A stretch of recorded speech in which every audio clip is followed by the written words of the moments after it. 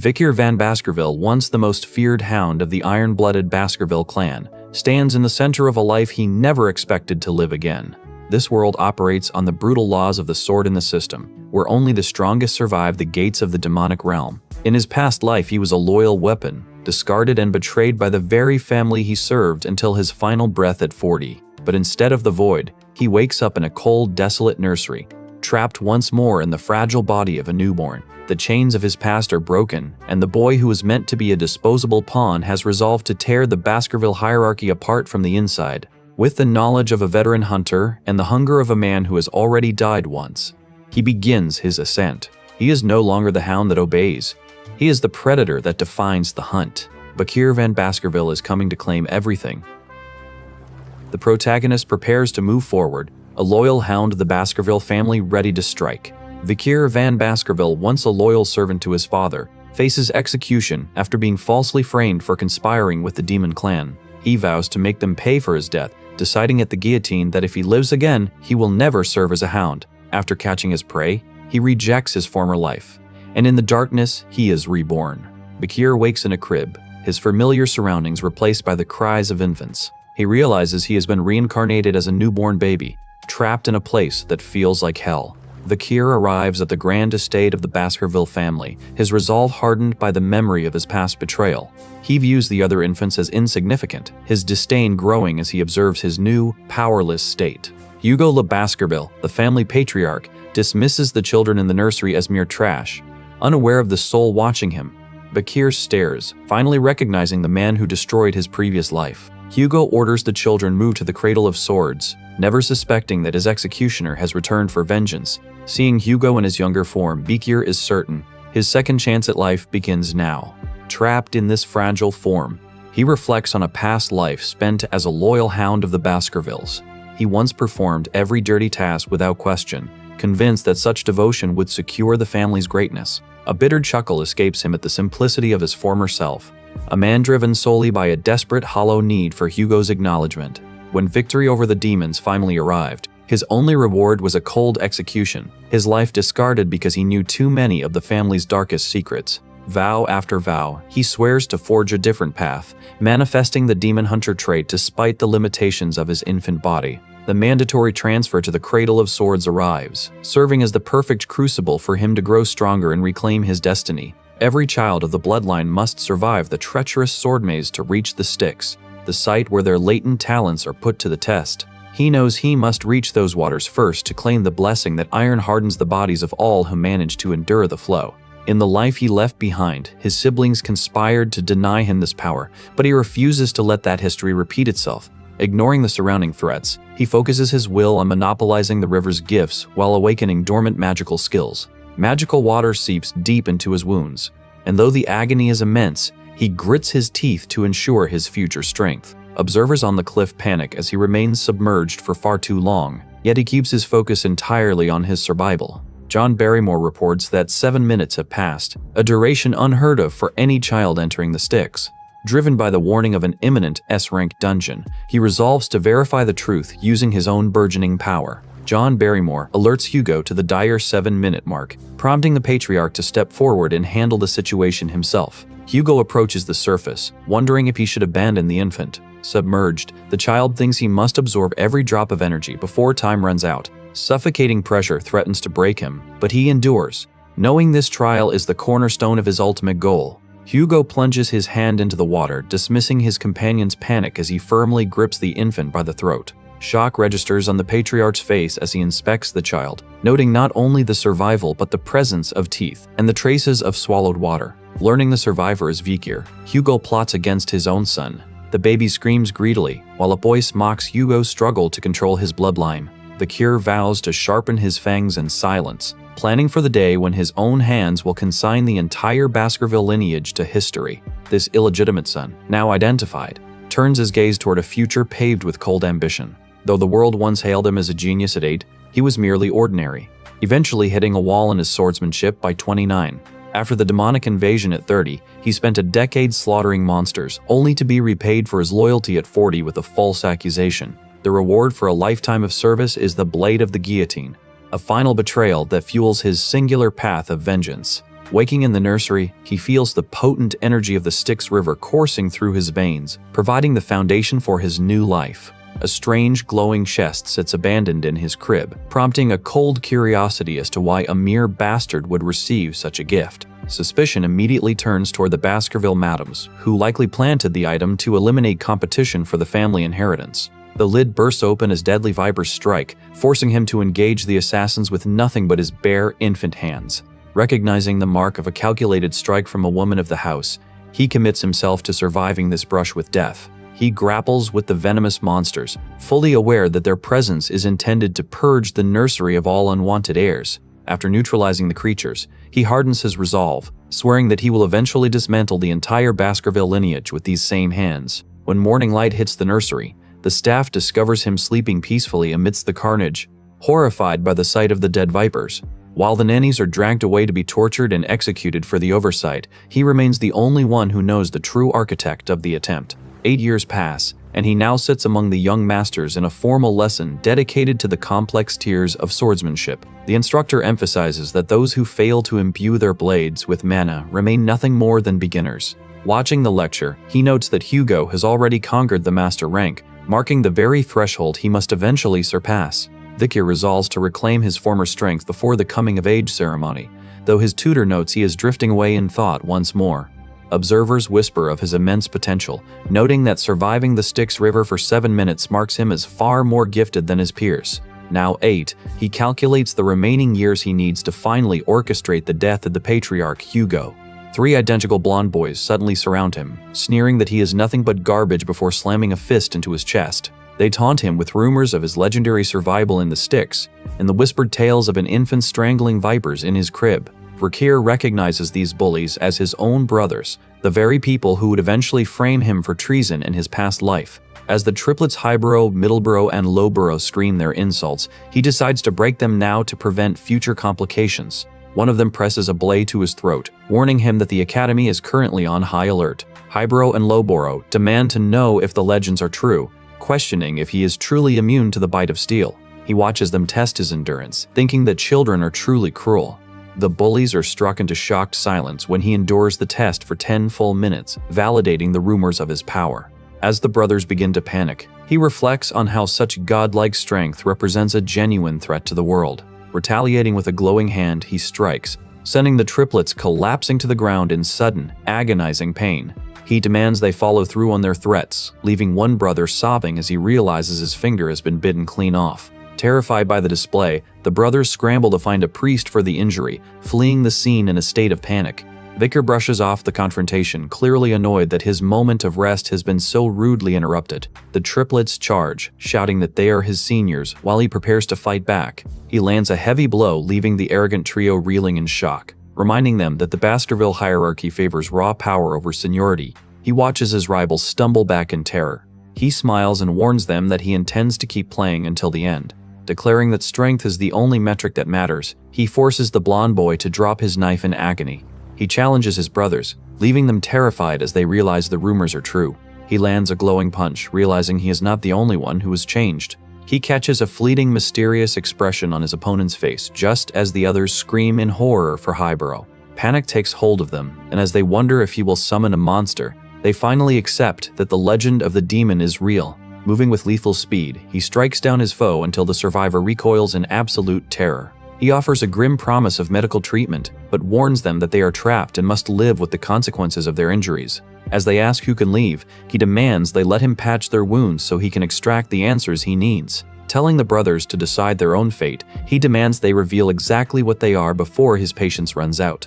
As a mysterious figure watches from the shadows, the captured boys writhe in the trauma of their defeat. The unity of the triplet brothers begins to fracture, signaling a shift in the clan's trajectory. Back at the estate, Barrymore reports that the Morgue clan is encroaching on the ruby mines. Hugo remains unfazed, confident that the Morgue clan will soon seek them out to negotiate. After finishing his report, Barrymore confirms that the boy has achieved the highest score on the Juvenile Fortress's written exam. Patriarch Hugo presses for the practical exam's start date, and upon learning it is 5 days away, he orders the Juvenile Fortress cleared of all Guardian Knights to ensure total vacancy. The Patriarch agrees to the plan, though though a flicker of uncharacteristic sorrow clouds his face before Barrymore pivots to a more pressing concern regarding the students. Vikir recalls his past life while Hugo asks about the clash and demands a report on the casualties. Barrymore clarifies that while there are no fatalities, the triplets Highborough, Middleborough, and Lowborough have suffered permanent injuries, including lost fingers and shattered jaws, leaving their coordination destroyed and their minds broken by the 8-year-old top scorer. Sensing he is being watched, Vikir pushes thoughts of the rank A monster he recently defeated to the back of his mind and turns to face his father with a calm, confident smile. Hugo observes his son's growth, and Vikir acknowledges the patriarch's presence, outwardly accepting his role as the family's hound. Their conversation shifts to the triplets, with Hugo noting that although their bodies have healed, their spirits are crippled.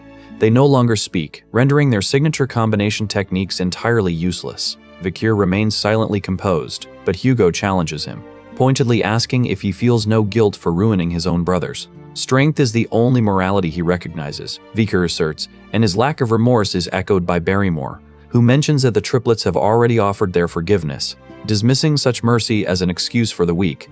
Hugo finds a kindred spirit in his son, whose eyes glow with power as he agrees that in their house, weakness is the only true sin. Hugo commands Barrymore to grant the boy access to the food storage, while Vikir stands before him, silently reaffirming his lethal intent to destroy the man who stands at the pinnacle of his hatred. The house remains defined by its cruel, immutable nature, leaving him to navigate the cold hierarchy entirely on his own. With a nod from the patriarch, he follows the butler toward the storage vaults, hearing the rare acknowledgement of his status as a son. Hugo commands him to excel in the upcoming evaluation, warning that a loss to the direct descendants is an unforgivable failure where only potential dictates one's worth. Seeing that the others remain blind to the coming storm, he realizes he must force their hand through a display of absolute dominance. Inside the storage, he bypasses the refined sweets to demand the raw, pungent cacao beans instead, though the staff watches in confusion as he claims the potent harvest enough to process into oceans of chocolate. He treats the beans as tools for his own secret preparations. While the butler puzzles over the boy's strange, raw palate, he keeps his true motivations buried deep beneath a mask of indifference. These are not for consumption, but are essential components for the practical exam in 5 days, where he plans to trigger a catastrophe unseen in the clan's long history. He knows the Baskervilles demand everything from their young, forcing them through harrowing mountain runs and nights beside monster corpses to ready them for the brutality of the 8th-year trial. This preparation culminates at the Le Rouge et Le Noir mountain, a restricted zone teeming with monsters on the outskirts of the territory. Pavlov gathers the young hounds there to outline the practical evaluation, where survival is the ultimate objective. To pass, they must hunt beasts for a month to earn points based on their survival and combat performance. The instructor warns that slaying a peer results in 0 points, echoing Hugo's decree that arrogance in a swordsman is a death sentence. Candidates are restricted to designated zones, unaware that shadow dogs lurk in the forbidden areas to monitor and grade their every move. Whispers spread among the observers about the boy who survived the Styx River for 7 minutes and allegedly strangled vipers in his crib. Vikir stands unmoved by the chatter, his focus sharpening as Pavlov rings a golden bell to signal the official start of the survival exam.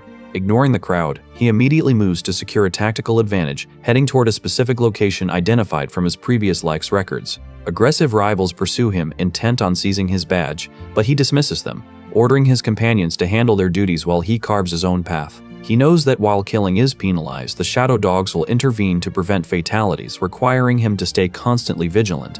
Solitude remains his only true companion as he navigates the dark woods, his heart hardened by the vow to make those who betrayed him pay.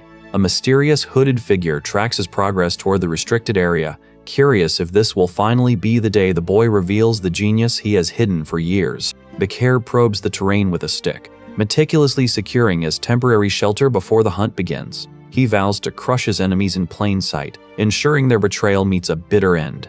A hooded watcher observes him stretching, visibly stunned when the boy pauses for a moment of respite. Declaring that he will make them pay, he gathers firewood and immediately engages in a rhythmic, fierce clash of steel against an opponent. After wiping away his sweat, he strikes the shadow beast and rests beneath a tree. He reaffirms his singular focus, prioritizing his own path as the masked figure stares on, captivated by his movements. The observer questions if this is merely a hiding spot, wondering if the legends of Vikir's genius were nothing more than rumors. Vikir feels a wave of relief once the intruder departs, his mind turning to the architect of this current crisis. Success with his ability brings a surge of pride, while his companion notes that the cacao beans effectively neutralize the scent of fish. Watching the flames dance, he realizes with a jolt that his primary interference has been eliminated. He keeps his secrets from his companion, choosing to contemplate his next move while resting by the warmth of the fire. Warning that there is no turning back, he steps boldly into the depths of the restricted zone. He locates the burning stool and identifies the monster by its droppings. A grim familiarity settling in as he recognizes the threat.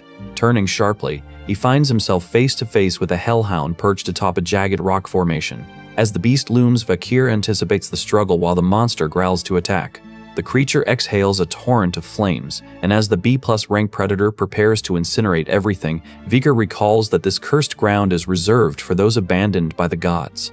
The beast looms, a creature born of the hellfires that once consumed the oil world. Though he recalls slaying one at 18, he knows that winning alone at 8 is technically impossible. Yet, he holds the key to averting disaster, possessing the forbidden knowledge of how a child might triumph. He notes the monster's fatal flaw. It can only charge in straight, predictable lines. Because the creature struggles to shift its momentum, it remains wide open to a calculated counter. He also knows these beasts possess an innate, supernatural aversion to crossing even the shallowest water. With a swift strike to disrupt its pace, he forces the hound to roar and expose its throat. He readies his blade, fully aware that even the hounds of hell cannot withstand the power of chocolate. After he forces a raw, bloody bean down its gullet, the creature's aggressive growls dissolve into pathetic whimpers. The beast collapses, its internal organs failing as the concentrated toxins of the bean ravage its system. This concentrated poison proves that even the most fearsome monsters from the depths have their biological limits. He lunges for the kidney, targeting the vulnerable gap where the creature lacks rib protection. A final blow ends the fight, though he knows this victory will invite more scrutiny. As the life fades from the monster, he absorbs the essence, using the surge of power to harden his young body. He wonders, with a cold smirk, how Hugo will react when an 8-year-old returns dragging the corpse of a B+ ranked calamity. Fakir calculates the bounty of his kill, confident this feat secures his first-place rank and emboldens him to claim a reward he would never have dared to seek in his past life. He sets his sights on a long-forgotten artifact hidden within the estate, though he must first force his aching body toward the infirmary to patch his mounting injuries. Mid-stride, a creature lunges from the brush, but he reacts with lethal efficiency as he successfully awakens the mana manipulation skill to bolster his defense. A bespectacled observer steps forward to offer answers, yet Vakir remains focused on the sudden status window manifesting before his eyes, confirming his acquisition of the absolute will skill. From the encroaching darkness, a multi-headed beast lets out a guttural growl, prompting a young woman nearby to wonder if this is the grim truth she was warned about. Flustered and on edge, Vakir turns to face two flaming demonic hounds, their aggression drawn toward the scene by the previous monster's dying cries. He mockingly asks the fallen beasts if they seek revenge, while the girl shyly questions if he intends to return to her side tomorrow. Without answering, he channels blue energy into his blade and strikes the wolf's head, stunning her with the sheer intensity of his force. Holding the severed trophy aloft, Vakir resolves to slaughter the remainder of the pack by weaponizing his supply of volatile cacao beans. Ethereal purple eyes ignite in the shadows as 3 stone-skinned hellhounds emerge, blocking his path with their imposing forms. Recognizing the hooded figure watching from the gloom, Vakir recalls how his past life ability to discern the truth was the only reason he survived this encounter before.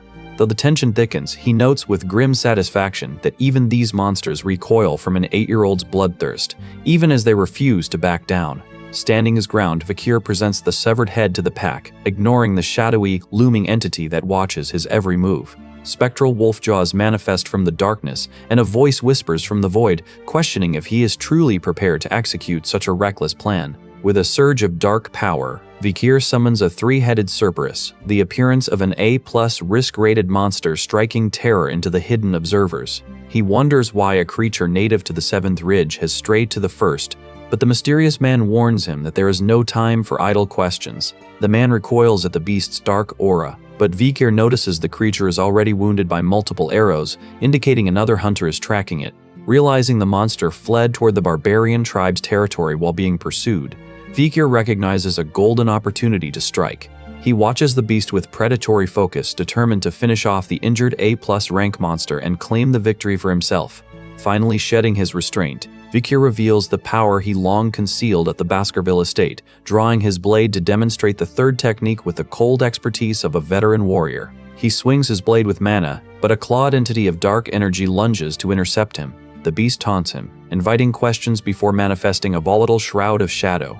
Undeterred, the hound lunges forward to close the distance. As the monster rakes at his legs, he steels his resolve, calculating that an injured Cerberus is a challenge he can survive. He trusts in his honed techniques and the unnatural durability granted by the sticks, allowing his steel to finally bite into the creature's hide. Confidence shatters when the beast erupts in a storm of purple lightning, instantly overwhelming his carefully laid plan. Caught in this moment of vulnerability, he is struck squarely by the creature's claws as it unleashes its full predatory force. The impact sends him reeling, blood spraying from his lips as the sheer momentum threatens to crush his small frame. Memories flash of the Cerberus as the legendary watchdog of hell, a creature known for tearing desperate escapees into shreds. He dodges a strike, but another blow leaves him spitting blood as his body fails. Stunned by the overwhelming power, he awakens in a daze to find the beast looming over him, ready to capitalize on a direct hit. Agony radiates through his arm, forcing him to wonder if the monster is holding back or if the stick's protection is the only reason he still draws breath. He narrowly evades one more strike, struggling to maintain his footing as the beast continues its savage, unrelenting assault. Every nerve ending screams as the boy feels the lingering damage, fully aware that a single additional strike from the beast will be his end. A phantom hound emerges, forcing him to discard his pride and plan a strategic escape. Survival demands a tactical retreat, even as the creature relentlessly cuts off every path and refuses to let its prey go. Lunging toward the periphery, he draws breath, grateful for the deep wound on the monster's side and the distant, rugged terrain of the Balak tribe. He races toward his prearranged location to vault the fence and secure his victory. Fear claws at his throat when a pack of shadow wolves materializes. He knows that capture here guarantees a gruesome death. Grabbing a jagged object from the brush, he frantically scans the darkening landscape to locate the trap he set earlier. Once the target is found, he pushes his fractured body to its absolute limit while the wolves channel their dark, pulsating power. Terrified by the erupting purple energy, he dives forward just as the lightning-infused beast launches a lethal, crackling strike. The force sends him flying while the creature lands with a roar that shakes the ground. Shocked by the beast's speed, he hits the earth as the impact of the blow racks his body.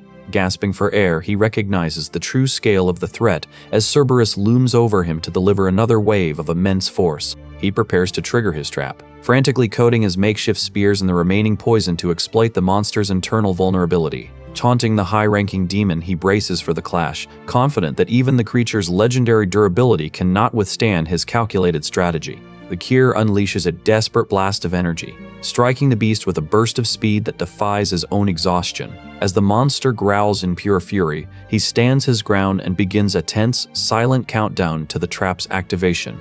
The Kyr stands wounded and tells the beast, 3, 4, you do not choose your end. He counts 5, 6, 7 as he locks eyes with the beast.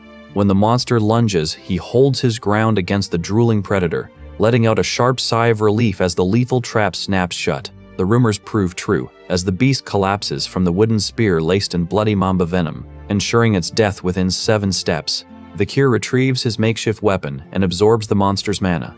Feeling the raw power of all 3 heads surge into his own body, he wonders how to carry the corpse back, thinking the knight can use the obvious cause of death as proof. Recognizing the creature was a gatekeeper, he decides to secure the mouth of the nearby dungeon before finally allowing himself to rest. To avoid drawing minor monsters, he masks his scent with the beast's remains and studies the trails in the soil to backtrack safely. He remains fixated on his vow to destroy his enemies as he walks into the dark. Reflecting on the encounter, he finally locates the entrance to the dungeon, a sight he vividly recalls from his previous life. While the world will not discover this site for another decade, it remains untouched and full of secrets for him to claim today. Sensing potent mana vibrating beneath the surface, he realizes the cavernous space is far deeper and more complex than he initially anticipated. A menacing smile crosses his face as he contemplates the forbidden treasures hidden within the dark red-lit void. The Kyr walks steadily into the depths of the dungeon, ready to confront whatever horrors await him inside. Deeper inside, he discovers sprawling ruby veins lining the cavern walls, confirming this site connects directly to the Red All Mountain and marks the entrance to a long-forgotten dungeon. Stepping into the stone chamber, he watches as mana-imbued rubies cast an unnatural pulsing light upon the path, forcing him to advance with heightened caution. He approaches the red crystal, finds a skeleton, and realizes he was not the first one here. Inspecting the remains, he finds a weathered document beside the corpse, noting the fatal, jagged stab wounds that ended the visitor's life ages ago. He reads the ancient parchment left behind by a previous traveler, choosing to decipher the cryptic, runic symbols etched into the surface. Recognizing the distinctive handwriting as that of a Baskerville, he realizes a family connection exists as a shadowy silhouette manifests, warning of a fatal error committed within these walls. The record details how a man and his twin brother Abel raided this dungeon, only to be trapped for 3 years while facing a final grueling assignment. Vikir realizes they wasted 3 years chasing the treasure, and he scours the chamber, convinced the final task remains locked within the red crystal. A riddle etched in the stone reveals the brothers had to become one to claim the prize. Born as twins, the dungeon demanded they overcome the test together. He recalls, "After a fierce battle, I ended up killing my own brother." A monstrous entity appears, confirming only one survivor remains. The dying man gasps out a final confession, lamenting the fratricide he committed only to find the treasure forever out of reach. Vikir turns away from the site, carving a warning into the stone to ensure no other fools fall victim to this devil's den. A skeleton remains slumped against the wall, a grim, silent testament to the high price demanded by the trial. He pieces together the truth, realizing the previous explorers failed because they were hopelessly trapped by the riddle of the twins. It becomes clear that Cain and Abel misunderstood the core instruction regarding the transition from a singular existence to a dual one. Staring at the remains, Vikir realizes he must shed his overthinking and embrace simplicity to clear this hurdle. He offers a knowing smile, recognizing that the brothers were merely unlucky, blinded by their rigid belief in their own duality. Deducing the answer is shadow, he watches as the ruby's light splits his single form into 2 distinct silhouettes. The crystals shatter under his gaze, confirming that his shadow is indeed the key to unlocking the chamber's final stage. He senses a presence in the darkness and greets the confrontation with a grin. Reflecting on the brother's tragic end, he is caught off guard when a disembodied voice demands to know his identity. He sees the inscriptions and exclaims, "Beelzebub? That is where it originates from." He immediately recalls a childhood picture book from his past life that depicted the gluttonous fly known as Beelzebub. A giant fly emerges from the darkness, revealed as the legendary entity Beelzebub. Humanity's survival once hinged on the 7 families' heads, who challenged these demonic constellations to stave off the 7 calamities. The first Baskerville patriarch had fought this very beast, sealing its remnants within the family lands and unknowingly luring monsters with its lingering, corrupted energy. Vikir claims this power for his own, plunging his sword into the ground to anchor his resolve and prevent the tragedies of his past. Agonizing pulses of dark energy surge through his hand, branding him with a volatile and corruptive aura. He now wields a blade forged from the remains of a devilish constellation, eager to test the limits of his newfound strength. Satisfied that he has extracted every ounce of power from the cavern, he turns to leave the hollowed chamber. A wave of dizzying, insatiable hunger suddenly crashes over him, forcing him to his knees in the middle of the woods. Though his senses have sharpened to a razor's edge, a voracious, writhing hunger in his stomach demands to be sated. Guided by an instinctual pull, he catches a scent of something delicious drifting through the darkness. He finds the carcass of the hellhound he previously slaughtered and, driven by his unnatural cravings, strikes it with his blade to consume its essence.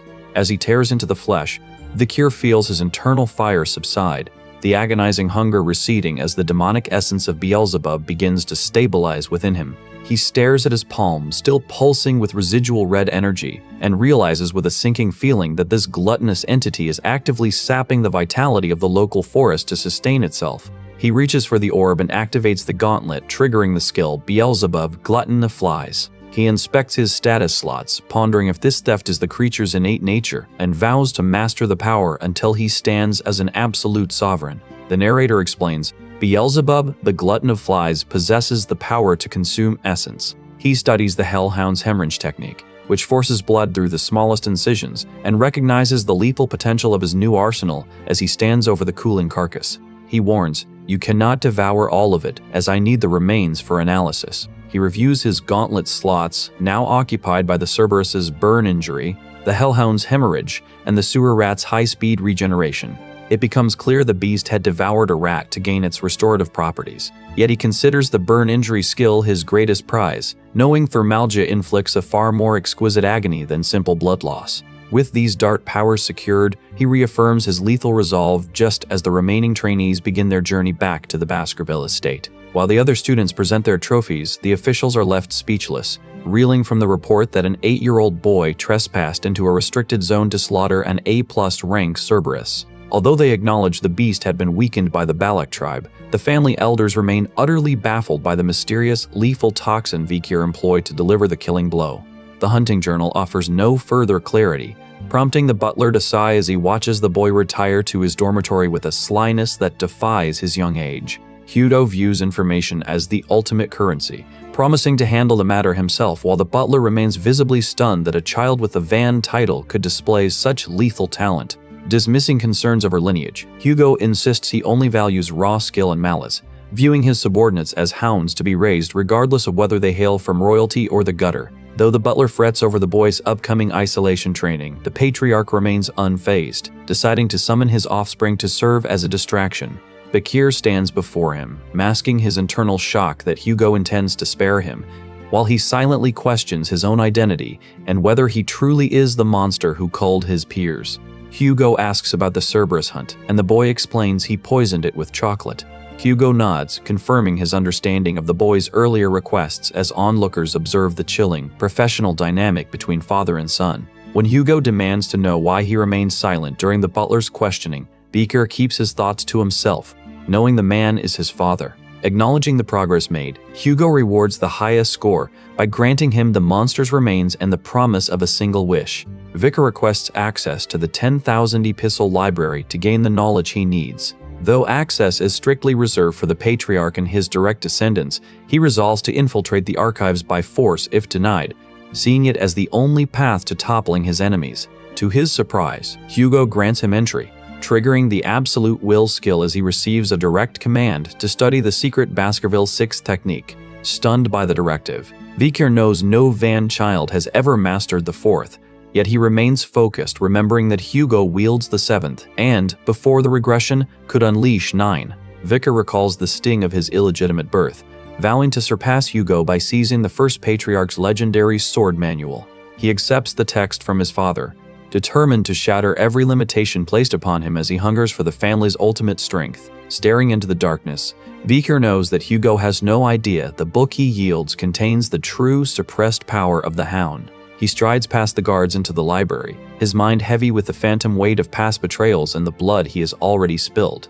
Inside the 10,000 epistle library, he meticulously hunts for the specific, restricted swordsmanship texts that were kept from him in his former life.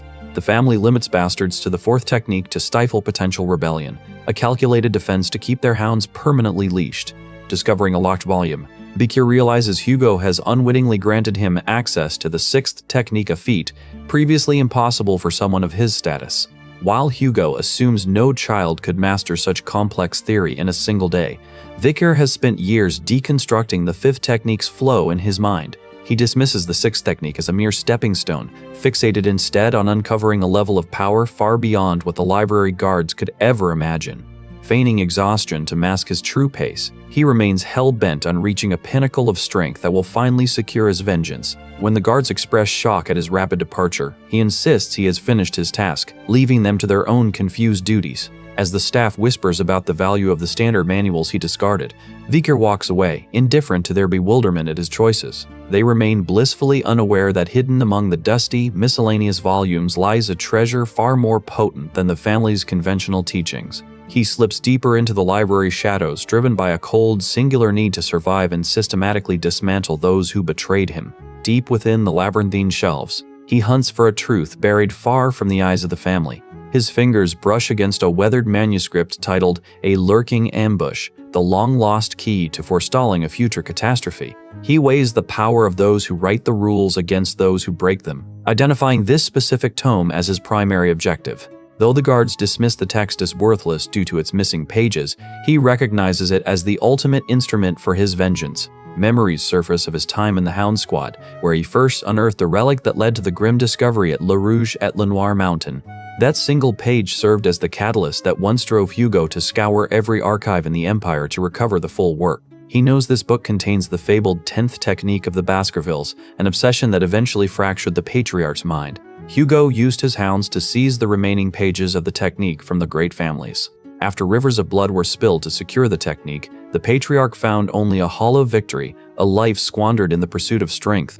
Vicar swears the cycle of destruction ends here. As the man who once reclaimed those pages in a former life, he already holds every word in his memory. He understands that the manuscript only achieves its true transcendent form when the lost sections are restored, bridging the gap to his limits. Before he reaches his 15th year, he must reclaim the strength he once wielded as the family's hound to prepare for the inevitable clash. Contemplating the heavy burden of his mission, he questions the true morality of the path he walks toward his own rebirth. After focusing his mind for the entire day, he successfully commits the full contents of the hidden text to his consciousness. Beaker realizes the Guardian Knights are missing and reaffirms his intent to kill. Standing alone in the library, he notes the absence of the Guardian Knights and seizes the solitude. He wonders if his young body can finally master the 5th technique that eluded him throughout his previous life. Confronting a spectral entity, he activates his red ability. He unleashes a rapid series of strikes, pushing his aura to manifest the first 4 Baskerville techniques in perfect succession. In the past, he achieved the rank of graduator, but remained ostracized by the direct bloodline because of his illegitimate birth. Refusing to repeat that pathetic existence, he strikes the entity with an overwhelming surge of focused power. The sheer force of the impact leaves an elderly man watching from the shadows completely stunned by the display. The Kier gasps for air, frustrated that his current physical vessel still feels weak despite his immense experience. Yet, he feels a searing heat rise from his heart to his neck, signaling his successful breakthrough. He realizes he has finally drawn the 5th tooth, a monumental feat that marks his rapid progress. His mana capacity surges, confirming he has regained the heights he attained only after decades in his former life. He marvels at reaching this level at just 8 years old, a milestone that took him 30 years to achieve before his regression. Understanding the graduators possess power far beyond sword experts, he watches his solid aura liquefy and increase in density. With his swordsmanship elevated, he vows to master a style with endless possibilities, moving far beyond the limitations of the piercing fang. This technique, the lurking ambush, promises a blend of offense and defense that defies conventional limits. Calculations reveal that he could now challenge a mid-class graduator, with assassination offering a guaranteed victory. He carefully weighs how much of this newfound strength to display to Hugo, needing only enough to distract the Patriarch while he secures his own objectives. With a polite farewell, he signals his companions to follow his lead as they depart the archives. He smiles, having grasped the secret to mastering the ultimate sword techniques. Turning to his subordinates, he explains that he brought them here to reveal a truth they must finally accept. When a servant reacts with shock, he nonchalantly claims he merely burned a book with a magnifying glass. The staff apologize for their negligence, relieved to believe only useless volumes were destroyed in the incident. He questions their absence from the ruby mines, prompting them to agree to keep his actions secret to avoid further scrutiny. The workers marvel at his apparent kindness, completely unaware of the calculating nature lurking beneath his surface. Meeting with the butler, he declares his absolute intent to break anyone standing in his way. When Hugo asks what he learned in the library, he describes a strange, sharp, and viscous sensation. The butler recoils, stunned by the sudden, violent manifestation of the boy's aura as he vows to eradicate his enemies. Hugo watches in disbelief, struggling to reconcile this display with the reality of an 8-year-old child. As the Patriarch demands a demonstration, he flashes a smile that leaves the onlookers paralyzed with terror. The mentor remarks on the boy's fortune to have such training as the arena prepares for the coming spectacle. Anxious students crowd the arena as Vicar prepares for the evaluation, his composure standing in stark contrast to their trembling. Hugo announces his intention to pit the boy against a monster, a decision that forces the onlookers to whisper about the sheer cruelty of the test. Waiting in the center of the pit, the Kier watches as the heavy shackles are dragged across the floor, signaling the arrival of his opponent. The arena erupts in murmurs when a sea-crank orc is released, a beast far too powerful for any ordinary 8-year-old to face. Despite his own decree that such a trial requires at least 15 years of training, Hugo merely gestures for the guards to stand ready to intervene if the boy is overwhelmed. Ignoring the fatigue settling into his small frame, Bakir watches the chains clatter to the ground and shifts his weight to meet the incoming charge. A guard attempts to secure the perimeter, but the orc ignores all distractions, fixating solely on the boy as it lunges forward with a deafening roar. Dust billows around the arena floor, yet Vikir remains perfectly still, entirely unimpressed by the creature's heavy, telegraphed movements. He strikes the orc's arm with a blue blade, shocking the spectators as the beast stumbles. Capitalizing on the opening, he lunges again, his high-speed assault catching the monster off guard and carving deep into its hide. The ground shakes as Vikir stands over the fallen monster, ending the fight. The orc cries out in pain, and Vikir notes it is surprised to bleed for the first time. The monster's natural regeneration stalls entirely, neutralized by the lingering corruption of the hemorrhage skill he stole from the Hellhound. Students struggle to understand how he displays such force without using mana. Vikir remains silent, acutely aware that Hugo is watching every movement, searching for any sign of the forbidden knowledge he pilfered from the library. Deciding it is time to offer a calculated reveal, he locks eyes with his father, his gaze igniting with an ominous predatory light. An elderly onlooker pales at the sight of such raw malice, while Vikir turns his focus toward the inevitable bloody confrontation that awaits them all. He finally draws upon his aura blade, the red energy radiating from the steel as the wounded orc collapses under the pressure of his presence. The monster roars, but he blasts it back with a red strike. Hugo watches in silence as the aura of a low-class sword expert radiates from his son. The butler marvels at this display of genius, though the patriarch remains skeptical that any Empire-born talent compares. Vikir notes that the orc's regeneration has failed, as the creature continues to bleed despite its natural resilience. Hugo questions why the boy lacks joy in victory, while Vikir stares up at the balcony, sensing his father's presence. He wonders if something stronger than this orc exists, intrigued by the demon realm's dangerous, hidden potential. The young master shocks the observers by asking if there is a stronger opponent. He plans to reveal enough power to earn his freedom from Hugo, hoping to be sent away to an academy. His father admits the orcs are insufficient, so he agrees with the need for more real-world experience.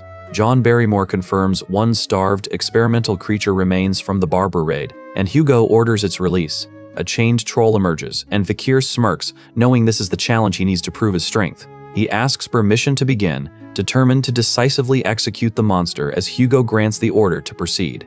As the troll lunges, he dashes forward to meet the beast in a final, lethal confrontation. The troll lunges, unleashing a wave of kinetic force. Vikir meets the charge head-on, his eyes burning with the cold frustration of a man who has died once before. He sidesteps the blow, leaving the spectators breathless as he narrowly avoids death. Hugo watches from above with a thin, approving smile, unaware that the boy below is hunting the architect of his previous life. Knowing the creature's regenerative traits make it a persistent threat, Vikir prepares to end it with a single, lethal strike. He dances around the beast's clumsy swings, exhausting his foe while the crowd whispers, questioning if his talent is truly divine. The battle feels sluggish to him, yet he remains cautious, wary that revealing his full capacity will only paint a target on his back. Bracing for the final exchange, he shifts his stance to turn the troll's own momentum into its undoing. A swift, precise slash across the monster's midsection forces it to its knees, leaving Vikir standing tall in the sudden silence. Observers note that the first technique is insufficient to finish the job, while Vikir realizes his stolen hemorrhage skill will only prolong the creature's suffering. A warning voice echoes through the arena regarding the escalating danger, but he dismisses it, sensing he is on the verge of a breakthrough. Caught in the intensity of the moment, he resolves that if this next maneuver fails to fell the beast, he will have no choice but to concede. As the troll lets out a guttural growl, he calculates the exact amount of power required to secure a victory without exposing his true potential. He feigns the appearance of a sudden combat-born epiphany to mask the surge of strength he's about to unleash. He lunges forward, his blade cleaving the air to strike the roaring monster. A system notification marks the carnage's mass extinction, yet he presses his assault through the swirling red energy. Onlookers recoil in terror, stunned by the sheer devastation brought forth by the Baskerville Hound. Vikir stares at his own hand, wondering if this hollow existence is all that remains for a pet like him. Having achieved the second technique at only 8 years old, he laughs off the stunned reactions of his instructors. He declares his success, and the arena audience trembles as the giant stone monster crashes down before him. A week later, he sits in the academy dining hall, finding the miscellaneous meat porridge as unpalatable as ever. Peers distance themselves from him. An isolation he accepts, knowing power is the only currency that matters here. He recalls the shock on Hugo's face, though he carefully hides his true status as a graduator capable of the fifth technique. His hunger has intensified since bonding with Beelzebub. forcing him to rely on the troll's regenerative skill to stay ahead. When the triplets approach, he stares them down, preparing to suppress their hostility. They stammer that they only came to acknowledge his victory over the troll, catching him off guard. Exhaling a cold mist, he warns them that he intends to take their money, leaving them terrified for his well-being. Dread washes over them, and he considers silencing them with his fists before the butler interrupts to address him as young master. Vikir clenches his fists in frustration, but the butler's sudden arrival at the dinner table startles him, prompting an instinctive, whispered question about the man's true identity. Barrymore ignores the suspicion, claiming he acts only under direct orders from the patriarch and urging the boy to hurry to his chambers, leaving Vikir to weigh the risks of compliance. Standing amidst the tension, Vikir remains rooted in place, his mind racing as he processes the sudden shift in the family's dynamic. Inside the meeting hall, Adolf Morg, the proxy patriarch of the Morg clan, occupies his seat, while his companion recoils in realization that this man is the one systematically hunting down the player killers. Adolf expresses his hope for a smooth annual event, yet his companion pointedly challenges his claim of incident-free training, a history Adolf dismisses as nothing more than a minor scratch. The companion recognizes the weight of the man sitting before him, while Adolf proudly pontificates on the supposed nobility and inherent dignity of the Morg bloodline. Vikir debates his next course of action, ultimately deciding he must prioritize rest and instruct his subordinates to wake him only if the situation demands his presence. The Baskerville and Morg clans, though long complementary in their mastery of magic and swords, now face the strain of an imperial decree forcing them into joint training sessions. Representing his house, Adolf mentions the rumors of a supernova-level genius recently born into the Baskerville line, though Hugo's uncharacteristically flat dismissal of the praise leaves the Morg representative visibly unsettled.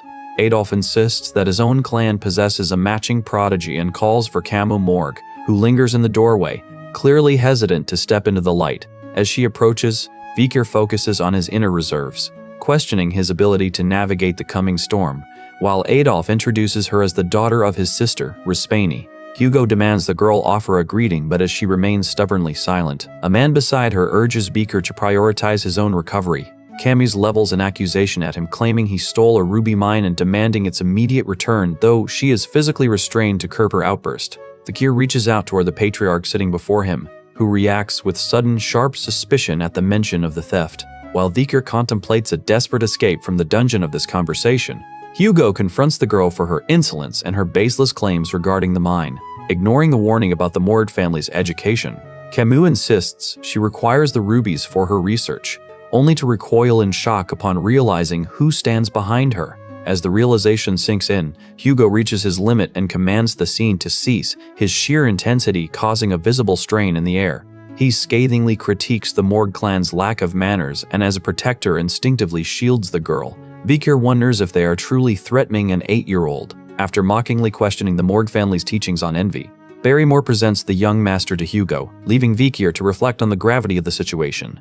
Vikir suppresses his rising anger as he discerns the truth, while Adolf wonders if the child standing before him is truly the legendary Baskerville supernova. Camo confronts him, and Vikir wonders if she is truly destined to become the iron-blooded empress. He recalls her future reputation as the fire goddess of authority who manipulated the imperial family, though he reminds himself that, for now, she is only a child. She continues to demand ownership of the mine, but Vikir mocks her long journey for a mere tantrum, his focus momentarily fractured by intrusive memories. As the two men discuss the urgent political fallout, Vikir questions the girl's outburst, which she dismissively labels as nothing more than a trivial tantrum. Camus prepares to explain the Morg family's claim on the mine, so a stupid mutt can understand, leaving Vikir standing in icy silence. A sudden burst of energy ripples through the room, drawing the eyes of every elder toward the young boy. Camus stares at the frozen fortress, yet Vikir stands confused, finding his opponent reduced to an ice sculpture rather than a combatant.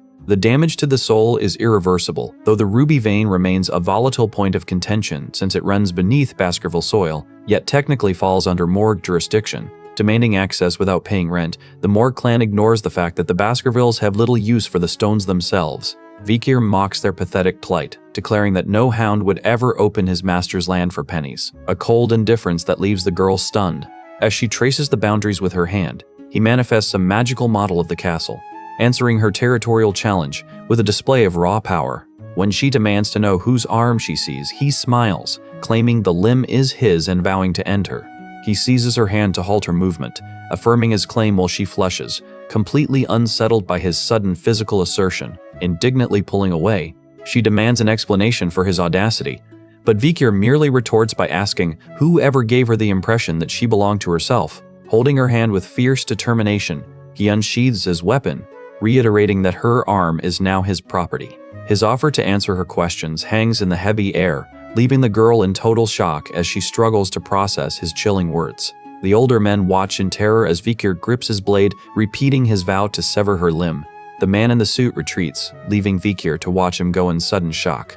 Adolf Mord erupts in fury, stepping forward to command the boy to release his niece immediately. Vikir stands his ground, staring at the girl as he realizes the gravity of the moment. Pulling the sobbing girl into a protective embrace, Adolf listens as she tearfully accuses her tormentor of trying to sever her arm. Nearby, a nobleman shouts a protest at the Marquis while a hand rests firmly on the girl's head to assert control over the escalating panic. Vikir offers a cold, insincere apology without sheathing his blade, prompting Hugo to intervene with a warning that the joke has gone too far. Dismissing the lethal weapon as a mere family toy, Vikir leaves the onlookers in disbelief while the girl demands to know why children are armed in such a manner. He bows to pacify the tension, reminding them that Baskerville children are raised in the shadow of death, and asking why Adolf interferes in child's play. As the elderly man winces in visible pain, Adolf abruptly pivots the conversation to the ruby mines, proposing that they resolve their friction through the upcoming friendly duels. Vikir realizes that striking his target is impossible for now, though a subtle, predatory smile crosses his face as he contemplates his next move. Dawn breaks on the day of the friendly duels, where children aged 8 to 15 gather to compete in the spirit of inter-clan rivalry. The focus of the arena shifts toward the high-stakes match between the Morgue clan's genius, Camus, and the Baskerville prodigy. Insisting on the application of practical training rules, the Morgue clan prepares for the confrontation as the bronze bell rings to signal the start. Vikir stands ready to fight without holding back, his intensity leaving his opponents stunned and hesitant as they finally confront the reality of the duel. Energy crackles in the air as the red-haired girl activates a complex, multi-layered magic circle. Onlookers watch in shock as she unleashes a quadruple casting spell, a feat rarely witnessed at her age. Observers praise her as the genius mage of the Morgue clan, amazed by her ability to weave 4 simultaneous spells. Vikir stands amidst the encroaching flames and lightning, preparing to counter with his own awakened strength. He taunts her to focus on a single spell, determined to survive this ordeal so he can finally reclaim his life. Angered by his dismissal, she shouts that he doesn't understand magic and conjures a sand wall. Vikir lunges forward, his sword cutting through the debris as he refuses to be intimidated by her insults. She recoils in disbelief as he shatters her wall, realizing too late that she underestimated a warrior tempered by the Styx River. Her eyes widen as he closes the distance, his hand reaching out toward her. With a precise flick to her forehead, Vikir sends her flying, knowing he must remain cautious even in victory. Stunned onlookers watch him defeat her with a single gesture, while she demands to know why he is holding back. He smirks, warning her that her forehead will ache, while she struggles to process the pain and his condescending mercy. Frantically, she doubles her sand wall layers, declaring that he cannot break through this time. Vikir decides to play along, stepping forward with his sword to show her exactly how he intends to handle the obstacle. He strikes the earth with immense force, shattering the ground and leaving her terrified as he reaches for her again. Wondering why he is the one tasked with this ordeal, he taunts her by asking whose arm has already bypassed her defenses. The battle reaches a moment of heavy uncertainty, leaving the girl trapped in the grip of her own doubt. The answer is the stronger individual, the only standard that dictates survival in this arena. He hesitates for a split second, but the system chimes, confirming his acquisition of mana sensitivity and mana detection. A mysterious, glowing mark manifests on the girl, leaving her distressed and vulnerable as she collapses to the ground. Contemplating his next move, he feels frustrated that breaking her spirit has proven far more difficult than he initially expected. He could crush her neck instantly, but he avoids the lethal strike to prevent unnecessary political fallout, weighing how to pacify her. Vikir realizes the one he is destined to kill is Camus, though he briefly considers letting others handle the brewing conflict. Blasted by a sudden magical explosion, he engages in battle, preparing to slice through the incoming barrage of spells. He reflects on the persistent mage and swordsman he faces, noting that they might actually prove useful tools in his long-term plans. As she conjures a fresh wave of magical fire to challenge him, he prepares to engage her directly on the platform. An explosion forces a sharp reaction, and he recalls the name Camus with a flicker of sudden surprise. He warns her to ready a defense before leaping into the fray, leaving her stunned by his sudden, aggressive shift. Her uncle shouts in refusal as Bakir clenches his hand, channeling a violent surge of magical power into the air. Two men watch the smoky sky in horror, screaming in alarm as they realize Camus is in immediate danger. Distressed, they cry out for her while a man demands to know the true identity of these mysterious, overwhelming foes. Amidst the haze, Camus hears a voice she recognizes as her uncle's and wonders what to do next to survive. She realizes her clothes are scorched away, leaving her shaken as the dust settles around the wreckage of the battlefield. Embarrassment overcomes the red-haired girl as she cowers in the settling dust, terrified that her ruined attire will turn her into a laughingstock. As she frantically cries out for help, a shadow looms over. Here it is Vicar, arriving at her location before anyone else. She freezes in shock when he reaches out, wordlessly offering his own jacket to provide her with much-needed coverage. When she stammeringly asks why he would protect a sworn enemy, he dismisses the question entirely, showing no concern for his own vulnerability. He glances down at his arm, noting with a grimace that the swordsman's residual aura managed to bypass his skin despite his toughening in the sticks. Nearby, an observer notes the boy's unique ability to suppress the source of the conflict, while warning that the next duel will be the final test. Standing protectively over her, Vicar explains that the true objective of this trial is not to show mercy, but to be the last survivor on the platform. Watching from the high stands, onlookers gasp in disbelief, seeing the young Baskerville bleeding while the girl remains completely unscathed. Spectators whisper about his impressive physique and raw talent, attributing his resilience to the grueling, legendary training he endured in the river. Shortly after the match, a mentor walks with him through the grand corridors of the mansion, questioning his strange behavior during the fight. Vicar explains that facing a mage requires a different mindset than a swordsman, admitting he hesitated because he was unsure how to handle a lady in combat.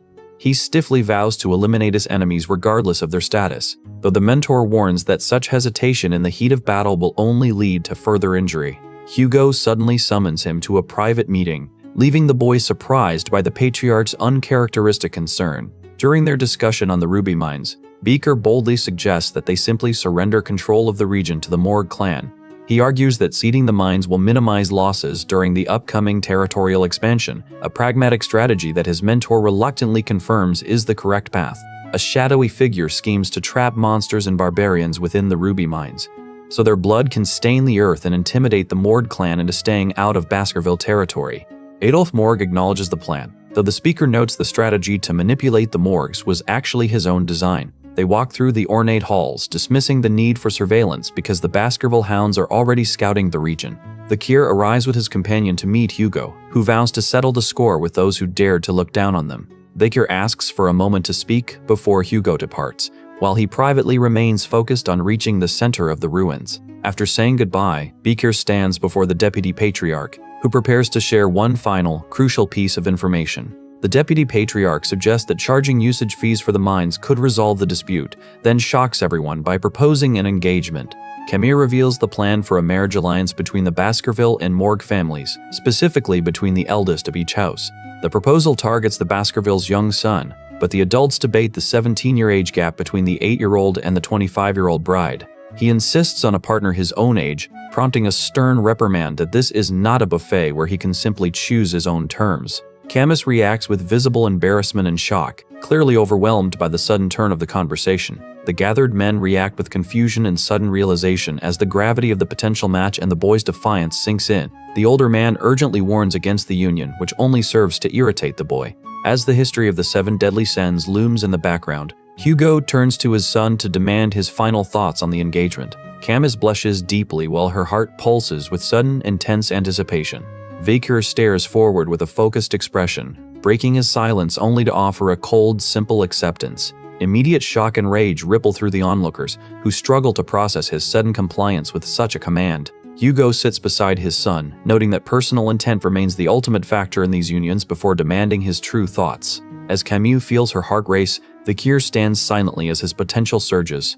He stands in silence, his expression tightening with a hidden, pained resolve as he confirms his obedience to the patriarchal order. The older man explodes in disbelief at the announcement, demanding to know how such a young boy could be so unnervingly compliant. Camus blushes deeply, left to wonder if the boy is merely hiding behind a mask of shyness, or if he truly harbors no opposition to their union. A man with a goatee explains to Hugo that their household values only merit, asserting that those of Van descent are destined for greatness. Adolf, a Sixth Circle master and deputy patriarch of the Morg clan, steps forward to engage Vikir regarding the specific terms of the deal. This powerful protector warns the boy that he is sharing sensitive information that might be unwise for a child to possess. Adolf grips Vikir by the chin, sneering that not just anyone is worthy of marrying Camus, even if the engagement is currently just a suggestion. Vikir ignores the man's questions, bluntly stating that he stopped listening the moment the man began speaking.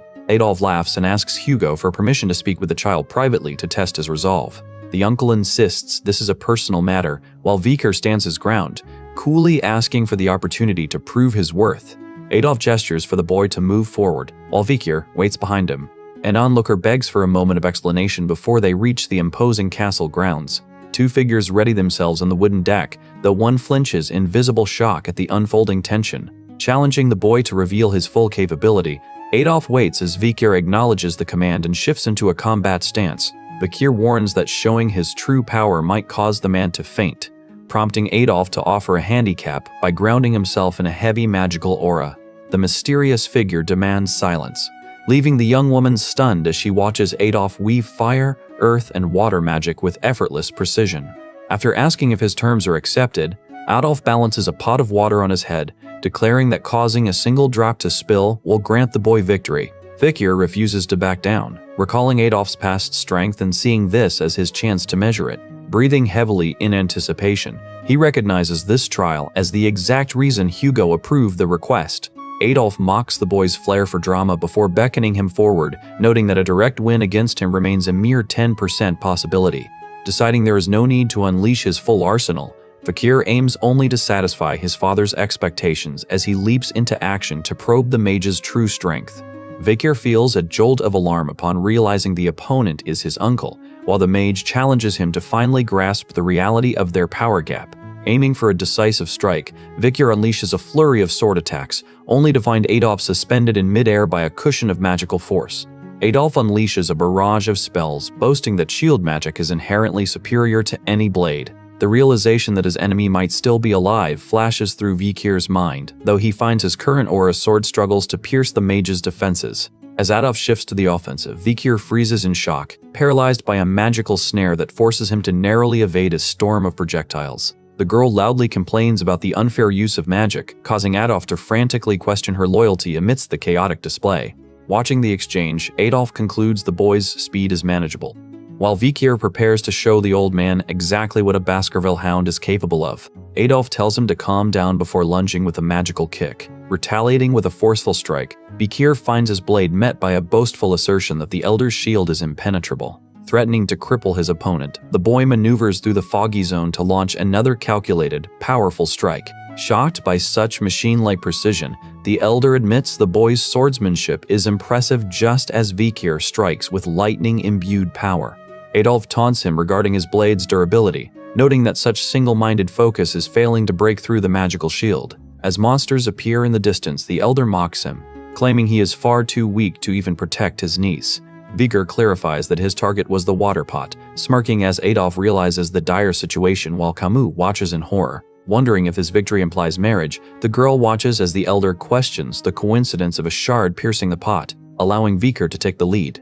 Adolf realizes he is raising a much stronger hound than he anticipated as Vikir stands ready to continue his singular path of vengeance. A horned beast emerges from the shadows with a roar, signaling the start of the trial. Watching students recoil in horror as a sudden surge of power strikes one of their own to the ground.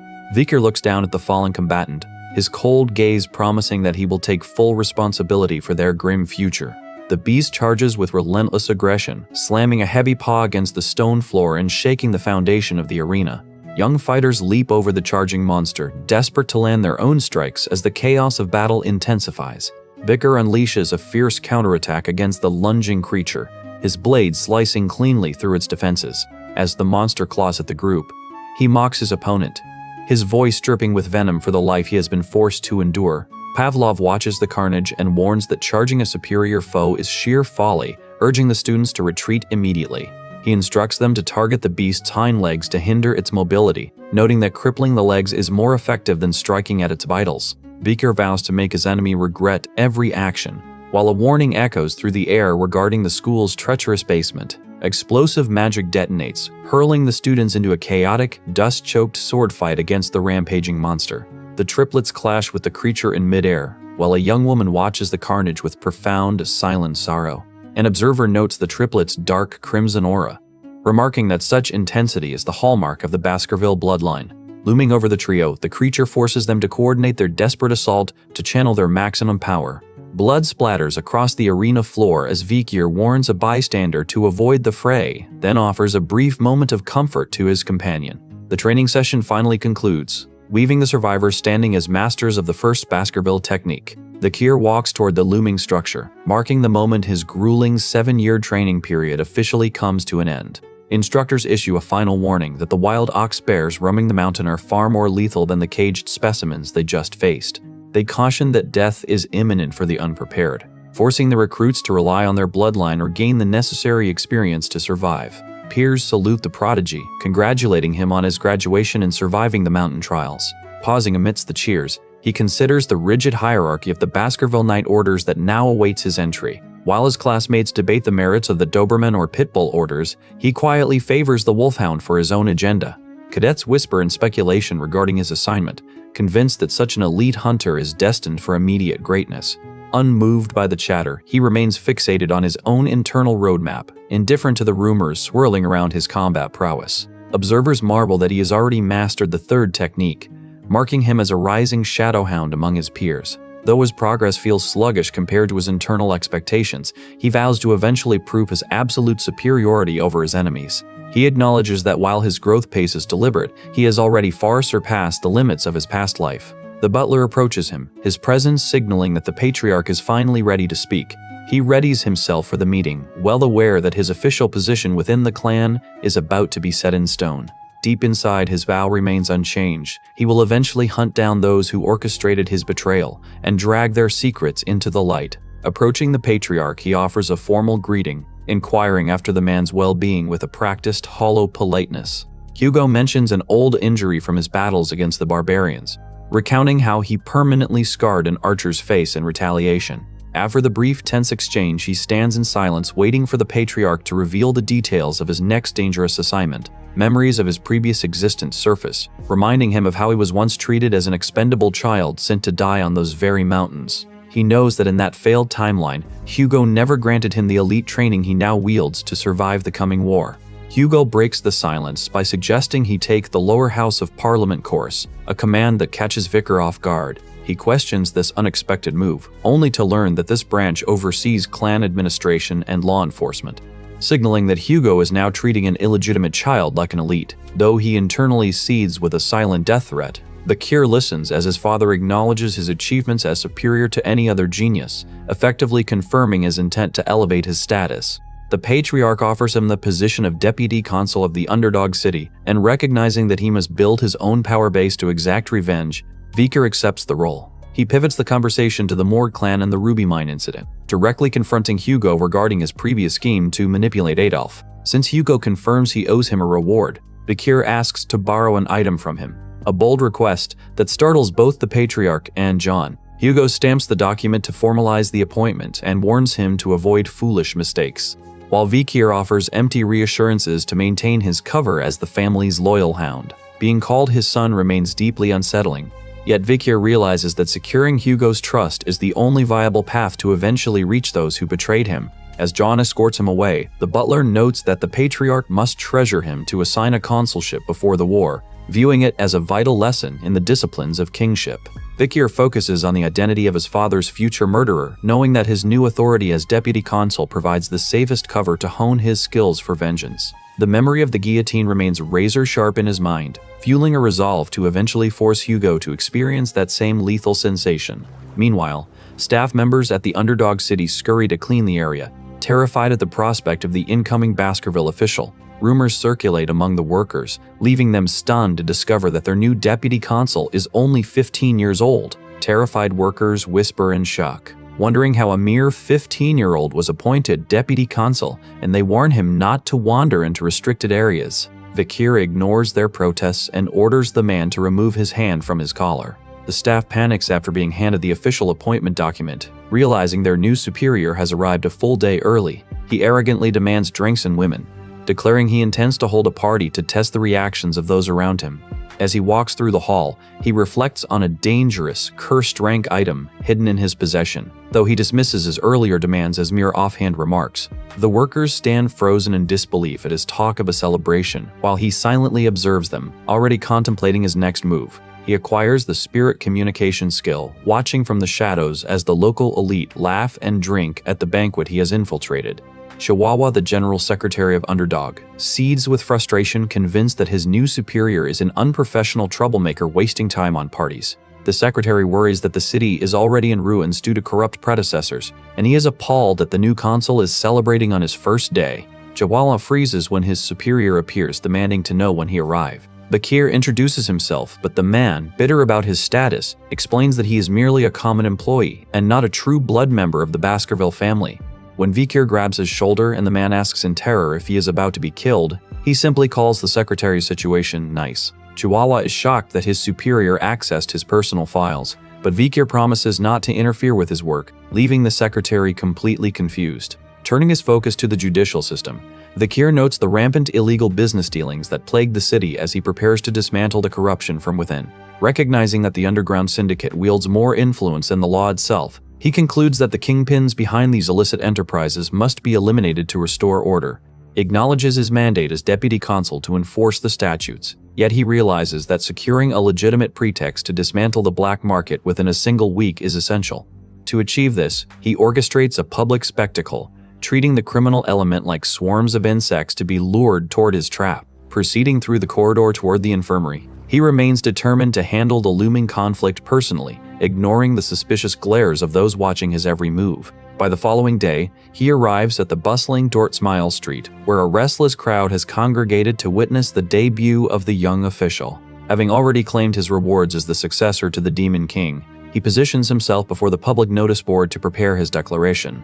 He addresses the gathered mob as the newly appointed deputy consul, coolly dismissing the murmurs regarding his youth to focus entirely on his plan for total control. Warning the assembly that the Baskerville family's draconian code ranging from execution to amputation is once again in full effect, he vows that these laws will be strictly upheld. Though some agitators mock him, expecting him to be easily swayed by bribes, an elderly man warns them that insulting a member of the main family is a death sentence. When challenged regarding his martial capability, he slams his staff into the pavement, unleashing a shockwave that leaves the onlookers paralyzed with awe. Reflecting on his new station, he reaffirms his commitment to purging the city, while the stunned crowd stares on in disbelief. With overwhelming force, he drives an iron stake deep into the ground, a physical signal that his special legal enforcement has officially commenced. He offers a bounty of 100 million gold to any man capable of removing the stake, a taunt that strikes terror into those who previously doubted his authority. Bakir reflects on the immense weight of these powers, capable of either saving this world or reducing it to ash. The mob falls into a stunned silence as he announces a bounty of 100,000 gold for anyone capable of moving the marker. By formalizing this law, he promises a sum 4 times the average annual salary, leaving the townspeople breathless at such a reckless display of wealth. Ignoring their trembling, he commands the onlookers to tidy themselves up, his internal focus shifting toward the Grand Duke's secret orders to assassinate the Emperor. He taunts the gathering with a cold smile, his mind burning with a singular, fixated need. Finding no takers among the hesitant crowd, he escalates the pressure by posting a new notice, raising the reward to 1,000 gold. When he challenges them again, the people respond only with confusion and mounting rage, openly questioning his sanity for dangling such a fortune before them. Dismissing their protests with a wave, he remains hyper-aware of 2 mysterious hooded figures observing the scene from the periphery. An elderly man cringes in embarrassment at the spectacle, but Bakir remains unmoved, swearing that his true targets will not slip through his grasp. He locks eyes with a creature that feels disturbingly familiar, then pushes the absurdity further by escalating the offer to 10,000 gold. Staring at the notice board, his frustration mounts as the crowd remains paralyzed by sheer, unadulterated terror. Spectators exchange nervous whispers about the potential fallout, warning one another that the lethal youth might execute anyone foolish enough to let greed overcome their fear. An official rushes forward to warn him that the city's coffers cannot possibly cover such an impossible demand. Amidst the tension, Judy the flower girl timidly steps forward to try, drawing the immediate ire of an old man who screams for her to stop interfering. Vikir looks ahead, his silence inviting the questions he knows his companion is now desperate to ask. Ignoring the man's panic, he strikes the ground with a force that shatters the stone, revealing the true power behind the Nighthound. Judy trembles, uncertain whether she faces execution or reward, but he keeps his gaze fixed on her, commanding her to pull the stake from the earth. She taps the stone with a simple wooden stick, yet the ground gives way, cracking and splintering under an impossible pressure. With a final heave, she yanks the object free, leaving the surrounding crowd paralyzed in a mixture of shock and disbelief. Staring at the loose stake, she realizes she has stumbled into a reality far more dangerous and significant than she ever imagined. Suddenly, he catches a faint sound in the distance and draws his blade, certain that no enemy can outpace him in the shadows. Overcome by terror, she breaks down in tears, convinced her greed has sealed her fate as she apologizes to her mother for the mistake. He kneels before the sobbing girl and presses a heavy bag containing 100,000 gold into her hands, instantly silencing her fear with the promised fortune. Standing tall, he announces he will take full responsibility for these events, his voice silencing the crowd as he demands their absolute attention. Men in suits quickly step forward to offer transport for the remaining gold and protection for her home, while he gently pats her head to soothe her nerves. He turns and races toward the infirmary, his resolve hardened by the need to uphold the law and lure his true enemies into the open. Awed by his presence, the citizens watch him depart, his unwavering determination fundamentally shifting the atmosphere of the entire city. He reflects on the spectacle, satisfied that his performance has solidified the Vikir special law as a symbol of justice for those who obey. As the new order takes hold, the citizens begin to praise his integrity, watching in disbelief as crime rates plummet and the city finds unexpected peace. A society built on rigid principles begins to emerge, and with his work complete, he walks away, leaving behind a legacy of ironclad trust. With the city now praising his integrity, Vikir publicly vows to uphold the law. Relieved that the initial tension has finally subsided, Chihuahua stares at his superior's calligraphy in utter shock, deeply moved by the sincerity displayed in the performance to win over the public. Arguing that ruling through wrath only breeds distrust, Vikir adopts this strategy to secure the citizenry's allegiance, successfully earning the secretary's absolute loyalty. He attempts to soothe the emotional Chihuahua by noting he is simply replicating the governance of Camus, whose reign once reduced crime rates through fear. However, such fear made her disliked by the citizens. Difficulties remain, however, as he must now recover the 100 billion gold spent on rewards by seizing illicit funds from the criminal groups he has tracked. When his secretary asks how he discovered such secret locations, the cure explains that he knows these regions intimately from his life before his regression. Chihuahua is left deeply unsettled by the boy's flawless preparations just before an assistant reports that the village's Youth Autonomy Association requests a meeting. This group consists of the second and third generations of the 7 native Baskerville families, functioning as a mere social club for the arrogant elite. Vikir realizes these youths are likely challenging his new legal code, prompting him to mock their sudden awareness of the shifting power dynamics in the city. He smiles, resolving to annihilate the pests in the city while acting as the family's hound. Inside the club, members celebrate with a tower of expensive wine, boasting of their wealth and status while using the Baskerville name as their shield. They toast to the family, whose protection and focus on territorial expansion allow them to exploit the region without any consequence. The elite openly discuss the ease of kidnapping barbarians to meet the growing slave demand, feeling completely safe from the imperial family's interference.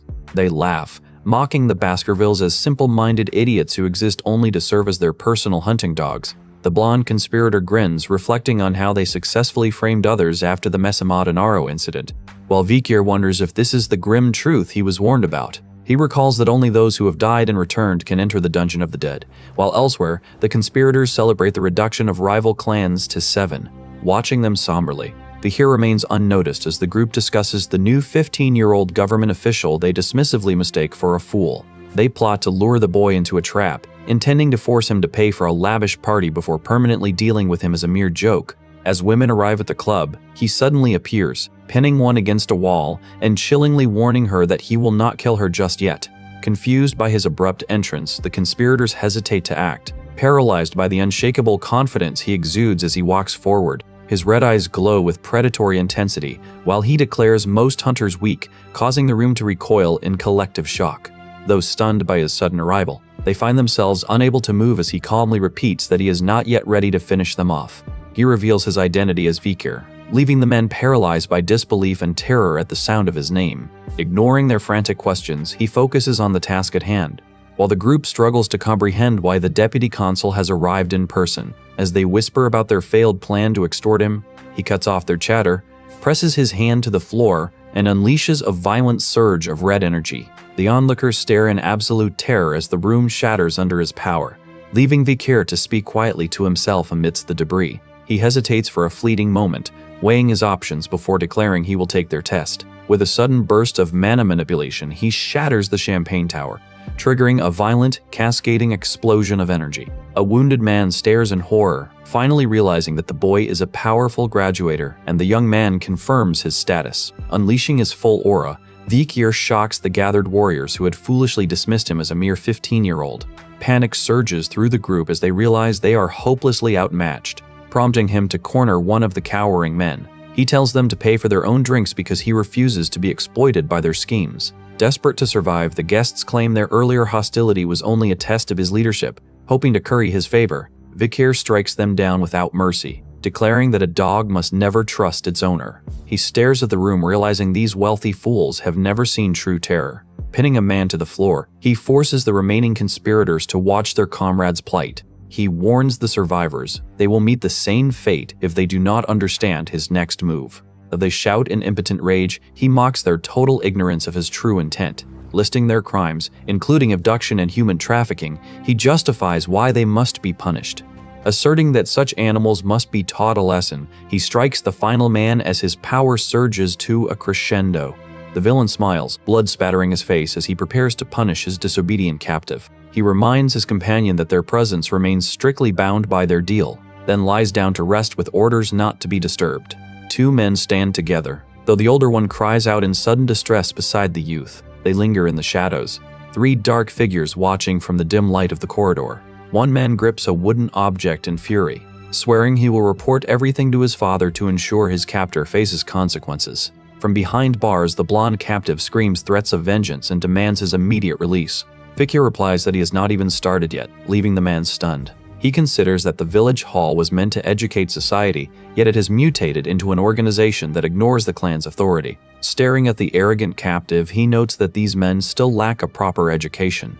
The prisoner vows to execute everyone at sunset, so Vikir declares he will bury their associates first. Terrified, the prisoners beg for mercy, offering everything they own just to survive the night. An elderly man warns that the victims' families will seek revenge using any method possible, as their sponsors have already abandoned the deputy consul. Vikir dismisses the threat, explaining that because these bastards are tied to Underdog City's criminal organizations, their families cannot complain. When asked about evidence, he decides to fabricate his own, having no interest in the future consequences. He anticipates a sudden change in the world and expects to be sent to battle soon, or at least leave for the academy. Formally listing their charges, including human trafficking, kidnapping, and murder, he watches as the prisoners weep.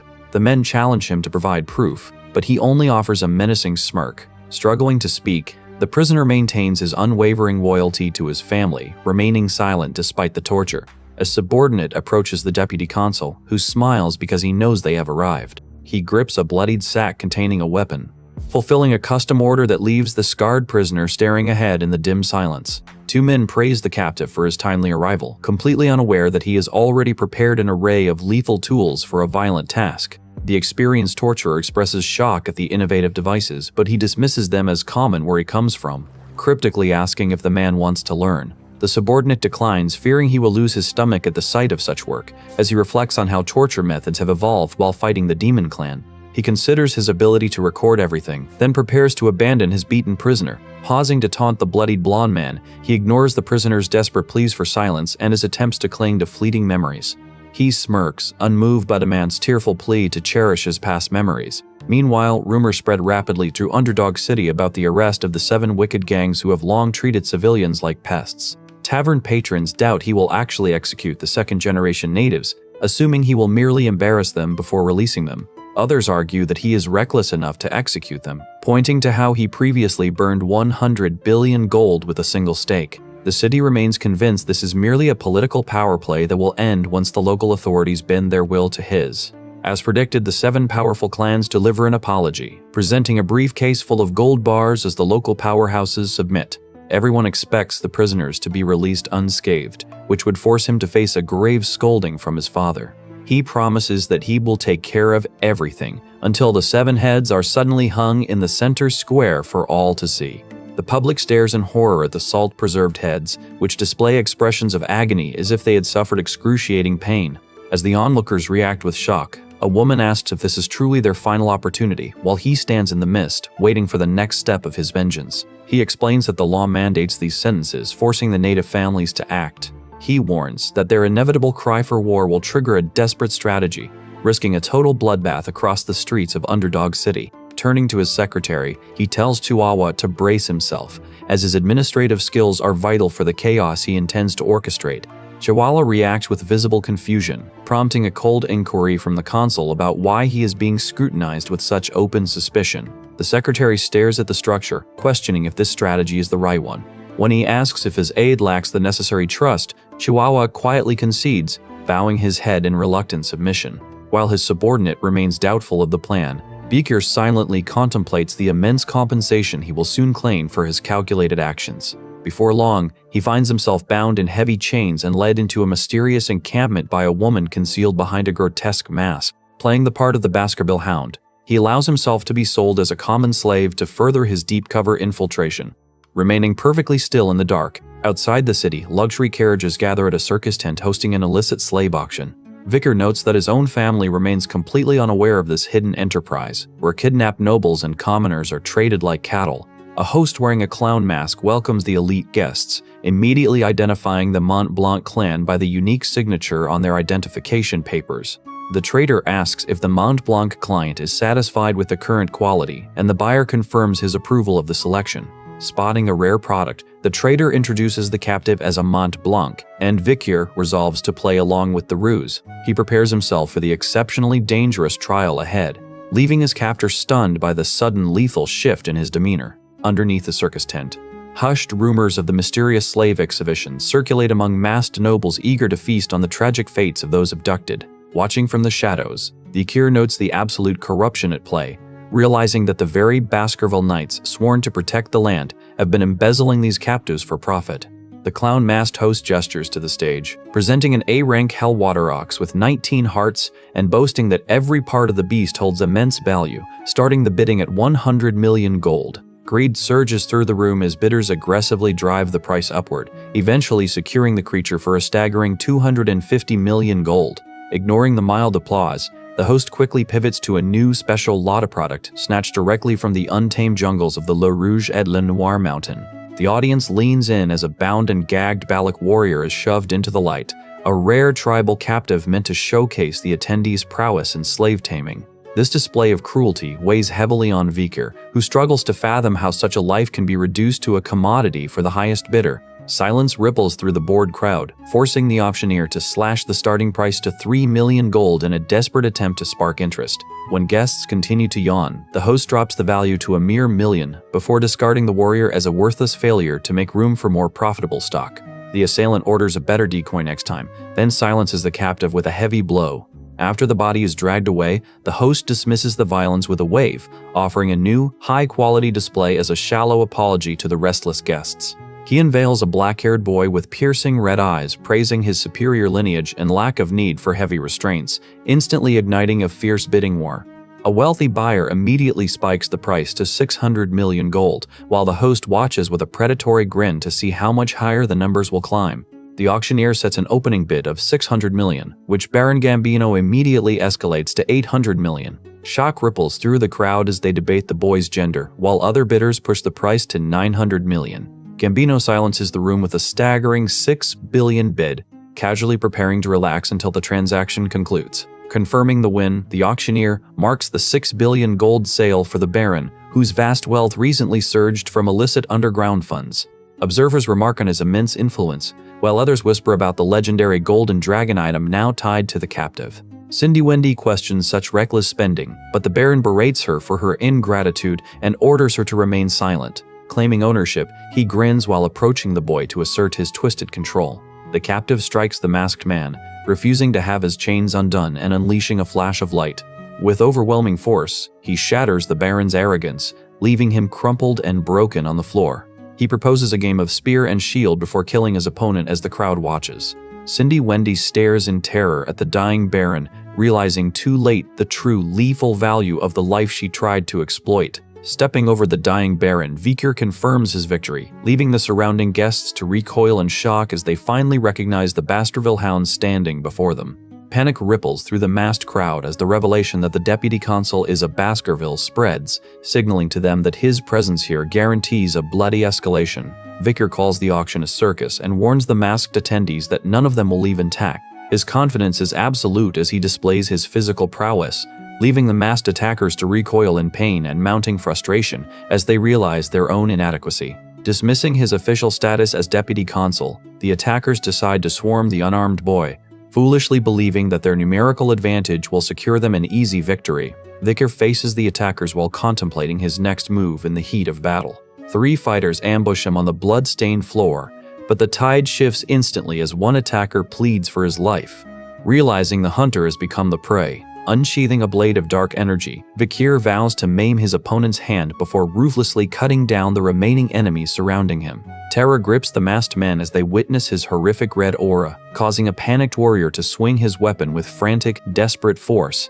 He smiles while fighting, overwhelming his opponent with aura as their blades clash. Onlookers identify Vikir as a true graduator, shocked that a mere child could possess such overwhelming strength and realizing their nation has no hope against him. Surprised by his irregular, lethal swordsmanship, the attackers find no mercy as he tells them that fighting is their only hope for survival, leaving them deeply troubled and uncertain. Confronting the remaining forces, Vikir faces the attackers while the deputy consul is distracted. A clown-masked man grabs an elderly hostage, threatening his life to force a surrender, but Vikir ignores the ultimatum and demands they answer for their crimes instead. As his enemies falter, Vikir contemplates the shadowy figure pulling the strings, while a companion urges him to maintain focus on his own safety. The masked man swears he would rather die than betray his superior, though the onlookers scoff at his empty show of loyalty. Vikir remains unfazed, his hand drifting toward a hidden trump card Hugo provided before his departure from the estate. A shrill whistle pierces the air, and as the clown-masked assailant tightens his grip on the hostage, Vikir realizes he must strike immediately. He readies a syringe and unleashes a burst of force, leaving the enemies unconscious at his feet. Agony sweeps through the banquet guests, leaving the remaining masked men in shock as they struggle to grasp what has just occurred. Vikir quickly consumes a recovery item, his resolve hardening as he prepares to settle the chaos consuming the auction house. One man warns that their S-rank hunter is tied up in a raid, while the clown continues to mock the whistle, keeping his blade pressed to the hostage's throat. With a flash of movement, Vikir closes the distance, driving his sword deep into the clown's neck. Confusion dissolves into pure terror as the surviving assailants realize a new, lethal presence has emerged from the shadows. A hooded warrior looms over the fallen, leaving the few remaining survivors paralyzed by the sheer weight of his aura. One attacker lunges forward, only to be met by a savage, red energy slash from the mysterious figure. As the onlookers erupt in screams, Vikir stands amidst the carnage, his face smeared with blood and a confident smile. He and his allies slip into the dark corridors, where the man promises to reveal the truth behind the conspiracy as they move. They pause over skeletal remains, as more cloaked figures emerge with red-lit eyes. The ally urges Vikir to remain calm, though the realization of who their new enemies are hits the observers with horrifying clarity. Recognizing the jagged teeth emblem on their armor, they realize they are facing the Pitbull Knight Order, a 100-strong force of elite graduators. A captive screams in denial, desperate to survive, refusing to meet an end in such a wretched place. The slaughter pauses as a hooded figure emerges from the shadows, commanding the pair to spare a single life. This newcomer kneels in contemplation, oblivious to the target currently sprinting through the dark forest in a frantic bid for safety. Vikir orders the total destruction of his foes, instructing his subordinates to cut down anyone who dares to move, and they follow his lead without hesitation. He notes that Hugo is particularly sensitive about military power, while the Patriarch reflects on the successful capture of the Pitbull Knights. The hooded assassin makes short work of the remaining group, forcing the survivors to cower and beg for mercy as they offer themselves up for restraint. Lacking standard cuffs, Vikir unleashes a red energy slash that severs the legs of his victims, deciding that those marked for execution require no mobility. Boston Terrier, the commander of the Pitbull Knights, asks if his superior is satisfied with the carnage, to which the boy simply agrees. The commander expresses a keen interest in mentoring the 15-year-old, but Viker ignores the offer to attend to more pressing matters. Finding the boy's icy demeanor alluring, the commander watches him walk into the darkness where Viker contemplates the permanence of his new life. The young consul explores the prison depths, recalling that this dungeon is a gate connecting to an entirely different world. He eventually locates the vault containing stolen noble funds, though his true purpose for visiting the storeroom lies elsewhere. Startled by sudden movement in the shadows, he discovers an injured elf woman trapped in a cell. Noticing a faint light glimmering amidst her suffering, crouching in the gloom, he realizes the captive's inhuman torment is definitive proof of her elven identity.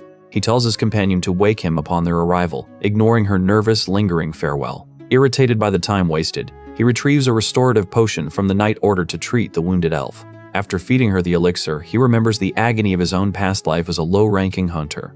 Snapping back to the present, he notices another terrified girl huddled behind the bars of a neighboring cell. He deftly picks the lock, leaving the captive stunned and bewildered by his sudden, decisive intervention.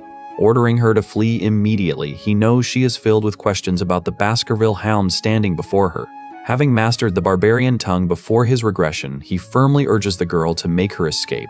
He acknowledges the limitations of his language skills while speaking to her, fully aware of the dire gravity of her situation. Interpreting her silent gesture as gratitude, he shifts his focus to the intact corpse of the A-Rank's Mercy L. Checking that the monster remains undamaged, he wonders why he is the only one seeing a return on this investment.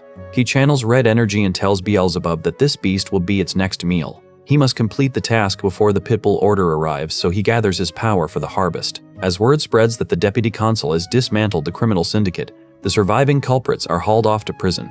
Members of the criminal organization arrive at the club only to find the building in ruins and the VVIP's heads mounted as a grim warning. Viker declares that death is the only fitting punishment for their involvement in illegal slave trading, vowing to extract a heavy price. He secures all financial ledgers and records, forcing the Baskerville clan to launch an official investigation to deflect imperial scrutiny. The 7 patriarchs are compelled to kneel before the boy to beg for mercy, suffering a humiliating defeat for the fathers who lost their sons. Dismissing their desperate pleas, he cites the damning evidence found within the black ledgers before announcing his imminent return to the academy. Under the authority of the Baskerville self-governing dominion, he orders the immediate confiscation of their assets and the destruction of 3 generations for treason. He intends to seize their entire wealth, leaving the execution grounds stained with the blood of the city's corrupt vermin. The collapse of the illegal auction boosts tax revenue and restores the city's welfare, rapidly cementing his popularity among the grateful citizens. Maintaining his cold focus, he instructs his office manager to prioritize pressing work over the trivial act of serving him coffee. When the manager insists on the gesture as thanks for his life, Viker brusquely demands an update on the man's transcribing progress. The manager praises his legal genius, awestruck that he successfully crafted such intricate laws from the words he had only recently learned. He turns back to his heavy administrative workload, later shifting the conversation to the rewards promised for his recent successes. Entering a dark cell, he apologizes to the prisoner for the long delay, leaving her visibly shocked by his sudden presence.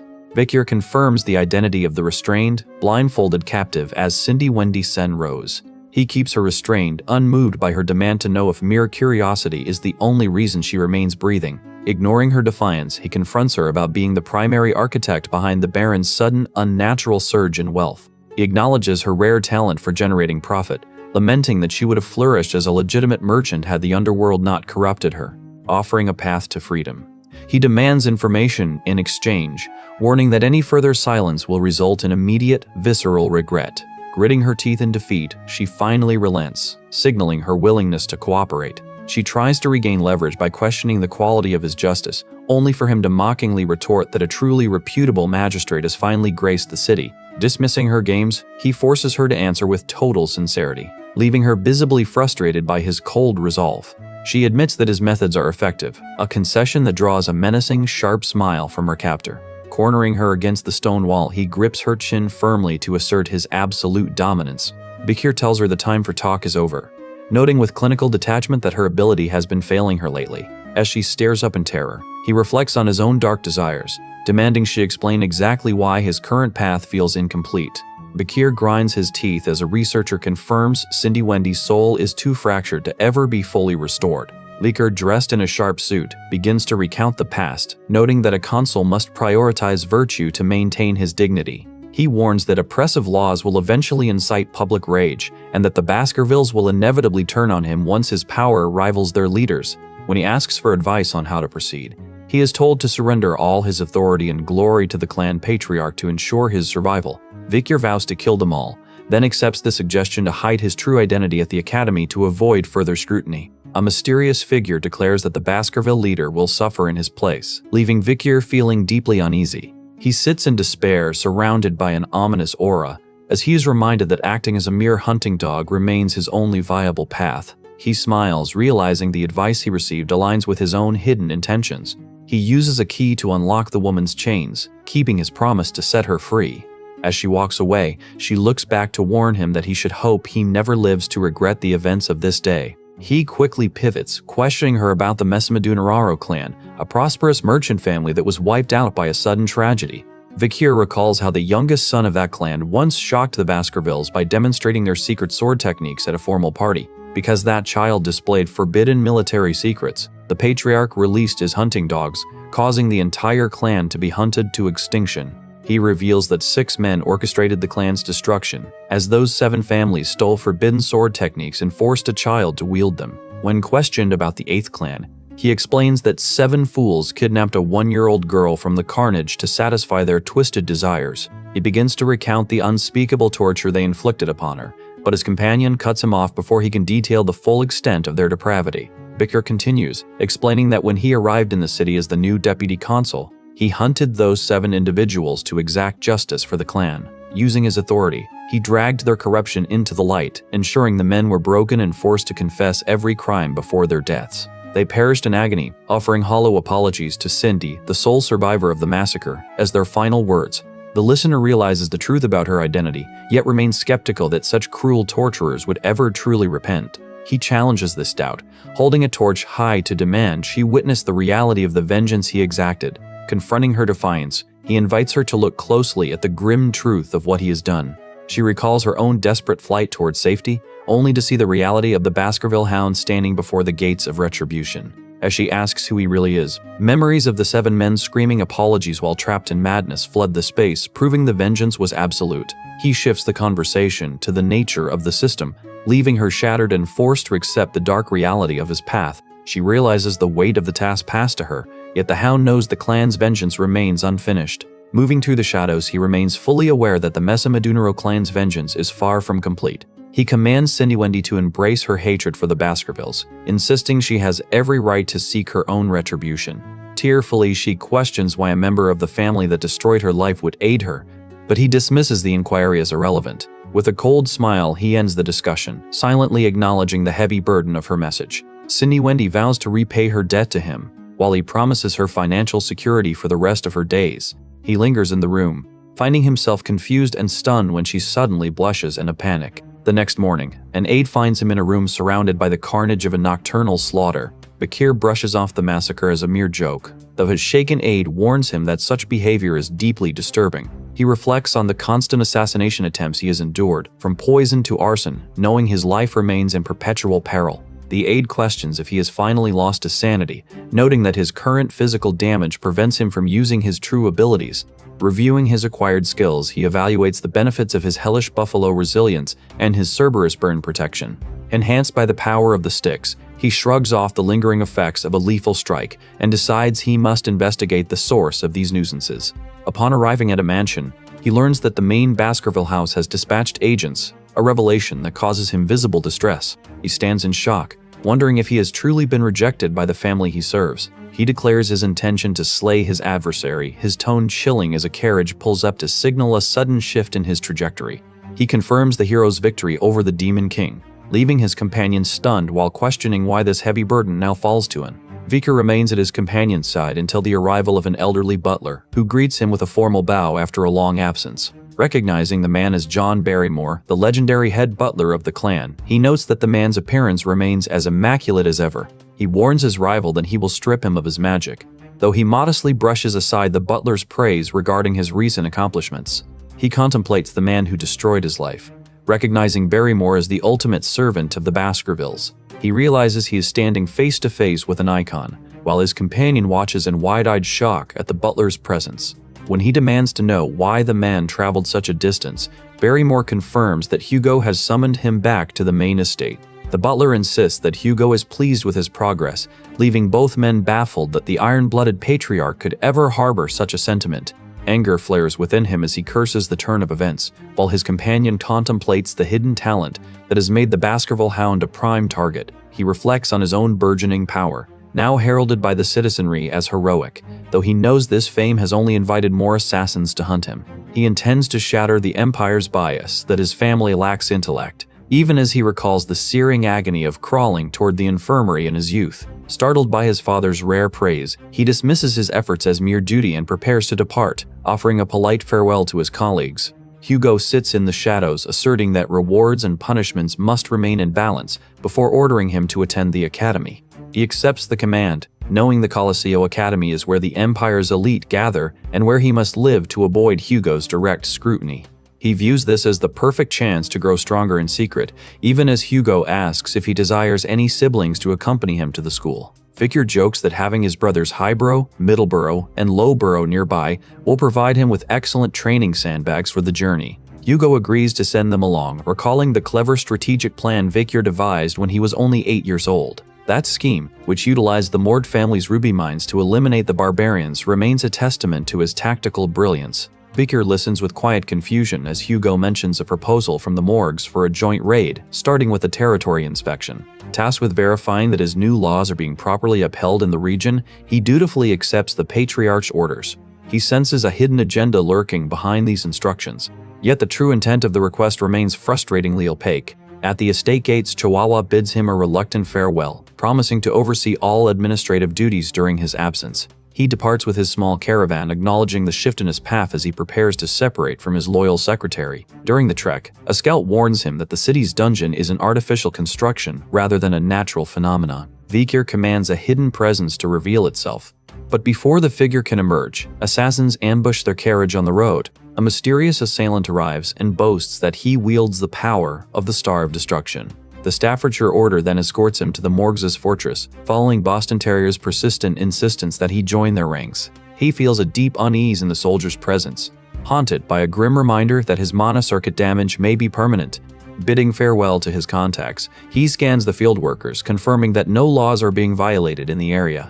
He notes the Mord mages and delegates, realizing the inspection is a ruse to eliminate the barbarians. While the Baskervilles brought only a small force, he senses the elite units waiting silently on the other side of the mountains. He considers investigating the barbarian lifestyle as Hugo suggested, before requesting his leave to begin the inspection. Shadow soldiers monitor the fortress entrance, where the desolate landscape is littered with the corpses of those impaled upon jagged spikes. A guide shows him the scene, a warning from the Morgs to the local barbarians. As the Baskerville envoy approaches, a rider is startled by a sudden, harsh command that no one may pass without permission. Victor recognizes the triplets Hysis, Middlesis, and Losis, the three flowers of the Morg clan, who shout aggressively to block the path. He announces the arrival of the envoy team for a territory inspection, but the sisters demand they wait for their superior's response. Challenging their authority, he cites the tenant protection law, noting that he personally modified the policy to evict any tenants he finds undesirable. Following their final ultimatum, he commands the gates to be opened. Bracing himself for the inevitable confrontation, they unleash a torrent of water magic, but he charges through the icy blast, completely unfazed by their attempt to intimidate the Baskerville Hound. When the sisters question the strength of the rising star of the Baskervilles, he realizes that words have failed, and only force will settle the dispute. The Kier prepares to move past them, but a familiar voice rings out, promising to handle this obstruction properly. Three hooded figures step forward, jeering at his status and demanding to know why he thinks his rank outclasses theirs. They deny any involvement in the ambush, yet one lunges to grab Victor by the collar, surrounding him as he stands his ground. The triplets tighten their stance, identifying him as the very symbol of the Baskerville family they have been sent to stop. Victor stares them down while weighing the cost of a kill, watching as they toast to their own impending takeover of the palace. As he reaches toward a faint blue light, he gasps in realization, his eyes narrowing as he grips his reins with renewed tension. He questions the bizarre hostility of these strangers, wondering what madness drives their erratic actions. A sudden scream rings out before the triplets offer to repay him for his academy recommendation if he simply leaves now. Realizing the confrontation stems from academy rivalries, Vikir decides to treat them as training sandbags, confident he can mold them into useful killers. The Morg siblings trade insults with their rivals, mocking them as arrogant mutts while the Baskerville soldiers vow to discipline them. The triplets begin to coordinate their magic, drawing upon the power that once earned them fame as mages of water, earth, and nature. They cast powerful, combined spells that magnify their effects tenfold, living up to their reputation as the Morg's three flowers, binding the Baskerville soldiers with giant, constricting vines.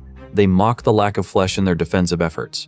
Vikir draws his blade to use the Baskerville First technique and hack through the barrier. His mentor observes the display with a nod, praising the perfect execution of the first technique and promising to reveal the truth behind his power. Vikir strikes with his blade, catching the triplets off guard.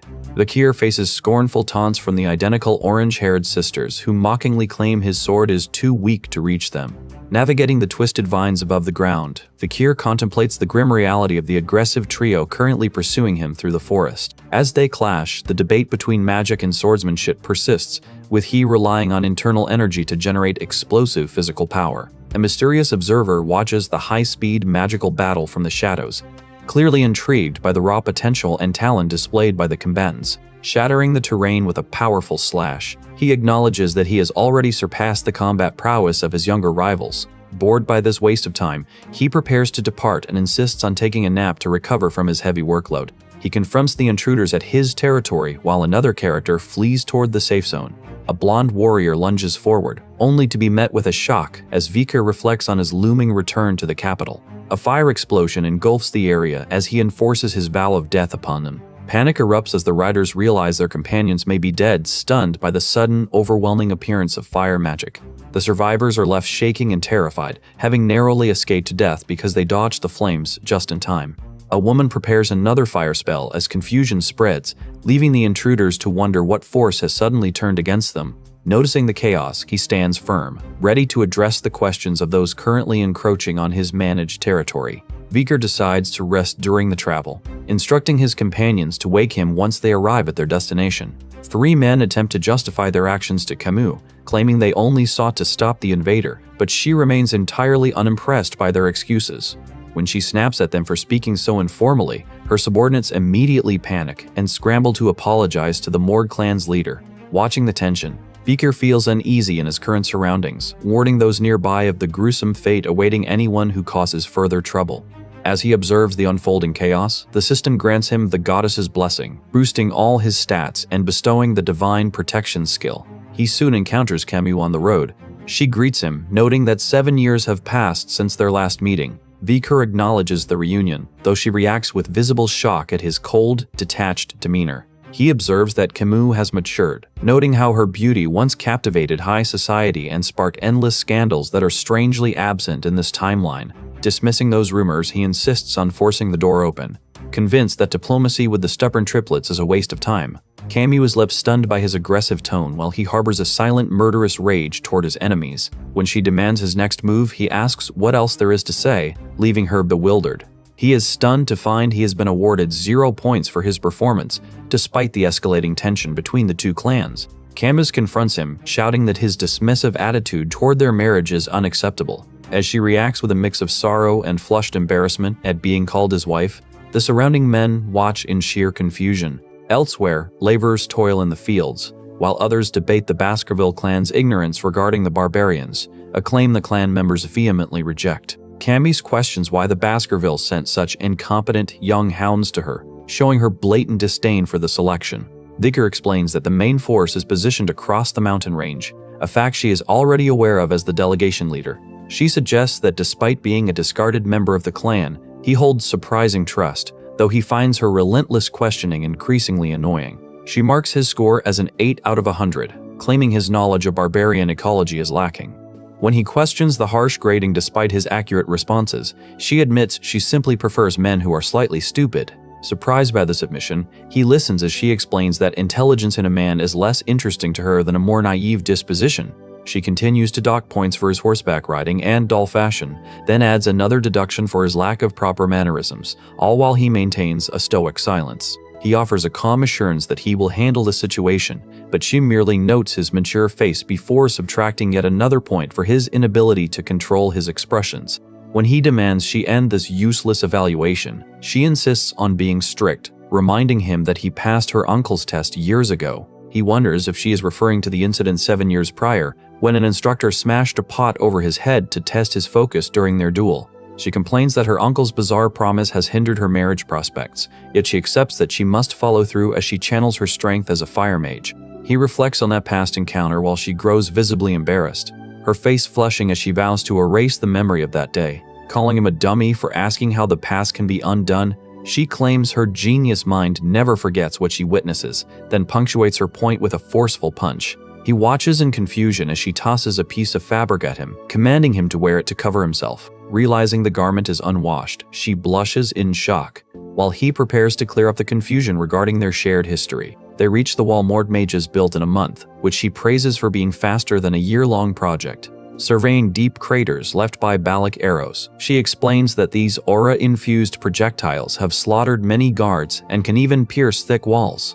He recalls the Patriarch mentioning a similar injury to his own nose bridge, leading them to speculate that a highly talented female barbarian is responsible for the devastation. Their conversation is interrupted by a messenger reporting the capture of a barbarian scout, just as a mysterious figure approaches. The pair shares a tense, significant moment in their formal attire, the weight of the coming conflict hanging heavy between them. The party attempts to interrogate the captured Rococo sorcerer, but when he remains defiantly silent, they turn to psychic intrusion.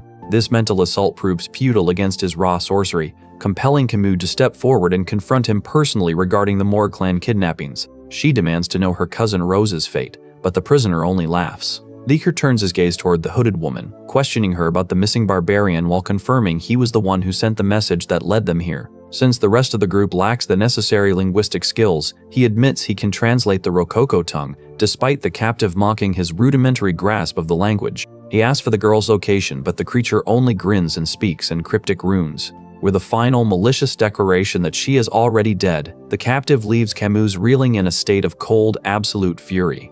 Viker wonders if this entity is the true source of the dungeon's corruption as his companion prepares to exact justice. With the local senator rendered helpless, Camus asserts her authority as vice-head, ordering the immediate execution of their prisoner.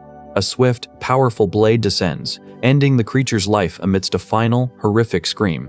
Viker and Camus part ways for the night, both lost in thoughts regarding the mysterious figure who once defeated the Demon King.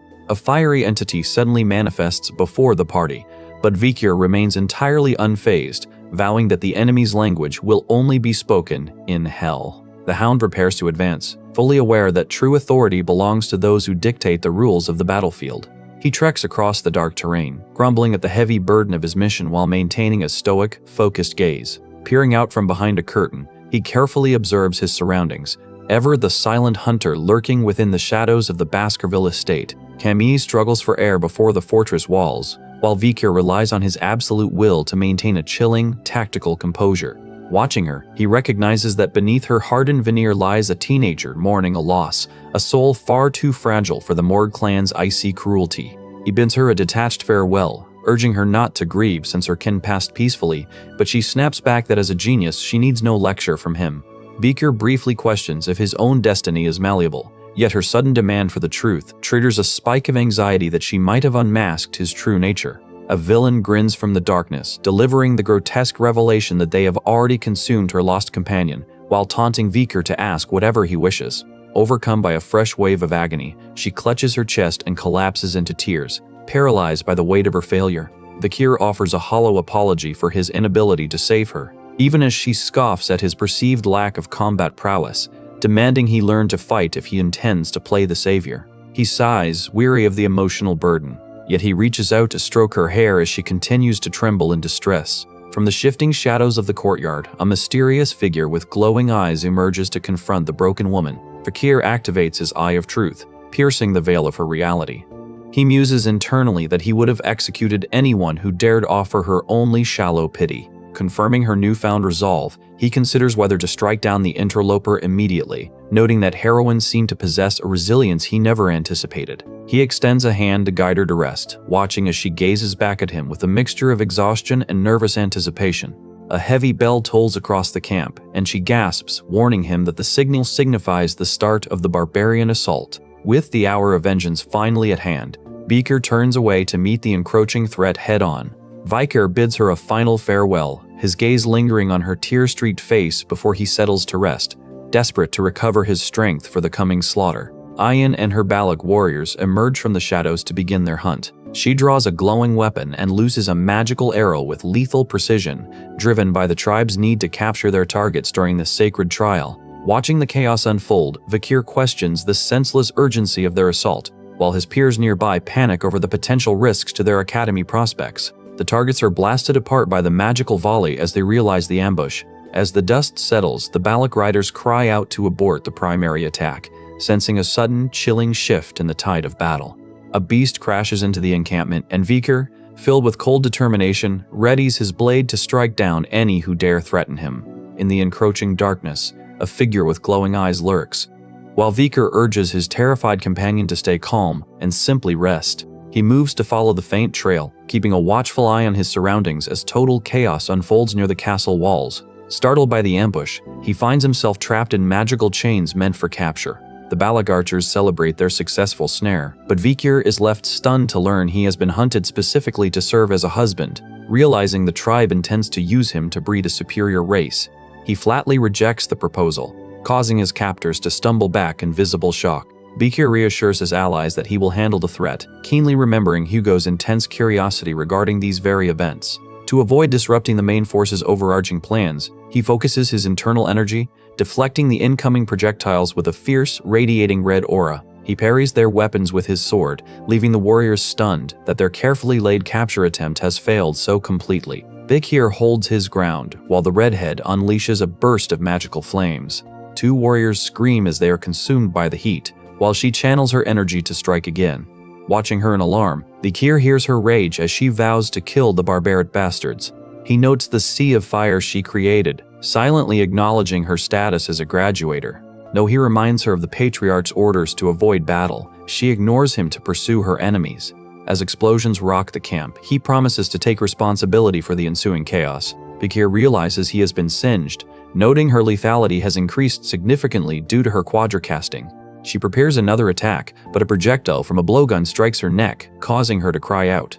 Paralyzed by the numbing poison, she collapses to the ground, unable to move her body. Vikir reflects on how difficult Ayin is, then catches a rope to secure his target. He suggests retreating until the main force arrives, but she screams in denial, desperate to avenge her kidnapped cousin. Vikir urges her to be rational as the situation escalates further. He strikes toward the pinned woman while surrounded by surging blue energy. Vikir recognizes this destructive power as the one she once described, just before a bandaged fist strikes her.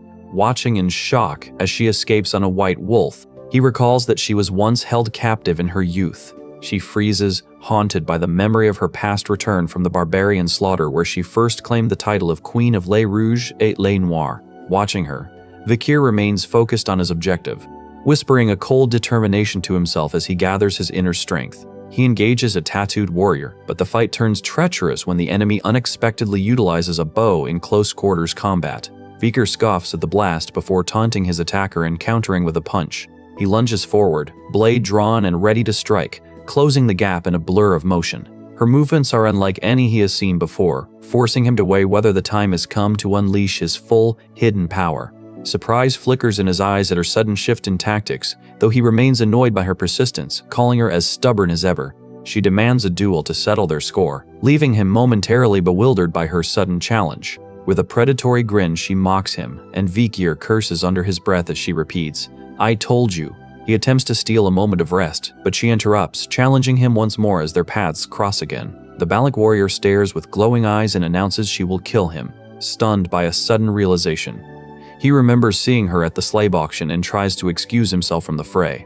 As she steps out from the shadows, Vikir tries to maintain his composure, though he feels the weight of the glowing artifact in his hand. He confronts her for repaying his mercy with vengeance, but she insists her quest for justice is hers alone, entirely independent of the morgues. Readying her gear, she declares they will take the girl as their new leader and warns him to follow if he ever wants to see her again. Vikir shouts for Camus as the enemy charges, realizing that Adolf has finally arrived to intervene in the ambush. Adolf bellows at them to return his niece, unleashing a blue energy blast at the archer. A giant white wolf leaps into the fray, leading the pack across the barren, rocky landscape. Amidst the flying feathers and choking dust, Vikir pushes through the chaos of the magical assault, his eyes locked on his target. He stares down his opponent, his resolve to kill finally hardening into a singular, lethal intent. Adolf curses the enemy in blue robes while Vikir lands with a thunderous crash that shatters the ground beneath him. The Balak ambush arrived mere minutes after the warning bell. A crisis worsened by Camus's reckless inexperience, leading Vikir to conclude the targets have fled into the restricted zone of the mountain. At the mention of the mountain, the Grand Senator reacts with alarm, fearing that entering such unexplored, dangerous territory at night is a suicide mission. Sensing the weight of the kidnapped girl's fate, the senator insists they must continue the pursuit, despite the obvious peril. A strange, sudden sensation washes over Vikir as he recalls his own childhood reconnaissance missions in the dense forest before his regression. Staring silently, Vikir finds the senator grabbing him, clearly stunned by the sudden revelation of his past combat experience. Realizing Vikir is the only one capable of stopping the calamity, the senator declares the mission optional for others while begging the boy to save his niece. They enter the life-engulfing forest, a nightmare habitat of bone-sucking mosquitoes and thorny vines where no normal person survives an hour. Vikir pauses to catch his breath as the pursuit begins, while white-haired warriors charge through the dark forest, carving through the shadows with energy slashes. Seeking the truth, he leaves the older men stunned by the sheer combat strength of a Baskerville hound, just as a mysterious figure prepares to answer his deepest questions. As insectoid monsters scout the woods, Vikir draws his sword and charges into the fray. The onlookers watch in awe, while he peeks from behind a tree, deciding to catch his breath before the next engagement. Vikir focuses on the final, most important truth as he watches from hiding. Vikir teaches his group that Balak hunters scatter dry leaves to detect pursuers, warning them to tread with extreme caution. He demands total silence and invokes a masking skill, ensuring they remain undetected by the keen senses of the tribe. Watching from behind, the elder expresses deep gratitude to his nephew-in-law, though Vikir remains baffled by the sudden, informal title. Vikir ponders those who rely on foresight while his opponent vows to end his life. Nearby, the red-haired captive threatens her guards with fire, completely unaware that they are merely bickering over husband hunting. She realizes the ambush is motivated by tribal partner selection and feels insulted by being ignored while they argue. Her captor gloats over his prize, but Vikir grips the man's throat, sensing the prisoner's defiance through her eyes despite the language barrier. Vikir offers a polite farewell, vowing to make his opponent regret such arrogance, while Ahun continues to threaten the captive. Ayin suddenly intervenes to protect the slave from Ahun, leaving the other warriors in disbelief at their commander's appearance. Al-An attempts to claim credit for the capture, but Ayen reminds him that she saved his life by stopping the skilled swordsman. The group debates her status as commander, with soldiers expressing shock at her gender and absolute authority over the tribe. The captive realizes she must neutralize Ayin to escape, while Vikir defiantly challenges Ahun to a duel. Intimidated by the impending clash, Ahun backs down and surrenders to his commander's authority. Ayin praises the captive's physique and bloodline, shocking the red-haired woman by correctly identifying her as the next morgue leader. Though the captive rages against her own clan for her enslavement, Vikir recalls the kindness that once allowed him to escape his own fate. Ayin taunts her captive, vowing to break her until her very soul yields. She demands a humiliating daily ritual, causing Vikir to consider silencing her permanently to end the nuisance. A violent explosion suddenly rips through the clearing, leaving both women and Vikir reeling from the unexpected ambush. A wolf-like beast howls of an attack as Balak warriors watch in horror while one of their own is incinerated by magical flames. Vikir treads through the burning grass, reminding his companion that every action in this world is governed by rigid rules. An enraged attacker blasts the barbarians with torrents of fire, shouting that he has come to exact vengeance for their past deeds. Camus gasps in recognition at the familiar voice, crying out for her uncle as he descends in a fit of righteous rage. The elder unleashes a fireball in a fit of rage, stunning the warriors at his arrival. A hooded warrior clashes with a tattooed opponent, blocking a strike with a magical barrier, before landing a blow with a glowing blade. Vikir hides in the canopy, then tells his companion he must treat their injuries before explaining why he infiltrated this house. Sensing something is amiss, he questions the motive behind the inquiry as a status effect boosts his combat stats. He systematically strikes down the hunters, taunting them for being so easily flustered during the engagement. The chaos in the forest fuels the commander's rage as he orders his troops to hunt down and kill every fleeing survivor. The two dash forward as Camuse mocks the defeated barbarians for their plight. Bound to a tree and trembling, she hides in the shadows, waiting for the conflict to pass. Vikir signals for silence, though a voice suddenly calls out his name from the dark. After acquiring powerful new titles, he frees Camus, who expresses joy at his timely rescue. A giant figure looms over them as Vikir commands his companion to stop talking and listen to his instructions. Vikir receives praise for his endurance and the pure love shown in risking his life for his companion, proving his worth by navigating the forest's treacherous darkness. The elf instructor refuses to pry into his past, simply confirming that he has successfully passed the trial, leaving him momentarily stunned by the sudden announcement.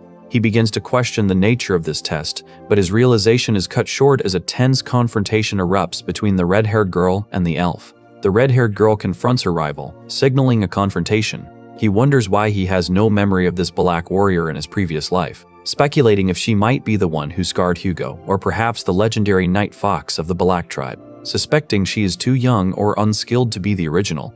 Though she may share the same bloodline, he reacts instantly as a hidden weapon threatens their group. Shielding the girl from a sudden magical assault, he leaves the elf-like attacker shocked that his secret move has been anticipated.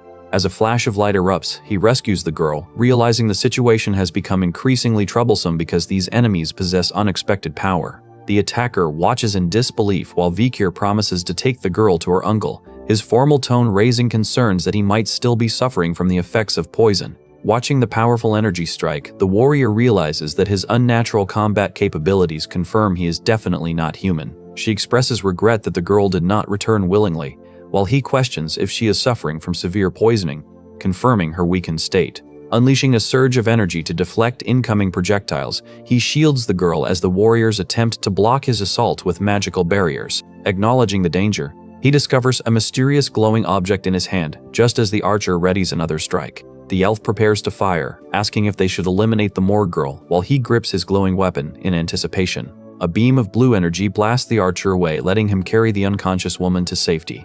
As magical energy erupts in a shockwave, he pulls the girl close, shielding her from the devastation. He watches as the man in blue robe summons an ice formation to trap them. The woman carries the unconscious man away to escape the ice barrier. Because the poison runs deep, he warns the uncle that a full purge is difficult, suggesting they seek a cure at the Divine Quo Vadis Cathedral upon returning.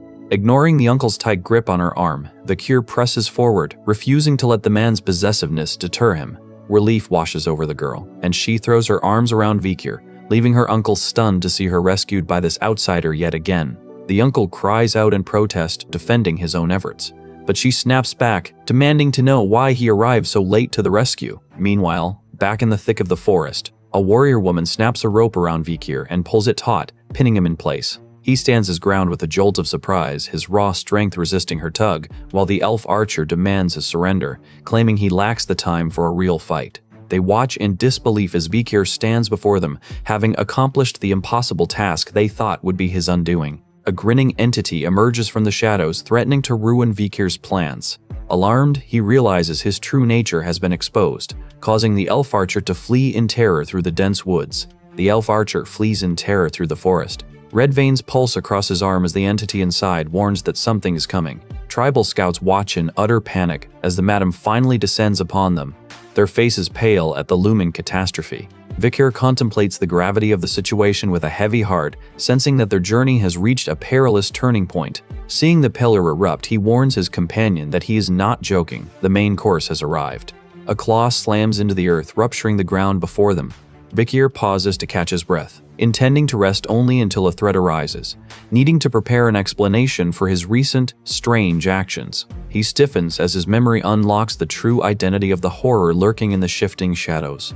The entity reveals itself as Madame Eight Legs, an S-risk threat, as it unleashes a concentrated energy strike that leaves the group paralyzed in shock. The realization ripples through them. This S-rank disaster is capable of raising a nation in a single day, demanding their absolute vigilance. Vikir glares at his adversary, vowing to make the beast regret its arrival while noting that it has not changed one bit. He silences his companion with a sharp look, warning that the monster's heightened sense of touch and hearing makes even a whisper a death sentence. Recalling the old native legends, he realizes the Empire's monster dictionary entries for this creature were dangerously and deceptively incomplete. As the monster bites down, he steps forward to guide his allies through the forest. Before the man can explain the situation, Vikir must weave through a barrage of magical projectiles to survive the ambush. He takes a direct hit while shielding a companion, a sharp cry of agony escaping his lips as the impact tears through his defenses. The group realizes the madam's poison has singed their hair, while another suffers a corrosive injury from the monster's acidic spray. Staggering under the assault, Vikir hesitates for only a second before shouting a death threat, vowing to end his enemy's existence. A female archer sharply scolds her companion for screaming near the beast, the group gasping for air as their stamina rapidly depletes. The man in the suit offers a canteen to answer Vikir's questions, though the elf-eared warrior bristles with pure frustration. Vikir declares he will claim the bounty, yet the giant spider-like creature ignores him, sparing him only due to the faint scent of his shaman lineage. Sensing he is being watched from the dark, Vikir signals for his allies to retreat into the underbrush. The man stares in shock at the woman he believed dead, while the madam observes their erratic retreat to calculate her next strike. The monster attacks, forcing him to shout, "Shit, why is it coming this way?" Vikir tells Adolf he will handle it, knowing fire is the bug-like creature's weakness, and unleashes a roaring inferno. He sprints toward the exit, relieved as he realizes, it worked! The strike sends him flying, leaving him splattered and whispering, "Huh." The creature descends, looming over the forest with its armored skin. Vikir notes that the individual has not changed, then offers a polite farewell. Feeling strangely at ease despite the carnage, he freezes in silent shock at a sudden discovery, finally grasping the final, harrowing truth of the Baskerville Hound. Adolf rescues Chemius as Vikir lunges forward, his sudden intervention leaving the onlookers stunned. While the others frantically debate how to contain the monster, Vikir interrupts to question if they possess the strength to hold it back. Stepping into the light, he readies his blade with the cold certainty that he alone can immobilize the beast. The party watches in disbelief as he arrives. The elder urges them to flee, insisting they not let the sacrifice of his nephew-in-law go to waste. Camos warns him to stay put, but the tension spikes as he prepares to draw his weapon. He views this as the perfect opportunity to fake his death, enabling him to finally escape Hugo's surveillance and master the tent technique. Vowing to return to the clan only after perfecting his power, he releases a volatile surge of dark energy. He realizes he must use his full strength to survive the spider emerging from the dark. Channeling the River Styx's blessing alongside the demonic sword Beelzebub, he prepares to launch an all-out assault. He strikes with his crystalline weapon, cutting through the forest with an energy beam. Stunned by his own display, he dashes through the shadows and unleashes a flurry of magical strikes. He channels energy into his blade to confront the spider. As the monster shrieks, he readies his dagger, knowing his allies will have questions. He unleashes his full power, flooding the battlefield with light. He unleashes a surge of red energy, executing the fifth technique to shatter the ground beneath the beast. Reflecting on the grim reality, he stares with glowing eyes as his claws scrape against the creature's hardened energy. The monster lunges, unleashing a red blast that consumes the forest. After the clash, he decides to rest in the infirmary. While nearby, survivors flee through the woods carrying an unconscious woman. She cries out in denial, overcome by sorrow, while another figure struggles in pain upon the ground. A shout echoes for him, and he suddenly glimpses a cursed skill on his status window while facing this moment of execution. Surprised by the revelation, he lies temporarily incapacitated but focuses his gaze, reminding himself to remain cautious. A long-haired leader stands before his army, while an elderly man prepares to unleash his power in the darkness. He glares with menacing intent, his hand moving swiftly across the surface to deliver a lethal strike. A smirk crosses his face as he realizes his initial assumptions were wrong, preparing to confront the crowd of shadowy figures. Watching the shadowy figures, he processes the unexpected turn of events as his mind races. He stands his ground against the entities, steeling himself against the grim reality of his predicament. Vikir narrows his eyes in focus, his expression shifting into deep, somber contemplation. He lies on the ground, shock mounting as he struggles to comprehend the carnage he has just witnessed. Waking up bandaged and disoriented, he wonders if he truly survived the desperate battle against the madam. He recalls how the monster hesitated during the explosion's flash, providing the only window for his survival. Assessing his ruined body, he realizes he severely underestimated the destructive power of that direct hit. He touches the rope around his neck, realizing this simple trap acted as his unlikely lifeline. Determined to finish his mission, he vows to kill his target. questioning if his grand design remains intact. He reflects on finally escaping Hugo's watch, safe now that the morgues witnessed his apparent death. Waking up inside a tent, he observes the tribe members performing their daily manual labor. He realizes he is trapped in the Balak camp, fearing he cannot escape while his body remains so badly broken. An elf shouts at the prisoners to move quickly, warning them that the wolves will bite if they stall. He recognizes soldiers from his own clan and the morgues among the other shackled captives. Wondering why they have not been executed, he stands in silence with the group, awaiting their fate. An elf approaches him, demanding to know if he can speak the tribal language. He recognizes the scout, who reacts with shock that his hidden secret has been discovered. The elf warns him to be grateful for his current situation while the other prisoners react in terror. The villain taunts him, asking how it feels to watch his comrades die while he cannot move. The captor sneers, admitting that only his status as the commander's pet dog prevents him from being boiled alive. Mocking his reflection, the captor asks if he is nothing more than a pet. But Vikir stares back with one glowing red eye, his body still shattered. An ominous figure looms in the darkness. As Vikir remains bound by heavy chains, trapped and completely restrained, he struggles against the metal, surging with dark red energy as he prepares to unleash his hidden strength. A sudden realization hits him, causing his eyes to glow and leaving his opponent wondering what they are. Vikir looms over the elf, a display of raw power that makes the captor recoil in horror as the scent of death fills the room. After the elf lands a punch, Vikir vows to kill him as soon as his body heals. Ordering the bandaged youth to find his master, the elf leaves him collapsed on the ground to nurse his growing silent grudge. Vikir stares intensely with his remaining eye, contemplating a revelation as someone nearby whispers that the goddess of destiny has taken an interest in him. Feeling eyes upon him from the shadows, he contemplates his critical role in deciding the fate of this world. He walks through the forest holding an impossibly long rope, wondering if his mysterious owner lies at the end of it. Tracking the line, he remembers that the soul dungeon is actually a gateway to another dimension, a fact that leaves him reeling. Vikir cautiously makes his way toward the center of a field, while nearby, an elf approaches a mysterious stone pillar. Pushing through his exhaustion, he continues his path as the elf emerges from the water, still clutching the tethering rope. Vikir stands in a dark, mysterious space, keeping the elf tethered to him as he weighs his next move. Struggling to breathe, he offers a subtle, chilling smile before commanding the elf to lie down. As he maneuvers, a mysterious figure points a scaled claw downward, signaling a shift in the conflict. He struggles to pull the creature from the water, and a system notification suddenly announces he has earned the Void Eye skill. Standing in a dark corridor, he hears a projectile impact a cliff wall, prompting him to look on with deep concern. An angry voice shouts to the brats to practice elsewhere, while Vikir watches local children celebrate. Feeling the heavy weight of his own powerlessness, the rescued elf thanks Vikir for her purchase at the slave auction, vowing that her people return kindness twofold and vengeance tenfold, which is why she saved his life. Watching her blush, he wonders why she has tethered him with a rope, confused by the strange intimacy of her gesture. He demands to know why she keeps him alive, his suspicion mounting as he suspects she intends to hold him for ransom. Realizing she views him as a high-status prize, he recognizes that a public negotiation would alert Hugo to his survival and shatter his chance at freedom. Panic surges when she tugs the rope, knowing that being paraded as a hostage will inevitably lead him back to his father's iron grip. She merely laughs, informing him that his days of partying are over and declaring him her personal slave. Though he feels a perverse relief at the designation, she demands he address her as master and begins selecting a title for her new possession. He remains silent, weighing his options while she warns that she will break his spirit if he continues to glare at her with such defiance. Together they trek through the dense woods, the elf smiling as she guides her captive toward an unknown destination.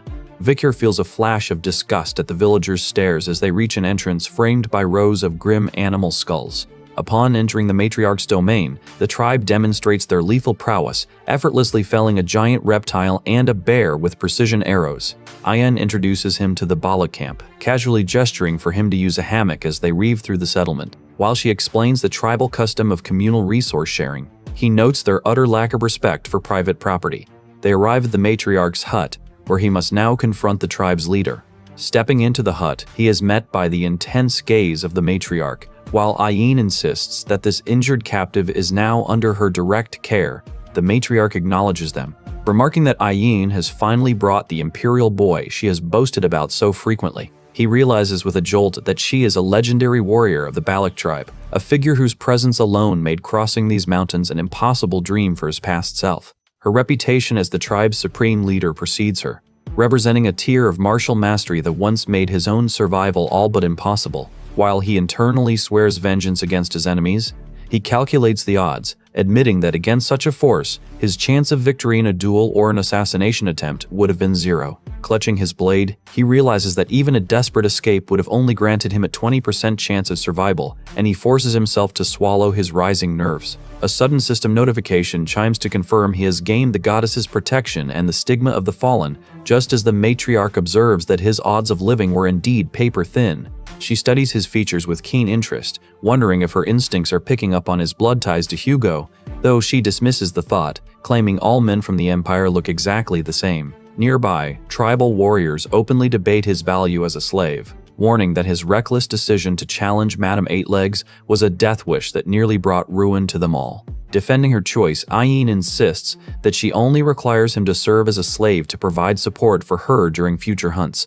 The matriarch offers a gentle, reassuring touch to Ayin, leaving him to reflect on the true nature of this dungeon and his precarious existence as the family's hound. He contemplates the origin of the initial contract while resting in his makeshift shelter, fully aware that he must navigate this new tribal hierarchy if he hopes to survive. When he flatly demands her name and refuses to call her master, she reacts with indignation before finally conceding that she is Ayin. He asks for his specific orders, and Ayin, still visibly unsettled by his audacity, commands him to construct his own dwelling to live in. She mocks the notion that a pampered imperial slave could ever manage to build a home, intending to use the impossible task to re-establish her dominance over him. He considers the command, realizing that the cycle of the hound remains unbroken as he prepares to adapt once more to his master's will. Vikir smirks, finding the prospect of manual labor amusing, even as he acknowledges his role as a mercenary decoy who lives or dies by the job.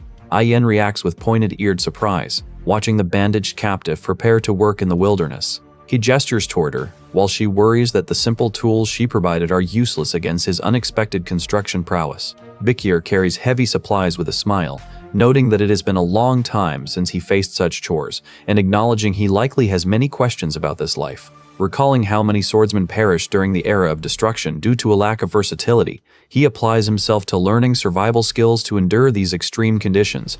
The elf examines the perfect drainage system he constructed, leading her to wonder about his past and mention his mother's home, which leaves her feeling strangely isolated. He promises to handle the structural integrity, explaining that mixing limey dirt and gravel will prevent future leaks, to which she nervously agrees. Vikir declares his intent to build a legacy, using his absolute will skill to nullify his physical fatigue while efficiently pouring the mixture for his foundation. The two cook a meal together by the campfire, where he warns her that the hunters they encountered in the dungeon were far from ordinary people. He pulls a heavy cart of bricks through the settlement as the forest dwellers watch him with intense, determined expressions. Gathered inside the structure, Vikir realizes the central pillar is the true source of the persistent roof leaks. The elf discovers a hidden cache of coins, prompting a human to praise her for finding such a useful man as Vikir. He bids them a brief farewell and instructs the girl to handle the tedious barracks maintenance to keep the camp running smoothly. Standing in the tense silence of the hut, she asks if he wants to stop slaving away and officially join their tribe. Vikir performs his daily chores, noting that this simple life is surprisingly more peaceful than his time with the Baskervilles or the chaos of Underdog City. She mocks his overly disciplined speech, but he insists he does not mind the labor, leaving her in utter disbelief. Offering to help him adjust to their ways, she promises to finally untie him if he succeeds, while he regrets the choices that led him here. Finding the offer appealing, he asks what must be done and finally speaks with honesty, causing the elf to smile in satisfaction.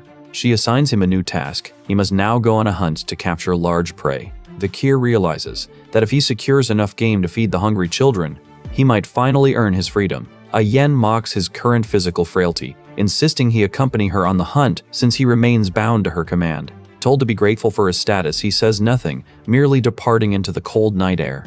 As they set out, the weight of their shared past haunts them, causing her to offer a sudden, uncharacteristic smile. They finalize their departure plans for the next morning, unaware of a hidden observer who denies watching them. She vows to take full responsibility for the outcome, while he watches her with a steady, intense gaze. When a tribesman sneers at him as a disgusting bastard, she nudges him to ensure he stays focused. He reaches into a jar to coat his gear in a dark mixture, simultaneously activating his eye of truth to assess the hidden status of his targets. The shaman, a human, gathers the hunting party, warning that they must accept his blessing to survive the trials ahead. Hunters begin applying charcoal to their faces, an ancient ritual meant to hide them from the god of death and soothe their conscience. Vikir finds the shaman's incessant rambling tiresome, though an elf companion urges him to let the old man speak. Relieved that he has survived this far, he questions the efficacy of these blessings, realizing this tribe is no different from any other as he dismisses the shaman's position as performative. His thoughts drift to killing, noting that his adversary's nature remains as predictable as ever. As she struggles to explain her recent actions, he mocks her friction with the shaman and demands she don her protective gear. She offers him a spiked collar, explaining that it serves to shield their necks from being bitten by prey during the struggle. Instead of resting as ordered, he insists on adapting to the environment, standing amidst the muscular warriors. He contemplates the potential of the legendary Dragon's Breath skill while the white wolf, Bakura, watches him closely. Desperate to see the semester end, he mounts the giant wolf alongside her, already mapping out his next move. Bearing the scars of his past, Bakir decides they must depart, though he wonders why Ayen goes to such lengths to keep him alive. She chides him for his lack of focus while riding, warning that he will fall unless he holds her waist tightly, doubting he can even stand in his current broken state. He remains alert, his gaze fixed on the path ahead. As they pause in the forest, a rival warrior confronts them, mocking her for doting on a slave. The warrior insults her for wasting time, boasting that he will secure bigger prey and lead the next hunting party by staking his grandfather's honor. Bakir narrowly dodges an assault, his eyes sharp as a muscular warrior kicks out at him in a sudden, violent confrontation. Sneering at him, the warrior mocks the use of hunter equipment on a mere slave, while Bakir resolves to approach him directly. The system boosts his stats, but he wonders, how are you going to use this injured male as a hunting assistant? Ayin counters the mockery, telling the warrior to check his own waistband, which leaves him stunned and off balance. Undeterred by his injuries, Bakir smiles at the elf as he resolves to secure the necessary funds, remembering that a weapon must be held as closely as a lever. Furious at being defied by an arrogant slave, the rival lunges to attack while Vikir silently vows to kill him.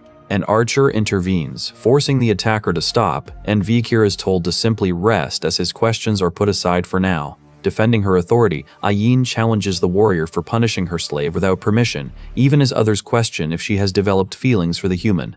She maintains her cold exterior, confirming that while a slave must be punished for wrongs, only she holds the right to enact that justice upon her property. A powerful force slams into Vikir, leaving him dazed and bleeding against the cold forest floor. The attacker orders him to stay down, promising that his questions will be answered once he is no longer pinned. As Vikir collapses, the surrounding group finds him unconscious in the field, mockingly asking if they are satisfied now that they have finally located him. Ayan looms nearby, her presence forcing one of the companions to offer an awkward farewell before hastily departing. She clenches her fist, taunting the others for failing to capture a single maiden before warning them never to mistreat her slave again. While Vikir lies heavily injured, a system message flashes before his eyes, compelling him to choose a path at this critical crossroads. He wonders if the memories surfacing from 10 years ago are truly his own. Eventually confirming his own survival amidst the haze, his expression darkens as he reflects on his blood-soaked path, vowing to make his enemies regret every action they have taken. To him, these divine beings are nothing more than monsters in human skin, and he swears to slaughter them all. Ayin rides her white wolf closer to ask if he is hurt, though she knows her harshness toward Ahun was essential to prevent further retaliation. Vikir winces, admitting it hurts to speak, yet he whispers that he is a bit of a weirdo and reveals that the true mastermind remains hidden. A warrior attempts to kick out, but Ayin swiftly presses the white wolf's head to the ground to restrain the beast and maintain control. She asks with genuine urgency if his life is in danger, but he struggles to find the breath to reply through the agony. Focusing on mastering his mana control, he brushes off the pain as something he is used to before preparing for the next stage of his training. She blushes deeply, unaware that Vikir is mentally contemplating his status as a rank F hunter who can still see the system. As he pulls her close, she acknowledges his promise, though he remains internally concerned about the infection risk inherent in barbarian wound licking. Vikir realizes he finally has the leverage to demand anything, asking if she will truly grant him one single request. She is startled by the audacity of his question, yet she reaffirms that a Balak warrior never goes back on their word. A silent vow of vengeance screams through his mind, leaving Ayen flustered as she wonders why he is thinking with such intense focus. Fearing the worst, she watches him closely, while Vikir decides that if he can ask for anything, he will use this opportunity to strike back. Ayen reassures him that she will handle the situation, promising that this is the only way to ensure his safety. When he asks to learn archery, She reflects for a moment before begrudgingly accepting the request. Special training begins the next day as he traverses the woods while riding his wolf companion. She reprimands his lack of talent, demanding he aim properly at the arrow already embedded in the tree. Guiding his arms into an intimate position, she explains that this is the traditional method used to teach young warriors. She insists he master the bow because his body cannot handle the sword, claiming success is the only way to secure his reputation. Though he struggles under the physical strain, a sudden wolf attack interrupts the moment and forces them into a fight. Once the skirmish ends, she asks the wolf Bakira if it found the target while he remains focused on his objective. When the figure commands him to get up, he decides to tail the man to uncover his true intentions. They arrive where the river meets the ocean, where she explains that salmon attempt to climb waterfalls to evolve into beasts. Most of the fish fail and fall onto sharp rocks, where they are consumed by predators. A fallen fish becomes food for an ox bear, a creature he vows will pay for his suffering. They identify a superior ox bear, a beast that has survived countless pandemoniums and stands on a level beyond anything they have seen. Shocked by the target, they realize they are hunting the male bear that has come to court the female as the monster emerges to attack. A horned beast crashes into the stream and the hunt begins. Watching the ox bears through his bow, Viker prepares to strike, but Ayen corrects his assumption. The female seeks a weak mate she can control, not a strong one. The creatures confront each other in the rushing water and touch noses, a ritual signaling that the female chooses the weakest, most submissive partner. She explains, "It chose the weakest one?" Females look for smaller partners, much like how the Balak select their own. Vikir realizes the mating process is strictly about securing DNA, so he must wait while the female effectively suppresses the male's strength. As the beasts roam, a strange sensation washes over him, and he realizes he is standing at the threshold of a world-altering fate. Hiding near a cave after 4 days of monitoring, he wonders if his allies truly grasp the Empire's hidden history. He confirms to Ayen that he has been feeding the ox bear's fruit to prolong their mating, a substance that temporarily boosts strength but drains their lifespan. The female character warns that the pill has a dangerous side effect of consuming the user's lifespan. While they share soup, they discuss the ox bear's relentless mating habits, a topic that leaves him visibly surprised and uncomfortable. Ayen mocks his lack of experience compared to her tribe's warriors, leaving him silent and unsettled as they watch the forest unfold. Startled by a sudden, thunderous roar tearing through the woods, Ayen instinctively reaches for her bow. The ox bear bellows. The female has been impregnated before its rival strikes it down. Watching from the brush, Vikir is taken aback when the beast lets out a primal, terrifying cry that echoes through the shadows. The creature suddenly pivots, charging straight toward their position as Vikir feels an unsettling, predatory gaze locked onto him. Ayen quickly whispers that the ox bear is acting as a territorial predator, warning him to keep his distance. Observing that the beast is nearly spent after 4 days of relentless mating, she decides they will track its path quietly. They remain perfectly still in the undergrowth, waiting for the exhausted monster to succumb to sleep before beginning the hunt. Vikir notices a strange anomaly, realizing his lingering curse is linked to his current state. They track the creature through the frozen canyon by following its heavy footprints. Ayen pauses in confusion, stunned to see the tracks leading further away despite the beast's clear physical exhaustion. She notes that the ox bear is intelligent enough to seek out a cold, safe location to shed its parasites, leaving Vikir to marvel at its foresight. A sharp chill bites into him, though he wonders if his weakened physical state is simply making him more susceptible to the cold. Ayen offers to share her body heat, bluntly warning that his stiffness will ruin the hunt and telling him not to interfere with her methods.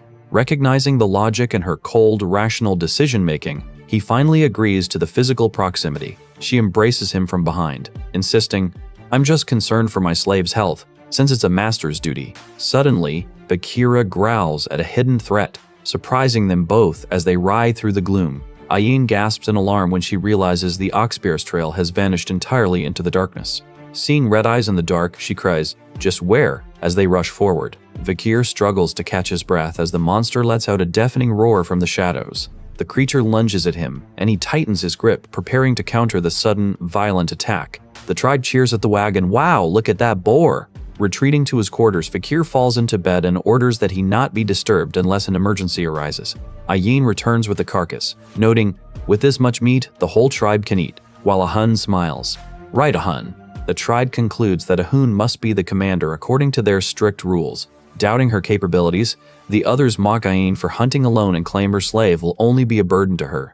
As the monster looms over her, she gasps in terror. The impact of the creature's attack sends her to the ground, where she is pinned by the weight of the monster. Vicar confronts the bear as his wolf snarls, ready to fight. He is stunned to see a system status window appear as the wolf lunges at the bear. Checking on Ayin, he hears her thank him for saving her life during the chaotic ambush. He realizes the creature possessed a cunning intellect to lure them into a trap, explaining why the wolf chose to fight alongside him. Determined, he decides to bait the monsters to their position, though Ayin feels her dignity as a master is compromised by relying on his help. She orders him to wait behind while she prepares to prove her authority and combat prowess. He reflects on the situation as his opponent acknowledges his impressive strength in the heat of battle. Ayin complains about him resting while she works, even as a sudden threat forces a shocked reaction from them both. The hunter strikes the horned beast with arrows while riding atop the white wolf through the snow. Vowing vengeance against the oxbear for its attack, she feels her dignity as a master has been insulted. The archer prepares to fire while the antagonist mocks the prey for trying to hide behind a rock. Suddenly, Vikir stops in a moment of realization. Ayin draws her bow, her focus narrowing as she notes that an arrow only pierces when it truly intends to. Vikir wonders why he is tasked with this duty. Watching as her energy-infused arrow strikes the creature's barrier, he orders the beast to leave, but it ignores him and fires a blue energy blast in retaliation. The beast roars in defiance, leaving Vikir shocked to realize that the ox bear he tracked was already being hunted by someone else. Her arrow passes straight through the boulder with precise, concentrated aura, showcasing her lethal and artistic hunting style. Vicky recognizes her prowess, silently noting that Ayin's combat ability currently surpasses even that of Camus.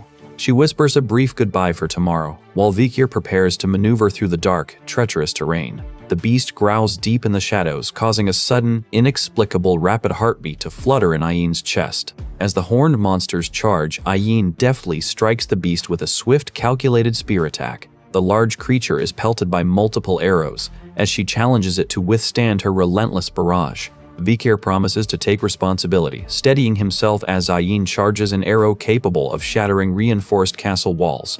She and her wolf companion unleash a powerful, combined energy beam to crush the opposition. The beast growls in pain, and Vikir notices his own body beginning to glow, confused since he is supposedly only a non-combat frang. The beast counterattacks, leaving Ayin shocked at the sudden turn of events. As the battle rages, she demands clarification while a mysterious figure tumbles down the rocky, unstable slope. Ayin leaps into the air to strike, but the fighter collapses to the ground, leaving Vikir in tense, heavy silence. He realizes the beast sensed his underlying killing intent just before its death, causing him to regret his careless, impulsive strike. Vikir stands his ground against the charging beast, promising to answer Ayin's questions once the creature's jaws are no longer a threat. The sudden realization of the beast's true target hits him, and he mocks his opponent for failing to uphold the dignity of a true master.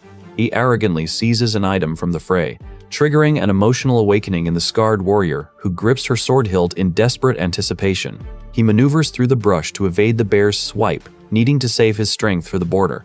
He steps directly into the monster's path, declaring he will decide their fate before lunging forward to initiate a counterattack. His blade moves fast to clash with the creature just as it fires a red energy beam. He channels his inner reserves to grip his weapon tightly, delivering a lethal red slash that cuts through the monster's defenses.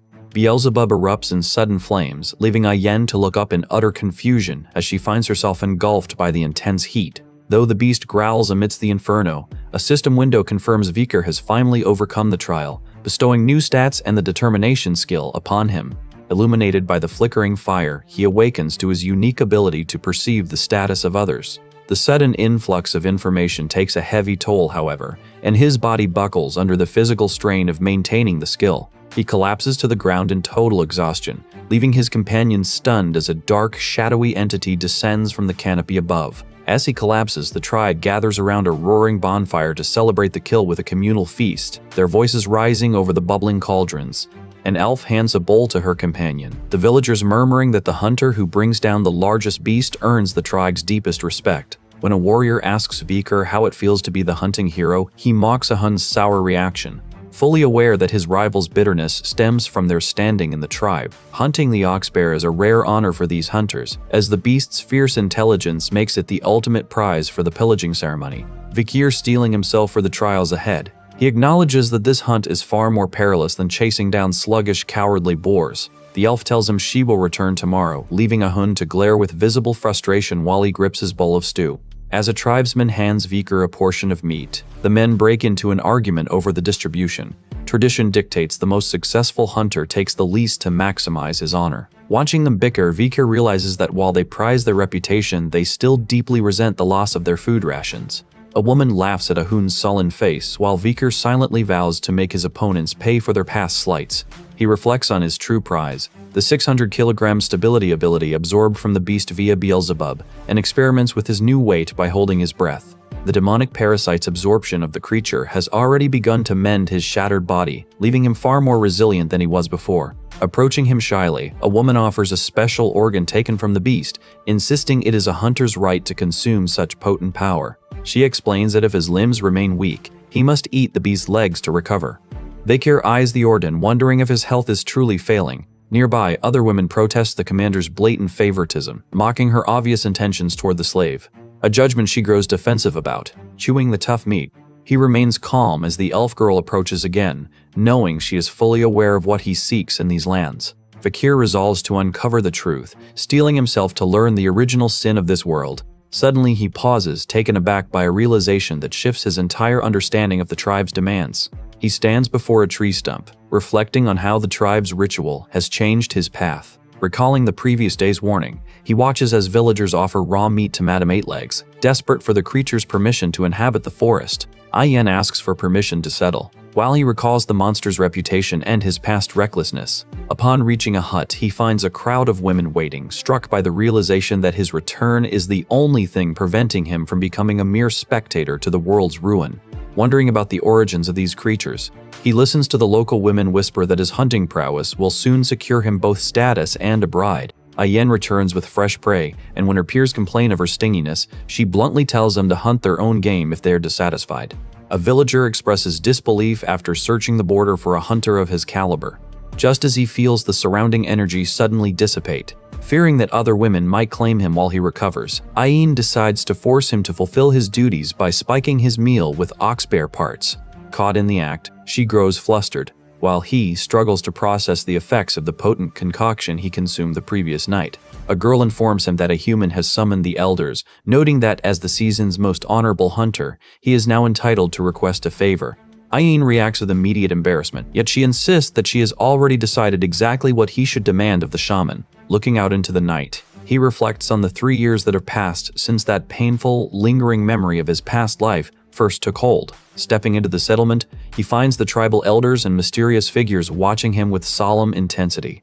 He kneels before the matriarch, Aquila, who sits upon her throne with a hawk perched above. She thanks him for the ox-bear meat, and he justifies his actions as merely doing what was necessary. Noting his surprisingly fast recovery, she praises his resilience, which he humbly attributes to her care. As the night fox and leader of the tribe, she expresses sincere gratitude that he also saved Ayen, reflecting on her warmth compared to the coldness of Hugo. He listens as she offers to elevate him from a slave to a member of the family. The shaman, a human, clears his throat, signaling the immediate dissatisfaction of the elders regarding this change in status. A human, the shaman, watches him with a critical and calculating eye.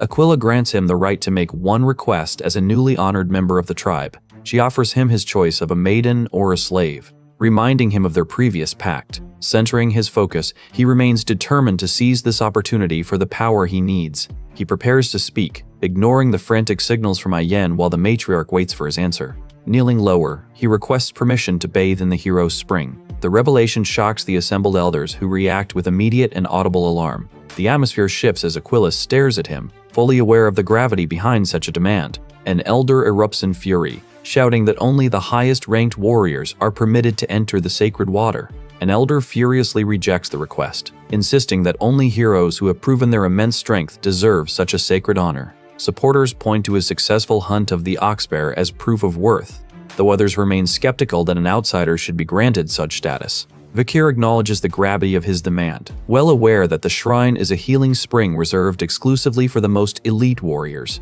Since the mystical waters accumulate slowly, access is strictly rationed for those who have provided extraordinary service to the tribe. The elders eventually debate using the visit as motivation, deciding that since he is now family, they should prioritize healing his grievous wounds. Despite the shaman's continued resistance, Vikir is dismissed to rest just as a sharp, rhythmic chiming echoes through the camp. The tribe immediately shifts into a state of high alert, dismissing the possibility of an invasion because they rule these woods, yet they still scramble to their posts. Standing amidst the chaos, Vikir remains the silent hound, internally swearing to settle his debts with everyone who has crossed him. He watches the camp mobilize, realizing he must rely solely on his own growing power to navigate the shifting political landscape. When the Balaks prepare for the arrival of traveling merchants, Vikir spots a familiar, suspicious symbol hidden among their crates.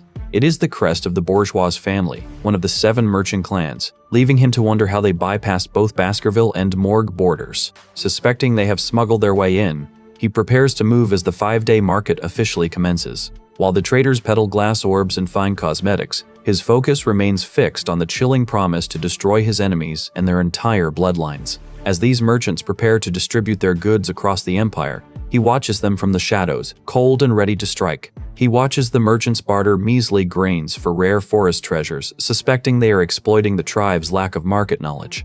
Though he initially intends to remain anonymous to avoid complications, his composure shatters when a man shouts with murderous intent, drawing his sharp attention. While the woman finds relief in encountering a seemingly normal person, he resolves to take charge, his eyes burning with intense frustration at the exploitation. He moves to assist the vulnerable, but a proctor reminds him that this is the final exam. Even as the tribesmen complain about the poor quality of the trade goods, a tense standoff erupts over a deer antler, prompting him to prepare to reveal the truth before addressing the visitor's many questions. As the warriors celebrate their extorted gains, he reaches out, determined to reach the bridge and survive the night. The merchant mocks the tribe's ignorance, callously ignoring the young girl who approaches him to trade for a glass orb. When she presents a rare sundung beetle larva as a delicacy, the merchant reacts with disgust and openly challenges the offer.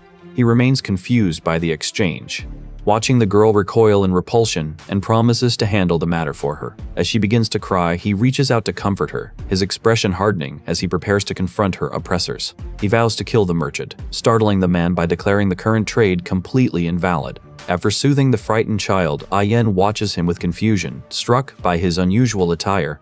He demands the immediate cancellation of all unfair trades, exposing his precise knowledge of market prices to the stunned merchant. The merchant claims divine sanction for his actions, but he is recognized as a savior from the past. Even as the trader warns him to stay away, focusing on his target, he systematically dismantles the merchant's lies by revealing the actual gold value of the traded corn and diamonds. He explains the exorbitant cost of rare materials like oxbear horn, leaving the merchant in total shock at his expertise. Vikir holds up a glass orb, exposing it as a cheap, addictive drug designed to erode the user's health. Clenching his fist, he realizes the sheer scale of the deception and looms over the trembling merchant. He assures the man not to worry, as he intends to handle the entire situation himself. The merchants panic as their scheme unravels, while Ayen wonders if these tainted goods are why the tribe's health has been failing.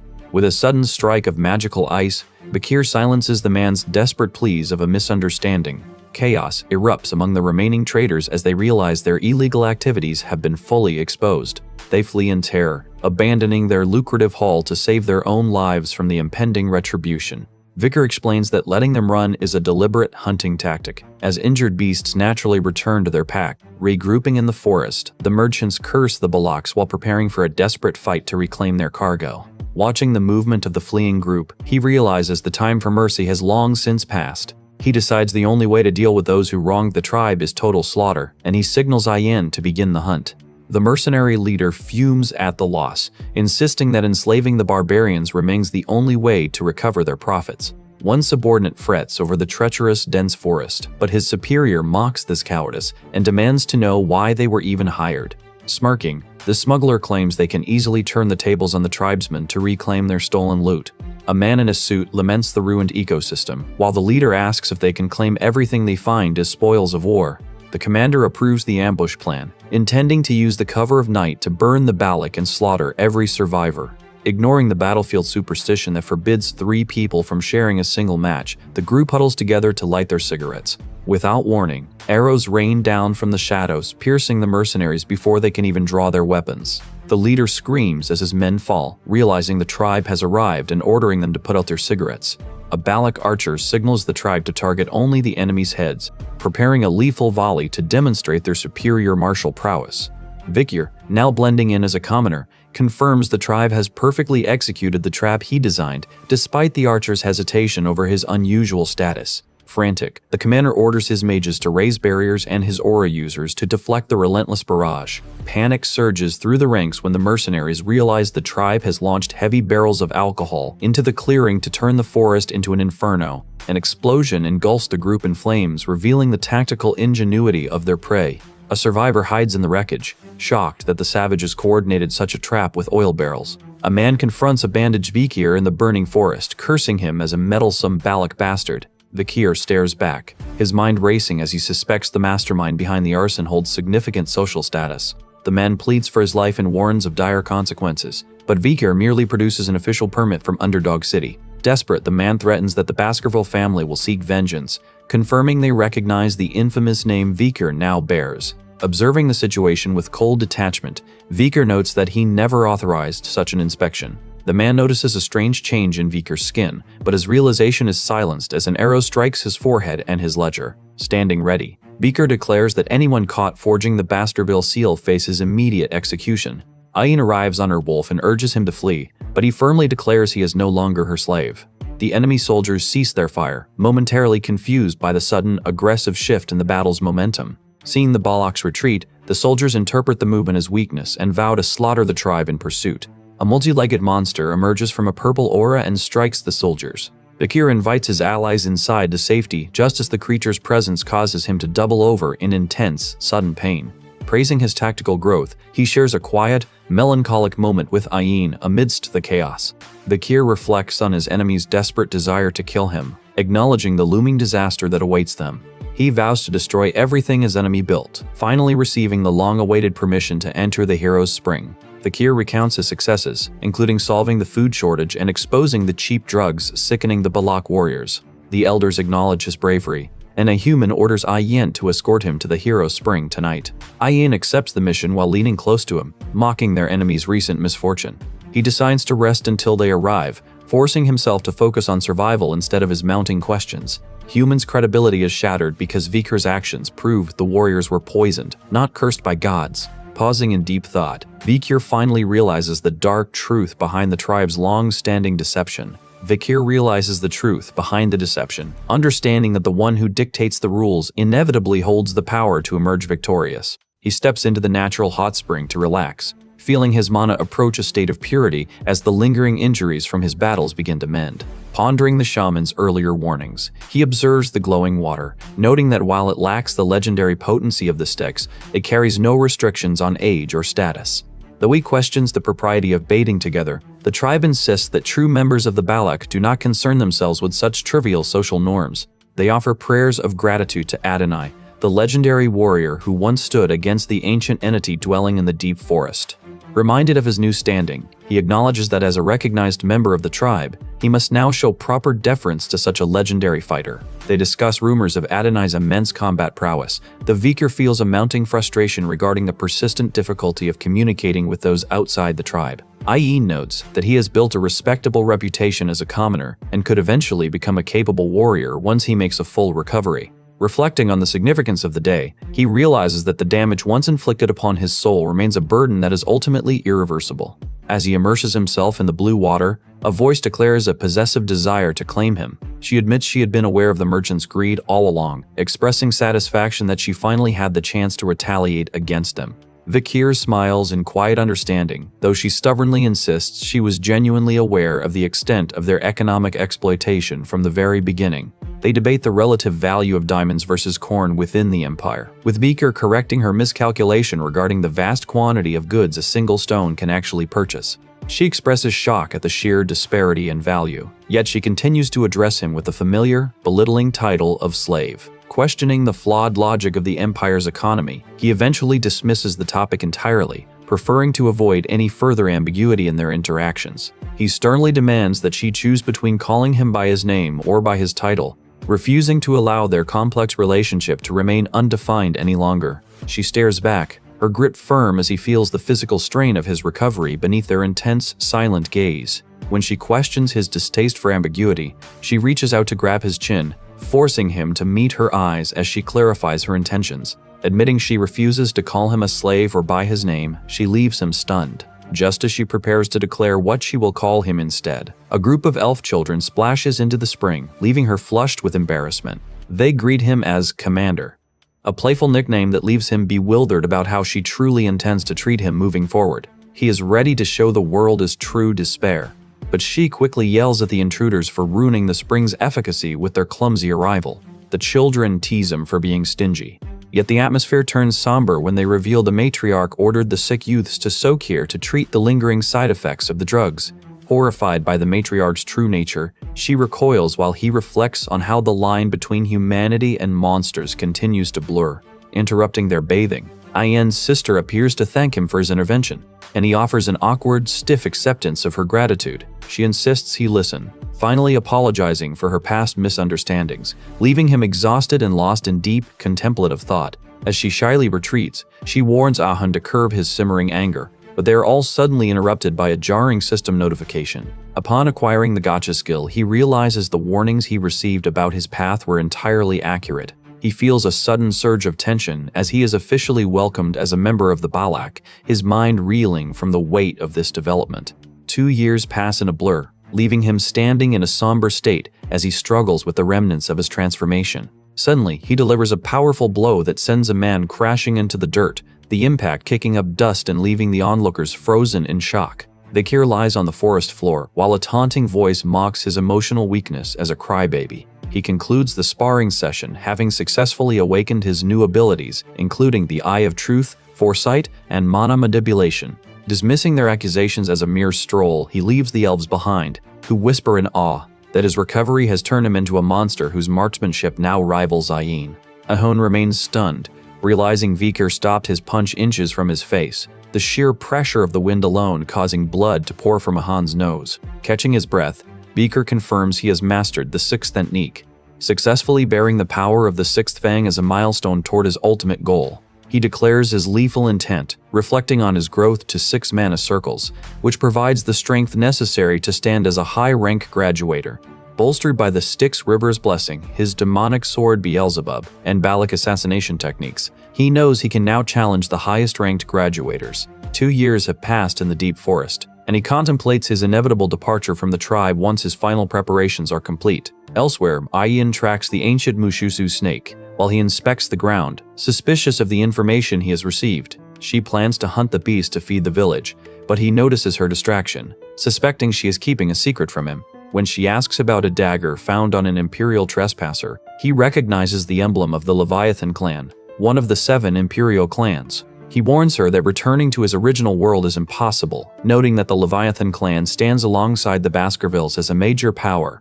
They discuss the past massacre of mercenaries, though he remains disturbed by reports of intruders pouring mysterious red liquid into the headwaters. The hunting party recently caught an intruder, yet the captive bit down on hidden poison and died instantly, leaving behind only a dagger as proof of his origin. Vikir demands more information as Ayen prepares to ask her own question. She demands to know if he intends to return to his homeland, warning that she despises deception and needs the truth about where he truly comes from. Ayin reveals that another Imperial search party entered the deep forest years ago, and she suspects Vikir was the sole objective of their hunt. Shock ripples through him at the disclosure, his mind racing as he identifies the specific, lethal threat now stalking the woods. He swallows hard, the cold tension in his chest mounting as he contemplates the reality of being hunted by the Empire once more. A red-haired woman had led that search party 2 years ago, and Ayen is certain she was tracking the trail he left behind. Alarm flares in his eyes, his focus sharpening as he realizes this pursuit is far more personal and dangerous than he ever imagined. The sheer density of mana clinging to the forest path confirms that a powerful, relentless tracker has been closing in on his position. Ayin explains that the girl and her scouts meticulously combed the wilderness to investigate his trail ever since his battle with the madam. Overcome by sudden anxiety, she asks if he will leave with her if she returns. Clearly terrified that his departure would abandon the tribe, Vikir struggles against the lingering toll his power takes on his body, wondering if she will attempt to bind him to the forest to prevent his return. Despite the suffocating silence between them, he firmly declares that he will never go back to his former life as a disposable pawn. Ayin visibly softens, her fear replaced by relief as their silent agreement is sealed by the river, the heavy tension finally dissipating. She smiles, her mood lifting instantly at his promise to stay, while nearby tribesmen unknowingly celebrate the choice that keeps him in their ranks.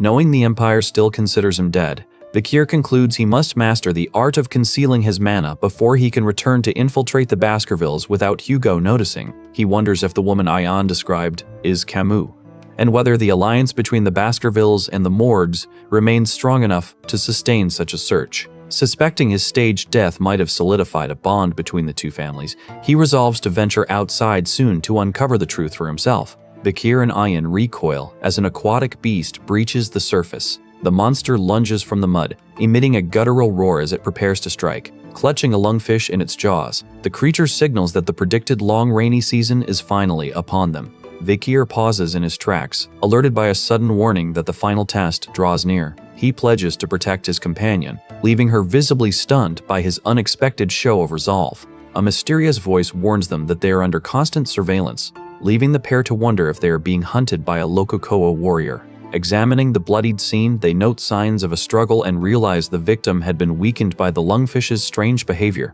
Vikir questions why such a vulnerable person was out hunting in the deep woods alone. He fears the tribe's situation has grown dire, a thought that fills him with profound sorrow.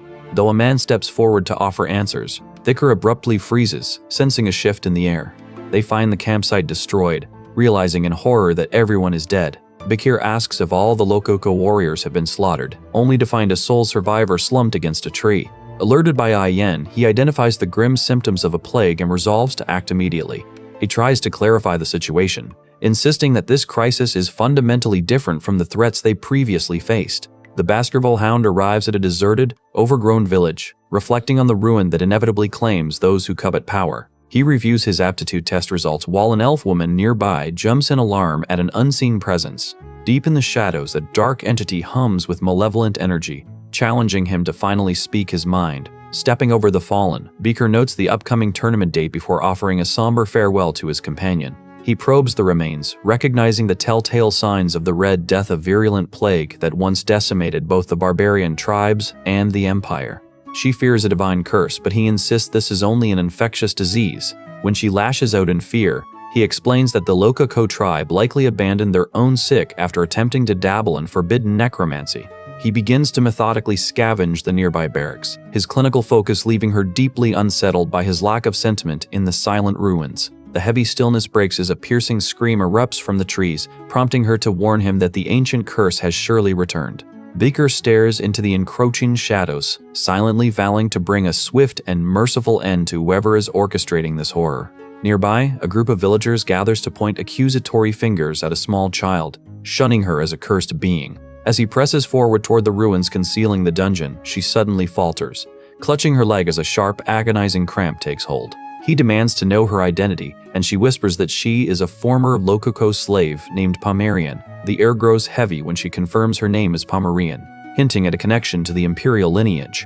Vikir stands paralyzed by the revelation, his shock mounting as a monstrous, unseen presence begins to loom over the forest canopy. He tightens his grip on his blade, his resolve sharpening into a lethal edge as he prepares to hunt down the architect of this tragedy. Vikir studies the disheveled girl, his brow furrowing as he processes the name she just uttered, Pomerian. She looks up in surprise when he repeats the Baskerville name, confirming the heavy legacy she carries. He knows the clan's naming conventions well. Van denotes extended lineage, while Lee is reserved for the direct male line. The prefix Law is strictly for females of the direct bloodline, a rarity that makes her claim of being Law Baskerville deeply significant. Stunned, he realizes this designation marks her as a direct descendant of the family head, a fact that defies all logic. A silent scream of rage builds within him. If he fails to stop this betrayal, the consequences for the world will be catastrophic. He moves closer to offer comfort, determined to handle the situation properly before the full scale of the truth overwhelms them. Upon opening her locket, he recoils in shock, seeing the face of Hugo Le Baskerville staring back from the portrait. His mind races as he stares at the ring inside, struggling to reconcile the patriarch's hidden past with his own bitter memories. He hands the locket back, noting the chaos currently consuming the academy while wondering who these mysterious figures really are. Pressing for answers about her connection to the people in the image, he decides to proceed with extreme caution. Observing her nervous state, he forces himself to remain patient, recognizing her innocence despite the shock of his discovery. When she asks about the people in the photograph, he offers a small, forced smile to put her at ease.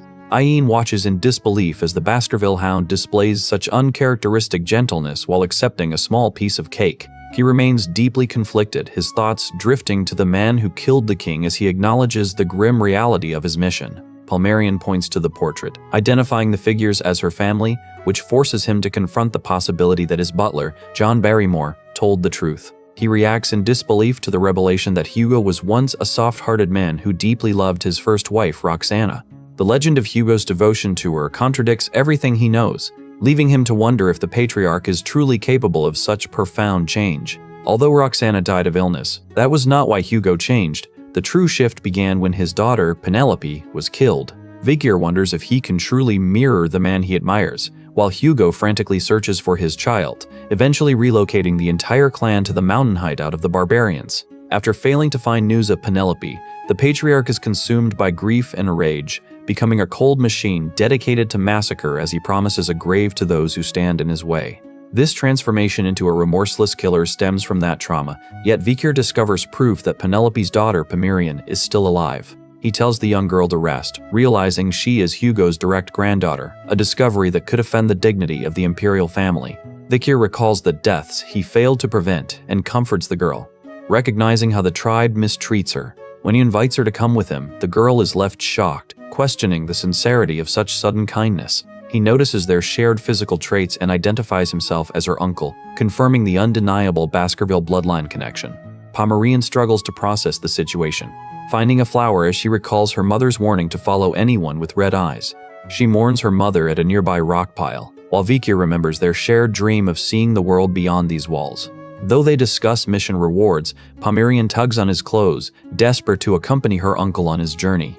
As the two stragglers of the iron-blooded sword clan cross paths, he prepares to leave for a meeting, bidding her a temporary goodbye. She begs to join him at the meeting with the matriarch, and as he carries the sleeping girl, he realizes that caring for a child is harder than he anticipated. Feeling vulnerable in her embrace, he adjusts his gear, the Baskerville Hound continuing his path of vengeance and protection. Bakir decides he cannot raise the girl in the Balak's village and considers his next steps. He intends to secure aid from Chihuahua and depart the forest, promising to guide his companion through every coming step. Swearing to make his enemies pay, he ignores the tension as an elf warrior readies herself for a looming confrontation. He warns the tribe that the arrival of the rainy season will cause the current plague to become exponentially more lethal. While an elder dismisses the affliction as a divine curse, the matriarch insists that a grand ritual is their only hope for salvation. Stubborn in their resolve, the elders refuse to flee their ancestral home, clinging to 2 centuries of history as their justification. Anxiety grips the villagers as they debate whether the sickness is a supernatural curse or a rot spreading from neglected graves and wild mushrooms. Setting aside his grievances, Bakir keeps vigil over the sleeping girl, waiting for the precise moment to strike. The elves finally recognize the threat as the Red Death, a notorious and infectious plague that once decimated the Empire's borders. Bakir recalls how Camus and the Saintess Dolores previously held back the catastrophe using divine purification and walls of fire. Because the cure was hoarded within the Empire, the mountain tribes perished, inadvertently triggering a monster wave that served the Baskervilles' political ambitions. He notes that the clan gained immense power as they secured imperial backing to slaughter the encroaching beasts and fortify the border. This manufactured victory offered Hugo the perfect pretext to cement his iron-fisted political authority across the realm.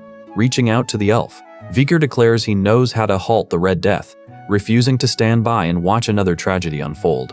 As she hesitates, a creature thrashes against its restraints. He directs the warriors to capture a nearby goblin, confirming his suspicion that the creature is already writhing in the throes of the Red Death. The warriors observe the goblin's symptoms, which validate his theory that the contagion is spreading rapidly through the contaminated water supply. He explains that boiling water kills the pathogen, confirming it is safe for the captives. Noting that the dungeon hunters have already succumbed to the illness, he braces himself to address the tribe's mounting desperation.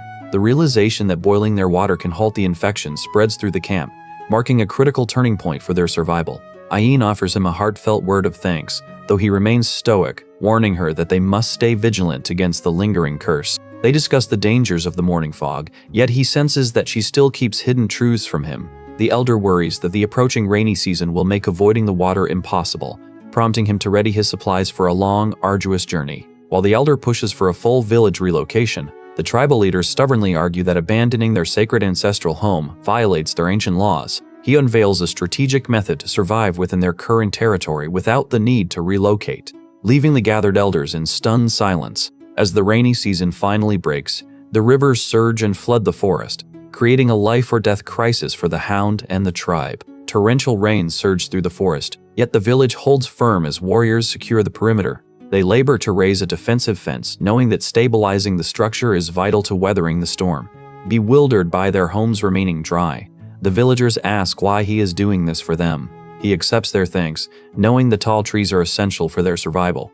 A creature rises from the water, its eyes fixed on the village. They shout warnings as the fanged monster lunges to attack. The surge of water throws the defenders back, yet he prepares for combat as lethal spikes force the others to flee. As the creature looms over him, he readies his bow and strikes the beast with a powerful energy blast. He complains about handling this dirty work, muttering about the damned catfish while drawing his weapon. Wondering if this is the Mushusu, a king among monsters for decades, he identifies it as the tribe's legendary Ka. The beast lunges through the sheets of rain, throwing people aside, but he sprints forward to confront the threat. Injured and struggling, he channels dark red energy, vowing to break the creature's habit of destroying homes. He lunges with a glowing sword to strike the monster's legs. Unleashing the 6 lurking ambushes, he strikes the beast down as its form becomes trapped by his energy. He smiles cynically, still wanting to keep his head down and live quietly, even as the monster roars once more. The creature rises again from the turbulent sea, but he turns to leave. His business here finally finished. A scaled beast rises from the turbulent sea, forcing the warrior to prepare for a confrontation. After surviving the storm, the villagers hail him as their hero for saving them from the river's depths. He stands wounded in the rain, while the old shaman watches with silent frustration. Acknowledging an approving gesture, he feels the weight of his forgotten past and the truth he must eventually face. Seeking refuge from the storm, he finds shelter in a hut where the young girl happily shares a meal. The elf and child enjoy a quiet moment together, though he remains contemplative and troubled by his circumstances. Ayin joins them, teasingly claiming ownership of his goods because she refuses to accept him as a mere slave. Bystanders notice the domestic tension and remark that the pair acts like a married couple. He watches the affection with confusion, wondering exactly when their bond became so deep. Suddenly, a mysterious figure appears and Ayin moves to protect the child while questioning the visitor's motives. Ahun arrives exhausted in the rain, looking to him for help because he knows only the protagonist can save them. The elf begs Vikir for help to save her dying little sister. Realizing he cannot avoid this, he prepares to act, as the plea to save the dying girl forces his hand. Ahul lies in bed, feverish and gasping for air, while those present watch over her in the flickering candlelight. Vikir realizes the grim truth of the situation, explaining to the others that she likely contracted the infection while working in the swamp yesterday. Ayin describes the child as a kind soul who always puts others first, then urgently asks him what must be done to save her. He reflects on his unique power to alter these events, while in a distant stone corridor, a man notes that they have reached the final stage of the crisis. An elderly elf prepares for a confrontation, while another man yells that this misfortune is the inevitable price for trusting an imperial spy. When the elder continues to insult the group, Vikir silences the room with a sharp glare to focus entirely on tending to the injured girl. The elder lashes out at him, spitefully comparing him to his parents, but he merely absorbs the verbal assault without breaking his concentration. Insisting they perform an ancestral rite to break the divine curse, the elder warns everyone against yielding to the ways of the imperialists. Ayin grows frustrated with the old man's stubbornness, but Vikir tells her to remain silent and listen as he takes command of the situation. He instructs Ahun to sanitize the furniture and burn charcoal to clear the area of pests, hoping to buy enough time to combat the rapid progression of the disease. Warning that failure means death, he demands they follow his orders, yet he reassures his companions that he can successfully save the child. Vikir knows he must leave the deep forest to secure medicine, and his companions pledge to do whatever is necessary to assist him. He tends to the wounded, revealing that he is the only one who can clear their names because he alone knows the truth of what happened that night. Ayin mourns that the principal matriarch would never allow a trip to foreign lands, forcing him to consider sneaking out under the cover of darkness. After checking one final time on Ahul, he turns to Ayin and firmly demands that she let him leave. She stares in shock, left speechless by his sudden, cold acknowledgement of the truth. He turns toward his target, warning her with chilling detachment that he will strip her of everything and cast her aside. The main course of this ordeal is finally upon them, and he prepares himself, Knowing she is burdened by a sea of questions, Ayan hesitates, but he lunges through the rising water, closing the distance between them in a flash.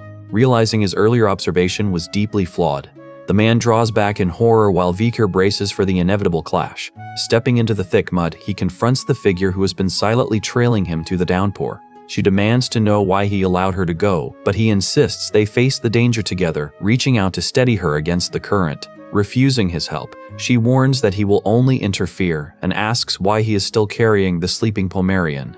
She dismisses his attempt to speak, telling him she did not ask for his input. Sorrow and shock wash over her as the realization dawns that he understood the reality of their situation from the very beginning. He commands the captive to depart, silently conceding that he has always been unable to deny her anything. She declares that he will not return to his former party, asserting that he is now bound to her as a slave. Leaning over his injured frame, she recruits him for the task, her voice trembling with anxiety as she asks if his life is truly at risk. She forces him into hunting postures to improve his skills, while he prepares to ambush the beast. Rejecting her trade proposal, he rests for a moment before offering a brief, reassuring smile. He demands a single answer, but she struggles to find the words, tearfully asking if he intends to return to her. Promising to handle the situation, he ignores the menacing figure who watches from the shadows, vowing a painful death in return. Ai makes a desperate, tearful vow of her own as the group steels themselves to confront the heavy burden of the path ahead. A woman stands alone in the heavy rain atop a cliff, waiting for a promise that still hangs between them. Vikir pauses to question her doubts before addressing the criticisms against him, leaving her struggling to find a response. Back in the study, Chihuahua sighs over his mountain of paperwork, nostalgically lamenting the days when his master was still by his side. His sorrow turns to sheer terror when Vikir suddenly appears, hanging inverted from the ceiling above him. The secretary freezes in shock until Vikir drops to the floor, flashing a relieved smile now that his return is complete. He sets the sleeping child down, confirming to a stunned Chihuahua that he somehow survived a harrowing encounter with a monster while living among the barbarians. Chihuahua stammers, wondering if he is seeing a ghost, before breaking into tears of joy at the realization that the man he mourned is truly alive. He curiously asks about the girl, Pomerian, suspecting a secret romance, but Vikir curtly clarifies that they are not related. Vikir asks him to take charge of her care and education, a request the loyal secretary eagerly accepts to prove his worth. He then instructs Chihuahua to seek help from Cindy Wendy, suggesting they approach Judy for support since she currently has no allies of her own. He then directs his aide to contact Cindy Wendy, confident that her lingering debt ensures her full cooperation in his survival. Taking the initiative, he gently tells the child he must depart to conclude his affairs, promising to return once the work is finished. His plan hinges on treating the Red Death, knowing that a single drop of holy water from the Kol Vadis clan will provide an immediate cure. Though she playfully tugs at his face, he remains focused, his gaze hardening as he sets his final scheme in motion. He journeys toward the Quo Vadis territory, well aware that they command the greatest influence in the entire empire. Upon arrival, he notes the atmosphere has shifted, observing palace guards who signal a tightening of security throughout the capital. He offers a polite farewell to his associates, only to find armored sentries clashing their staffs in a tense standoff at the gates. Posing as a merchant named Joseph, he presents his import permit to justify the oil barrels he is transporting. The guard insists on inspecting the cargo despite his protests, citing strict new orders from above to enforce formal procedures. As the knight selects a barrel to open, he feigns panic while secretly bracing for a potential confrontation. He warns his hidden companion to prepare for the truth, eventually passing the inspection as the guards wave him through. Upon reaching St. Mecca, he stares forward with lethal intent, silently renewing his vow to eliminate his target.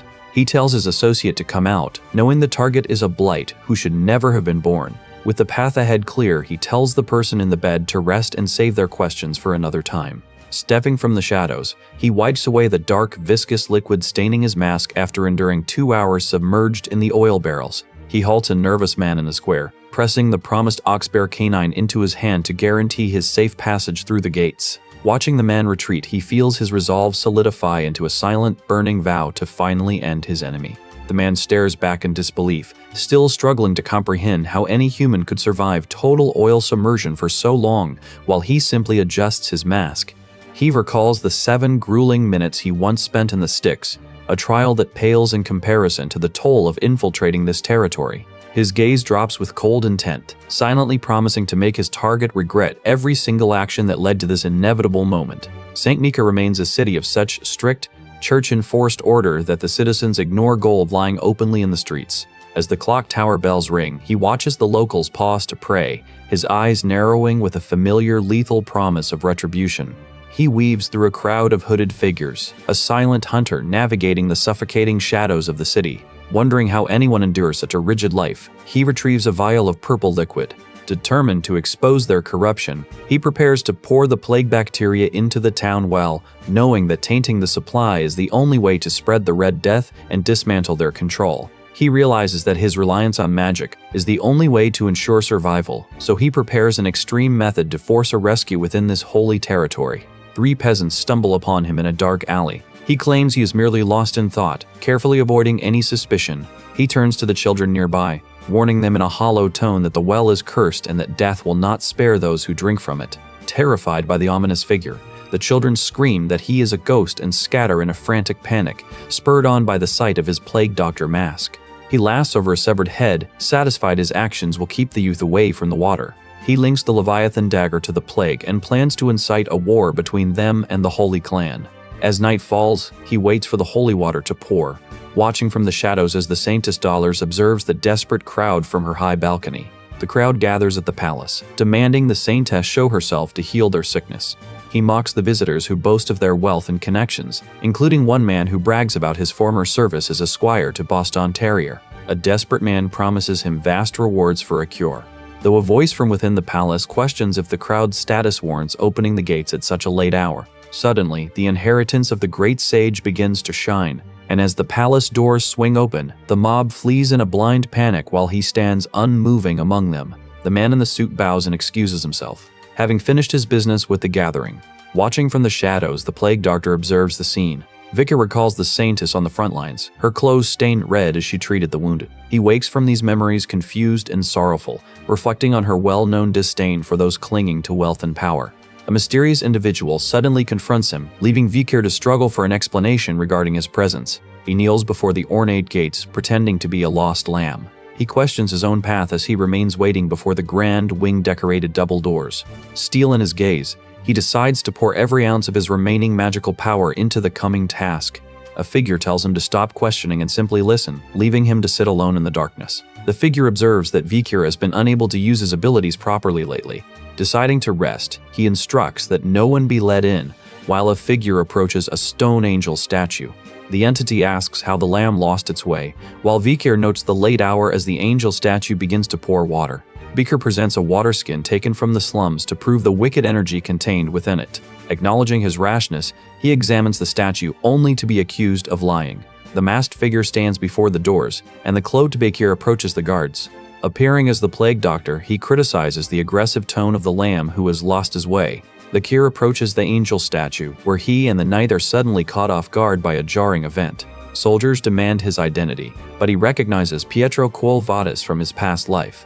Because Pietro never compromises with injustice, the armored knight admits he learned his own harsh interrogation techniques directly from his mentor. Disguised as a plague doctor, Vicar refuses to remove his mask and turns to leave after his report, desperate to avoid further confrontation. Suddenly sensing a threat, the knight resolves to stop the suspicious visitor from leaving the premises. Vicar watches as his former acquaintance infuses a piece of paper with divine power, proving he still relies on such unconventional weapons. Accusing the doctor of spreading the epidemic, the knight ignores the sound logic of Vicar's self-defense. Declaring that he will extract a confession once the suspect is imprisoned, the knight initiates a sudden, violent assault. Vicar dodges the magical onslaught with agile maneuvers, carefully keeping his own aura hidden to avoid revealing his true identity. Clutching his head in pain as the knight destroys the balcony, he is forced to adapt to the relentless pressure. He delivers a sudden jumping kick that surprises the knight, who responds by smashing his opponent into the ground with overwhelming force. The knight is stunned by the immense strength of his smaller foe, unaware that he is fighting back with the weight of a hardened warrior. Vicar contemplates the irony of his struggle, drawing upon the 600 kilogram stability skill he gained years ago after killing an ox bear. The two combatants trade strikes, and the knight raises his shield to block the attack. Striking back with a powerful blade swing, Vicar finds his system registering the acquisition of new skills, including Dagger Mastery and the Wolf Slayer title. The knight attempts to end the fight by unleashing his A-rank ability, Cerberus's Flame, directly at his opponent. Horror washes over the knight as his own book bursts into flames, while the masked vicar cries out from the sudden surge of magical energy. A mysterious figure invokes a powerful spell using the burning book, demanding to know if the target wishes to continue, while a knight in white armor inspects a nearby glowing pillar. This dark-haired entity with red eyes disdains those who challenge the Demon King, prompting the knight to accuse him of being irreligious for using sorcery and refusing to let him leave. The knight lunges at his opponent, but Viker crushes the burning object underfoot, leaving his attacker stunned by the sudden turn of events. He argues that the world is more than heroes and villains before lunging to strike his armored foe. A red fist hits the armor, shattering a fountain as he dashes forward to press his attack. Sir Pietro coughs up blood in agony, leaving his fellow soldiers in total disbelief that their captain could be defeated. Desperate guards move to protect their leader, surrounding the statue as they prepare for a final stand. Vikir warns that everything has a price, pausing in the grand hall as he weighs the consequences of his actions. A shout rings out, and he finds himself approached by a mysterious blonde woman waiting near the palace railing. She asks if he is the lost young lamb, and he recognizes her as Saintess Dolores. Dolores calls him an injured puppy, though a knight quickly warns her that he is actually a blood-crazed wolf. The Saintess offers to clean his wounds, but Vikir declares he will lead the operation, coolly asking the stunned knight to bring tea. He meets Dolores for tea, where a man in a suit questions if the company's plan will cause them to lose too much. Vikir reflects somberly before the masked figure asks the Saintess if she is truly 16. Dolores sips her tea with a calm, benevolent grace, seemingly unbothered by the masked intruder sitting before her. Though she carries the weight of her service on the front lines, Vikir knows she likely harbors deep curiosity regarding his sudden appearance. She remains stoic, reflecting on the respect she commanded during the time of ruin, while he watches her every move with calculated precision. Behind his mask, he admits to the stress of his mission, silently resolving to eliminate his enemy as he prepares to unveil the hidden truth. Dolores laments her status as an Imperial Academy student, constantly hounded by greedy nobles who demand her divine attention for trivial ailments. She sighs, noting that these people ignore the god's will of justice and equality, blinded by their own immediate, selfish desires. To her astonishment, he quotes Asmoser, chapter 6, verse 9, demonstrating a profound knowledge of the ancient texts that catches her off guard. Claiming he was drawn into this conflict by pure chance, he produces a pouch of contaminated water, forcing her to confront the reality of the spreading epidemic. She questions his motives, but he retorts that he would never have risked entering the palace if he were the culprit, compelling her to take his warning seriously. Tension spikes as a man rushes forward to protect her, cornering her while Vikir rests his hand on the table, ready to channel his latent energy. Golden light erupts from his grip as he reveals his true power, stating that, while he dislikes harming the innocent, he will act decisively to resolve this crisis. He explains he personally witnessed the poisoning of the slum's water supply, warning that he will fabricate a culprit if the true saboteur remains hidden. Dolores realizes that those who actively desire the decline of her family must be the ones behind this malicious sabotage. As he moves to depart, his overwhelming predatory aura leaves the observers trembling, finally recognizing the monster hidden beneath his disguise. Her eyes widen as he explains how the Leviathan and Bourgeois clans intend to weaponize the Red Death. They plan to harvest samples to topple the Kovades family, while the merchants prepare to seize the resulting bankrupt estates. He gazes out over the city, pondering who will eventually put an end to the life of the Baskerville Hound, not realizing that he himself is the person they are hunting. The conspirators are framing the forest natives to profit from the plague, a realization that hangs heavy in the air. He presents this hypothesis to the Saintess and her protector, only to be interrupted by a sudden, hooded arrival. She finds his theory chillingly plausible and stares in stunned silence, leaving him to weigh the implications of his own reveal. When she finally asks his identity, he chooses the alias Nighthound, though he concedes the name carries an ominous weight. He mocks her reaction to his chosen moniker, prompting her to awkwardly shift the subject and bid him farewell. She admits his theory holds water, yet he presses her, questioning if she truly trusts a man of his background. Turning to Pietro, he orders the knight to investigate the slums, knowing his collaboration with the Saintess will accelerate the purge. She watches him with a troubled expression, while he smirks, confident that their goals have now aligned. A masked observer nearby mocks the knight for his defeat, sneering at how small and pitiful his opponent appears despite his strength. Vikir feels his soul churning with the familiar, suffocating sense of steel, violence, and deep-seated melancholy. The antagonist hisses a warning about the ticking clock, threatening to end his life if he dares to expose their secret. Hidden figures recoil in shock as the Saintess finally enters the dimly lit sanctuary, A nun falls to her knees, pleading for divine salvation as the victims of the plague lie motionless around her. The hooded figure confirms that the information provided by the night hound is indeed accurate. A blonde woman recoils in horror at the sight of the masked plague doctor, who remains stoically silent. Bakir offers a curt apology to the soldiers, explaining that he had to involve civilians because he was running out of time to uncover the truth. Noting there are no children among the wounded, he leaves their recovery to her, hoping his fear-based manipulation at the well served its purpose. As the woman kneels in sorrow for these pitiful people, he reflects on the heavy burden of his path. He resolves to risk his own life to verify the truth while she comforts the wounded with promises of divine healing. He watches in confusion as she offers her devotion to the suffering, viewing them with a complex mix of pity and contempt. Tears stream down her face as she unleashes her power, healing the fallen soldiers in a flash of golden light. Vikir reveals the message came from the manager, then orders the struggling, gasping old man to rest and recover. He glares with lethal intent while the masked figures weep in awe, praising her for the miracle of their salvation. He dismisses her annoying presence but acknowledges her power, vowing to handle the situation himself. She remains determined to bring holy water to the forest, while he prepares to confront those who would stop him. Dolores worries that her divine power provides only a temporary reprieve against the plague, especially after discovering the source of the infection lies within the slum's contaminated well. Bakir chooses to proceed with the investigation regardless of the risks. While she continues to labor over the pathogen, she identifies the source of the prolonged agony and resolves to purify the deepest well to finally end the suffering. A mysterious figure suddenly appears in the doorway, but Vikir forces himself to remain focused on the task of treating the sick. Abruptly, the healer collapses from exhaustion and signs of anemia, terrified that the physical toll of her divine grace is exceeding her limits, fearing the consequences. Despite her failing strength, she forces herself to continue the mission to alleviate the patient's pain.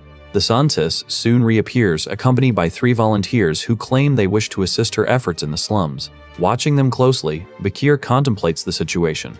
While the Santis faces questions regarding the motives of these newcomers, the trio boasts loudly about their generous donations, though they secretly mock the residents and worry that such charity might ruin the people's self-sufficiency. They pledge to protect the Santis as a gentlemanly duty, convinced that their superficial interest in the visit is perfectly justified. Bakir attempts to de-escalate the rising tension by posing as a harmless passerby, even as he internally vows to slaughter them all. Chaos erupts when the intruders react with open disgust to their surroundings, arrogantly insulting the sick while Dolores struggles to maintain her composure. As the panicked crowd begs for treatment, she realizes her misgivings were correct. Lamenting that these visitors lack the genuine empathy required for true healing, she continues to offer dogmatic sacrifice and kindness, embodying the grace of a true hound whose loyalty to humanity now burns with the cold fire of vengeance. A man with dark hair acknowledges that Vikir likely has many questions regarding the chaos surrounding them. She arrives on a glowing surface and announces her presence, stepping forward as light ripples beneath her feet. Watching in shock, a masked man observes a surgeon preparing a procedure, realizing that something other than divine power is at work. Observers marvel at the healer's solitary dedication as he treats a severe chest wound by channeling energy directly into the infected area. She realizes that by directing the blessing into the infection, she might finally be able to utilize her own divine power. Stunned by his medical and divine skills, she listens as he warns that the guild's authority is absolute and demands an answer. As Nighthound heals the patient, he is accused of being the killer, though he dismisses his role as a small piece of a larger puzzle. Divine power is a prayer reaching God to perform miracles, where the power granted is directly proportional to the miracle scale, following a 1-to-1 ratio. Yet, a secret method exists to perform 10 miracles with 1 unit of divine power, a technique born from extreme pressure. During the fall, the sheer number of casualties overwhelmed the clerics, who realized their standard divine power could not stop the disaster. Followers channel this advanced divine power, an act of faith during the era of monster hunting, even as the cost of recovery mounts.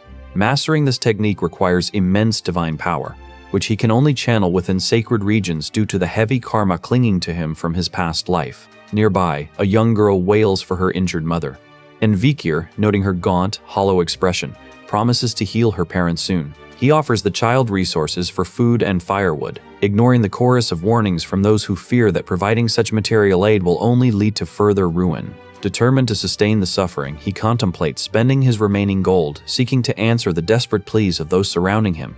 He looms over the exhausted woman, and after a moment of heavy, uncharacteristic hesitation, he leans down to offer a soft apology. Dolores watches in shock as he rests, her eyes wide with confusion over this sudden, unexpected display of remorse. She wonders why he would apologize at all, even as he rises silently to continue his grueling work. He reflects internally that theology is essentially the process of understanding the human condition, an inevitable task he is forced to carry out. The saint questions if his grief stems from an inability to save more lives. Just as a surge of golden energy envelops his frame, he reveals his bloodied hand and warns her that she will eventually disappear into the void. Dolores prays, her heart racing with intense anticipation as she finally confronts the true nature of the Baskerville Hound. She steps onto a wooden platform, gazing down at her equipment with a sorrowful expression as a faint clicking sound echoes through the chamber.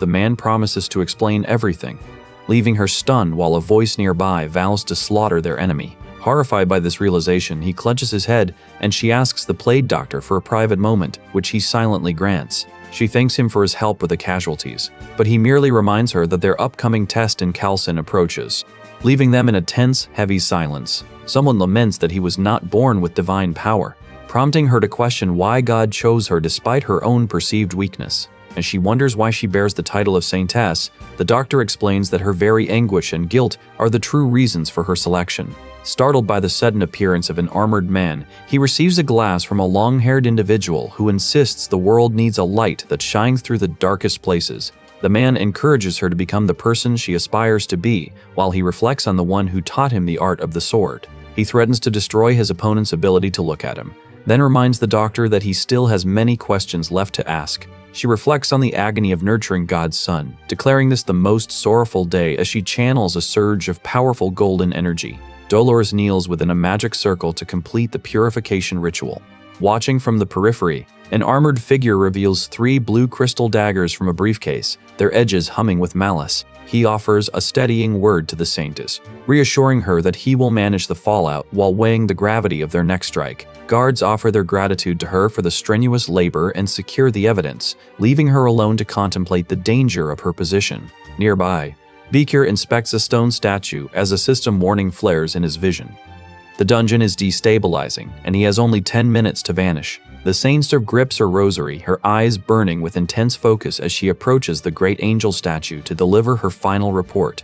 She recounts the horrors of the Red Death to the cardinal, who praises her for her contribution. Humbert sneers at the insignificance of the commoners as she confirms the outbreak originated from a neglected, unregistered well in the slums. Vikir steps forward with a confident smirk, presenting the bundle he recovered from that very location to expose the conspiracy. The package reveals a dagger etched with the combined emblems of Leviathan and Bourgeois, undeniable proof of their illicit alliance.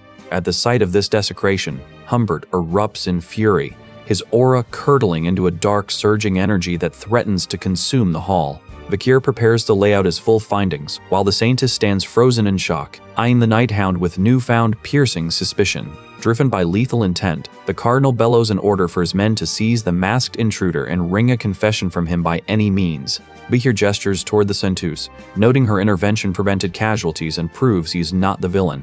Humbert reacts with pure fury at the implications, while Vikir watches, realizing the weight of this sudden, desperate rebellion. The cardinal reaches out with a surge of dark energy, declaring he will personally interrogate the intruder to maintain his grip on power. One of his subordinates questions Vikir's true motive for infiltrating the palace, offering him a hollow gesture of hospitality before he can even respond. The cardinal unleashes a blast of light that destroys the castle foundations, forcing the woman to scream in distress. A witness stands trembling in total disbelief, while Humbert dismisses any thought of mercy, having already dispatched his elite paladins to hunt the intruder down. Armed soldiers storm the square to confront the chaos the cardinal initiated. Vikir sighs at the burden of this dirty work, rushing down the stairs while reflecting on the heavy price he must pay for the truth. Deep in the shadows of a dim room, he prepares to strike, but the system suddenly flares, warning him that an outside entity has interfered and turned his quest into a void. A soldier kicks open the door, and upon catching sight of the night hound, the men panic, screaming accusations that he is the source of the plague. A terrified subordinate sprints toward the cardinal, gasping out a warning that something catastrophic has occurred. Humbert learns that the relic, the Saint Tess's tear, has vanished from the underground vault, confirming his darkest fears regarding the security breach. Vikir observes the tense, formal setting, his hand resting on his hidden prize as he realizes the profound significance of what he has just stolen. Perched atop the high tower, he is approached by a mysterious stranger. He demands their identity before acknowledging the pouch he now holds. The stranger asks if they are kin, his face twisted in deep suspicion as Vikir overlooks the city from his lonely, elevated vantage point. Vikir stares down from the tower, questioning if the reality he faces is truly his own. The elf archer aims his bow as the group flees through the forest. They face a three-headed beast that looms in the darkness. The archer prepares to shoot the creature before leaping away to survive. Two men watch from the shadows, whispering to each other about the situation.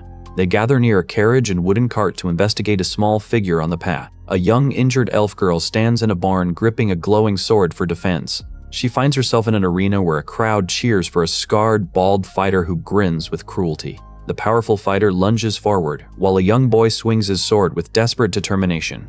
The bald man laughs hysterically, unleashing a destructive attack that forces the boy to recoil. Horror fills the boy's eyes as he lies on the floor watching his opponent seize a relic. The fighter punches his victim through a wall while onlookers laugh maniacally at the suffering.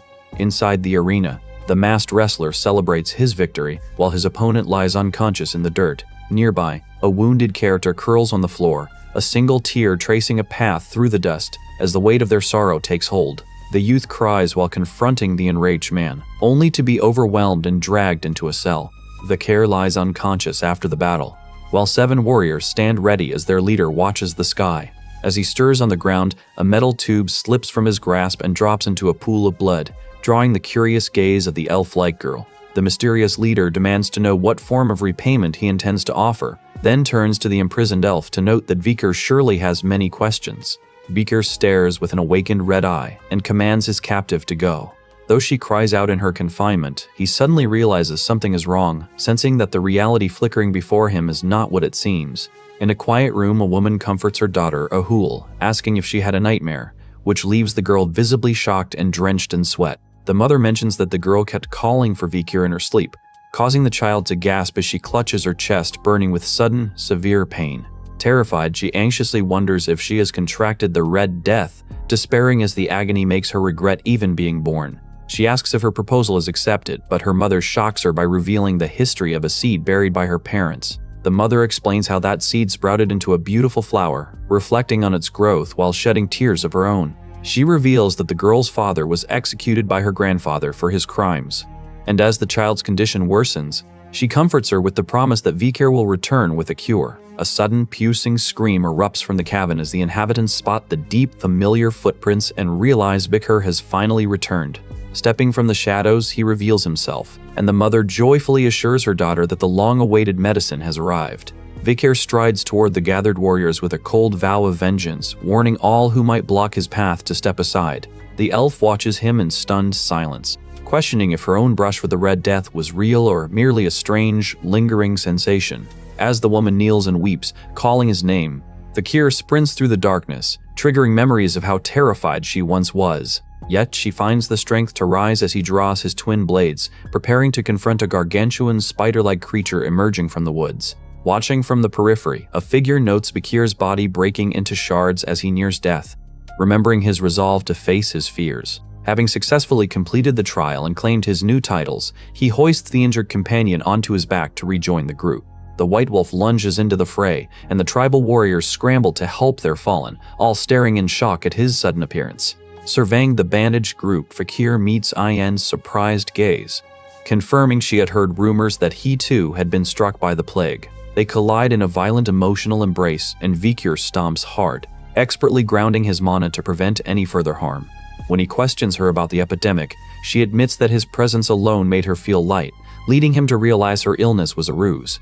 As the tribe celebrates his safe return, he notes the tactical advantage this moment provides and simply confirms he is back. Vikir approaches the tribe under the cover of night, his presence signaling that they already understand the purpose of this assembly. After mourning the fallen, he produces a pouch and reveals the cure for the Red Death. He applies a magical device to the sick tribal girl, watching as her skin cracks and emits a soft luminescence while the plague finally begins to recede. A collective gasp ripples through the tribe as they witness the dark spots on the young girl's body fading into nothingness. As his predation skill levels up from the absorbed energy of a soul-sucking blade, the camp erupts in cheers over the successful eradication of the disease. Vikir asks for a count of the remaining victims, only to learn that 10,000 people from neighboring tribes currently hover on the brink of death. He instructs the hunters to gather every survivor immediately, intending to leverage this miracle to secure the unwavering loyalty of the various tribes. Before beginning, he claims he slew the swamp monster Ka to feed the hungry, leaving the tribe stunned by his power. The mood shifts as he warns them that time is running out. There is no escape, and the next dungeon will require a full-scale raid. He commands the tribes to congregate at the river catchment, defining for them the true nature of hunters who awaken hidden potential to combat monsters. He addresses the gathering by the river, holding the object to ensure the warriors understand the coming trial. He pours a golden liquid into the current, triggering an energy technique that floods the landscape with light. Golden energy tears through the forest as Vikir gazes out at the mystical water. He commands the tribal warriors to drink the water, leaving them shocked as they stammer in denial of any wrongdoing. Vikir resolves to reach the continent's center, cupping the golden liquid to ensure the cure spreads. The warriors cheer at the sight while he stares forward with lethal intent toward his true target. The crowd celebrates as the Red Death vanishes, the purification clearing the deadly bacteria from the entire area. An elder offers him the role of tribal shaman, but he curtly refuses the appointment. Vikir observes the surroundings with focused intensity, reflecting on the situation as he prepares for the coming battle. He shatters the ground beneath him and shouts to the forest people, demanding to know who dared to purify the land. The warriors call out his name in reverence as he readies himself for a decisive strike. They demand to know who saved their families and brought a bright future to the deep forest. Vikir faces the gathering army as they continue to chant his name in unison. He realizes the Poison Clan's evil deeds inadvertently benefited him. He plans to win over the mountain natives to fight Hugo. Staring at the unconscious patient, he decides to use this chance to land a blow against Hugo. A festival is announced, but he tells his companion he has one final task to complete first. The villain plans to cure the infection himself to earn the tribe's lasting reverence. The old man gloats about infecting his granddaughter Ahol, confident no one will suspect him of the deed. He enters the cavern, only for a mythical creature to hesitate as he approaches. A human watches him with a nervous, guarded expression, feeling the weight of the dark, oppressive presence Vikir carries. The shaman observes the tribespeople and expresses shock that they have survived, having been certain they would succumb to the Red Death before the ancestral rite. A young elf continues her cooking, oblivious to the panic rising in the old man as he realizes his plans are unraveling. Vikir catches his breath by the river, questioning how the fish survive in water that has become unnaturally clear, as if the river itself has been purified. A human reacts with mounting terror as he realizes he has been found out, his hands trembling against his own head. He looms over the shaman, intimidating him while calling him out as an imperial bastard, leaving the old man stunned by his sudden, unseen movement. Vikir corners him in the secluded area, the surrounding forest warriors watching the confrontation in silence, focusing his dark energy. He remains determined to expose the one who spread the Red Death in the forest. He reveals he knows the truth about the elder, recalling memories from before his regression of a man who doomed his tribe to the infection in a desperate bid for glory. A human panics internally, wondering how the youth could possibly know his secret as they stand locked in a tense, silent standoff by the riverbank. An elf woman assures the group that the infection will end, unaware of the artificial conspiratorial link between the imperial clan and the deep forest. The shaman denies any knowledge of these affairs, claiming he only arrived to perform the rite, but Vikir demands to know why he came here instead of the village. Ayin confirms his arrival at the catchment area, and the old man demands to see if the youth's bold predictions will truly manifest. Exposing the scheme to use the Red Death cure to pose as the tribe's hero, Vikir demands the shaman reveal the contents of his pouch. A human readies a defensive technique, his hands glowing with golden light as he prepares to resist. Vikir questions the shaman's true origins, deducing that the old man is not a native Balak at all. It is revealed that a human was once a slave who murdered the former shaman to crush a coup, seizing his position as a reward for his treachery. To earn his place in the tribe, he performed degrading labor for years, cleaning the village's refuse to mask his true nature. He even served as bait during lethal hunts, only gaining begrudging acceptance from the others once his hair had turned white with age. Vikir notes the cruel irony, realizing that now that a human is old, he seeks to usurp the forest by overriding the matriarch's authority. Demanding to see the contents of his pouch, the hound moves closer, certain the elder is hiding a damning secret. The shaman nervously presents the bag, claiming it contains nothing but simple flour, but Vikir seizes it before he can retreat, feigning a sudden hand tremor. A human flings the pouch into the rushing river, desperate to destroy the evidence before the tribe can see it.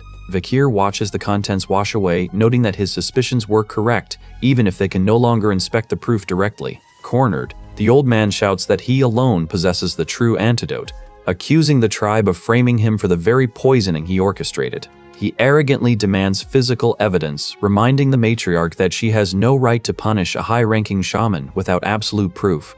Vikir invokes the Iliad, and the elder trembles, terrified at the mention of the trial by combat. The Iliad represents the ancient ballad tradition for resolving irreconcilable conflicts, where the survivor is declared to be in the right. He dares a human to uphold the very customs he claims to cherish, challenging him to fight for his honor in the eyes of the tribe.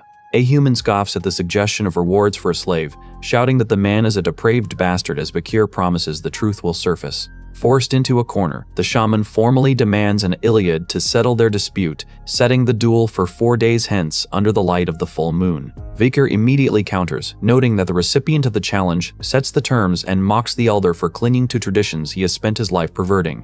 The trap snaps shut as Vikir reveals this confrontation was his intent, telling the elder he has nowhere left to go. With the tribe watching in hushed anticipation, he declares that the trial will commence right here within the warrior's circle. As the duel begins, the archer watches in silence while Vikir corners his opponent, noting that the ancient rules dictate death for those who retreat.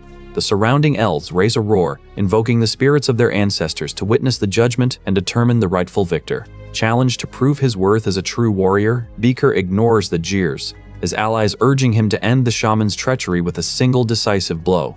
A human seethes at the betrayal of the younger generation, but Vikir prepares to silence him permanently, ignoring the blood dripping from his own finger. Since the trial permits any method of combat, he summons a phalanx of skeletons to haunt the perimeter, ordering them to exploit every gap in the elder's defense. The shaman sneers, mocking Vikir's lack of survival experience in the deep forest and threatening to put an arrow through his heart the moment he slips up. Confidence radiates from a human as he surveys the terrain, but his bravado fails to shake Bakir's singular, lethal resolve. Though the skeletons recognize the shaman's necromancy as a remnant of the Lokoko tribe, they continue their relentless pursuit through the undergrowth. A human slips into the shadows of the woods, unaware that the skeletal servants are already closing in through the thickening fog. Vikir advances through a red energy field to track the elder, who readies his bow from behind the tree. A sharp jolt of pain strikes the cloaked figure, but the shaman only smirks, convinced his opponent has finally frozen in terror. Vikir ambushes the elderly elf, vowing to leave him with a trauma he will never forget.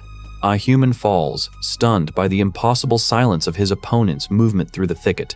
Suddenly, Vikir gasps as a sharp, dark energy pulses painfully within his own chest. He tells his companion he will rest until they reach their destination, his thoughts heavy with the weight of the moment. The duel concludes instantly, for the ancestors have deemed the elder unworthy of further consideration. Trembling on the ground, the defeated shaman screams in terror that he does not want to die. Vikir recalls the shame he endured to survive among the Balaks, reflecting on the weight of his newfound power. He vows never to forgive those who look down on him. From the warriors of the tribe to the Lokoko. Turning to Ahun, he demands the young warrior finish off the suffering target, but the boy refuses to strike. Vikir declares that such a coward deserves no pity, hardening his heart against any lingering bonds. As the man lies broken, Vikir draws a mysterious, jagged symbol into the dirt using his own blood. A surge of raw energy shatters a hidden seal, causing an ominous, suffocating presence to emanate from the nearby grave. He stands in shock as his initial attempt to bind the force fails, while the watching elves gasp in fear that the tomb is being desecrated. When asked if he fears the ancestors' wrath, Vikir questions if he is actually the one who should be afraid. Vikir watches in shock as Tylok crushes his opponent with a single blow. He lunges forward, declaring that the shaman must be killed immediately just as a violet explosion of energy erupts between the warriors. Confronting the figure, he expresses concern that he has arrived too late to stop the corruption. The warrior vows to kill his opponent as the elf prepares to unleash the great ancestor's judgment. He grips his bow, ready to strike, while the old man smiles at the mountain, mocking the reliance on ancestors and forcing the woman to change tactics. The elf prepares her dark power, and realization dawns on the group, leaving her panicked and exposed in the forest. Stunned that the shaman used resurrection sorcery on a Balag ancestor, Vikir decides to take direct action to prove the truth. A warrior watches in horror as the shaman reveals his undead reinforcements, warning that the worst is yet to come for his enemies. Realizing the mountain is filled with graves, Vikir strikes down the shadowy entities to clear his path. The archer is goaded into fighting her own ancestors as the old man calls out to his grandfather, forcing her to unleash a desperate, charged arrow. Vikir feels a strange gaze upon him and recoils as a purple sigil flares, causing the archer to collapse in pain. She aims her bow, preparing her allies for the fight, because she has decided to use her own methods to survive. Identifying the enemies as the shaman's puppets, Vikir orders the others to prioritize survival over formalities and prepare their weapons. Warriors erupt from the foliage in a sudden ambush, their steel and arrows clashing in a desperate, chaotic skirmish. As the group scatters to escape, a spectral creature slashes with a blade of purple energy, leaving an elf wounded behind a tree. Vikir watches as an archer effortlessly fells the Death Knights, his eyes tracking the lethal precision of every shot. This is Aquila the Night Fox, whose legendary reputation for shielding the forest is proven true in this moment. With the matriarch now present, the group deems it safe to pursue a human, leaving the remaining threats to be mopped up by our forces. Meanwhile, an exiled warrior swears vengeance against the Balak, while the old shaman commands a skeleton to carry out a dark task. A human realizes he cannot act recklessly, while Aquila, the strongest village head in history, guards the perimeter of the battlefield. The villain smiles wickedly, convinced that even a genius like the Night Fox will be unable to stop his impending plan. Vikir taunts his target, offering to handle the final blow himself as the nearby woman reacts in sudden alarm. They track the shaman to a clearing filled with stone pillars, where he begins a rhythmic chant that leaves them questioning the purpose of his ritual. Aquila draws her bow, her gaze fixed on ending a human here to halt his suspicious machinations as Vikir stands ready to assist. A technique flares to life, and as the shaman unleashes a surge of energy, a desperate recruiter tries to bribe Vikir with promises of future rewards. He catches a projectile midair, slamming his fist into the ground with enough force to shatter the earth. Pausing in silence, Vikir reacts with shock at the sudden discovery before him. The elderly man laughs, celebrating the successful summoning of the legendary Adonai, who legends claim sleeps deep within the forest. A masked entity emerges from the earth, whispering that he is the only one who has noticed Vikir's presence. The skeletal warrior Adonai draws a jagged scythe, his red eyes glaring with ominous energy. Vikir looks on in alarm, realizing he is facing the legendary divine archer of the Balak tribe. Adonai unleashes his dark power, clashing with his opponents in a violent exchange of strikes. Watching the explosion in terror, Vikir channels his own energy into his blade to survive the onslaught. He realizes with horror that even after deflecting the arrow, the resulting damage is immense. Ayin cries out in agony, feeling her leg burning as she suffers from the strike. Recognizing the injury as poison, Vikir confirms the legend that the bow is crafted from the remains of Madame Eight Legs. The monster looms in the shadows as Adonai prepares another strike with his dark, enchanted weapon. Vikir stands across from his enemy, the desolate canyon filled with the weight of the coming confrontation. He warns that the process is irreversible, yet Ayin urges him to run away and leave her behind. Adonai glares with hatred at them, laughing maniacally as he threatens to kill both of them. A subordinate commands Adonai to finish them, while the archer tightens his grip on his dark weapon. A surge of power radiates across the battlefield. A flash of purple energy erupts as the battle intensifies, leaving the onlookers in sudden, stunned silence. Combatants clash amidst arcs of magical power. While the undead warrior readies a dark arrow for a killing strike, Vikir bids a polite farewell to his caution, unaware that a suspicious elder watches the unfolding scene with growing unease. Two figures react with shock as dark magical energy courses through a bandaged arm, readying a desperate counterattack. Stealing his resolve to surpass his opponent, Vikir channels his own power while his foe gathers purple energy into a clenched fist. The elder stares with menacing intent before demanding they pause to talk and settle the mounting conflict. Ayin and her kin cry out in alarm for Aquila, who has arrived on the field after sensing the powerful aura.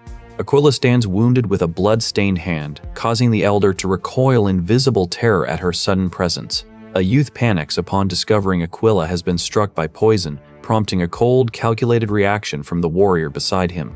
Aquila gasps and expels her aura to purge the toxin, leading the man to ask if she exploded her own energy to survive. Feeling uneasy under a sharp gaze, the Vikir watches as the elder reacts with fear upon hearing the name human whispered. Desperate, the traitor blames others for his cornered state, but Vikir ignores the outburst to demand the truth about Adonai. The elder laughs, mocking them for challenging the legendary divine archer, Adonai, in his own domain. Noting the confirmation with a grim smile, Bakir tells his allies to stay back while he prepares for his final move. He threatens to seize his enemy's life and legacy, while the group addresses the legendary Adonai with fearful, formal honors. An elf archer scans the clearing while a mysterious creature stalks the rocks, both braced for the impending clash. Bakir refuses to stay a passive observer, his sudden resolve to intervene leaving his companions stunned. The archer aims at the purple-skinned warrior, who lunges to strike. Bakir moves forward to engage his opponent in battle. The archer fires an energy arrow, hitting the red-haired demon as it leaps. As the demon reels from the impact, the purple-skinned warrior prepares a decisive blow, his weapon flaring with dark energy. Swinging a purple chain through the air, the warrior forces the archer to unleash a swift, magical high kick and an acrobatic evasion. Immense force shatters the scorched ground underfoot, his eyes locked in a piercing stare as he readies his spear. While the antagonist channels dark energy into a sphere, Bakir insists that they maintain their focus on the immediate objective. The warrior stands on the scorched earth, prepared to continue the fight. This rare clash of master-grade auras rages on, even as Bakir carries the injured archer to safety. From the trees, a dark creature watches while an elder warns that standing against Sir Adonai is no simple feat. Laughing maniacally, the elder unleashes his own hidden power to challenge the unfolding chaos. The elder warns about the difficulty of opposing Sir Adonai. Realizing Adonai is already dead, the warrior understands their opponent is drawing on an infinite supply of Hell's dimensional aura. Bakir recognizes the lethal threat of the boundless arrow, leaving the elf warrior at a distinct disadvantage in this ranged duel. A figure confronts him about his curse while the demon boasts of his speed, noting that the enemy lacks a crucial quality. Bakir finally finds a fleeting moment of quiet to catch his breath. A purple explosion erupts from the ground, knocking the combatants back. Bakir bows to end his opponent and prepares for a final strike. As the elf warrior readies her bow, he stomps forward to launch a swift, decisive attack. He lands a heavy kick squarely in the creature's face, channeling dark energy through his hand to deflect its assault. A kick sends the demon staggering and off balance. Staring at the creature, he suddenly realizes something unsettling about the woman he is fighting. The archer releases her bow, unleashing a blue magical blast that impacts the forest with immense power. She dashes forward while he winces in pain, wondering how much longer his body can endure this confrontation. He stares in silence, questioning the nature of the entity he is fighting. Amidst the debris, the red-haired warrior stands still as the archer aims to free him from his current state. She rushes forward while he strikes the creature with his blue energy blade. The blade strikes the red-haired man, leaving him in shock as the battle reaches a lethal turning point. Overcome with rage, the creature growls as its purple aura flares, preparing to unleash a final, energy-infused punch. Dark power surges through the creature as it fires a magical blast from its palm. The entity grips the earth, standing firm as Bakir demands the black market's location. Reflecting on the nature of legends, the creature scoffs at the rejection of its necromancy, sternly warning Adonai against half-hearted combat. The mysterious man goads his opponent to fight with everything he has, as Bakir prepares to eliminate all remaining threats. Ayin cries out in intense frustration while the entity screams in rage, channeling dark magical energy into its limbs. The figure releases a surge of power and delivers a kick. After a brief, tense silence, Bakir tells the wounded Ayin that he will see her tomorrow. The being sheds the guise of Adonai and screams as it reveals its true power. Exuding a suffocating, menacing aura, Bakir channels his own dark power into a defensive stance to prepare for the onslaught. The shadowy entity faces a stone turtle and a serpentine dragon emerging from the forest. Bakir sprints through the woods while an observer identifies the creatures as A-rank monsters drawn by the escalating commotion. As the monsters collide, Bakir readies a magical strike against the reptilian beast. A sudden burst of dark energy leaves the observers breathless, stunned by the realization that they cannot even track the speed of the incoming arrows. The entity boasts of its restored power, prompting the onlookers to scream for the death of the woman standing before them. Ayin charges headlong into the fray, instantly sensing the murderous intent behind the arrow locked onto her. Feeling the madam's poison sluggishly spreading through his veins, Bakir resolves to end the fight immediately and lunges forward. Ayin grips her arrows to strike, while Bakir stands firm against the barrage of magical projectiles.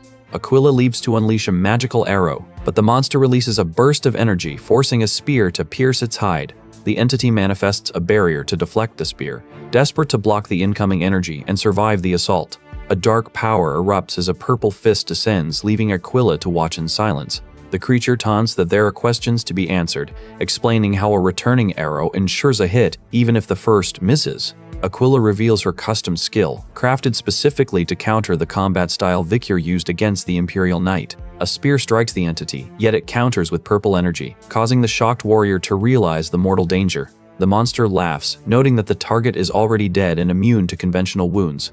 Powerful explosions devastate the forest, leaving Aquila to watch the chaos from a hillside in shock. As the forest shakes with an ominous presence, Vikir thinks of his mother while standing on the rocky terrain. He instructs Ayen to hide, declaring he will resolve this crisis and kill his target, regardless of the questions remaining. Vikir leaps to stop a human's necromancy. Suspecting the shaman uses the corpse of Adonai as a shield against Aquila. With eyes locked on the target, he lunges across the forest floor, determined to kill the shaman in a single strike. A white-haired man watches from behind a tree as Vikir strikes the ground with force to close the final distance.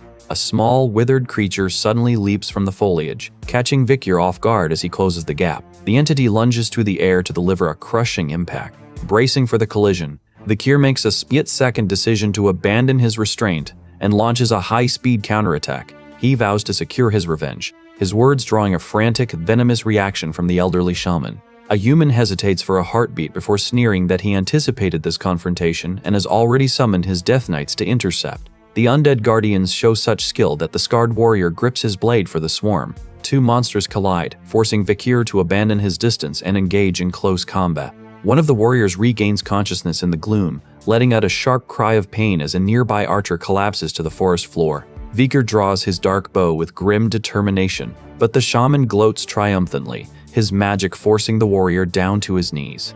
With a wide, twisted grin, a human declares his intent to slaughter Aquila and claim dominion over the entire forest. Vikir delivers a final, chilling warning, though a flicker of horror crosses his face as he wonders if his strike truly claimed its target. A voice tells him to rest as a wolf-like beast emerges wreathed in energy. Summoning the Baskerville 6 technique, Vikir carves through the air to strike his enemies. The elder watches in absolute terror, his mind unable to process the sight of his Death Knights being dismantled. Realizing the intruder possesses power exceeding a high-ranked graduator, the antagonist trembles and screams at Ahuman to reveal his true desires. Vikir prepares his final strike, the sheer pressure of his intent leaving the shaman paralyzed with fear. Knowing he must win or perish, Vikir targets the dark power manifested as an electrified monster. The entity looms while purple energy swirls around its arm. Feeling a surge of unease under that hollow gaze, Vikir steps forward and delivers a forceful, magically enhanced punch. Trapped within the nightmare of his past, the shaman struggles in vain against the tide of surging dark energy. The dark entity strikes its opponent with a surge of purple energy. Vikir ignores the shockwave, commanding his companion to stay focused on the mission while he's steeling his resolve for the final strike. He lunges forward, his eyes burning with intensity as he closes the distance to confront the monstrosity. A human screams, Adonai, again, while Adonai moves with supernatural speed. The elder finds himself caught off guard by the sudden shift in momentum, staring in bewildered confusion. A powerful combatant gathers strength in the darkness to deliver a decisive blow, yet Vikir insists on taking the lead himself. Horror washes over the shaman as his puppet is struck, while Vikir tells his companion that she need not force herself to follow further into the fray. Bracing for the impact, Vikir readies his stance, every muscle in his back tensed for the coming confrontation. Arrows whistle through the air during the chaotic forest skirmish as the remaining characters flee into the dark woods. Vikir slashes with his blade, but the monster retaliates, hitting the female warrior with a wave of corrupt dark energy. The wounded Balak warrior gasps in agony as a hand looms nearby, readying a sharp blade to deliver the next strike. Realizing a critical weakness in the entity's movements, Vikir pants heavily, sweat dripping down his face from the intense exertion. Knowing he must eliminate this threat, he faces the shadowy figure confronting the weary warrior. He seeks confirmation from his ally while the powerful being surges with crackling lightning energy.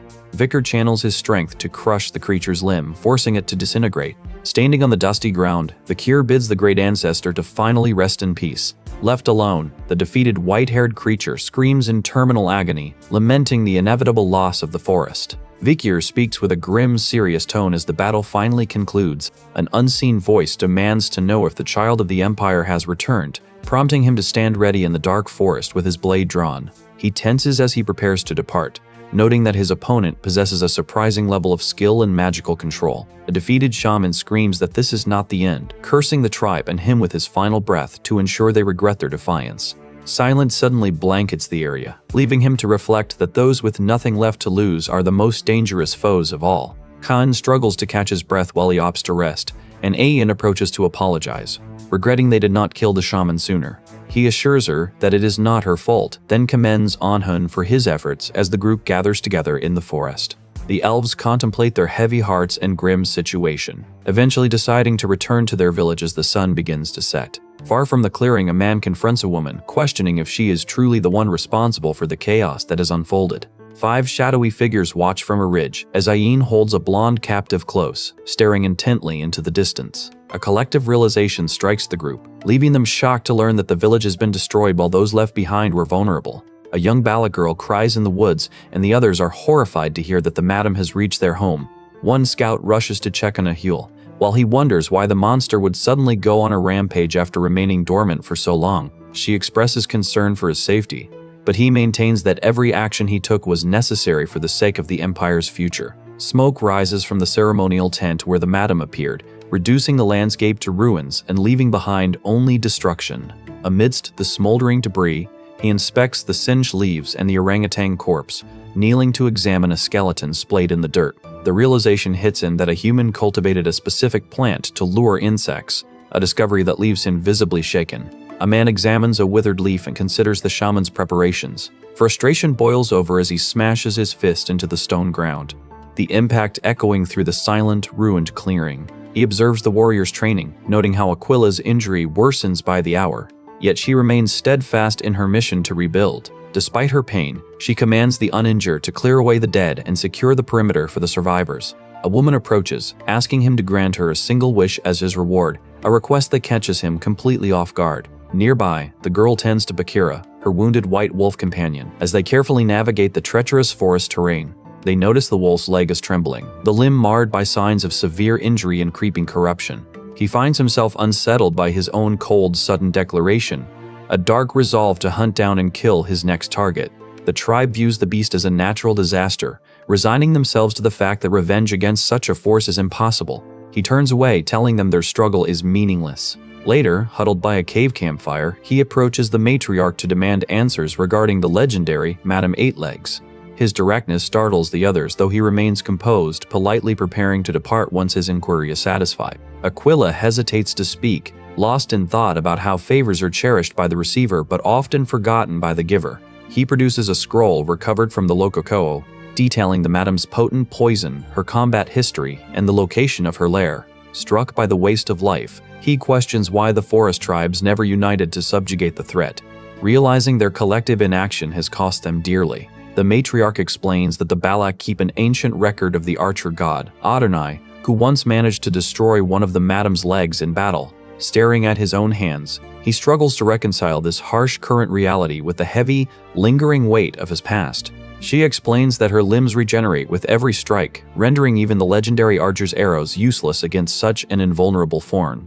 A survivor from that era recounts how the madam poisoned every participant, leaving behind a lingering, agonizing affliction that still plagues her to this day. Because this entity is an evil goddess spawned from the forest, she warns that attacking her is a fool's errand that will only claim more lives. Vakir acknowledges the impossible odds of surpassing the strength of legends like Aquila or Adonai, yet he remains entirely undeterred by the daunting challenge. He understands that while such demonic monsters are considered rare in these lands, they were common threats in the world of the Fall.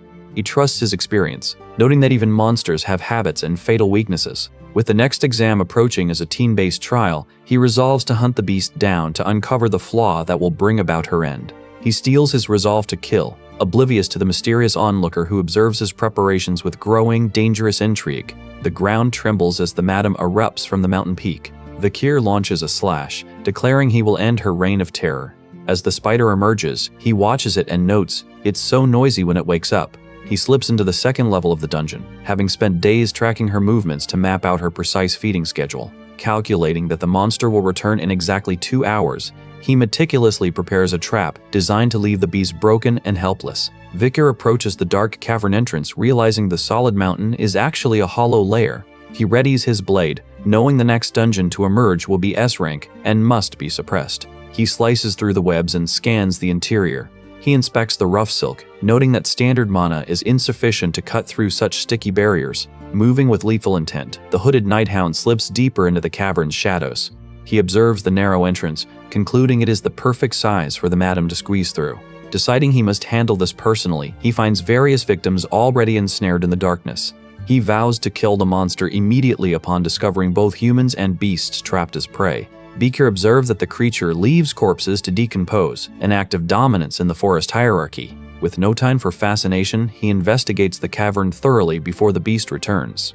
He discovers a cluster of eggs, realizing their presence explains the spider demon plague that once devastated the world. Channeling dark energy into his fist, he secures the organic mass for further analysis. He contemplates his findings, vowing to find answers through the remains of the monster. A creature with sharp scales emerges from the darkness. The spider monster looms over its lair as he promises it a painful death. He questions the target's late arrival while the massive beast crawls toward him. As webs pin him down, he wonders, did it sense an intruder with its instincts? He justifies his past actions as necessary for the Empire. While the villagers labor to stabilize their forest structures, they whisper about his reclusive nature and his sudden departure to another tribe, choosing to trust in his calculated schemes. Demanding privacy for his rest, he shuts out visitors as others clarify that he is not currently meeting with Ian.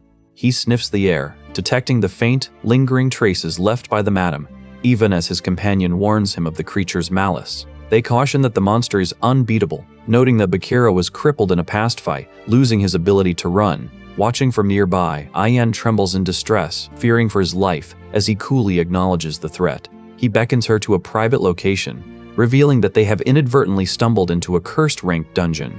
Her eyes widen in shock at the detailed records of the madam, which he painstakingly gathered alongside samples from its lair. Realizing his intent to hunt the beast, she insists on fighting by his side to ensure his success. He tells her, "You're still limping from the injury you got from Adonai." Despite her protests, he insists he will depart the forest soon, though his resolve to act remains unshakable.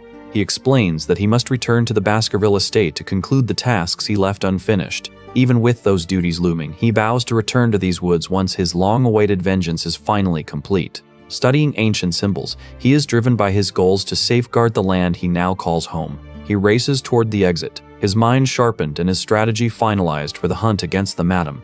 Ian vows to avoid the fate that claimed Bakira.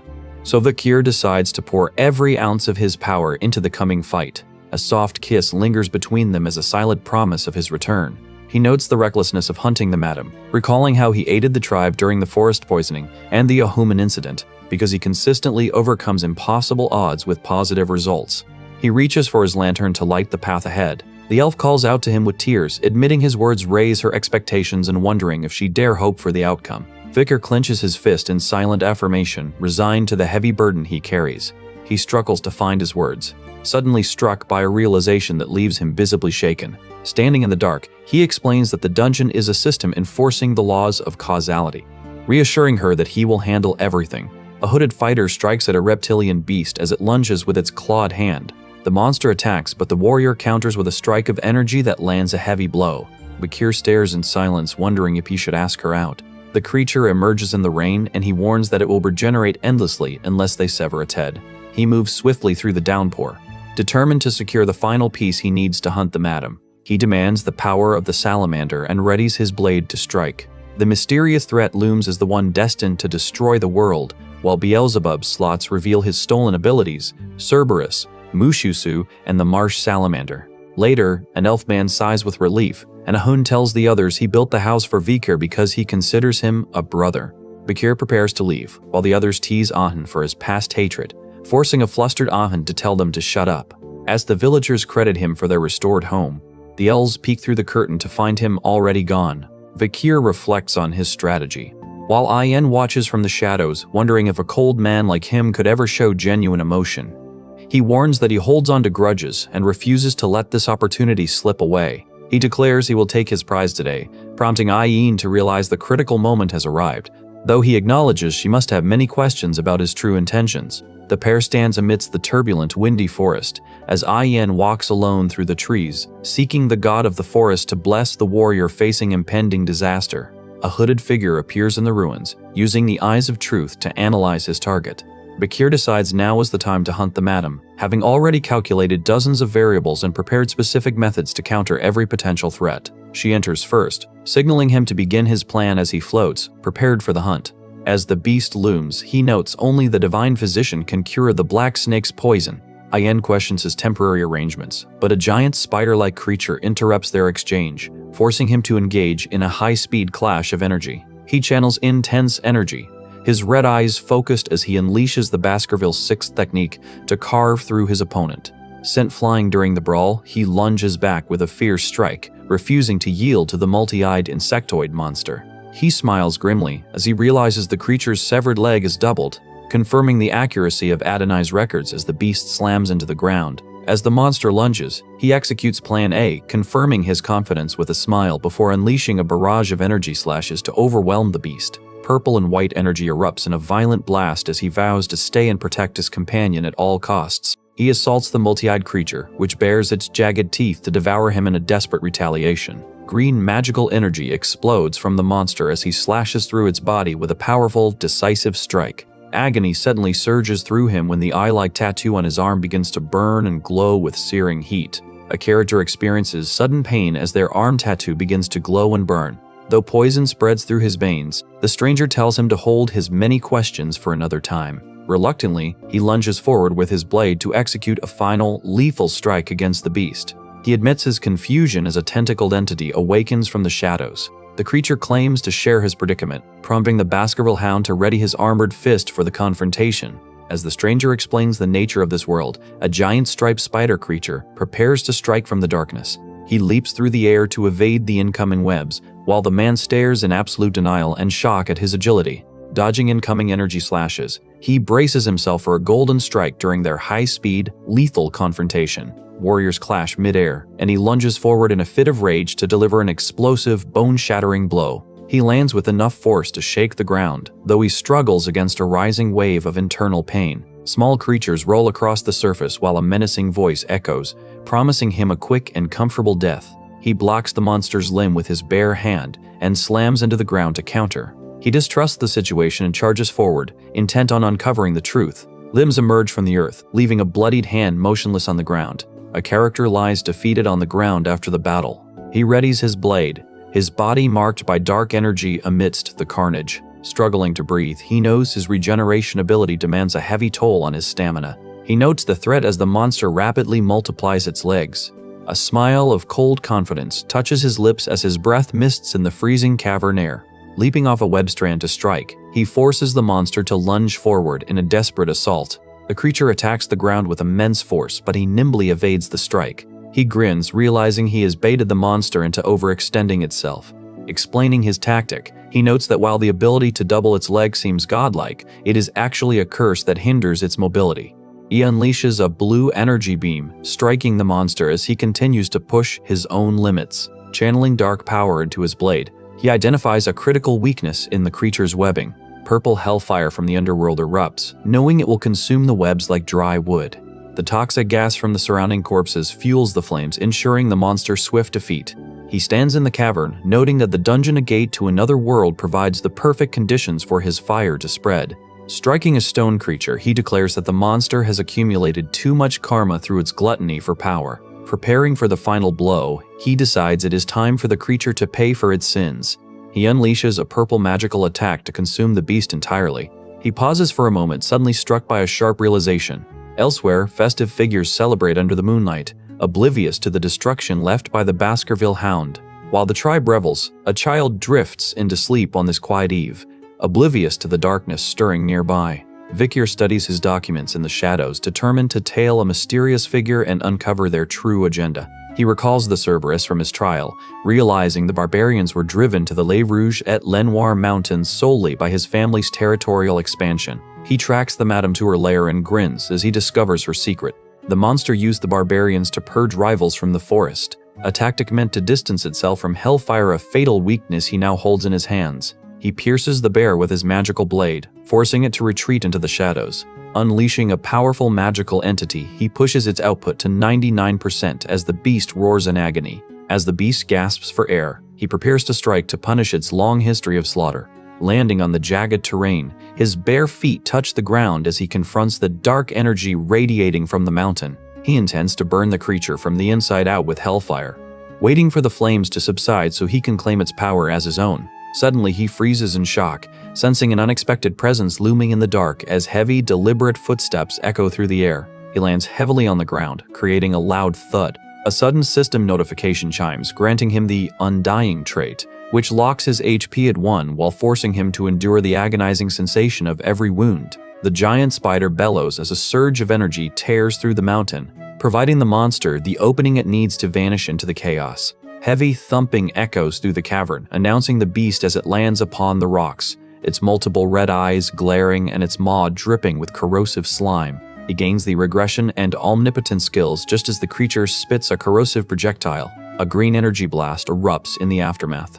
He wonders if this is truly the end while the monster's acidic slime notes the surrounding trees and the beast frantically scans the area for its prey. Realizing the creature cannot locate him because its sensory organs were scorched off during the mountain's destruction, he prepares to exploit its blindness. Standing on the beast, he spots a crack and dodges its spikes, thinking, "This is still doable."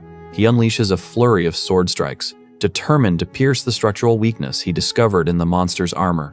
He drives his blade into the target and uses the Baskerville 6 technique to trigger an explosion. Watching his own mana drain away, he glows with intense red energy, locked in a desperate confrontation with the looming monster.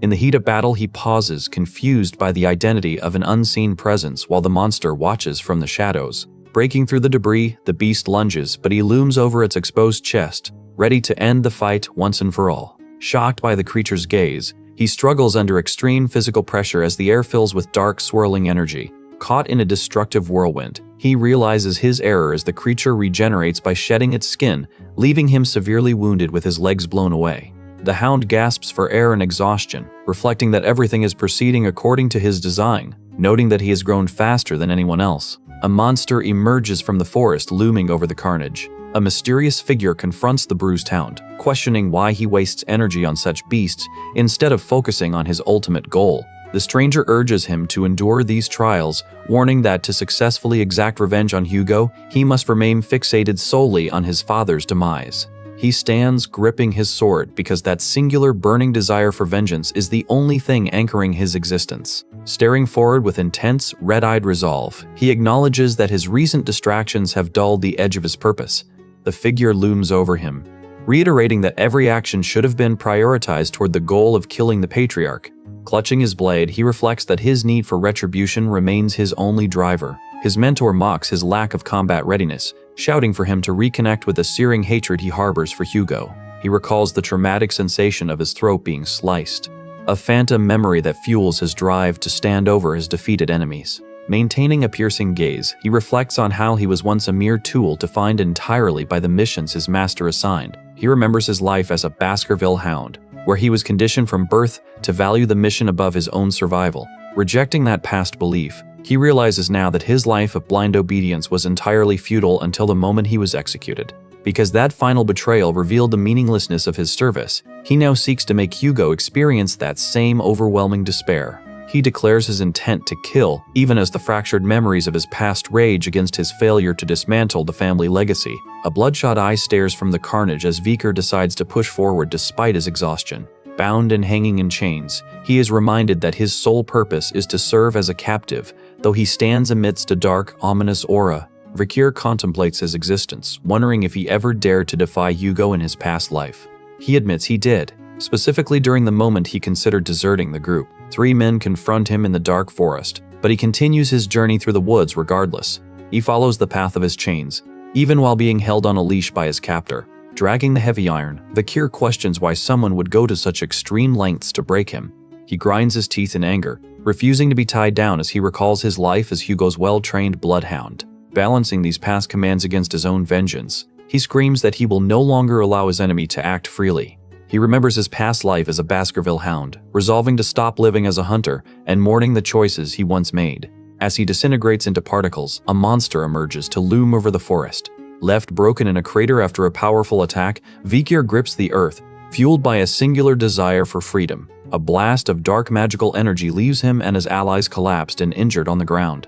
He contemplates his need for revenge, shifting his focus to the people and the village he desperately wants to protect. Griping the ground with his scarred hand, he declares that he will live according to his own desires. He faces the beast, determined to break free and survive. Seeking absolute freedom, he lunges forward, his speed blurring as a blue energy blast tears into the target. Trapped by the giant spider, he encounters a mysterious man who offers to explain the nature of his predicament. As the beast prepares its next strike, he watches in sudden realization while observers gather on the mountain heights. While the spider readies its limbs, Ayin and her archers close the distance, launching an aggressive hunt. She warns the others to stay back from her slave, drawing her bow as her allies join the fray. Though struggling in pain, he hears their collective call as the Balak warriors prepare a coordinated strike from the cliffs. Realizing he is facing the madam alone, they feel the sting of betrayal that he kept this heavy burden a secret. Their leader commands the assault, and the archers unleash a volley at the giant spider to protect the forest hero. A powerful impact echoes through the cavern, and as the monster hisses, he delivers a punch that shakes the very earth.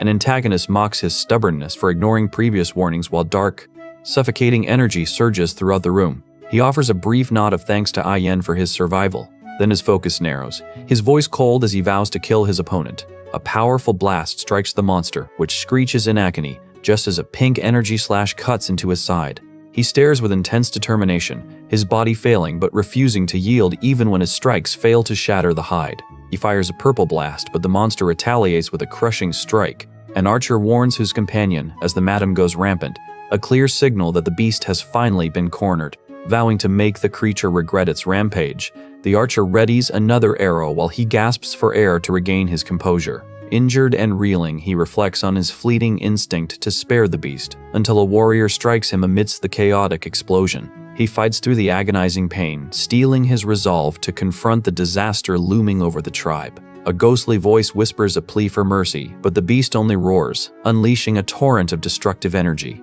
Viker scoffs at the thought of surrendering, his gaze sharpening as the creature winds up for a killing blow. He lunges forward with burning intensity, his sudden speed leaving the monster trembling in stunned disbelief. Striking with pure fury, he smiles amidst the destruction and demands his target acknowledge its defeat. The earth trembles from the force of his impact, drawing a piercing, high-pitched screech of agony from the beast. Onlookers watch in horror as though finally realize he has breached the heart of the monster's lair. Cycling through his arsenal, he executes the second, third, fourth, and fifth fang techniques to shred the creature's hide. He strikes the monster down to end the fight. He finally shatters the ghosts of his past, vowing to never again live as a hound bound by shackles. He fights against the chains binding him, straining to break free as he unleashes his sixth technique. The creature attacks with a purple core, but he counters with energy slashes.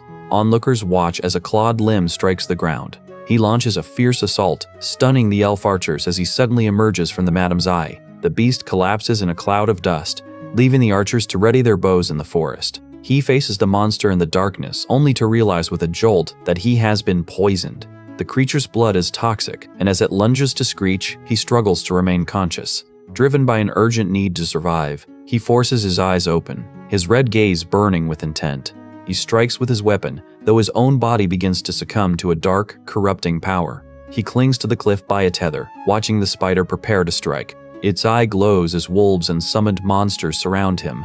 Monsters clash in the dark, and a powerful, demonic entity emerges from the chaotic magical energy. A spike descends to impale the creature as a wolf clears the path. The archers watch in shock as they discover the fallen man on the ground.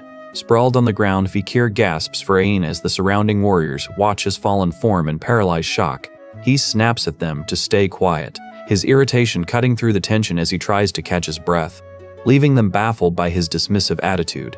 A system window chimes to confirm he has mastered the Blade of Light and sword mastery, and as he forces himself to his feet, the gathered tribe finally glimpses the true scale of his power, ordering them to wake him only if danger approaches. He channels dark, crackling energy into his palm and settles into a fitful sleep. He reminds them that the dungeon restricts their mana flow, promising to guide their path forward through the treacherous terrain one step at a time. Once the group gathers to share a meal, he exhales a long, weary breath, finding a moment of reprieve among the villagers who continue their boisterous festival. He contemplates the heavy toll of his path while Bakira, the white wolf, huffs heavily at his side, the beast's exhaustion mirroring the price of their survival. Checking on the wolf, he praises Bakira for finding a partner despite being crippled, promising the creature that their shared vengeance is finally complete. He studies his hand, wondering if the seventh technique comes from the madam's death or his own growth. Though he knows the seventh technique remains imperfect for a decisive clash against Hugo, he acknowledges he is far more lethal than he was before. With his immediate goal met, he turns his gaze toward the horizon, his body crackling with a newfound, petal-swirling aura, as he prepares to return to the Baskerville estate. The following morning, he begins his long trek, unaware that a mysterious figure watches his departure from the shadows without uttering a sound. He trudges across the desolate, parched plains, his mind haunted by the lingering, unspoken accusation that he is the one responsible for her demise. As he parts ways, he offers a final word of thanks to Ayen, leaving her to ponder his cryptic warnings about the nature of their world and the fragile bonds of their lineage. He acknowledges his time with the Balak, offering a quiet nod of gratitude in return for their loyalty. Though he wonders if Ayen will appear to stop him, he ultimately turns away, accepting that their separation is inevitable given her disapproval. Battling against the heavy pull of his past, he draws strength from his companion's pledges of support as he prepares to conquer the Empire. While an unseen threat readies a weapon to strike him down, his allies urge him to return safely, watching their hero vanish into the dense forest. With a final, peaceful expression, he surges forward, his body blurring as he accelerates into a sprint. A mysterious figure calls out for him to remain calm, and he soon emerges into a dark field, the biting night wind heavy against his skin. Nearby, Ayen rests motionless near a haystack, her silent presence lingering within the golden wheat field. When pressed on whether he is truly abandoning them, he struggles to find the words, his face tightening into a grim, silent mask. She presses an item into his hand before clutching his clothes, her grip desperate to keep him from walking away. He reflects on his path, gripping the bow Adonai once wielded. An archer readies a shot in the distance while he wonders why she was absent, waiting for the man to finally answer his most pressing questions. He reaches up to touch his collar, finding it snapped, as his companion explains she fashioned it after hearing him mutter about bloodhounds in his sleep. She insists that he is a wolf, not a hound, finding it unbearable to see him forced to endure the weight of a chain. Moved by her unexpected comfort, he agrees to her request, and they share a brief, intimate moment of stillness. Vowing revenge for every transgression, he rips the chain from his neck. She offers to help him scrub away the lingering grime, but seeing the depth of her despair, he cuts the conversation short and turns away. She watches him leave, his farewell a strange, clunky attempt at imperial manners, though he wonders privately if he has even gotten the custom right as he urges her to stay safe. Promising to settle the matters ahead, he manages a faint, self-deprecating smile at his own ignorance of these traditions before finally turning away. Ayen lingers for a moment as she drifts back into the trees while he fixes his gaze on the horizon, steeling himself to reach the capital and shatter his curse. An unfamiliar pulsing power manifests within his core, prompting him to ready his mind for the cascade of questions waiting along his path. She offers a tearful, bittersweet smile of release, and he readies his stance for the battles to come. The bandages around his midriff pulling tight. Stepping onto the rocky terrain of a village long etched in his memory, he observes the gloomy, familiar landscape from a high, silent vantage point. This is Bredall Castle, a place he has not set foot in for an age. The following day, he braces for the inevitable criticism of the woman nearby, whose golden aura still shimmers faintly in the morning air. He stands alone beneath the vast, starry sky, already drained by the mere thought of their next inevitable confrontation. Reflecting on how the Saintess's curse distorts reality and causality itself, he pulls his hood low to mask his features as he touches down in the town. He freezes in shock, seeing a golden statue of himself in the square. He stares at the monument, wondering when it was erected and how Hugo could have ever permitted such a tribute to exist. A guard suddenly intercepts him, barking a fierce warning to keep his distance, insisting that the hero's likeness is sacred and untouchable. The guard asks if he is a foreigner who doesn't even know the hero, while he bows to slip away. A system notification chimes to confirm his awakening quest is complete, granting him absolute perception just as the guard begins to recite the legend. The man speaks with reverence of how the hero slaughtered hordes of barbarians and rescued the daughter of the Morg family. He recounts the hero's sacrifice to save his allies, explaining why the Morg family built this statue. Realizing the guard is glorifying his own past life, he listens in silence as the man prepares to announce the name of the great hero who vanished 2 years ago. A faint smile touches his lips as a passerby suddenly shouts his name, Vakir van Baskerville, triggering a surge of recognition. He stares at the stranger and realizes this is the man who confessed to murdering his father. Memories of that betrayal flood his mind, forcing him to confront the man responsible for his father's demise. Nearby, tavern patrons loudly praise his deeds, admitting they were wrong to dismiss him as merely a pretty boy. These men boast about recognizing his potential from the start, eager to recount the legendary stories surrounding the fortress. One patron voices disbelief that he conquered his opponents alone, pondering the identity of the mastermind who truly sets the rules. A woman nearby complains about the Baskerville triplets interfering with his legacy, while Viker silently plots to seize their fortune. She expresses visible relief at seeing him alive, though he notes with unease that the world has shifted significantly from his memories. The stranger informs him that the next tournament is scheduled for the capital, forcing Viker to demand his true identity. Viker wonders if his own achievements were stolen and credited to Adolphe Morgue, though he confirms he fought the madam after overhearing the triplets. He recalls that his disappearance 2 years ago sent Hugo into a blind fury, leading to repeated confrontations with the Morgue family. Hugo's rage never faded, fueled by his belief that the Morgue family's compensation for his lost hound was utterly insufficient. Viker suppresses a lethal intent while nearby women bicker pointlessly over which of them would have won his heart had he survived. They pause to question why they are arguing over a dead man, unaware that Viker is growing weary of their endless chatter. A woman suddenly confronts the suspicious Viker in the tavern, ignoring her companion's warning that she is merely drunk. She reaches out to bind him, forcing him to dodge the magical vines. The onlookers recoil in absolute shock and alarm at this sudden, violent display of raw power. She stumbles as he breaks free, prompting a man to invite him into a private room to settle the commotion.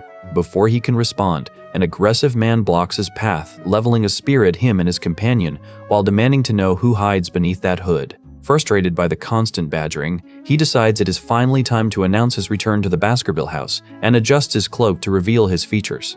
3 identical sisters freeze in their tracks, recognizing him instantly, while he silently vows to make everyone responsible for his past suffering pay. Gasps ripple through the tavern as the onlookers stare at his signature red eyes and black hair, realizing he is the living image of the statue in the square. Terror grips the room when the patrons realize exactly who has returned from the dead, though he only offers a cold, lethal glare. Reflecting on his blood-soaked path, he accepts the weight of his actions and prepares to move forward regardless of the chaos he leaves behind. He dismisses his enemies' inevitable panic, showing no interest in their lodging arrangements as he turns to leave the fortress. The triplets rush forward in a mix of relief and shock, immediately bickering over which one of them he came to see. Irritated by their lack of discipline, he rebukes them for failing to contact his family, finding their frantic behavior increasingly tiresome. He declines their offer of an escort, threatening to report the morgue agents for incompetence if they continue to waste his time with these games. Realizing Camus is missing, he learns she is currently buried in magical research, a revelation that leaves the triplets trembling. Memories of her hostile history with the master of that hall surface, filling him with a sudden, sharp unease. He listens to their talk of rewards, wondering if these bizarre developments are a result of his altered future, and orders them to tell Camus to abandon her research immediately. Mounting his horse, he departs the fortress, reflecting on the cold nature of this reunion as he continues his long hunt. News of the hero's sudden return spreads rapidly across the empire, carried by courier eagles soaring over the mountains. Word of his survival reaches every corner of the land, sparking a mixture of excitement and dread for the changes his presence will inevitably bring. Inside his cell, the prisoner remains motionless, clutching a letter as he calculates his next move. Palmerine glances at a passing bird, just as a giant hand tears through the facility walls. A subordinate rushes to the patriarch in distress, cornering 2 figures in a dimly lit chamber to deliver the urgent news. The butler stares in shock at his leader, whose red eye fixates on him. As rumors of his survival ignite the capital, Viker stands firm, his gaze burning while he adjusts the heavy, restrictive collar around his neck. He continues his journey, riding a horse through the morning light to reclaim his identity as the family's relentless hound. The man at the desk smiles as Viker arrives, noting with amusement that the deputy consul has chosen the main entrance rather than a clandestine window. Viker mutters a confirmation that he is indeed still alive, exhaling a weary sigh as he turns his attention to Chihuahua. He pauses as the crowd outside cheers, shouting that they are here to welcome the deputy consul. Annoyed by the mounting commotion, he is interrupted when a girl sprints into the room and calls him daddy, forcing him to gently clarify that he is her uncle. She excitedly holds up a dead mouse, prompting him to warn her to handle it with extreme caution to avoid the risks of the plague. Viker vows to settle his score with his enemies, then turns to Chihuahua to confirm if the issues within Underdog are resolved, acknowledging Cindy Wendy's impressive work. The secretary admits there is one lingering case she cannot solve, leaving Viker deeply troubled as he processes the failure. Children from the slums are vanishing without a trace, and with no ransom demands or black market leads, he concludes that monsters are not to blame. He stares at the wall, lost in dark contemplation till the title of deputy consul is spoken aloud, pulling him back to the present. After scanning the documents, he realizes with a jolt that the pattern of missing children matches the exact framing he suffered in his past life. Recognizing the pattern of these disappearances, he realizes they are tied to a future catastrophe, leaving him reeling in disbelief. His internal analysis is cut short when the girl bursts into the room, interrupting him and Chihuahua during their tense discussion. She excitedly presents a white mouse she has successfully brought back to life, stunning the men as they witness an impossible resurrection. Suspecting she is channeling forbidden voodoo energy, he feels his own powers surge, marking a level up after his recent monster hunt. When he presses her on how she mastered such an art, she innocently explains that she simply mimicked the techniques she witnessed the Locococho tribe performing. The realization hits him that she possesses an affinity for magic. He knows that if the patriarch discovers her barbarian heritage and affinity for such arts, he will order her immediate execution. Determined to prevent a tragedy, he concludes that Hugo and the child must never cross paths, accepting the heavy burden of his own responsibility for this situation. A subordinate suddenly rushes into the room, breathless with panic as he delivers the news that the patriarch is personally descending upon the city. Moments later, the man's overwhelming presence descends upon the district, looming like a shadow over his former hound. He turns to a captive, curtly warning them to be grateful he hasn't ended their life yet and commanding them to focus solely on the mission at hand. With the air thick with tension, he mentally prepares for the coming confrontation, knowing this mission marks his final test. He quickly tucks the girl into the adjacent room, praying she remains hidden from the patriarch as the situation reaches its breaking point. Hugo demands an account of his son's survival, prompting Vikir to claim he spent the time recovering from his wounds among the barbarians. He maintains his cover, describing how he earned the tribe's trust only to systematically dismantle their defenses from within. A system notification signals the acquisition of the Eye of Truth, providing him the clarity to outline his calculated strategy to the patriarch. He suggests exploiting the tribe's reverence for trivial imperial goods like glass, wool, and grain to manipulate their economy and weaken their resolve.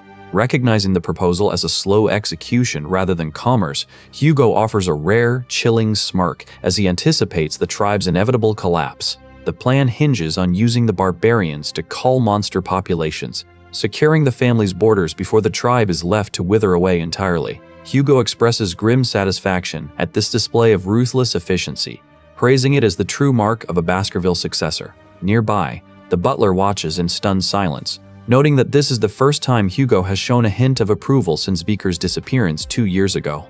Behind his stoic mask, the young man harbors a secret agenda, intending to guide the Balak toward the Madam's territory to ensure their survival away from the family's reach. He bets on Hugo's ignorance of the spider demon's true power, banking on the patriarch to underestimate the tribe as they build their strength in the shadows. When he boldly claims he is reclaiming all magic as an agent of a higher power, Hugo cuts him off with a warning that stops him cold. The patriarch vows to personally annihilate the Lococo, his eyes burning with a grudge that forces the son to realize he must keep Pomerian hidden at all costs. As Hugo dwells on Viker's long absence and his own obsessive hatred for the barbarians, the air in the room thickens with unspoken tension.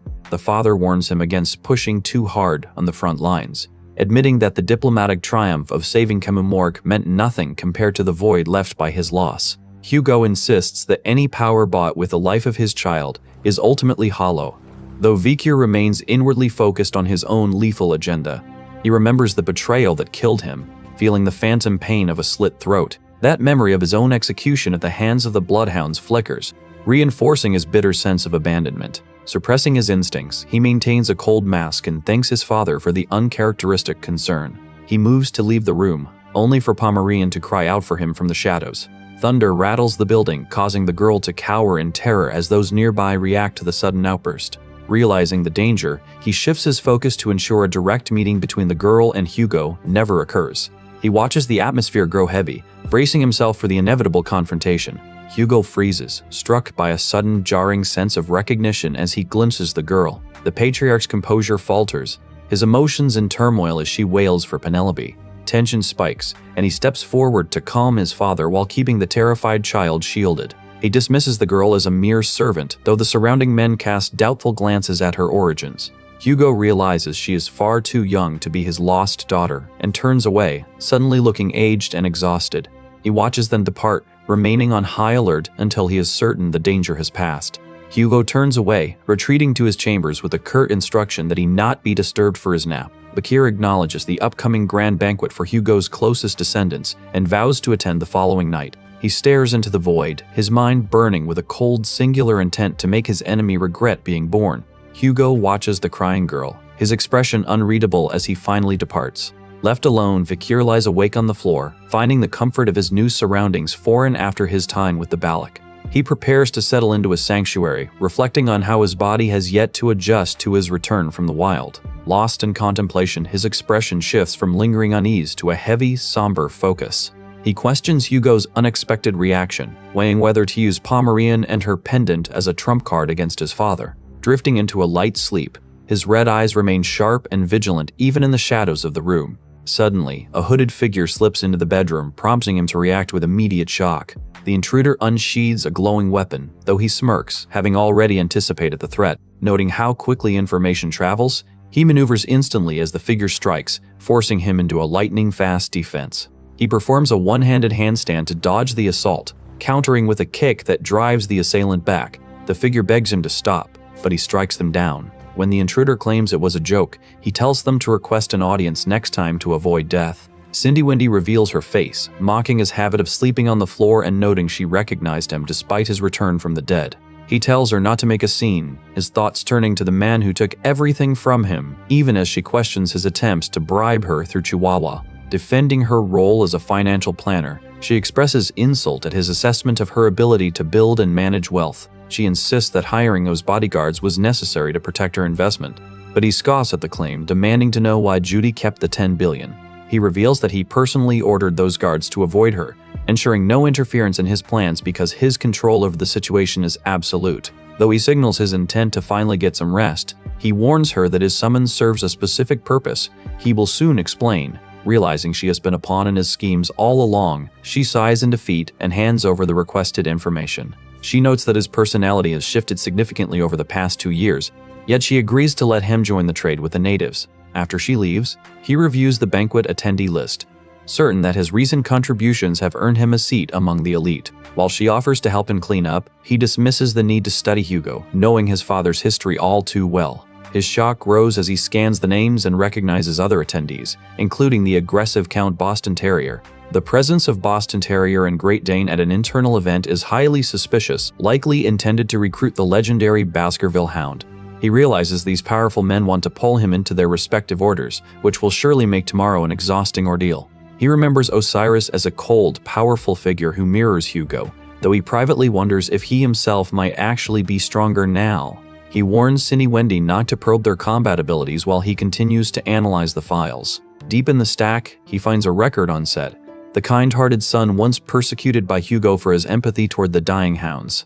He is stunned to see set on the list, and though Cindy Wendy grows impatient with his brief inspection, he knows these targets intimately.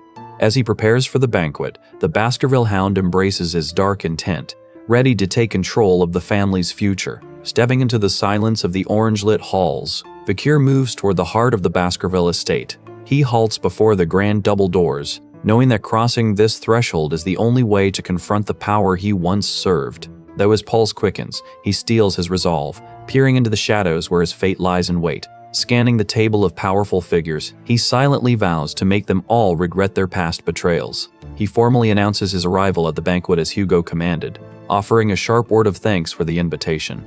The triplets and the gathered elders track his movements with intense, unsettling interest. Hugo sits upon his golden chair and gestures for his son to take a seat. Vikir hesitates, recalling that if he had not been there to intervene, many of these men would have already perished. He cuts his meal while watching the patriarch, who sits defeated in his chair. Suddenly, Boston Terrier, commander of the Pitbull Order, sneers that his meat is served undercooked. He directs his grite toward his uncle, while nearby, a man erupts in a scream at a woman for her broken promises. Great Dane, commander of the Mastiff Order, interrupts with a menacing remark about the meal, sharpening the tension in the room. The uncle claims he wants his nephew to walk the right path, as if his feigned concern justifies the house's cruelty. The gathered nobles begin to debate whether the Mastiff Order is truly superior to the foolish Pitbull Order for a new recruit. Vikir wonders if this banquet is merely a trap to lure him into service just as he reaches level 20 and acquires the dash skill. The Pitbull and Mastiff orders offer a future that once guaranteed success. But for the reincarnated hound, this hollow promise is meaningless. Bakir lowers his head in thought, viewing his kin as mere mutts while Barrymore pours wine for Hugo. Watching from the periphery, the staff notes the strange affection his brothers display.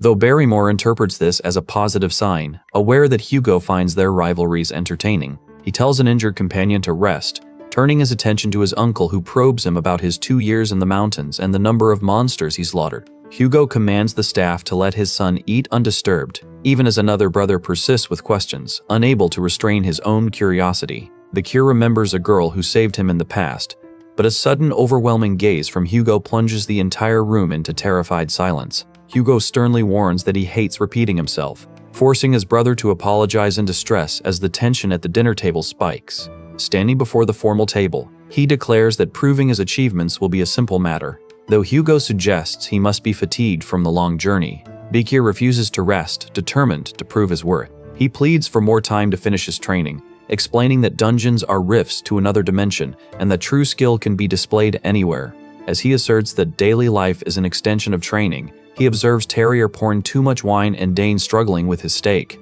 Bakir presses his finger into a small pool of blood on the floor, a grim display that leaves the table in chaos. He tells his companion to hold their questions while, nearby, a steak sizzles and a mysterious red potion bubbles in a goblet. Hugo reacts with surprise as Bakir uses mana to heat his meal, stunned that his 17-year-old son has already reached the rank of mid-ranked graduator. Maintaining a suspicious gaze, Bakir watches as his family expresses shock and forced pride at his mastery of their ancestral techniques. He recalls fighting the madam 2 years ago, wondering why his true skill level remained hidden from these men until now.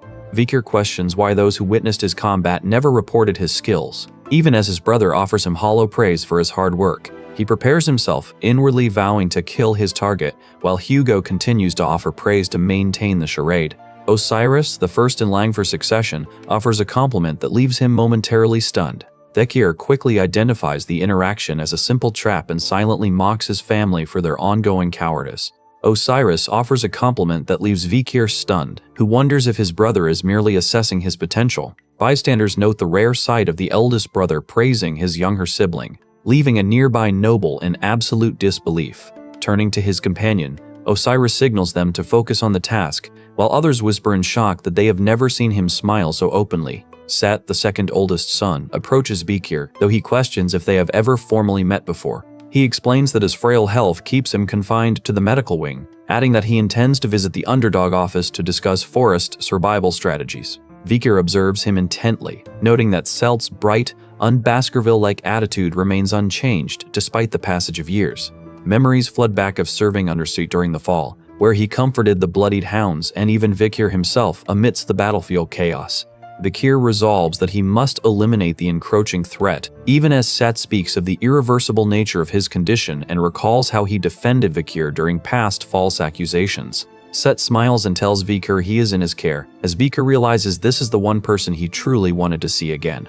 Suddenly, a familiar, disgusting stench hits Bakir, the unmistakable smell of demons that he remembers all too well from the fall. He realizes with dread that because he survived the destruction, he is the only one who can identify this horrific demonic presence lurking among them. Grotesque, bleeding masses of intertwined bodies manifest in the shadows, confirming that a demon is hiding right here at the banquet. While the leaders continue their meeting, Bakir uses his focus to scan for the source of the stench, suspecting the high-ranking guests around the table. A figure in formal attire stands in the dark, and Bakir narrows his eyes, his gaze sharpening as he prepares to act. He pauses, his hand tightening on his wineglass just as Osiris asks if there is something he needs. As Osiris continues to make light conversation and treat the staff with kindness, Bakir struggles with the sorrowful secret he must keep hidden. He studies the man who seems identical to the one he remembers from before his regression, despite the deep distress and denials clouding his own mind. Suspicion mounts as he realizes he cannot see the man's reflection in his wineglass, a telltale sign that the individual reeks of demonic corruption. The man abruptly pivots to the deputy consul role in Underdog City, expressing a desire to collaborate once he eventually ascends to the position of consul. Playing along, he accepts the toast, though he is internally certain that the real Set has died and been replaced by a masquerading entity. Exposing the truth here would be reckless. so he resolves to gather concrete evidence while trying to escape the suffocating stench radiating from the creature. The imposter remains smug and self-assured, completely oblivious to the fact that his every micro-expression is being scrutinized. He decides to retreat to investigate further, listening as the creature reminisces about a childhood admiration for the Doberman order.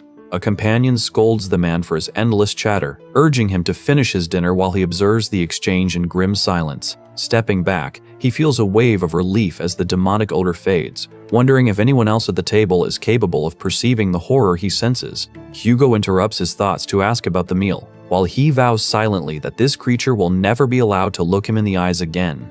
The patriarch orders him to report to his office later, warning that the upcoming basement test is a point of no return for any candidate. He stands to leave the banquet mentally exhausted after enduring a grueling 5-hour ordeal surrounded by those he considers his enemies. Realizing Hugo summoned him specifically to discuss the academy entrance requirements, he prepares to depart the capital immediately. He executes the Baskerville 6th technique in his mind, though he carefully restrains his actual output to maintain his public facade as a mid-grade graduator. Instead of retreating, he channels the Baskerville 4th technique, unleashing a powerful, glowing red strike during the clash. He lunges forward with explosive force, his presence shifting into a dangerous, shadowy entity that looms over the training grounds. With a calm farewell, he declares he will absorb the remaining energy using the river Styx's blessing and his own aura. Standing on the balcony with his sword drawn, he lets out a manic laugh at the path of destruction he has wrought. Boston Terrier expresses shock that his nephew endured the attack, pride evident in his observation of the boy's resilience. He lunges at Vicar to confirm his suspicions, but is interrupted by a stern reprimand for drawing his sword in the main house. The elder criticizes Boston Terrier for acting like a barbarian, warning that Hugo would place him on probation for such a reckless threat. Boston Terrier defends his actions as familial love, claiming he nullified the strike specifically to ensure his nephew remained unharmed. Vicar dismisses the Pipples, identifying himself as a mastiff, while Boston Terrier refuses to let him associate with such punks. The two men glare at each other, trading insults about their bulk before returning to their duel to claim the boy. Boston Terrier vows to do anything to win his nephew over, preparing a new display of power. A man watches in terror, believing he sees someone who should be dead, while Vicar dismisses the previous attack as weak. Knowing the 7th technique, which far surpasses the Count's, he contemplates combining it with the demonic sword Beelzebub. His shadow aura claims he can fight 2 opponents at once, and he smirks as he prepares to strike. He meets 2 mysterious figures on the street who question his intense curiosity about their motives. The man tells him he needs a successor to carry on his legacy, a truth Vicar somberly acknowledges. Facing 3 identical men, he recognizes them as enemies and politely takes his leave to prepare for the conflict. As the men draw their swords, he realizes they are fully aware of the disparity between their power levels. A man warns him against public murder, but he vows to eliminate any bloodhound who oversteps its bounds. The 3 men kneel in a solemn pledge of battle, causing him to react with sudden shock. Recognizing the stance as a lethal pledge where one places their life in the opponent's hands by exposing their own foot, he pauses. He identifies this critical vulnerability, realizing the gravity of their commitment before the man offers to answer his questions. The lead assailant gasps as his magical power suddenly drains away into the void. Desperate to settle a debt, the blonde captive demands his payment immediately. Bakir notes the boy's childhood fear, then declares that he will be the one to kill the king. Observing his past feats against Cerberus and the trolls, the men offer to serve him as his followers. Struck by awe, the 3 followers pledge to become the 3 spears of their new master. These bloodhounds vow to serve him with absolute loyalty forever. He recalls how these men were once Hugo's hounds, though he struggles to ignore his lingering, complex feelings. Rejecting their formal pledge, he decides to use them as mere tools since he is too tired to deal with their sentimentality. He warns them to keep their future service a secret, and they obey in silence. Realizing Seta's possession is an unexpected variable, he resolves to contact Cindy Wendy and hunt the demon. Noah watches as an exhausted Vicar goes to sleep, desperate to reach the surface and expose the truth. He later demands answers about the artificial dungeon, the late Roxana, and the daughter born to her and Hugo. When Vicar finally asks about Penelope, the man clenches his fist in shock, terrified that the forbidden name is known. The mention of that name forces his hand, compelling him to initiate his vengeance to uncover the true architect behind the dungeon's creation. Before he can delve deeper, a formal summons from Hugo arrives, ordering him to enroll in the Academy Coliseo, a move that clearly hides a darker agenda. Memories of his past life as a student surface, recalling how he was once scorned for his scars and limp while serving the triplets within those very halls. Yet, those traumas hold no power over him now. He prepares for his departure, casually asking John if there is anyone else he should bring along. His true objective remains the past, as he resolves to identify the individual responsible for the tragedies that warped his family history. The cure presses the butler for the truth about Roxana and Penelope, insisting this information serves as his due reward for his past service.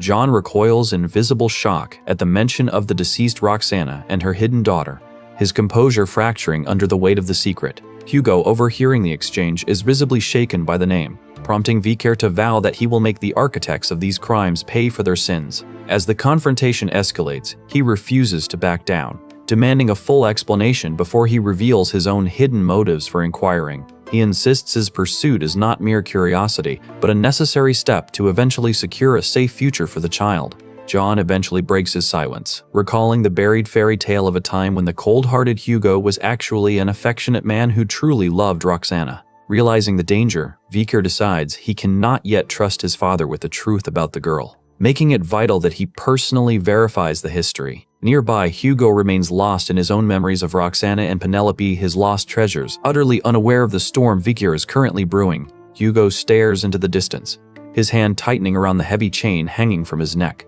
He speaks of Roxana, the commoner he once loved, his voice heavy with the weight of long-buried memories. It was love at first sight, a singular affection that defined the entirety of his existence. He sacrificed his status to be with her, casting aside his noble life to survive their forbidden circumstances. The Baskerville clan pursued them relentlessly, forcing him to carve a path through their kin just to keep her safe. They endured endless bloodshed until they finally shattered their parents' opposition, stealing a brief taste of freedom. Their daughter Penelope was born into that fleeting peace, though Roxana's health withered shortly after the birth. With Roxana gone, the charming girl became his only source of solace in a cold world. That fragile happiness shattered when she was abducted by the Locaco tribe during a simple walk. Hugo rages at the memory, still unable to comprehend how the barbarians breached the borders or where they vanished with his child.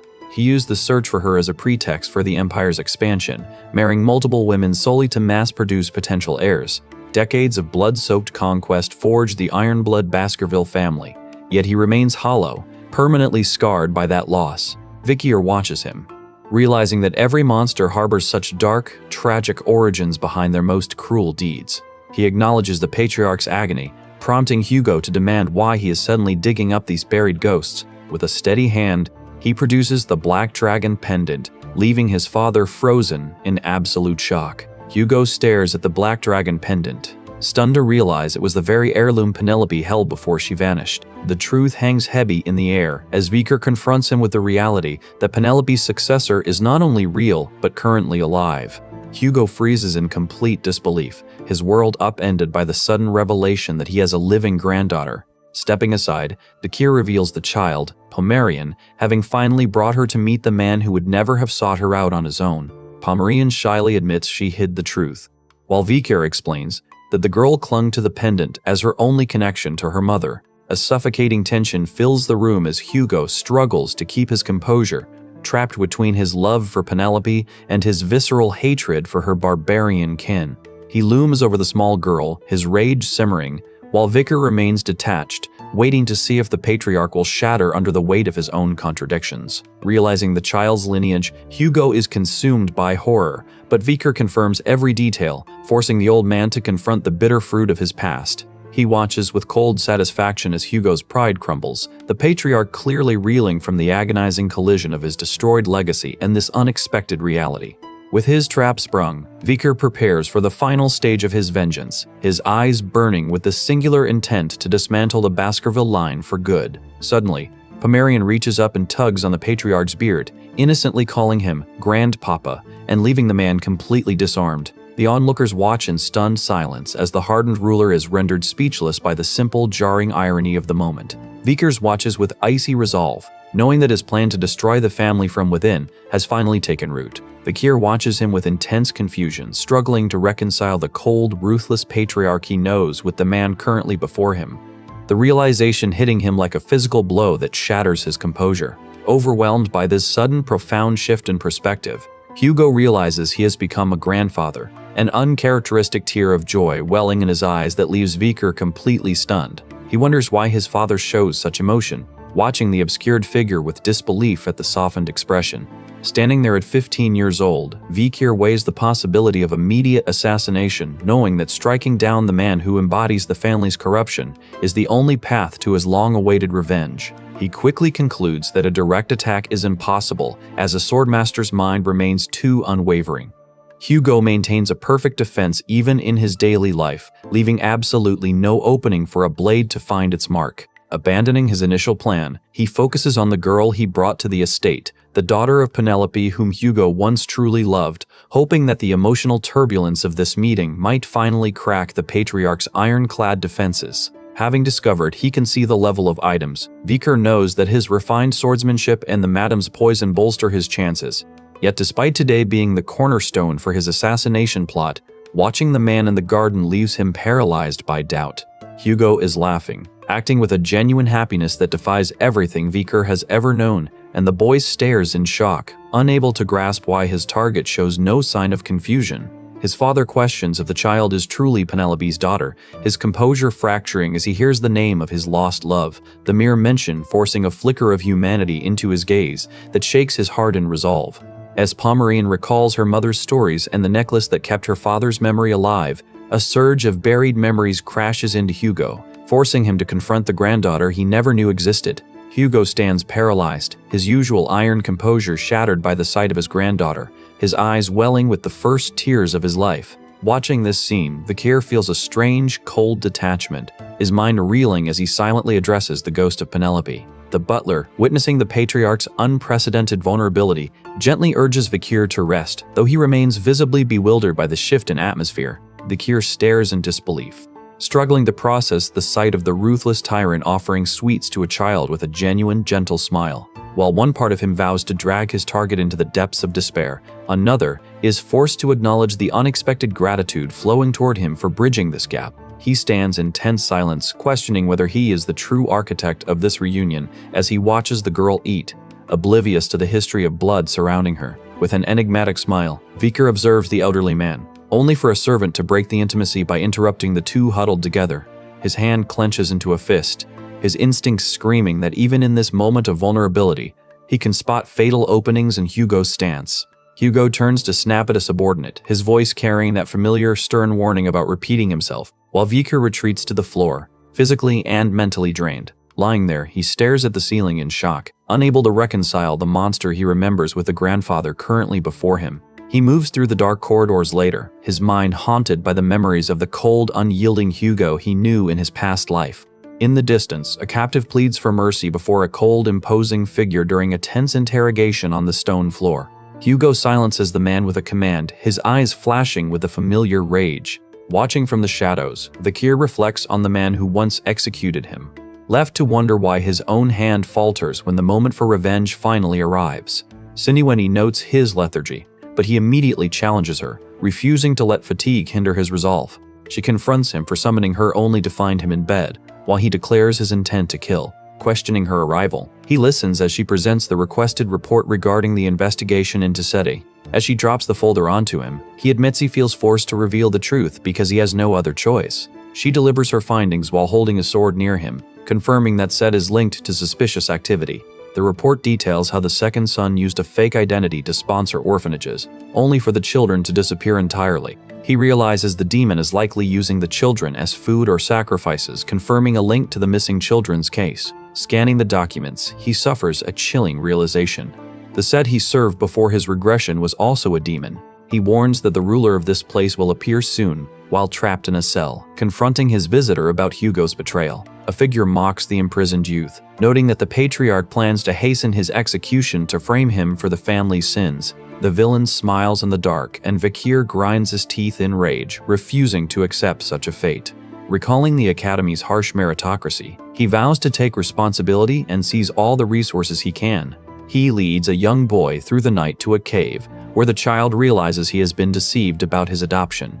Deep within the hidden lair, a young boy screams for his mother as he stares into the monster's gaping, toothy maw. The silhouette looms over the blood-stained earth, gloating that the flesh of children provides the finest sustenance. watching from the shadows. Andromalaeus clutches his face in turmoil, his single glowing red eye burning as he struggles against his own festering injuries. As the 10th corpse, he settles into a cold, serious silence, calculating his next move with calculated precision. He takes his seat upon a throne of bones, resigning himself to the heavy, suffocating burden of his dark assignment. Addressing the empty void, he vents his frustration that the current supply of humans is insufficient, musing that it may be time to treat them like livestock. When he seeks the 8th corpse's opinion, the creature warns that such an escalation will inevitably expose their presence. Andromalaeus recalls his superior's previous warning, ordering him to mask their scent carefully to avoid detection by the Baskerville hounds. He runs the numbers, realizing he requires 12.5 more years of blood sacrifice to successfully open the gate. He tells his contact to focus on the morgues and declares his intent to eliminate his adversary. The elite corpse is mobilized to breach the gates to downfall, leaving their helpless victims in a state of absolute, paralyzed shock. He laments that he cannot openly discuss how Hugo has become hopelessly obsessed with his granddaughter, Pomerian. To keep the patriarch cold and detached, he plans to kidnap the young Baskervilles, ensuring their vanishing act causes no political disruption. Deep down, he feels uncertain about the plan's success, knowing he must grow significantly stronger to dictate the future. He clutches his head in mounting distress, placing the blame for all his recent failures squarely on Viker. The memory of how his rival survived venomous snakes as an infant, only to return later with Pomerian gnaws at him. Frustrated that his schemes to destroy Hugo have crumbled, he resolves that he must kill Viker to finally resolve the problem. Hugo beckons for him to follow, moving through the halls in a heavy, deliberate silence. Viker trails behind, wondering what motive drives this sudden and unsettling quiet. Stopping before him, Hugo speaks of the Demon King from 3 centuries ago, revealing the historical truth that the entity was once human. Observing the openings in his father's posture, Viker contemplates a strike, but resolves to pass the upcoming test instead. He reflects that while his past self would have seized this chance for vengeance, he now hesitates.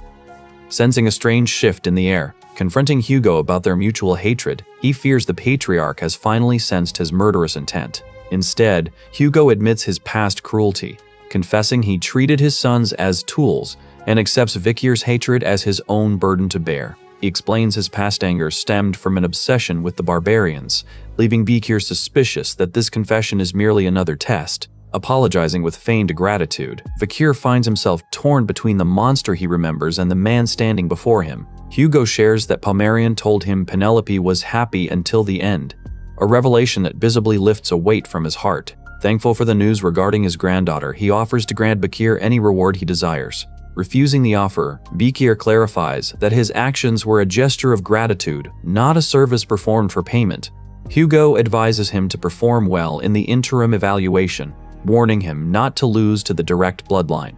He lectures the boy on the dangers of reckless combat, treating him with a newfound, unsettling paternal concern. Viker wonders if his own regression has fundamentally changed the man, as the cold tyrant he once knew seems to have vanished. Caught between the memory of his execution and this unexpected confession, he struggles to choose between his path of revenge and this sudden, confusing forgiveness.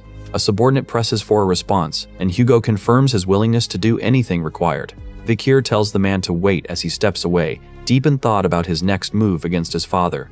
He gently adjusts the hair of Pomerian, who happily recounts the presence of her family within the estate. When she asks for his name, Viker struggles to identify himself. He visits his niece, reassuring her that he will handle the situation before beginning his training. He asks the maid and Pomerian to keep his presence a secret, urging them to listen to his instructions for now. As he compliments her hair, the elderly maid notes its striking similarity to the late Penelope, leaving him visibly distressed. Viker reflects on these memories, questioning their origin given he was not alive during that time. A figure with a transforming eye warns the maid that Hugo is searching for her. Pomerian informs him that her nanny has suddenly vanished, leaving him to wonder if his plan is still viable. He offers a faint smile, even as he harbors a cold, murderous intent toward his target. While she expresses love for Hugo, an entity taunts Viker about her resemblance to the patriarch's deceased family. Dark, demonic power manifests in his hand as he contemplates how killing the girl would destroy his father. The entity addresses Pomerian and threatens her life to ensure Hugo suffers maximum pain. Viker crushes the surface, forcing a red power to manifest and loom over him. He confronts the figure, demanding to know the nanny's location and the reason for their presence. The figure offers to answer his questions one by one, leaving him to bite his lip in visible irritation. Pomerian greets her uncle Viker, while he explains he found the girl alone and is currently watching over her. They agree to keep this secret to avoid Hugo's rage, after which Set is ordered to return to isolation training next week. Viker's thoughts turn inward as he is gripped and approached by the other man. Osi expresses worry, prompting a rare surprise realization in Viker that he is truly cared for. He recalls the pressure of being compared to a genius, feeling as though his very existence is a burden to others. Surprised by the encounter with Set, Vikir begins to access the man's remaining memories while Osi departs. Standing in silence, he reflects on the difficulty of expressing his own concern for others. He considers the expectations placed upon him as vice patriarch, having spent his life watching the back of his cold-hearted father. Vikir wonders if he can truly express his inner emotions, moved by the sight of an old man weeping with joy. He acknowledges that these changes are thanks to Pomerian coming to the family, as she is gently patted on the head. He stands with the child before the castle, hesitating as he speaks to his companion. His companion notes that Vikir has struggled to use his abilities, offering to lead the way while he recovers. Standing on the rocky terrain, he listens as an elderly informant reports that Hugo has not left Pomerian's side, forcing him to delay his plan to kill the girl while her safety remains tethered to the patriarch's newfound affection. The observer decides to remain patient for now, silently cursing the interference during a previous opportunity that could have ended it all. Nearby, a man warns his companion that a high-ranking dungeon is manifesting in the city, though he notes there is no immediate rush since the gate remains sealed. He plots to wait until the child is even more valuable to Hugo before striking. While Vikir grumbles to himself about being the one forced to manage this unexpected and tedious task, contemplating his next move, the observer debates repeating past methods, poisoning the target like Roxana, or using barbarians as they did with Penelope, but ultimately resolves to inflict a far more agonizing death. Vikir slips into the dark dungeon, drawing his blade as he prepares for the confrontation. A sudden impact rocks the cave, leaving the occupant inside stunned and breaking into a cold sweat. Navigating through the shadows, he realizes he has successfully breached the trap, prompting the occupant to sense the intrusion and demand to know who has dared to enter his sanctuary. Vikir steps from the darkness and tells Set he has come to visit as promised. The man stands stunned amidst the pile of bones, realizing that he was tracked and followed without ever once noticing a presence. Furious that a mere student managed to crack his trap, the inhabitant simultaneously dreads that his secret identity has finally been compromised. Vikir confronts him directly, accusing the man of being the demon responsible for the string of missing children in Underdog City. Grinning in the gloom, the demon is shocked that Vikir knows the truth about the impossibility of returning to the previous timeline.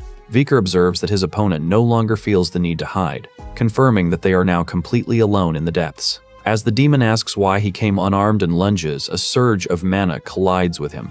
Pink hair cascades over shoulders, framing eyes that burn with a haunting, crimson light as the figure recoils. Insisting on settling their deal first, the speaker pauses while Vikir, his sleeve already slick with blood, readies himself to finish this. A shriek tears through the chamber as Vikir strikes, the victim crying that his soul is being severed. Recognition dawns in the demon's eyes, realizing the weapon is Beelzebub, the fabled sword of gluttony, which Vikir brandishes with lethal intent. Cornering his target, he identifies the man as one of the 10 elite corpses tasked with opening the gate to the demon world, leaving the imposter trembling in terror. Horror grips the creature as he senses the lingering scent of his own kin upon the blade. Wondering how a human could carry such a familiar, predatory stench, the cure releases his aura and mocks the creature for fearing his return from hell. Memories of his past life surface upset of framing him, then orchestrating his execution of betrayal that now fuels his cold, unwavering resolve. He commands the demon to rouse itself, vowing that there will be no mercy, and certainly no comfortable death for a traitor of this caliber. As the carriage rattles onward, Vikir recalls the total destruction that consumed the world before his regression, triggering his absolute will to steady his fractured mind. Vivid flashes of the invasion and the subsequent fall haunt his thoughts, but he keeps his gaze fixed on the city lights, biding his time to dismantle the 10 elite corpus one by one. He recalls the war against the 10 elite corpus, knowing his nightmares are anchored in that history. He remembers the slaughter where 666 of 6071 fighters perished, leaving him the sole survivor. Vikir realizes the demon orchestrated these 6 test deaths to satisfy its own twisted nature, marking this high-ranking member of the 10 elite corpus as an embodiment of pure destruction. Shocked by the sheer scale of the carnage, he narrows his gaze as he confronts the entity standing amidst the grisly remnants of the fallen. Staring at the piles of scattered skeletons, he struggles to process the horrific reality that the demon truly devoured these children. The creature grins and mocks him for being enraged by the sight of the dead children. It claims the victims remain alive within its stomach, cruelly offering to restore them as Vikir prepares for a desperate combat before the final exams conclude. Ignoring the monster's plea for mercy, he burns with a vengeful intensity that signals he will show no hesitation. He lunges forward to make the creature pay for its atrocities, his strike fueled by a singular promise of retribution. Dismissing the claim that the dead can return, he maintains his assault while the monster smirks in dark satisfaction at the escalating violence. The demon laughs while regenerating its limbs, ready to prolong the battle. Acknowledging that the boy keeps as many secrets as it does, the entity promises to explain everything step by step. It labels Vikir an irregular for reaching the rank of graduator at 17, deciding he must be eliminated to prevent the variables introduced by the Beelzebub constellation. Unsheathing his blade, he declares that he will be the one to emerge alive from this graveyard of bones. Steel clashes against dark energy as they engage in a lethal duel, the demon smirking while unleashing its full power. The creature scoffs at their lineage differences, yet Vikir relies on his family techniques, knowing his opponent underestimates his potential to surpass the fourth technique limit. Parrying the incoming attack, he channels every ounce of his focus to execute the Baskerville Sixth technique. Red energy surges around him, his piercing gaze tracking the demon's every movement as he prepares to strike. He executes the Baskerville Sixth technique, and the monster recoils in disbelief at such overwhelming mastery. Vikir smiles, his foresight having already accounted for the creature's secrets, just as it shifts its arm into a jagged blade. He grips his red sword and eyes the beast before speaking. With a sudden expansion of mana, he channels the Baskerville Seventh technique, a force that shreds the air around his target. The demon vomits blood, its panic rising as it realizes the sheer devastation of the seventh fang. He vows to finish this, leaving the wounded foe stunned that a technique reserved for the Patriarch is being turned against him. He activates Undead Commander to bolster his assault and unleashes a magical explosion. He reflects on the clash while his system chimes, confirming the acquisition of new abilities like the Eye of Truth and Mana Circuit. Taunting the creature for its arrogance, he suddenly grasps the deeper, darker implications of this confrontation. After outplaying the monster, he turns away, resolving that now is the perfect moment to hunt the 10 elite Corvus while they remain in hiding. He questions his own destiny as the chosen one, only to freeze when a cold blade presses firmly against his throat. He confronts the antagonist about its plan to bridge the human and demon realms, wondering if killing these monsters will finally bring him peace. A dark, distorted realization washes over the demon, who cowers in terror that a mere human has managed to instill such genuine fear. The bloodied antagonist screams in impotent rage at the man who has completely outmaneuvered him. Vikir speaks with a moment of hesitation before lunging forward with immense speed to narrowly evade a deadly, spiked projectile. He retreats to recover after seeing the Bloodthorn, ending this engagement. A hooved creature radiates dark energy as Andromalius reveals his true form, grinning with a menacing, taunting display. Vikir stands his ground, prompting his foe to begrudgingly admit that his power exceeds initial expectations. The demon declares their confrontation nearing its limit and summons a multi-headed serpent to strike. Surrounded by a swarm of summoned snakes, Vikir watches them crackle with purple electricity. As the creature slashes with blade-like limbs, Andromalius taunts him to try and slice through those defenses. He leaps into action, defending against the serpentine onslaught while spectral snakes attack from all sides. Vikir slashes the snake appearing behind him and vows to kill his target. He deflects an attack with a red energy barrier, while Andromalius grins and declares that his opponent is finished. Rejecting the idea that he is finished, he activates endless blood absorption to counter the reaching hand. Andromalius boasts that his blood control makes him undefeated against any living creature, but Vikir questions the demon's true motives. Unleashing his power, Vikir watches as the system identifies the foe as the 10th Corpse, an immortal disaster with an S+ risk rating. The demon lunges forward, explaining that his immortality is fueled by absorbing the blood of nearby living organisms. Vikir laughs at the situation, causing a confused Andromalius to spit out energy. The monster questions Vikir's sanity, but he mocks the demon for unknowingly absorbing a dangerous substance instead of ordinary blood. As Andromalius crouches in agony, the protagonist prepares to explain the world's fundamentals while the monster realizes he has been poisoned. He cuts his arm to bleed, poisoning the monster with his own tainted blood. The creature realizes the blood is poisoned, yet it watches in terror as the wound heals instantly, revealing a regenerative capacity far beyond any human. Stunned by this impossible recovery, the demon stares in disbelief, struggling to comprehend how a mere mortal could possess such divine vitality. It identifies the lethal poison as a concoction derived from legendary terrors like the cunning spider and the nine-headed snake. Horrified that a human could wield such a potent blight, the demon shrinks back while he stands over his foe, taunting it for its fatal hunger for his blood. He glances at his equipment slots, confirming he has successfully harnessed the traits of the madam and other beasts to systematically hunt the 10 corpus.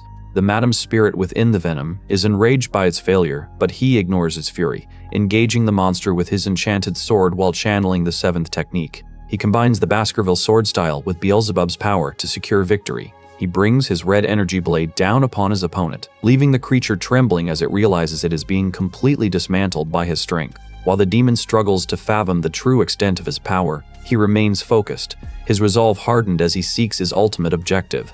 He advances to investigate the corridor, gauging whether the creature has finally dropped its defensive barrier in a desperate bid to survive. Mocking his approach, the demon casts a dark spell, transmuting the surrounding water into a sea of blood to regain the upper hand. As the monster releases a violent surge of energy, he watches its organic form rise from the depths of the blood-filled chamber. He warns the demon that trying to absorb his blood water will fail. The monster scoffs at the warning, unaware that he is already preparing to turn the tide by using his own blood-absorbing ability to consume the creature from within. The horned entity commands its blood knights to rise, but instead collapses in agony as its own dark influence is turned against it by his overwhelming pressure. As blood pools on the ground, a dark entity emerges to watch the fight. Vicar stands his ground, surrounded by 6 red demonic creatures closing in from the shadows. He realizes these blood knights wield the Baskerville 6th technique, mocking his mastery of the 7th as insufficient. The antagonist vows to kill him and everyone he loves, forcing the boy to consider a desperate retreat. Though facing the 10 corpses is dangerous and he remains unprepared, he refuses to back down. He challenges the entity's earlier offer, demanding to know if he can truly have anything he desires. He holds up a Baskerville whistle, causing the monster to tremble in recognition. He ignites a lighter as a blue aura flares, signaling his intent to harness the power of the true hound. From the mountain, a mysterious figure watches as he grips his sword, readying for the coming clash. The horned leader panics, realizing that the whistle grants his opponent the authority to command the entire Baskerville force. He prepares to unleash the full weight of the family's army against the demons to turn the tide of battle. Energy surges around him, his red aura intensifying as he prepares a strike to shatter the cavern walls. The demon lunges while its red-armored knights draw their blades to meet his impending assault. The monster realizes its fate is sealed as the cave begins to collapse. The system grants him new skills as the mountain vanishes, leaving his enemy to question the true source of his power. The mysterious leader confronts Bekir after discovering his ability to hunt demons, but he confidently promises to handle the situation alone. The leader watches and smirks, preparing to unleash his own power. Horror washes over the creature as it realizes Hugo and the commanders have fallen, leaving Bekir to wonder if the entire Baskerville force has arrived. He stands firm before a line of shadowy figures while the leader declares that for the next 6 hours, he possesses full command over the entire force. Concentrating his energy, he activates his red-eyed power just as the order rings out to rip him to shreds. Vicar deflects the monster's energy strikes and cuts it down with his dual blades. Standing alone against 8 shadowy figures, he identifies the demon's ability to heal by consuming blood and declares his intent to kill it. As cloaked figures surround the demon, he sternly warns his companion to avoid injury, mocking their luck before the subordinates acknowledge his command. The hooded assailants launch a coordinated attack, while Vikir notes that his opponent values his own survival above all else. 3 malicious men laugh at the knight's heightened killing intent, while an observer watches his nephew's leadership skills with surprise. The leader reflects with sorrow, questioning if he truly failed to notice that his own son had transformed into a demon. Bekir asks if this is the reality of Baskerville as he slices the serpent's tail to survive the onslaught. He tears through the ranks of the ambushers, leaving the serpent-like creature to reel from a crippling, agonizing wound. Watching the relentless precision of the hounds, the monster realizes that its rapid regeneration is merely draining its precious stamina. Desperate to conserve its remaining magic, the beast scrambles for an escape while he reaches the heart of the lair with his companions. After ordering his subordinates to seal the perimeter, he confronts the horned entity inhabiting the host's body, which now frantically offers to vacate the host if spared. The demon begs for its life, banking on the assumption that the family would never permit the death of their own. But he meets its pleas with a gaze of cold, awakened power. Realizing its usual bargains hold no sway over the bloodhounds, the creature attempts to manipulate the one person present capable of showing mercy. He strikes a heavy blow, daring the entity to test whether his brothers will truly stand by and allow their sibling to be executed. Knowing that his brothers possess the most compassionate hearts among them, he bets everything on the hope that he can sway them to see the truth. Even as the demon issues a final ultimatum to preserve the host's life, he arrives on the scene and maintains a chilling silence, weighing the heavy stakes of the moment. He ignores the demon's lies and vows to finish it, silencing the warriors watching his resolve. He stands over the defeated foe, haunted by the question of whether his brother's soul can still be salvaged, while the entity merely offers a final, menacing grin. Set sobs on his knees, apologizing because his father's expectations drove him to trade his soul. He cries out in regret for his perceived weakness and the destruction he unleashed, begging for a single chance to atone for his sins. As the tears continue to fall, he delivers a swift, decisive strike, ending the demonic threat with one final, precise movement of his blade. Piercing red eyes track the severed head as it hits the floor, confirming that the demon was merely masquerading within his brother's skin. Deciding he must seek more dangerous hunting grounds to grow stronger, he accepts a blade from his superior to continue the eradication. A comrade attempts to console him, urging him to stop blaming himself for the tragedy. But the weight of failing to protect the boy in their youth remains heavy. The man presses him to focus on the immediate threat, yet the shadow of past regrets refuses to dissipate. He stands in silence, contemplating the deep corruption of his bloodline and the young heir's sacrifice to satisfy his family's ambition. The vice-patriarch expresses profound shame over his own ignorance, prompting a promise that he will return tomorrow to delve deeper into the investigation.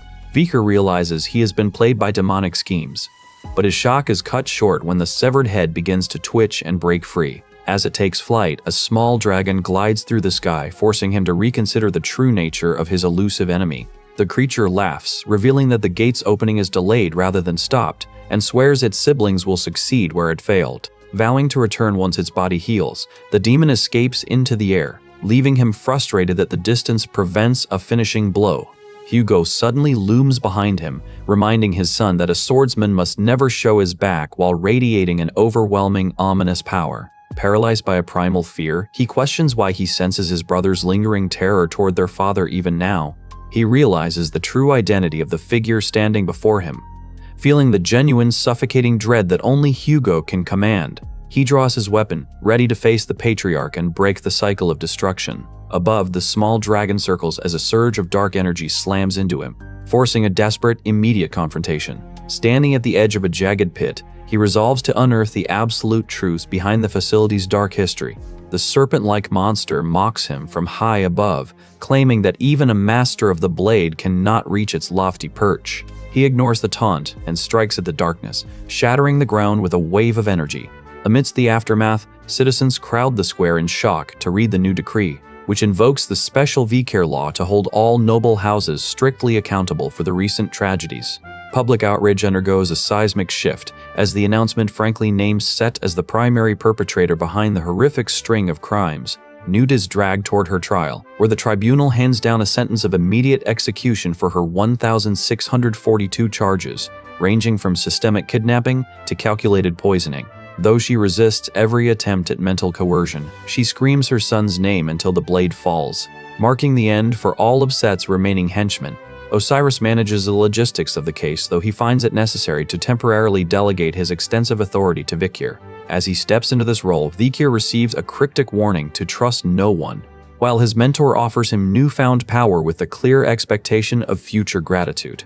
Word of Viker's heroism during the Barbarian Wars spreads like wildfire, causing public discontent to vanish as the populace begins to worship him as a savior. This execution of a family member proves that Baskerville law spares no one, not even their own bloodline. Pomerian watches the shifting tides of the estate and wonders about the sudden changes in Hugo, until a jarring realization leaves her startled. Pomerian notices Hugo has shaved his beard, asking why his face looks so bare as they stand together. He asks for an opinion on his clean-shaven look, acting as if the recent chaos has completely vanished. Viker and his brother observe the territory, noting that since Set was purged, all traces of the demon have been eradicated. Viker reveals he commissioned Cindy Wendy to track other demons, though she remains terrified by the sheer danger of locating such entities. His brother praises Viker for his recent success, warning that the family remains in turmoil and he must prepare for the academy. Viker reacts with shock at being sent to the academy amid the current crisis, only to be told this was Hugo's direct decision. He suspects Hugo finds it more effective to utilize him for specific tasks, leaving him to wonder what his father is truly planning. His brother claims Hugo is merely worried that Vikir will be swept up in the power struggle, insisting that Hugo is simply poor at expressing care. Claiming to be the most like Hugo, his brother urges him to trust this assessment.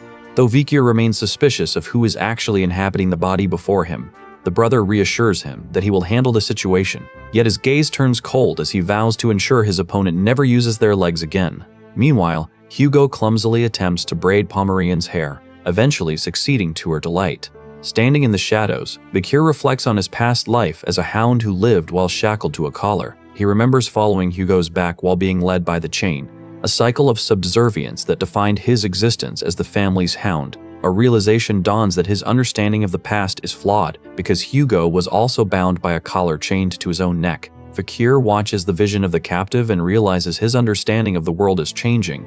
A woman evaluates Anel's growth while the deputy consul appears, leaving the boy to plead for the chance to follow his uncle into the fray, and a sense of despair follows. A serpent creature emerges, forcing the warrior to fight for his life. Pomerian stands near her grandfather, while the butler looks on at the rare, tender scene. Hugo returns the embrace with a lingering, fatherly touch, his gaze softened by an unfamiliar warmth.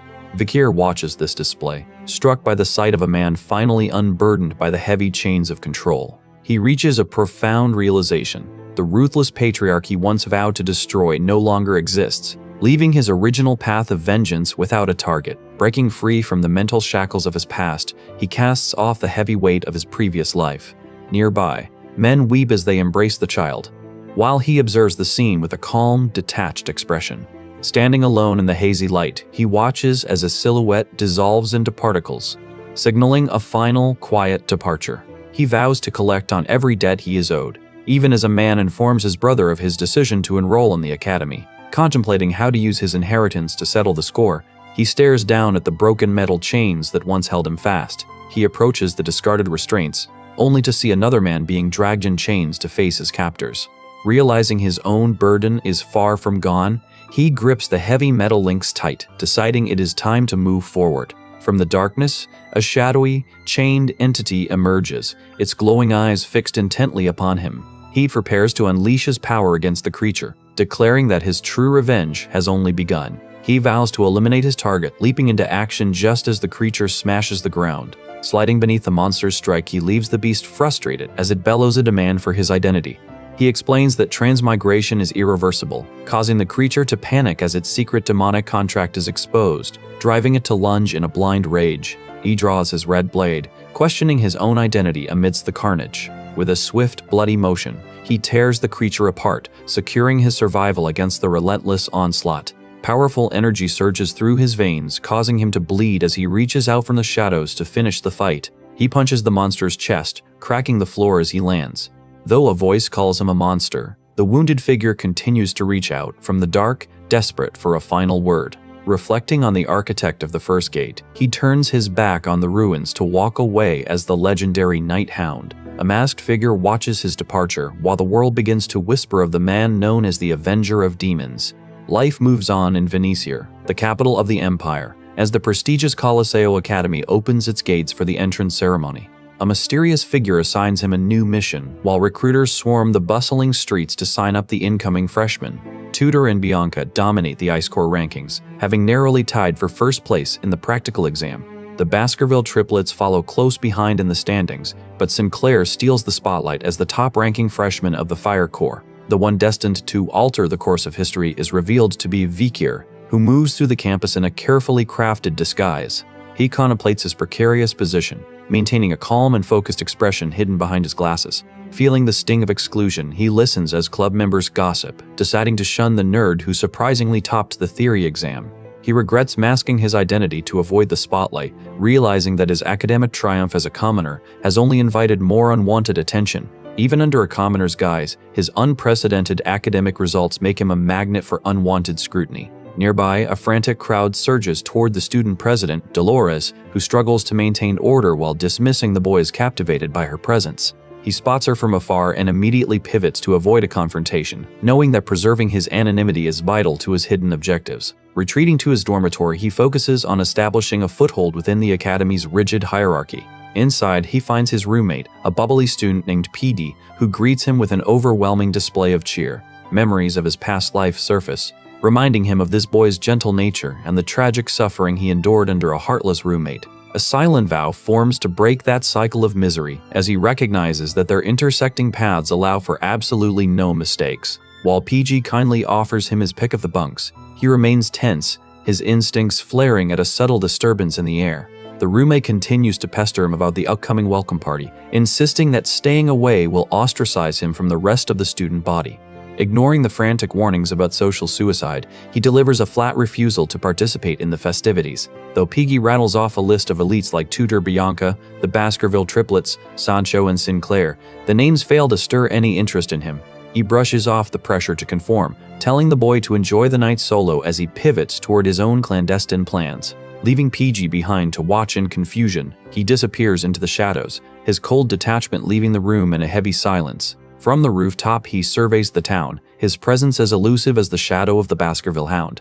Below, 3 mercenaries huddle by a fire, relieved that the children from the storerooms were hauled away by a carriage at dawn. He descends to approach them, brushing aside the warning that curiosity kills the cat as he closes in on his target. The guard commander Ron Battison scolds his subordinates for their loose tongues, threatening to withhold their pay. Stepping into the light, he identifies the scarred man as the infamous flesh grinder. A system notification chimes with the completion of an abyssal rank quest, granting him the soul harvest skill as he berates the men for their lack of spirit. When he asks if he is indeed Ron, the mercenary bristles, insulted at being addressed by someone he deems a low-ranked grunt. His gaze shifts to 2 unconscious figures slumped near the fire, and his eyes widen in grim realization. He confronts the commander, detailing his history of sacrificing neighbors to seal a demonic contract before joining the Northern Guild. He accuses Ron of betraying the Allied forces by using a hand mirror to expose a camp location, which led to a platoon's slaughter. Ron bellows for his challenger to show his face, unaware that the true Baskerville Hound is already poised to deliver justice. He draws his blade and strikes. The mercenary stares in terror as the red energy impales him, his hubris shattered by the sheer speed of the assault. As the red aura surges, Ron screams in agony. He collapses to the earth with his arms severed, finally paying the price for his past betrayals. He warns the man that his demonic transformation is irreversible. Despite the mercenary's desperate pleas for mercy, he notes that the consequences of a demonic pact are permanently sealed. He looms over the broken man, demanding the location of the contracted demon while the wretch trembles in fear. He finds another victim with an exploded head, lamenting his own perceived powerlessness even as he steels his resolve to survive. Consulting a cryptic book containing his past life's memories and Cindy Wendy's research, he catalogs the 3rd victim of the demon worshippers who betrayed humanity before the fall. He notes that the worshippers' heads explode if they mention their pact, a condition he considers while identifying the enemy's mask-wearing agent.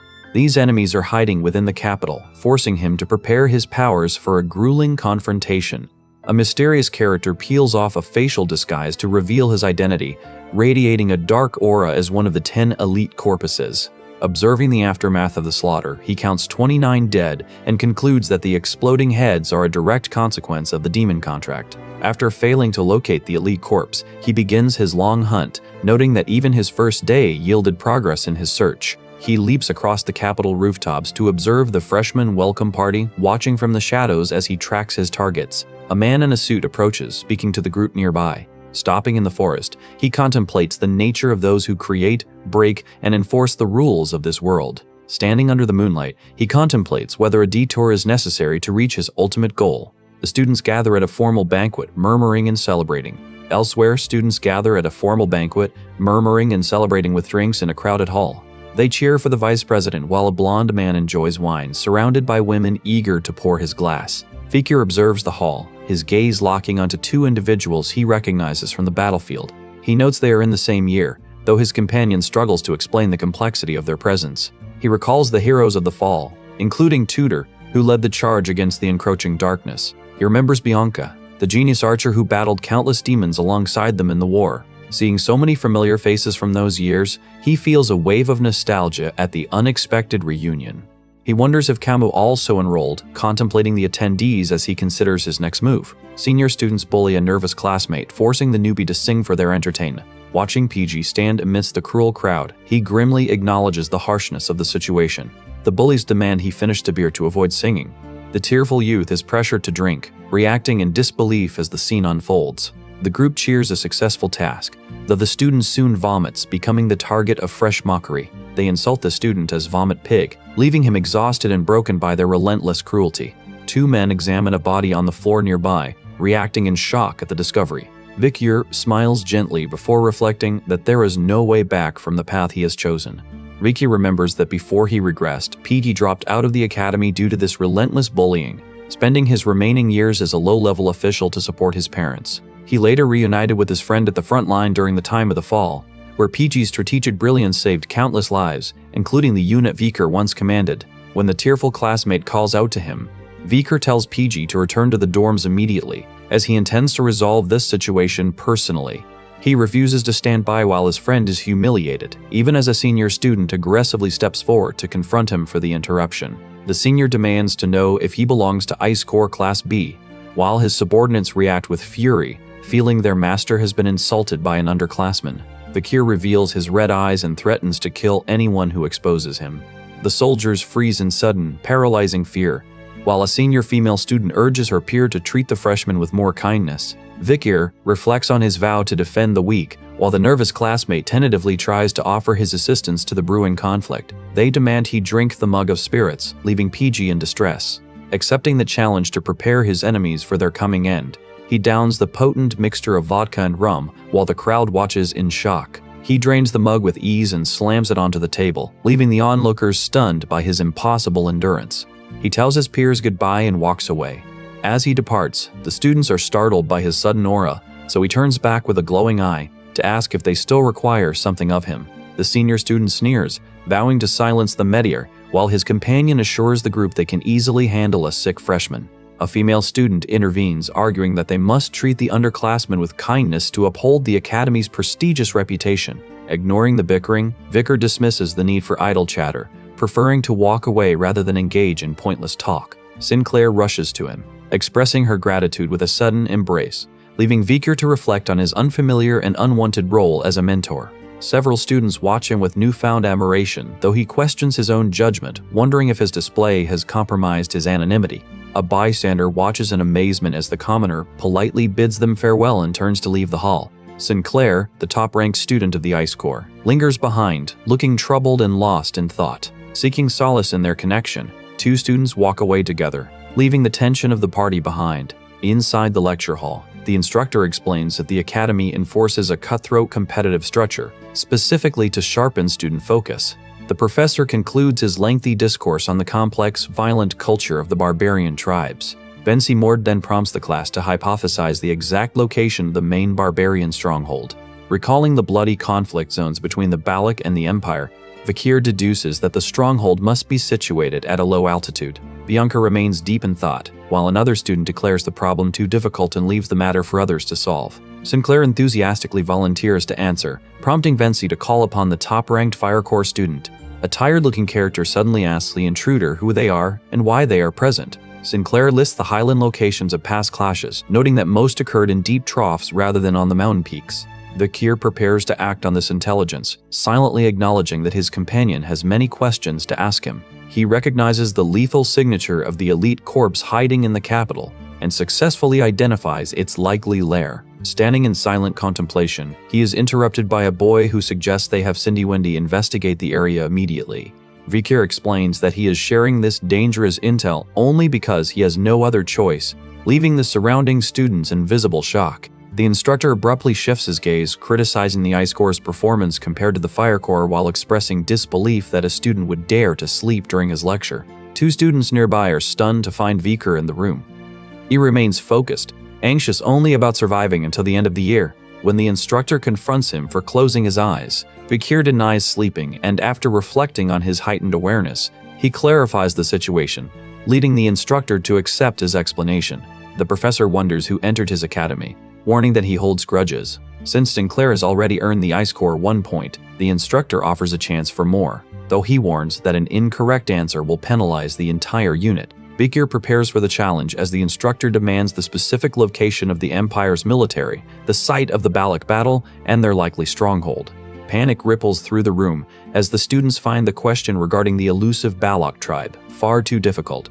Fearing the heavy point deduction that follows a failure, Viker remains unfazed, beginning to detail the exact geographical coordinates of the conflict by drawing upon his hidden, first-hand knowledge of the tribe. He maps the location between the river and the Southern Ocean, noting that the Balik tribe relocated their stronghold immediately following the Ahuman incident. Stunned, the instructor realizes Viker's answer is entirely accurate, even though the thesis remains unverified by the rest of the academic world. Recognizing him as the same student who topped the theory exam, the professor watches in shock as Viker asserts he will take personal responsibility for the entire core. Viker receives 10 points for his brilliant response, though the instructor still deducts points for his earlier behavior during class. He accepts the penalty while his peers begin to recognize his true identity, which had been previously obscured by his common name. Tensions rise as other students discuss him, questioning if his academic genius will translate into any success during the upcoming practical lessons. A new challenge begins, a team sport requiring 20 players where mana and weapons are forbidden, but all other methods are allowed to secure a goal. Athletes collide in a frantic scramble for the ball, while Tutor shouts his confidence, certain this is his moment to shine as he clutches the golden sphere. Viker watches the chaos, startled to see a face he never expected to encounter in this arena as Tutor prepares to maneuver the sphere. A student looks on with disdain for the barbaric sport, watching as Tutor, already exhausted and panting, refuses to break his stride. He sprints forward with the ball, drawing the ire of opponents who demand to know how he dares to carve a path through their formation. Recognizing the triplets of the Baskerville family from the rumors, Viker narrows his eyes, vowing to make them regret this confrontation. Tutor dismisses the threat, claiming he has no intention of engaging these monsters head-on as he prepares to dodge an incoming strike. When a man attempts to explain his positioning, Tutor aggressively interrupts him, demanding he hand over possession of the ball. Bracing for the inevitable clash, he reaches out to unleash a concentrated blast of blue magical energy. The fighters collide in a high-speed confrontation, with Tutor declaring that if a fight is forced upon him, he has no intention of losing. He lunges forward, demonstrating superior physical strength despite the lack of mana or weapons, a display that earns him praise as the Ice Core ace. Dismissing his previous theoretical studies, he charges ahead, relying entirely on his raw strength to dominate the field. Viker contemplates the escalating situation, his eyes widening in sudden shock as he identifies the true nature of his opponent. Standing face to face on the field, Tutor finally recognizes him as the brilliant student from Professor Vinci's lecture. The man with glasses expresses annoyance that the triplets ignored his orders, while Viker reflects on his past, knowing he would have perished if he had not returned. Tutor attacks with blue energy while Viker searches for a way to the 4th floor. Though he remains focused, Viker is caught off guard by a powerful shockwave that sends him reeling backward. Stunned, Tutor watches as Viker recovers and kicks him in the face. As he slides across the grass, Viker wonders why his opponent chose to crash into him rather than attempting to dodge the strike. Vowing to take everything from his enemy, Viker presses the advantage until both fighters collapse on the field in total exhaustion. Tutor slowly recovers from the pain, deciding to feign a severe injury to manipulate the situation and gain a tactical advantage. Stunned by the impact, Viker collapses onto the turf, his body drained of all strength. Tutor kneels beside him, watching as Viker wakes up dazed, wondering if he somehow fainted in the heat of the match. Acknowledging Viker as the top theory student, Tutor struggles to piece together the moment he himself was knocked out during their clash. The blonde boy expresses disbelief at this confusion, while a nearby student decides to nap on the train until they reach their next stop. Viker checks his status window to re-evaluate his limits before battle. He contemplates a harsh reality while the players realign on the field. The referee's whistle piercing the air to signal the restart. Realizing his previous strike was flawed, Viker resolves to correct his form, while a character nearby offers comfort to a sobbing companion. He watches the triplets charge forward in unison, silently noting that his own participation here is driven only by a guild request. As the match escalates, a student cries out in alarm, realizing the triplets and Viker are clashing and lamenting the mountain of work this will cause. The brothers block the path, leaving the blonde athlete to run in frustration, wondering why Viker refuses to stay out of his way. Two athletes collide at high speed, and the blonde realizes with mounting horror that these events are no mere coincidence. Viker uses the Azure Spearman technique, shouting, "Saint Spear Tackle," as he charges. A mysterious figure confronts the stunned Tutor, who stands in silence while an ominous aura begins to radiate from him. Tutor is struck by a sudden, chilling realization after receiving a cryptic warning to leave the area immediately if he values his life. Looking down at his defeated rival in disbelief, the man suggests that Tutor rest to recover from his unexplained fainting spells. Viker tells him to calm down, explaining that the force of the high-speed tackle caused him to bounce off his opponent with enough impact to black out. A bystander whispers a warning to avoid future regrets, while others murmur their growing suspicion that Vikir is concealing a dangerous secret. A muscular student steps forward, resolving to challenge Sancho Barataria, a transfer student from the Northern Guild, to avenge his fallen friend. Vikir realizes his overwhelming physique makes the run-flat strategy impossible, forcing him to abandon it entirely. He vows to eliminate his target, recalling how newborns in the frozen north must fight like warriors simply to survive. When 3 warriors block his path, he channels dark energy and shouts, effortlessly knocking them unconscious as they hover in the air. He stands on the grass, menacing a terrified opponent who can only weep and offer frantic apologies. Explaining his motivations, Vikir barely finishes before a silver-haired athlete charges him, resulting in a sudden, forceful impact. As the man lands hard, Vikir stands firm, reminding him that he has not returned from the underworld recently for nothing. Though the fighter unleashes his full power, Vikir remains unfazed by the wind, commanding him to listen. He delivers a forceful palm strike, leaving his opponent visibly uneasy and shaken. Standing on a desolate cliff, Vikir realizes he is holding a mountain, a sight that leaves the man with the headband terrified. Contemplating playing along, Vikir lands on the field and lunges past his opponent. He leaves a competitor incapacitated on the ground with a powerful, dust-kicking force. As Sancho breaks through the defense and Class A celebrates their potential win, his opponent wonders if the human-like Vikir is truly mortal. Staring at his tingling hand, the man fears Vikir's strength, while a youth asks if he accepted the offer. Players gather around the ball as the referee blows the whistle to start the play. The team celebrates their success, though Vikir accidentally makes an alarming comment to a teammate. After acquiring new traits like indomitable will, Vikir watches as Class B celebrates their victory, leaving him behind. He decides to nap, but is soon doused with water to wake him for the new situation. A teammate offers him a drink, finally acknowledging Vikir as the secret contributor to their victory. The blonde man apologizes for his past jealousy, yet Vikir only wonders why he continues to act so strangely. He deflects their praise by claiming his lack of mana is a commoner's burden, prompting a teammate to offer him sympathetic support. Another peer scoffs at his limitations, insisting he would be a prodigy with proper training, to which he responds with a polite, dismissive bow. As Tutor accepts a towel from his classmates to wipe away the exertion of the match, Vikir offers a brief word of appreciation for their collective effort. He recalls a prophecy foretelling that Tutor and Sancho are destined to become heroes who save mankind by hunting demons during the coming fall. Reflecting on the surprising paths his peers will take, he informs them that the next stage of their training is the final evaluation. After drawing off from the match, he realizes his academy days are becoming increasingly troublesome and fraught with hidden dangers. The system notification pings, reporting only one remaining candidate for his investigation, a terrified man named Lloyd Dockseller. He corners the head of the information house alongside the orphanage director, accusing them both of conspiring with demons to traffic children. Realizing their assailant is a powerful swordmaster after seeing his solid aura manifest, the suspects recoil in sudden, paralyzing fear. Wielding his blade, he declares his aura has already reached the graduator's limit.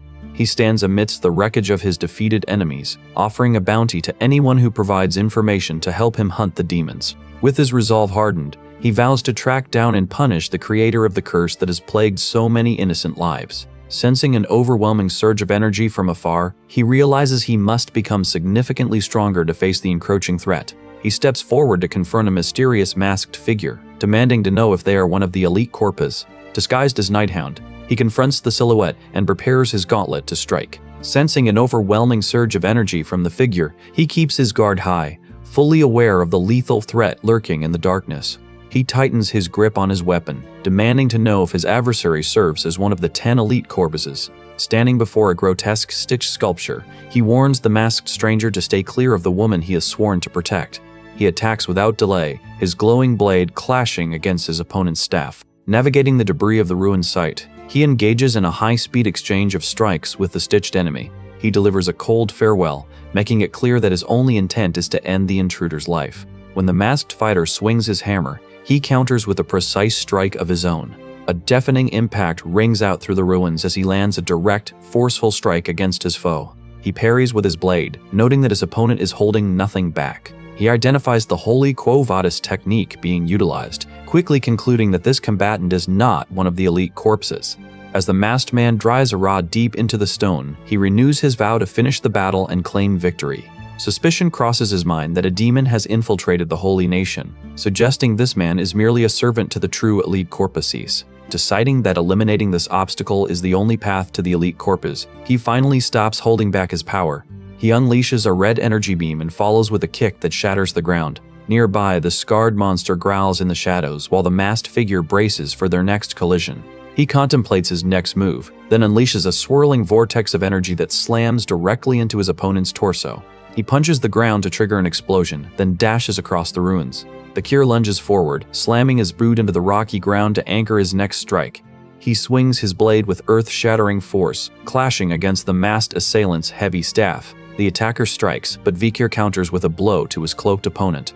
Moving with blurring speed, Vikir stands amidst the settling dust, bracing for the final confrontation. After impaling the creature, he vows to peel back the layers of this enemy to uncover its true nature. Standing over the fallen foe, he notes the creature remains unchanged, a grim reality he acknowledges with a somber nod. He demands to know if it answers to the name Ephibo and who is responsible for crafting such a monstrosity. As the creature screams in agony, Vikir suspects an external force is manipulating its speech.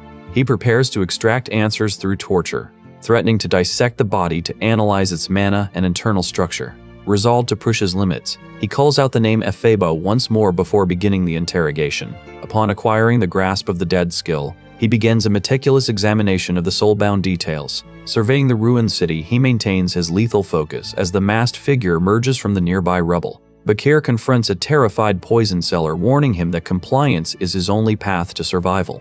The captive pleads for his life, offering to reveal everything, while Vikir prepares to cut through his confusion. Learning that the source lies within a safe in the headmaster's room, Vikir moves with speed to follow the trail. He decides to tail the cloaked figure, convinced this is the man who dispatched the previous scouts. Bells chime across the city as a sudden explosion tears through the landscape, forcing him to reflect on the ruinous consequences of his current path.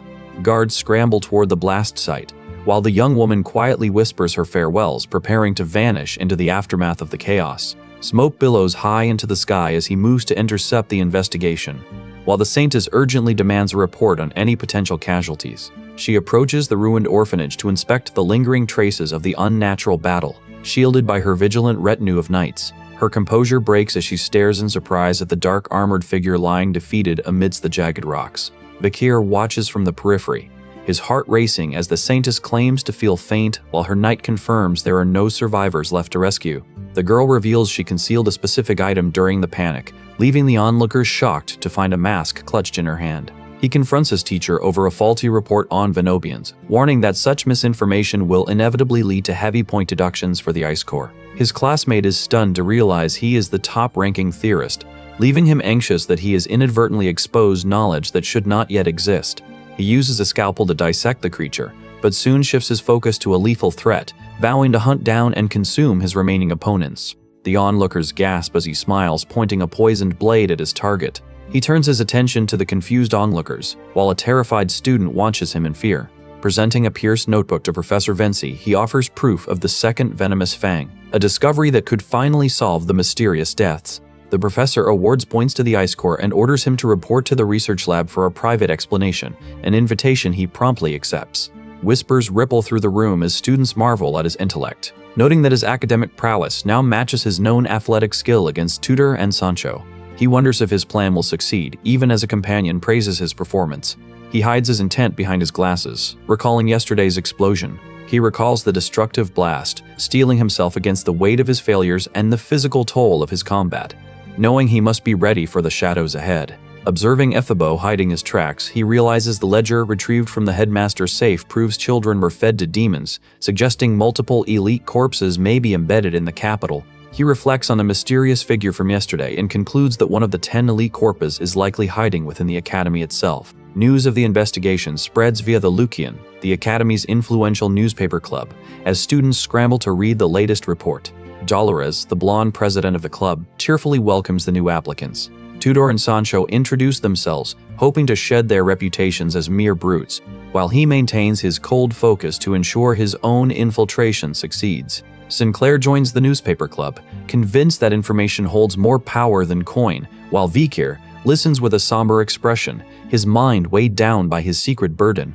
He silently vows to dismantle his enemy's strength, And as Bianca joins the group to commit herself to their shared vision, she senses a deep underlying sorrow in the room. Taking full responsibility for the path ahead, Vikir prepares to sacrifice everything, while Pe explains he joined to gather intelligence and his friend follows to satisfy the club's mandate. Seeking an easy gateway to gather sensitive secrets, Vikir, a first-year student, applies to Lukian and offers a small, calculated smile that confirms his dark intent. Anna soon confronts him regarding his lackluster reporting, and the rest of the members are stunned when they realize the identity of the boy standing before them. She uncovers an exclusive lead about a mysterious, handsome freshman spotted during physical education, an update that immediately stirs the excitement of the entire student body. Tudor mocks him once the news breaks, but Anna, the club vice president, stands her ground, insisting that such scoops are the lifeblood of a true reporter. Eager to capitalize on the day's events, she rallies the remaining members to initiate their investigative activities.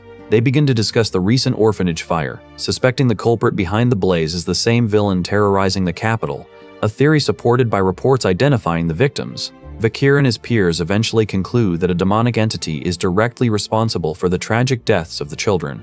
The group debates the perfect headline for their upcoming article, while Vikir quietly reflects on the swirling, chaotic rumors about his own involvement. Frustrated by the Imperial Guard's incompetence, they discuss bestowing a nickname upon the mysterious villain, following the tradition of labeling cruel criminals.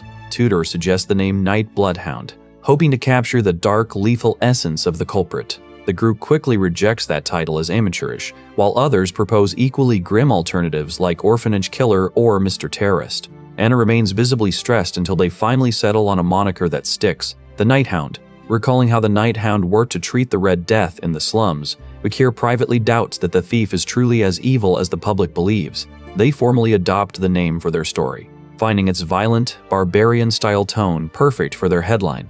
Leaving Vikir to ponder the complex truth hiding behind his own mask, Dolores realizes she has voiced her thoughts aloud and proposes a sensational headline for the Night Hound, only to be cautioned that the club's articles must remain strictly factual to avoid ruining innocent lives. As the group debates the vigilante's morality, Vikir remains silent, internally vowing to turn the capital into a battlefield to exact retribution upon those who destroyed his bloodline. Tension lingers as the members remain divided on the nature of this figure.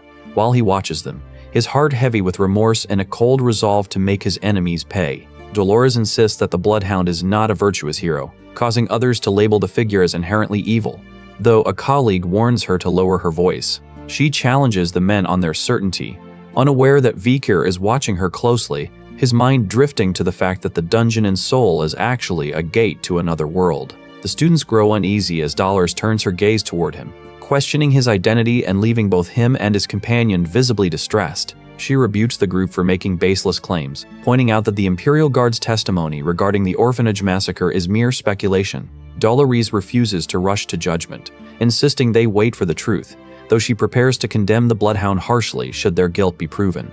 A sudden interruption from a student reveals that their advisor is demanding a negative article, prompting her to resolve to confront him personally. Vikir studies her, recognizing the same indomitable leader who commanded the Holy Knights during the final battle before his regression, a memory that sharpens his hunger for revenge against those who murdered his parents. Dolores commands her knights to advance, frustrated by their lack of faith and their failure to prioritize the lives of the innocent. Vikir watches with a knowing smirk, finding her unwavering dedication to the truth a refreshing contrast to his expectations of judgment, and silently offers her his gratitude. She confronts him with a sharp argument, but he warns her that he is not the type to remain passive when his actions are challenged. A sudden alarm blares through the capital, waking PG, while Vikir observes that the person he is questioning remains as stubborn as ever. He greets his roommate, who stands frozen in shock at a sudden revelation as they both prepare for the morning. The academy schedule forces all students to rise at 6 a.m. for exercises, after which they scatter to bathe, rest, or eat. Vikir battles his own exhaustion but insists PG continue his training to sharpen his mind, though the boy grows weary of the lecture. Rejecting any suggestions to soften his approach or improve his empathy, he focuses entirely on the cold resolve driving his mission. When his friends invite him into the city, he explains that he must fulfill his volunteer obligations throughout the weekend. Tudor and Sancho express frustration at Venci for unfairly targeting their peer, but Vikir insists they head to the city without him. Refusing to let him handle the work alone, his friends decide to join him, leaving the other students stunned by their loyalty. A terrified man begs for mercy, while onlookers note how Vikir exudes a natural brotherly charisma that draws others to his side. The group admires his perceived kindness and perfection, completely unaware that a system message silently logs another soul lost from the global count. One student recalls how Vikir assisted them during a difficult social gathering. Noting that his presence makes them feel capable of anything, he stares at the child, who freezes in sudden dread. The others watch in shock as he produces a bottle shrouded in dark smoke. Floating within that suffocating magical mist, the mysterious man promises to answer all of his questions, one by one. PG watches the gray-haired man walking with two students, his curiosity piqued by the sudden attention such an imposing figure commands. An observer identifies the man as Bane, the academy's most handsome sophomore, though his uncharacteristic activity raises immediate suspicion. Sensing the ominous influence of the 10 corpus, Beaker realizes the swirling darkness manifesting around them is composed of tormented souls. He considers striking Bane down instantly, yet he hesitates, knowing an open confrontation would inevitably result in innocent casualties among the students. Feigning illness to distance himself from his peers, he retreats with the sole intention of investigating the demonic threat in private. Vikir equips his silent heel Mushusu to gather intelligence, while nearby, Dolores wonders if she should shadow the mysterious man. The president accidentally trips on the stairs, creating a sudden commotion that draws gasps of shock from everyone in the vicinity. As he approaches to help the fallen girl, a status window flickers to life, confirming he has overcome adversity and granting him a stat increase. A nearby student demands an apology for the mishap, which Beaker provides immediately to maintain his cover while keeping his focus locked on the threat. Dolores accepts the apology, visibly stunned by the hidden physical strength he displayed, while others struggle to grasp his elusive nature. Playing the part of a small pawn to avoid further scrutiny, he tracks the 10 corpses linked to Bane before slipping away into the shadows. Meanwhile, Bane leads his two companions into the dark, his handsome exterior masking a deeply manipulative and sly nature. He claims a newcomer is harassing him, prompting his loyal companions to swear immediate retribution against the individual who dares to bother him. Bane admits he narrowly avoided exposing his secret identity, and his allies promise to intercept the intruder should he approach the academy grounds. After thanking them for their unwavering loyalty, he silences one of them with a cold hand, effectively ensuring their absolute compliance moving forward. Elsewhere, a masked figure seethes with rage, convinced that the person behind the recent explosion survived only due to their high-ranked skills. Reviewing his aptitude test results, Vikir realizes with chilling clarity that Bane is a human who has successfully tracked the presence of a demon. The demon recoils in horror, realizing that the Baskerville Hound has finally tracked its true presence. A cloaked figure emerges from the shadows to confront him, demanding to know what he will sacrifice to stop the 9th corpse, Dantalion, whose cowering minions beg for mercy. Returning to the academy, Vikir reviews the mounting pile of incident reports with his peers, exhausted by the relentless chaos consuming the capital. When the administration orders the first years to investigate, he selects a file and begins drafting an article to expose the hidden truth. They examine the documents, shocked by the sheer number of cases in the capital. He narrows his focus to 3 missing students, noting that their tight-knit group would never vanish without leaving a trail of witnesses. Dismissing the rumors of a romantic runaway, he focuses his gaze on the threat of the elite corpus, his eyes burning with the cold resolve of his family's legacy. Vikir pledges to lead the investigation, convinced that a powerful elite corpse is orchestrating these horrors from the dark. Under the cover of night, he reflects on past failures, certain that one specific enemy is the architect of this unfolding disaster. Sitting up in the silence of his room, he acknowledges that the truth is finally within his grasp. He prepares to confront the questions he has long avoided, sensing that the moment for final answers is drawing near. He focuses his vision to track the movements of his demonic prey. Unaware that the hound is closing in, the demons whisper about the interference of the masked vigilante. He vows to strip them of everything they have stolen, readying his final strike against the 9th corpse, identifying Dantalion's subordinates, Ephibo, Geronto, and Heavy He. Watches as they buckle under the pressure of his encroaching hunt. With Heaven Fedo cornered, Vikir heads toward the basement for his test, determined to shatter their cycle of destruction once and for all. A bystander recoils in terror as Dantalion, the 9th corpse, sheds his human guise, though the demon remains cautious to avoid detection after the mask's recent interference. Driven by the need to compensate for recent setbacks, he decides to expand the scope of his operations. The instructor warns of the selection process as attackers ambush Vikir in the dark. Dantalion contorts his face to infiltrate the light and find the pandemic mask. From the shadows, a woman watches as the 9th corpse meets his subordinate Fido, their dark presence threatening her peace. She is startled by intruders in her home, unaware that Beaker is already watching the unfolding danger from the gloom. The figure orders Fedo to keep the woman's face untouched, even as he holds a knife to her throat to ensure her silence. Because his plans to open the gate were delayed by Andromalius's death, the demon resorts to violence to vent his mounting frustration. Struggling with his shifting form, he tells Ifibo to follow him. Beaker smiles, asking himself if he should relieve his pent-up stress on the demons. A mysterious figure tells him that he holds the power to change everything, while Sir Quilty offers a cold, deceptive smile. The Saintess confronts the man in the hall, demanding to know why he smiles while the world descends into chaos. Quilty claims he was busy investigating murders, masking the truth that he is the one responsible for the recent disappearances. Watching from afar, Bakir observes the head of the Indulgentia family paying respects to a masked figure. Realizing their alliance must remain secret, the Saintess demands the abolition of the exemption system, knowing it is merely a corrupt tool used by the wealthy to erase their sins. Quilty dismisses her outrage, defending the church's policy as a fair exchange for the large sums of money donated. Dolores insists that sins must be confessed before God, maintaining that true forgiveness only follows the appropriate punishment. The divine figure warns that those sheltered by the exemption system are beyond salvation. She urges him to consult his father, the cardinal, before commanding him to return.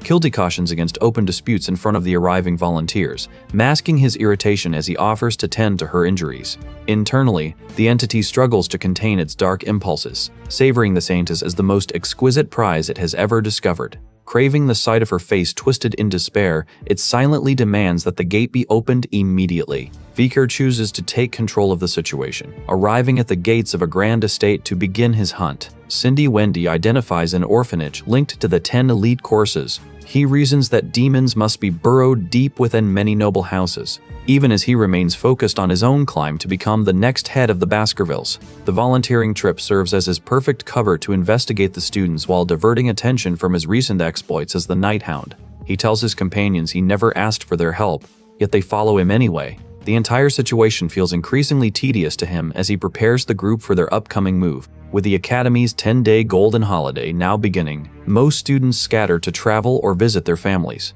Despite the break, his peers insist on finishing their mandatory volunteering hours immediately to get the obligation over with. Tudor and Sancho join him as they arrive to begin their volunteer work, all of them eager to complete their hours. They reach the Indulgentia orphanage, noting it is the imperial capital's largest facility. Vicar observes a portrait of Quilty, the family head tied to the Quo Vadis lineage, who holds significant influence within the church. Noting the well-known conflict between Quilty and Dolores, he decides to avoid becoming involved in their religious power struggle. He remains wary, planning to observe the headmaster closely to uncover his true nature while maintaining his cover as a student. A nun directs the group to act as teachers for the children for 10 days, insisting that their kindness will leave a lasting impact. Fakir resolves to protect the vulnerable, committed to finishing this task properly rather than doing it halfway. The unexpected arrival of Bianca and Sinclair surprises the group.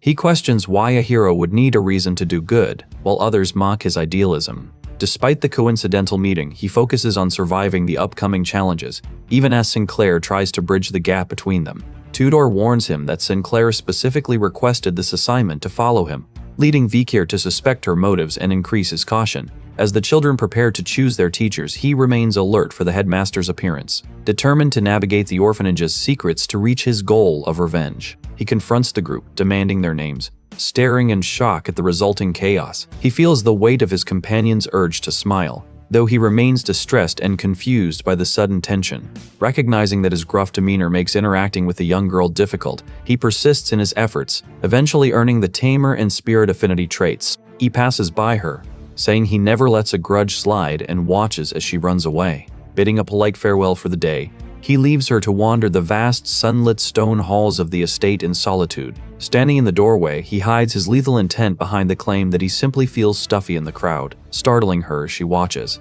Though he worries his actions are perceived negatively, she peeks from behind a pillar, having witnessed his past, to ask why he left. After gaining new swordsmanship skills and key mastery, he turns his back, leaving her dejected as her attempt to reach him fails. A realization strikes him, and he kneels before the child, finally addressing her as Perry, the name he discovered on her tag. Contemplating the significance of that name, he offers a rare, warm smile, hoping to bridge the distance between them. From the shadows, a mysterious figure reveals his presence, determined to act rather than watch. Just as Perry catches his reflection in her eyes, she lunges in a sudden physical attack, rushing past him, but he remains focused on finding the person he has been searching for all along. Dolores reassures him that his smile isn't off-putting, revealing that she has witnessed his past and acknowledges his hidden kindness. He finally identifies her and learns that Perry suffered past trauma, resulting in aphasia and the loss of her voice. Dolores explains that the girl was abandoned by countless volunteers who left once their schedules grew busy,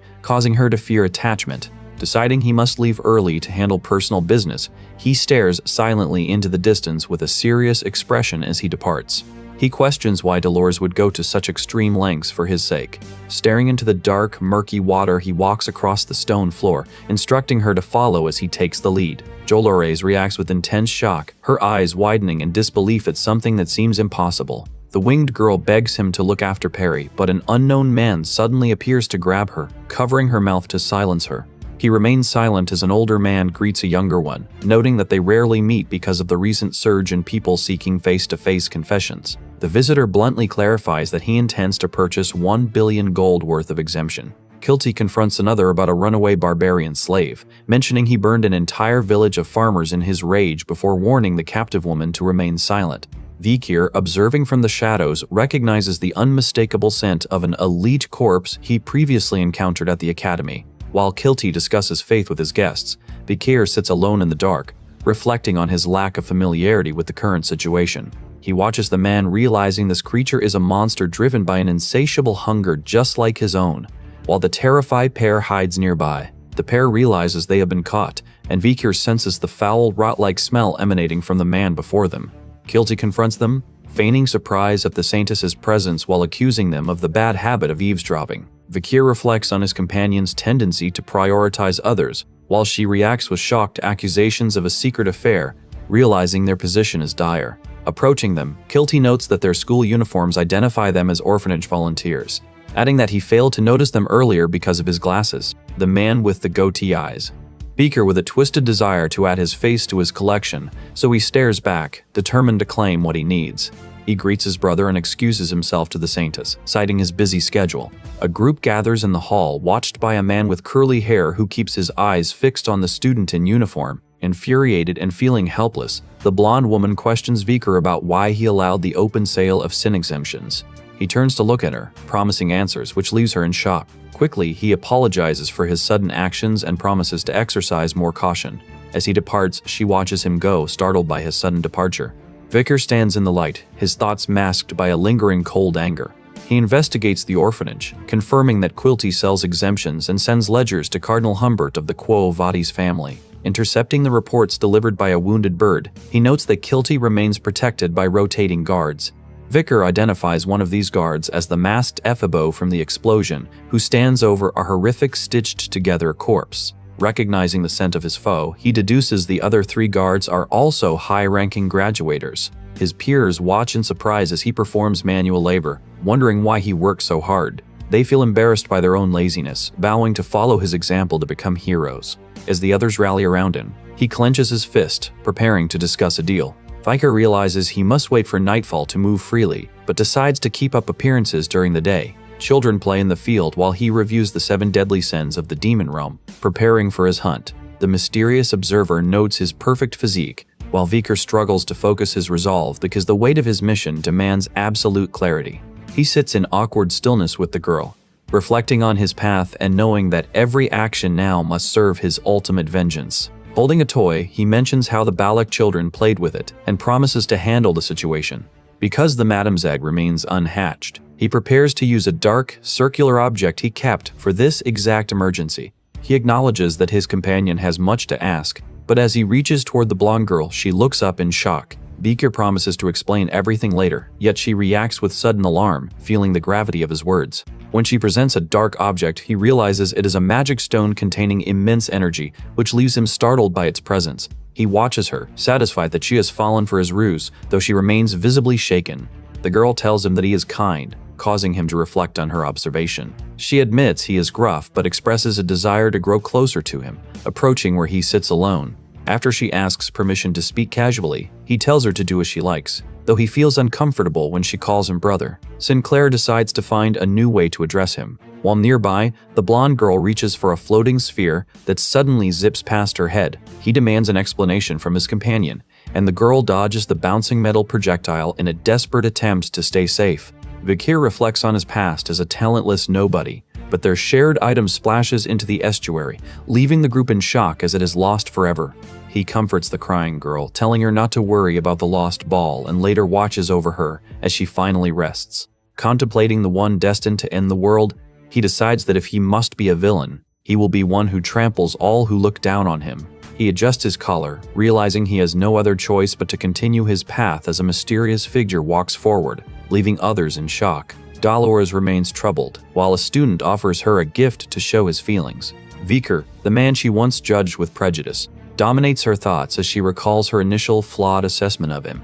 She questions a student about the Night Bloodhound's lack of virtue, citing his disciplinary minus points and mandatory volunteer work as evidence. However, others defend him, explaining he volunteered for the kitchen, distributed food, and even fixed the pipes so the facility could boil laundry. The boy confirms he fixed the pipes, and a woman notes he was hanging laundry until the children asked him to prepare the gym. Dolores realizes everyone views him as a good person, forcing her to admit her own prejudices were the true inaccuracy. Reflecting on their strained relationship, she wonders if he hid with her previously out of genuine consideration. Vikir offers a polite farewell, resolving to take responsibility for his past actions as he prepares to apologize. As he contemplates the heavy implications of his path, the blonde girl watches in confusion and sorrow. He sheds his outer layers and performs a high kick before diving into the water, needing to retrieve a specific object. The girl and others gasp as he emerges from the dark liquid, holding a glowing, viscous orb. Vikir secures the dark object, smiling as he realizes this success means the others no longer need to feel sorry for him. Battered and scarred from the effort, his return leaves the girls around him visibly flustered and shocked. The girl reveals her identity as Perry by showing her gold collar tag, her heart racing at the sudden development. He plays soccer with the children to unwind, though he remains acutely aware that there is much more to discuss. As their final day of volunteering concludes, the group excitably agrees to play until they have no energy left. Vikir sits on a bench, his eyes shaded as he silently acknowledges the weight of the moment. Vikir offers a cold, sharp warning to his target, causing Perry to look away, blushing and nervous under his unyielding, stoic gaze. Perry places a flower crown on his head, leaving him momentarily confused, as such gestures remain rare for those like him who possess high mana affinity but struggle to maintain their humanity. The blonde woman beside him contemplates her anxiety about confirming his true identity, hoping that proof will finally end her inner turmoil as she reaches out to hold his hand. Accepting the gesture as a sign of gratitude, he decides to take the lead, instructing his companion to follow him closely to ensure their safety. Her hand hesitates. Then her finger gently brushes his palm in an intimate, fleeting moment of connection. While the observer watches from the shadows, Perry asks if they can meet again, prompting him to ask if she will be there tomorrow. He reflects on the constant danger of his demon hunting mission, admitting he cannot promise a return, yet he reassures her that they will meet again. She stares at him in shock and joy at his promise to return if a tomorrow exists for him, and they stand together in silence among the leaves. Vikir sternly orders the hidden observer to leave, but Perry smiles brightly at his reassurance that he will take care of everything. She calls him brother, but he gently corrects her, insisting she address him properly, while a confused stranger nearby demands to know his identity. Contemplating the path ahead, he tells his companion that they will discuss all her questions once she is cleaned up. The children at the orphanage find comfort in the volunteers, finally filling the void in their hearts through the care they receive. A man with a goatee speaks of the love shared at the orphanage, while elsewhere a cursed ring is displayed, notorious for its ability to constantly drain the user's mana.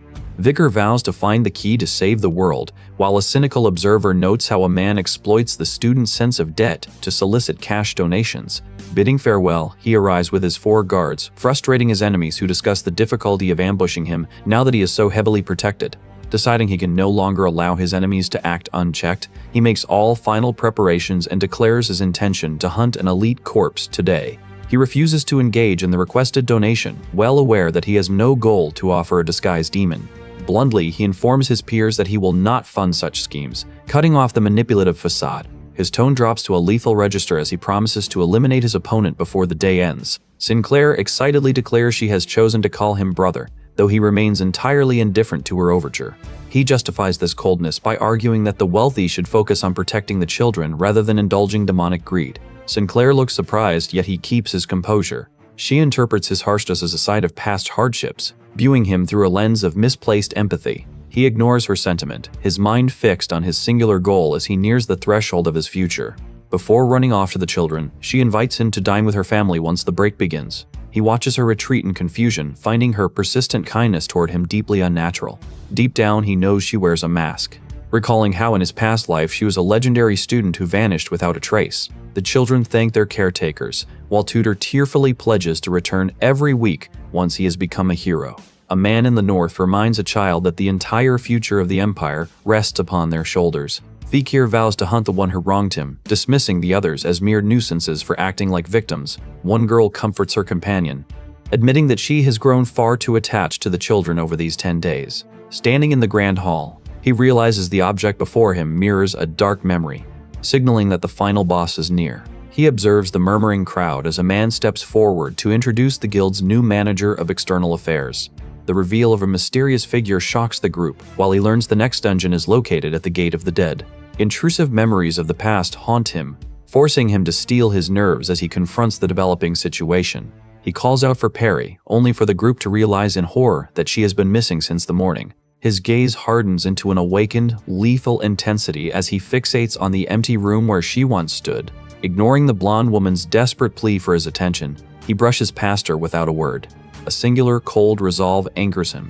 He is going to hunt down and kill his target. The realization that Perry is missing, failing to appear for their planned departure, leaves him frantic for answers. He activates his ocular ability, his eyes glowing blood red as he forces a confrontation with a figure lurking in the shadows. Days of searching yielded nothing, and the stranger only smirks. Distress tightens his chest, but he focuses his power, his gaze searing with the primal instinct of the hunt. While a mysterious observer watches from the dark, he wakes in a cold sweat, refusing to accept the suffocating silence. He studies the weapon in his hand, realizing with a jolt that it is no ordinary tool of war. Determined to rectify the mistakes of the past, he arrives at the Indulgentia Orphanage dormitory. He stalks through the dark corridors with a sword strapped to his back, closing in on the heart of the facility. Stepping into the deepest shadows, he draws out a dark, looming entity from its hiding place. The creature mocks those who dare defy it, yet he remains silent, his focus absolute. Breaking the silence, he demands the location of the children being kept as food for the demons. A hammer strikes the floor as the hooded figure lunges, forcing him into a violent, high-stakes confrontation. He scoffs at his captor's attempt at silence, declaring he has no time for games when his mission is at stake. The figure reveals a glowing, blood-red energy blade, embodying the very destructive cycle of the Baskerville Hound. He crushes the man's head, watching the body evaporate. He waits for the target to emerge, clutching a lock of his enemy's severed hair before carelessly kicking the head aside.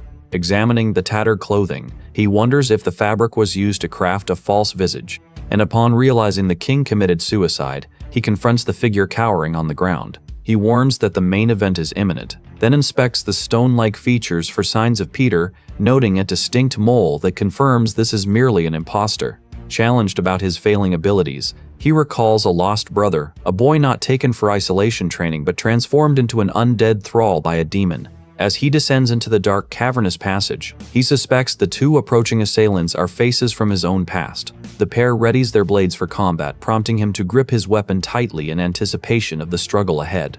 One cloaked figure lunges with glowing eyes, tearing through the air with a powerful red energy slash. He duels the masked creature, striking down with his blade to trigger an explosion. Nearby, a companion weeps over the fallen, desperate to understand why they sacrificed themselves in such a manner. Far from the carnage, a woman prays before a stone angel statue while another figure chooses to rest until the moment they are required.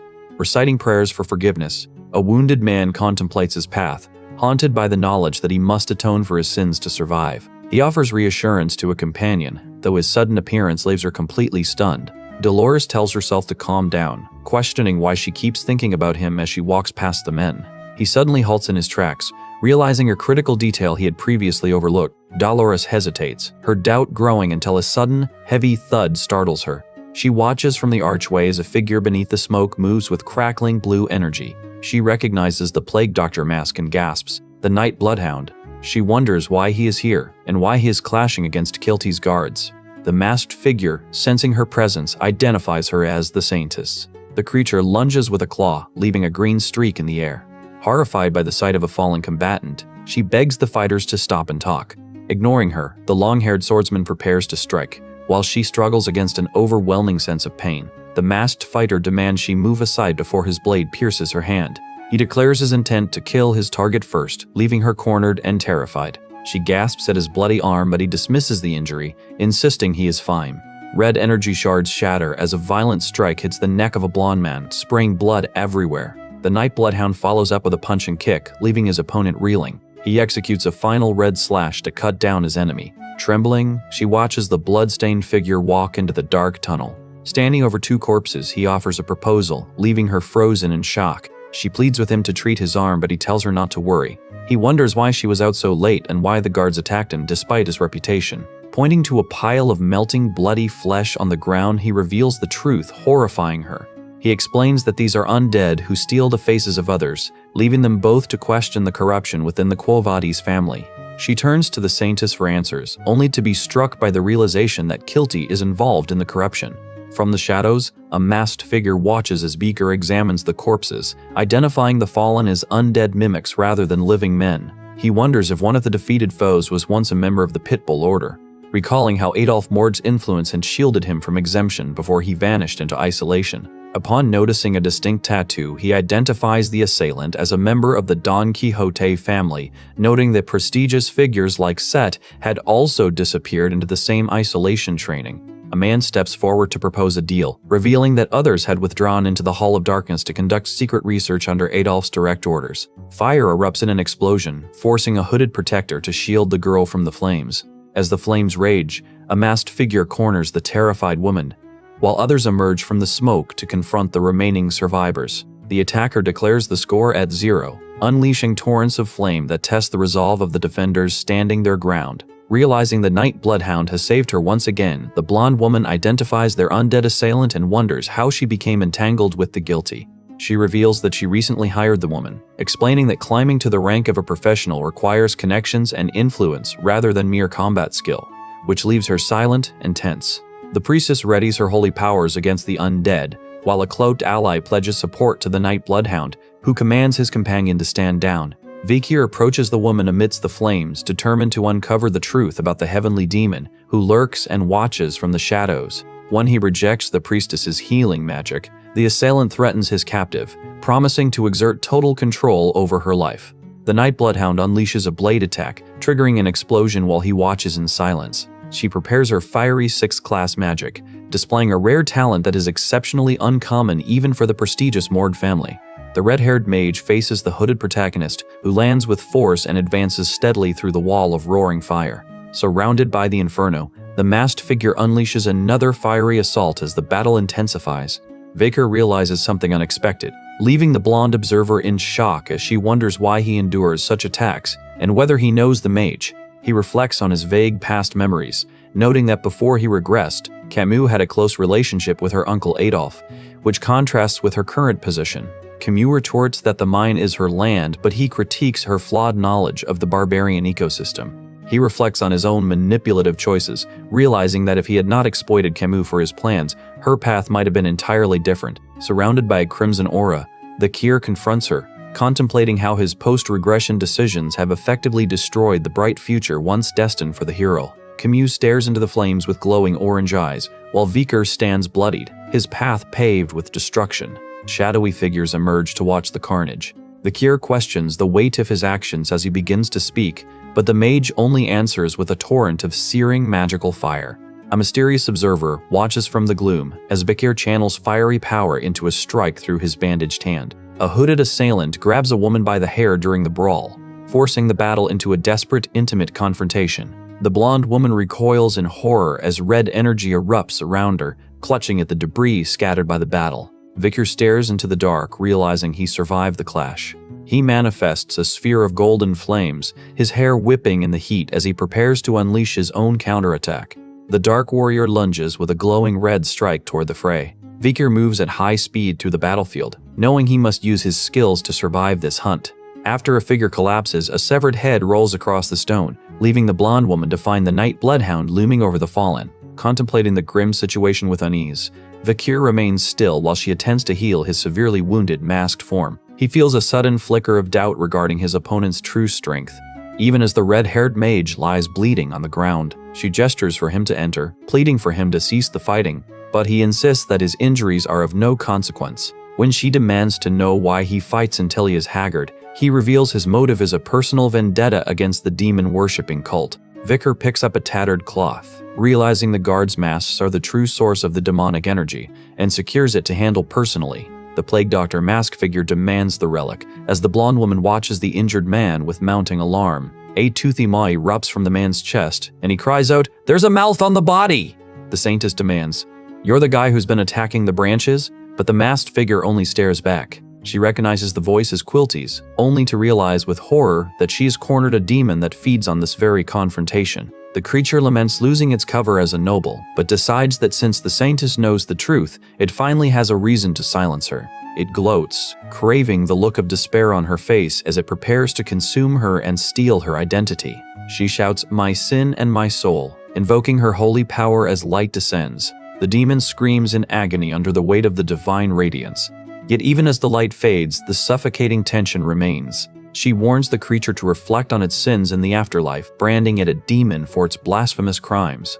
With predatory hunger, the monster mocks her surprise before a sudden, forceful kick sends it reeling backward into the dark. The Saintess gasps, "Night, bloodhound," but he retorts, "It's not good manners to interrupt, Saintess. I do wicked things because I'm a demon." He scoffs at her inexperience, claiming that she and a dying swordsman have no hope of defeating him in this state. Snatching her by the throat, he taunts her, savoring the way fear drips from her terrified expression. As he gloats about finally claiming the Saintess's face, he suddenly reacts with shock as a surge of violent red energy flares through the air. Vikir watches the scene, accusing the demon of being a coward who only feels secure when sacrificing his subordinates. He taunts the entity, revealing that he forced this confrontation by waiting until he was ready to expose the demon's true self. The entity admits, "I pretended to be dead," then heals its abdominal wound, boasting, "Healing an injury like this is nothing." The creature mocks him for his amateur trap, leaving him to realize with dread that he is facing a true elite corpse. Smiling, the being's eyes glow with sickly green energy as it introduces itself as Dantalion, the ninth corpse. Dantalion jeers at Vikir's performance, his maniacal grin deepening as he prepares to reveal the true extent of his reach. The masked figure stares down the young hunter, who remains stunned by the realization that his target is an elite corpse. Dantalion commands the atmosphere as the Demon King's will activates, granting a 30-minute surge of 50 points to all of Vikir's stats. Dantalion grins and tells Vikir his name, prompting him to ready his fist for a fight. Sinclair watches in horror as the blade protruding from the enemy's head fails to kill him. Confirming that the monster is no ordinary foe, Dantalion confronts Vikir over the death of Andromalius, explaining that he steals the faces and memories of his victims to survive. The demon reveals that the man Vikir killed was actually Quilty, boasting that he possesses many such bodies, which only fuels Vikir's vow to hunt them all. Lunging forward, the plague-masked entity strikes, his glowing blade piercing through the air to reach his target. Nearby, a woman screams for mercy as the monster's overwhelming presence forces her to beg for her life. She collapses in terror, trapped by dark tendrils as the hooded figure looms over her, leaving the others to watch in paralyzed silence. The man awakens in a cold, dark void, where a hooded figure looms to promise that he will finally take responsibility for his existence. The captive clutches his head, crying, "I was buying the meat pie my daughter likes when on my way home." His hooded captor mocks his confusion with a sneer, launching a high-speed strike that leaves him crumpled and bleeding against the jagged rocks. Staring at his own reflection pooling in the dark blood, the victim cries out in distress, desperate to insist he is innocent of any wrongdoing. Vikir watches the display with cold detachment, ordering the creature to drop the pathetic act because he has already developed an immunity to such psychological traps. A fleeting memory of his mother threatens to surface, but he ruthlessly suppresses it, his eyes burning with a singular, lethal intent. He catches the attacker off guard with a punch, telling the monster, "It's a present." The hooded entity strikes with a red blade, but Vikir remains focused on finishing the hunt. The collision shatters the stone floor beneath him, and Vikir lets out a manic laugh as his own hand begins to warp into a monstrous clawed transformation. The Saintess watches in utter shock as the Nighthound channels dark, swirling energy that seems to devour the very light around him. The antagonist sneers, revealing that he has implanted a cursed face into Vikir, a parasitic identity that drove its original owner to slaughter his own kin. He taunts his prey, claiming that the violent clash of stolen memories will inevitably shatter Vikir's consciousness from the inside. Ignoring the blonde woman's alarm at his mangled arm, Vikir pauses only to steady his breathing and clear his mind of the demon's influence. He surges forward with supernatural speed, declaring that he is no mere mortal and that he refuses to let a single grudge go unpunished. Understanding why Andromalius fell, Vikir confronts the ninth corpse, noting he is a difficult opponent. Vikir shields the Saintess from the demonic assault, fully aware that the battle requires his immediate protection. His hand warps into a clawed shape, casting a shadow over the woman in white. She recoils in terror as the boy grins, revealing a hand covered in pulsating, lidless eyeballs. While the villain sneers that the Saintess is merely a liability, she urges her companion to focus entirely on the duel. He hesitates, battling the urge to maintain the hero's facade, while she realizes the dire consequences of losing his support. She clenches her jaw against the rising stress, watching as he clasps his hands to solidify his grim resolve. Though trembling with fear, she expresses her firm determination to assist the Nightbloodhound in this fight. She clasps her hands in desperate prayer just before a powerful physical strike rocks the entire chamber. Vikir tells her he will handle everything, unaware of the presence looming behind her. The Saintess realizes her opponent is a true monster, experiencing a moment of intense, shattering shock. He easily overwhelms the creature with shadow powers, laughing at this struggle as far too easy. He unleashes a wave of dark energy, wondering if he is on the right path to purge the demon. The antagonist threatens them, mockingly questioning what occurs when hundreds of organic pods are transplanted into a single human. A woman bows to bid him farewell, while the hooded warrior decides to slice through all remaining enemies. He releases a red shockwave, prompting the monster to mock his capacity for violence. Lunging forward with intense speed, the masked warrior is suddenly caught in the middle of a powerful energy discharge. He smiles as he drives his weapon deep into the opponent's skull. In a quiet, fleeting moment, a man and woman stand by a tree while Perry smiles warmly at them. A spectral claw erupts from the darkness, tearing through the air to strike at Vikir. From the void emerges a multi-limbed monstrosity, its presence signaling a lethal threat to the Baskerville Hound. He stands alone in the abyss, his cloak tattered as he maneuvers through the encroaching shadows. Bound by a heavy metal collar, he approaches a group of captives huddled within a dark, watery prison. Realizing these souls were swallowed by Dantalion, he wonders if this entire space exists within the demon's own skill. He steps onto a glowing, liquid surface as his eyes turn bloodshot from the overwhelming pressure. The repulsive sensation of his enemy's presence floods his mind with the traumatic memories of the trapped captives. As a boy suffers in agony, Vikir reaches out to comfort him, struggling to stabilize the chaotic mental energy. He realizes that if the victims are gathered here, the child he seeks must also be trapped in this dimension. Determined to find her, he begins to hunt through the crowd, confirming the girl remains hidden among the suffering spirits. The captives huddle together in the dark, their voices filled with despair as they beg for an end to their misery. Vikir spots the blonde woman standing amidst the crowd, surrounded by echoes of resentment and hatred. He identifies them as vindictive spirits, souls eternally consumed by the demon and bound to this wretched place. Dantalion taunts the captive Saintess, boasting about his selective consumption of beautiful humans to feed his twisted vanity. The ninth corpse looms over her, asking if the sound of weeping resonates with her heart. When the Saintess confronts him for feeding on orphanage children, he dismisses her, claiming he is exempt from sin because he views humans as mere livestock. He presents a document, mocking human greed and treating the orphanage as a supply chain for his hunger. Mocking her further, he calls her wicked, weak, and a burden to those around her. He credits her for helping him trap the swordsman, reveling in her silence as his underworld begins to absorb the negativity of the dead. Watching from the shadows, she realizes the truth of his cruelty, acknowledging that her own indecision and fear of the Nighthound have only fueled this despair. He scoffs at human nature, but she finds the strength to believe in a better path. Shocked to see her invoke divine power, he recoils. While she laments that her fear of the Nighthound kept her from acting sooner, she recalls being told that God chose her because she is troubled, for a savior must endure the fiercest places to truly shine. Resolved not to let the Nighthound fight alone, she channels her divine aura, surrounding those nearby with golden light. Panic sets in as he realizes her divine power will destroy him. But she, no longer swayed by his words, prepares to unleash her full strength. As a radiant being appears before her, the history of the origin and the seven essences resonates through the unfolding battle. The Nighthound recalls a fleeting moment of warmth, where he smiled alongside the children he once vowed to protect. That memory shatters into grief as she breaks down in tears, leaving him crushed by the weight of failing to save her. He strikes at the shadows with a surge of golden energy, desperate to unleash his power against the encroaching darkness, trapped within the howling winds of a desolate void. She remains submerged in despair, held fast by a dark, murky substance. He finds her there, his body marked by the corruption of his long hunt, finally reaching the one he had sought above all else.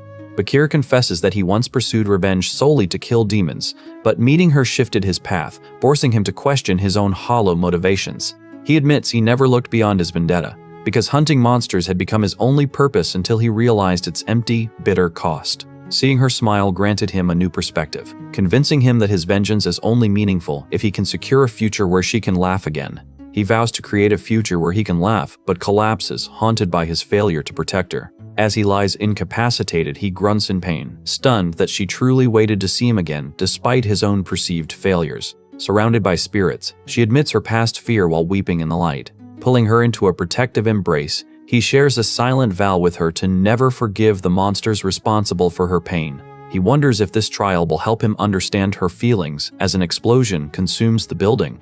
Deep within the underworld, the masked demon watches in shock as her sudden awakening purifies the souls, realizing her power is far greater than he anticipated. Charging through the field, the plague doctor activates an ability to confront the chaos. Vikir hesitates for a heartbeat, then feels his aura overflow as the Saintess's divine radiance surges into him. Seeing a chance to level up, he channels energy into his hand until it burns. The monster stares in shock as he manifests a solid aura blade, forcing Dantalion to realize he is confronting a true sword master. Amidst the wreckage, the Saintess feels the profound, echoing sadness and anger of the sacrificed children that Vikir now shares. Recalling the Pope's prophecy, she acknowledges him as her soul companion and pours the entirety of her divine power into his reach. Through soul resonance, she amplifies his attributes and activates her supreme domain, providing the foundation for his final blow. Onlookers watch in horror, unable to comprehend that a youth has met the qualifications of a swordmaster, a rank typically reserved for the highest patriarchs. He strikes with lethal velocity, decapitating the creature and slicing it into fragments before it can even process its own demise. He tells the demon that since the trapped souls are finally purified, his illusions have failed, leaving him in total despair. Dantalion laments that his scheme to harvest mana and open a gate to the demon realm is ruined, vowing to destroy Vikir at any cost. The entity scoffs at the notion of needing a face, summoning a multi-eyed monstrosity that prepares one final lethal gambit. As the creature gathers energy, the girl threatens to self-destruct and take the orphanage with her.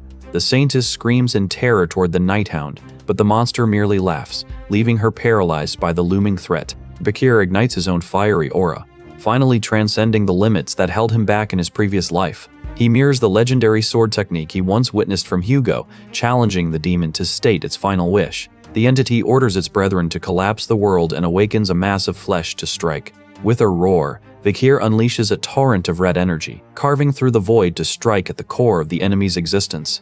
The resulting shockwave rocks the earth, jolting students from their beds as they scramble in fear from the sudden, violent tremors. 1 year later, the Saintess channels her power, gasping as a mysterious celestial rift tears open before her in the sky. High above the academy, Vikir gazes at the night sky, his body racked by a persistent internal affliction that forces a pained grunt from his lips. Down in the common rooms, Sancho fumes over his failure to track the legendary criminal, lamenting the missed opportunity to prove his worth. He is quickly hushed, as rumors circulate that Kulti and his guard detail have vanished, presumably slaughtered in the wake of the incident. The group wonders if Dollars remains troubled by the news, while a mysterious woman with winged hair ornaments observes the academy from the distance. Dolores and her companion reflect on the dark revelation that Quilty was a demon, confirming that the Nighthound resolved the threat. They acknowledge that while attacking a noble branch is technically unforgivable, it remains refreshing to see the masked vigilante cut away such rot. Office workers react with shock to the provided evidence, openly doubting that the public will ever accept such a dark truth as reality. The Saintess remains silent before warning Pietro of the coming upheaval, leaving him visibly confused as they walk away together. Stepping forward to address the gathering crowd of reporters, she commands their immediate attention as they anticipate her official statement. She focuses her resolve entirely on the Nighthound, gripping the incriminating book that exposes the extent of the family's secrets. After accepting the documents from a hooded figure, she clutches the volume tightly, steeling herself for the inevitable confrontation.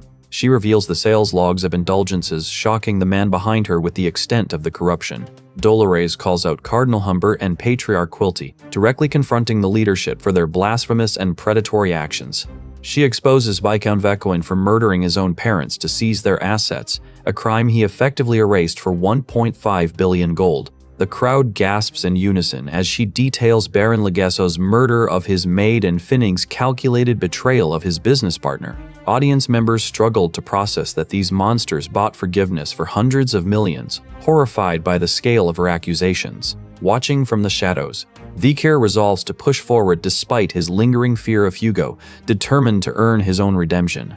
Dolores declares the sale of sins a vile blasphemy, vowing to end the brutality within the Quo Vadis family once and for all. Vicar observes her, internally critiquing her use of power while contemplating the sanctus from the quiet of a stone bench. He reflects on her unchanging righteousness and realizes that with this exposure, only 8 elite corpses remain to be hunted. Checking his status at 10%, he makes a solemn, silent vow to finish his mission as the Baskerville family's hound. He walks slowly past a memorial for Perry, promising to forge a future where children can live and laugh in peace. Later, the protagonist questions why his article was suppressed by the administration, insisting he merely reported the undeniable truth. Dolores confronts Professor Banshee about the suppression of her article, but he only asks if she truly fails to grasp the delicacy of the situation.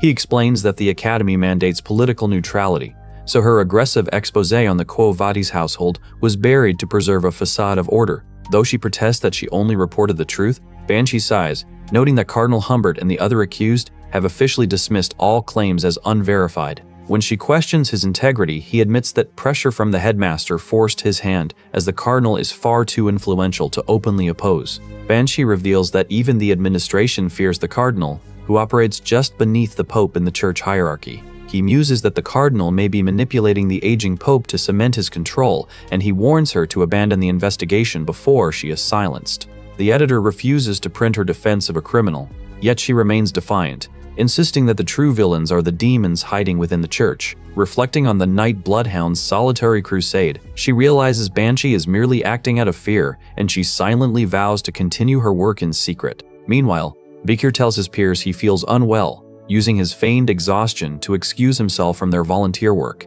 As his companions turn their attention to PG, he slips away into the shadows, finally securing the solitude needed to process his mission.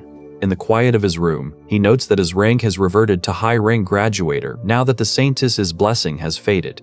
Though he remains grateful for the brief taste of Swordmaster power, he begins to rummage through his bag, reaching for the prize he seized from the fallen knights when he suddenly freezes in his tracks. Inside the satchel, he fashions a mask from the leather sacks looted from the demon's lair, only to find the item pulsing with a strange, dark energy. He identifies the relic as picaresque, which he knows grants mana regeneration and resilience. Recalling from his past life that the mask grows in power through fratricide, he resolves to exercise extreme caution while handling it.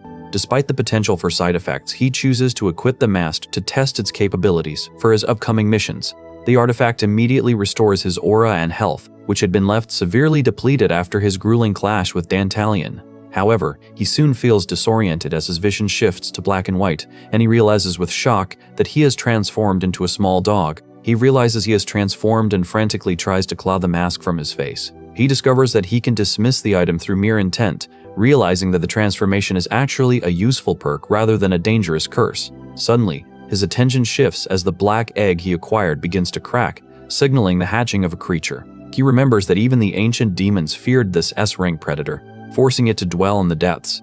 Yet now its descendant is emerging. To his surprise, the creature that crawls out is a small, fuzzy spider that lets out a distinct sound. Vikir wonders if the spider learned to mimic wolf sounds after being kept near his hounds, but he quickly turns his focus to the creature's hunger.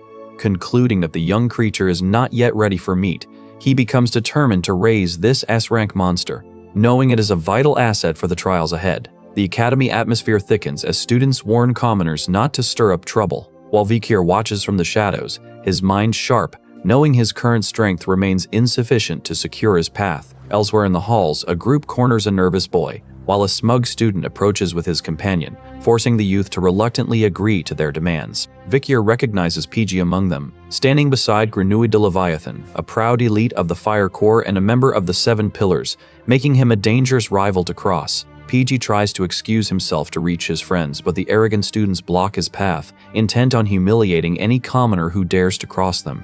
They insult PG for being a low-rank expert, mocking his presence as an affront to the 7 great families, while the girl accompanying them demands he leave the academy immediately. Her words cut deep, and PG trembles with distress as she callously judges his worth by the company he keeps. Tutor steps forward to defend his friends, refusing to stand by while they are insulted, despite the looming threat of violence. The confrontation turns physical when Grenouille orders an attack, and a heavy punch lands, shaking the hallway. Tutor grits his teeth against the impact, enduring the blow while he prepares to strike back. Vikir suddenly intervenes, grabbing an assailant by the head to silence the aggression, warning him that he chose the wrong person to fight. The students are stunned by this sudden turn, and even Tutor and Sancho are shocked to see Vikir acting with such force, questioning when he decided to intervene. Everyone stares in disbelief as Vikir stands firm, having finally arrived to settle the score. Tudor demands to know why they laid hands on his friend as the attackers realize their mistake. Grenouille continues to mock Tudor's standards, but the tension is absolute. As the saying goes, only a god can kill another god, and the hierarchy of this academy is about to be shattered. Tudor reminds them that the academy rules forbid discriminating against commoners, even as they attempt to mask their defiance with feigned humility. Vikir challenges the arrogant students to demonstrate their supposed superiority by attempting the task themselves, though they sneer at his perceived inaction during the Nighthound incident. The girl dismisses their hesitation as cowardice, boastfully claiming she would have easily captured the criminal before surrounding the group with a sudden, surging green magical aura. Tudor gasps as the scent of a paralyzing agent fills the air, while a small spider creature sniffs the fumes, dismissed by the others as nothing more than a cute pet. The antagonist releases a green mist, telling the students it is a threat to show the difference in their strength as they struggle to breathe. Suddenly, the spider opens its mouth wide and rapidly absorbs the poison fog as if it were a hearty meal, leaving the bullies to watch in stunned silence. Vikir remains perfectly still, observing their growing confusion as they begin to piece together the truth of his identity. The students stare in disbelief as the remaining fog is drawn toward him, and the creature lets out a tiny burp, signaling it has finished consuming the poison. Mocking the Ice Corps for their supposed lack of intelligence, the antagonist provokes a challenge regarding the upcoming midterm team event, where the losers will be forced to run naked through the academy grounds. Vikir focuses, while the purple-haired man accepts the challenge, mocking his opponents by saying he wants to see them become a laughingstock. Tudor and the others apologize for dragging him into the conflict, but he stays determined to crush their rival's ego, offering a rare moment of comfort to the tearful PG. Tudor outlines the team roles and assigns Vikir to the vanguard, confident that they can secure victory together. Vikir politely declines the offer, stating he has already made other commitments, while a cold intent to eliminate his opponent lingers in his mind.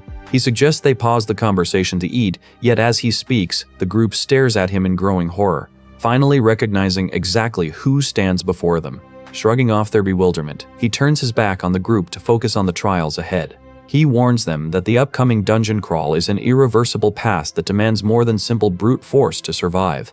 Outside, the crowd erupts in cheers as the academy prepares for midterm exams that will be broadcast to the entire empire.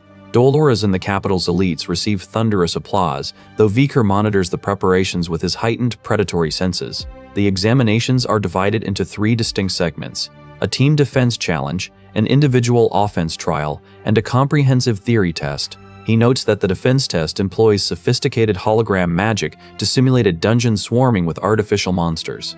Candidates must form teams of 4 to repel waves of these entities, with scores determined by their individual endurance and tactical contributions. The simulation terminates the moment a student's health points drop to 0, forcing each participant to survive 3 grueling 20-minute rounds. Dolores's team sets a new third-year record by holding the line for 58 minutes, leaving the group completely spent. Checking his status window, he listens as Pidgey strategizes that the first years must at least reach the second round to surpass their rivals. Pidgey and his team are determined to shatter Grenouille's ego, banking on their combined strength to carry the day.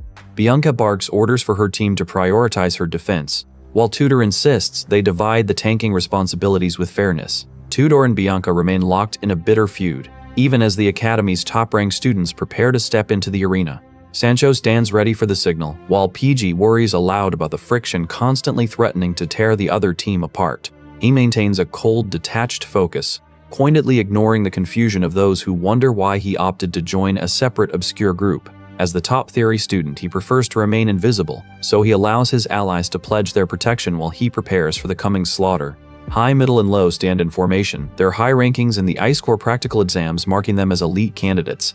The triplets are eager to succeed on this first mission, flushing with admiration as they pledge their loyalty to their liege, Vikir. Tudor faces criticism from rivals for recruiting Bianca, a tactical choice made solely because he needs her strength to secure victory against the other teens. Arrogance ripples through the competing groups as they parade their new aces, including Grenouille, who sharply corrects those mispronouncing his name. Though a purple-haired noble condescendingly demands gratitude from a commoner, the latter commits to the team to ensure their collective grades remain high. Sinclair is corrected on how to pronounce Grenouille's name while a rival watcher smirks at the scene. The students discuss their goal to become the top-ranked group, while a rival watcher smirks at their ambition. Groups 108 and 199 prepare their gear, signaling that the first-year midterm examinations are finally underway. As the crowd cheers, Vikir watches the arena with a somber heart. Reflecting on the nature of the people surrounding him, he fixates on his goal, vowing to kill his target while his companions observe the unfolding spectacle with concern. An instructor explains that the arena will transform into a dungeon, warning students that while the exam is virtual, the monster's poison is real, so they must be careful to avoid being eliminated. Students discuss the danger of the diluted toxins, while the triplets boast of their rigorous training in the estate's drill hall. Vikir instructs the brothers to act recklessly so he can remain stationary, and they enthusiastically swear to protect him like iron pillars. A mysterious figure confronts him, forcing Vikir to resolve that if he cannot overcome this academy trial, he has no hope of reaching the top. He defends his decision to join the triplets, reminding himself that his shared mission with Sinclair is to kill the demon lord to save the world. She confirms they discussed trading monster data weeks ago, then asks if he is being bullied, but he dismisses her concern. He contemplates the difficulty of his path, startled by a sudden sound from above as he reflects on his heavy burden.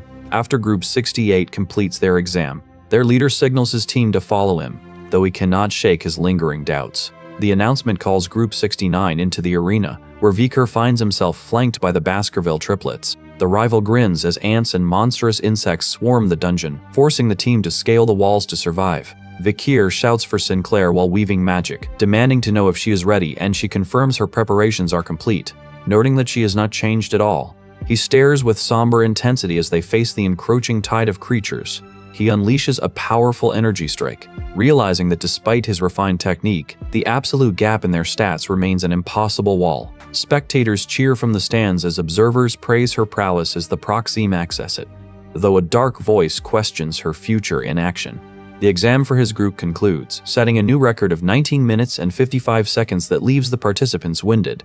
Their rival leader stares in shock at the new benchmark, while Vikir remains troubled by the implications of the unfolding events. The purple-haired antagonist smirks with confidence, mockingly promising that he looks forward to seeing his opponent run naked through the academy. Grenouille offers a calm, reassuring promise to handle the next challenge, while his surrounding men react with visible fear. As Vikir arrives at the next encounter, he reflects on how having a singular goal provides a reason to live, even if it is merely staying close to someone. He acquires the undying trait as his friends cheer him on, wishing him luck before his next arena match. His subordinates vow to secure first place for their liege, while he gains the High Priest's blessing and a stat increase after overcoming the trial. Standing before a dark cave teeming with insects, his thoughts drift to the one who killed the Demon King as his peers watch with growing concern. Surprised by his proficiency with a bow, his peers recall he is the Ice Corps' ace, prompting an archer to challenge his marksmanship. With practiced fluidity, he looses a barrage of arrows, his unnatural speed catching his observers off guard. Though he notes the answer weak and inaccurate, a growing unease prickles his skin, as if a hidden threat looms nearby. His eyes glow red in focus until a system window confirms the trial is cleared, rewarding him with new stats and the mana overload skill. He carefully masks his true capabilities to avoid unwanted attention, despite a lingering urge to fully display his strength. Deciding to manipulate the moment, he addresses the creature on his shoulder as Baby Madam, while she takes charge of his busy schedule. He realizes the ant's poison makes them a perfect food source for his companion, securing her loyalty as he prepares for the next phase of the exam. He wishes his allies luck for the exam, but stops when a rift tears open to signal a dungeon break. Group 108 secures second place with a time of 19 minutes and 50 seconds, narrowly missing the top spot. A woman approaches with a sudden request, her unexpected laughter leaving him startled and uncertain of her motives. An arrogant noble mocks his second-place finish, completely unaware that his own men tremble in terror at the prospect of failing their master. Tudor urges his team to remain calm as Group 199 enters the arena, ready to challenge the record set by the rival group. Monsters surge forward and the team clashes with them, using spears to trigger explosions against the creatures. Holding the front line, Tudor and Sancho coordinate with Bianca's precise archery and PG's tactical commands, displaying a level of teamwork that threatens to claim first place. Vikir watches them from the sidelines, wondering if they will truly succeed, yet he is haunted by a sudden, inexplicable feeling of emptiness. As the arena battle reaches its climax, a mysterious figure advises him to rest after his recent, grueling ordeal. Vikir reacts with sudden shock, his eyes widening as he realizes the truth hidden within the arena's design. He stares at the dead insectoid while a mysterious figure in a dark suit watches him.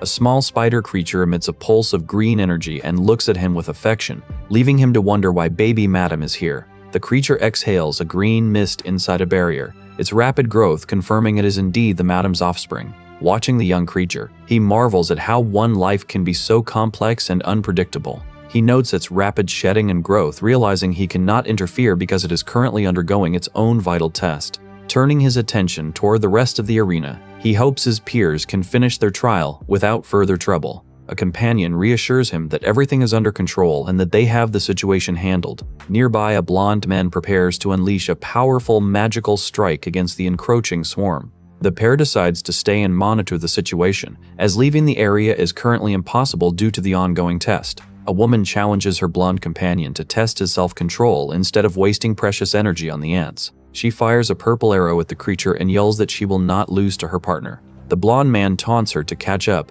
then obliterates a giant creature with a beam of light. Tudor decides to take action, instructing Bianca to aim for the creature's leg joints to avoid unnecessary killing. Vikir recalls a relevant memory from his past as the others praise Piggy for his sharp tactical judgments. PG feels a wave of relief that his contributions are finally valued, believing a new record is possible with this team. With the swarm finally defeated, Vikir stands in the quiet aftermath to contemplate the path ahead. Group 19 finishes in 19 minutes and 55 seconds, tying the lead, though the team feels dismay at the stalemate while rivals see that the commoners' audacity. Exhausted participants collapse as their HP shields barely hold against the onslaught, inspiring one student to emulate Dolores while a mysterious blonde woman observes the crowd with a knowing smile. A club member notes the team's talent, but the second-year monster phase begins as insectoids swarm from the cave. Panic surges as these giant monsters clash with the students, who realize with horror that the physical damage is no longer virtual, forcing them to fight for their lives.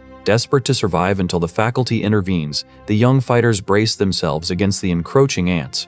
Inside the control room, panic erupts as staff detect a life force density exceeding the arena's capacity, indicating a critical system error. Realizing the automation is tied to magic stones that require executive clearance to deactivate, the blonde girl laments that they lack the key to shatter the barrier.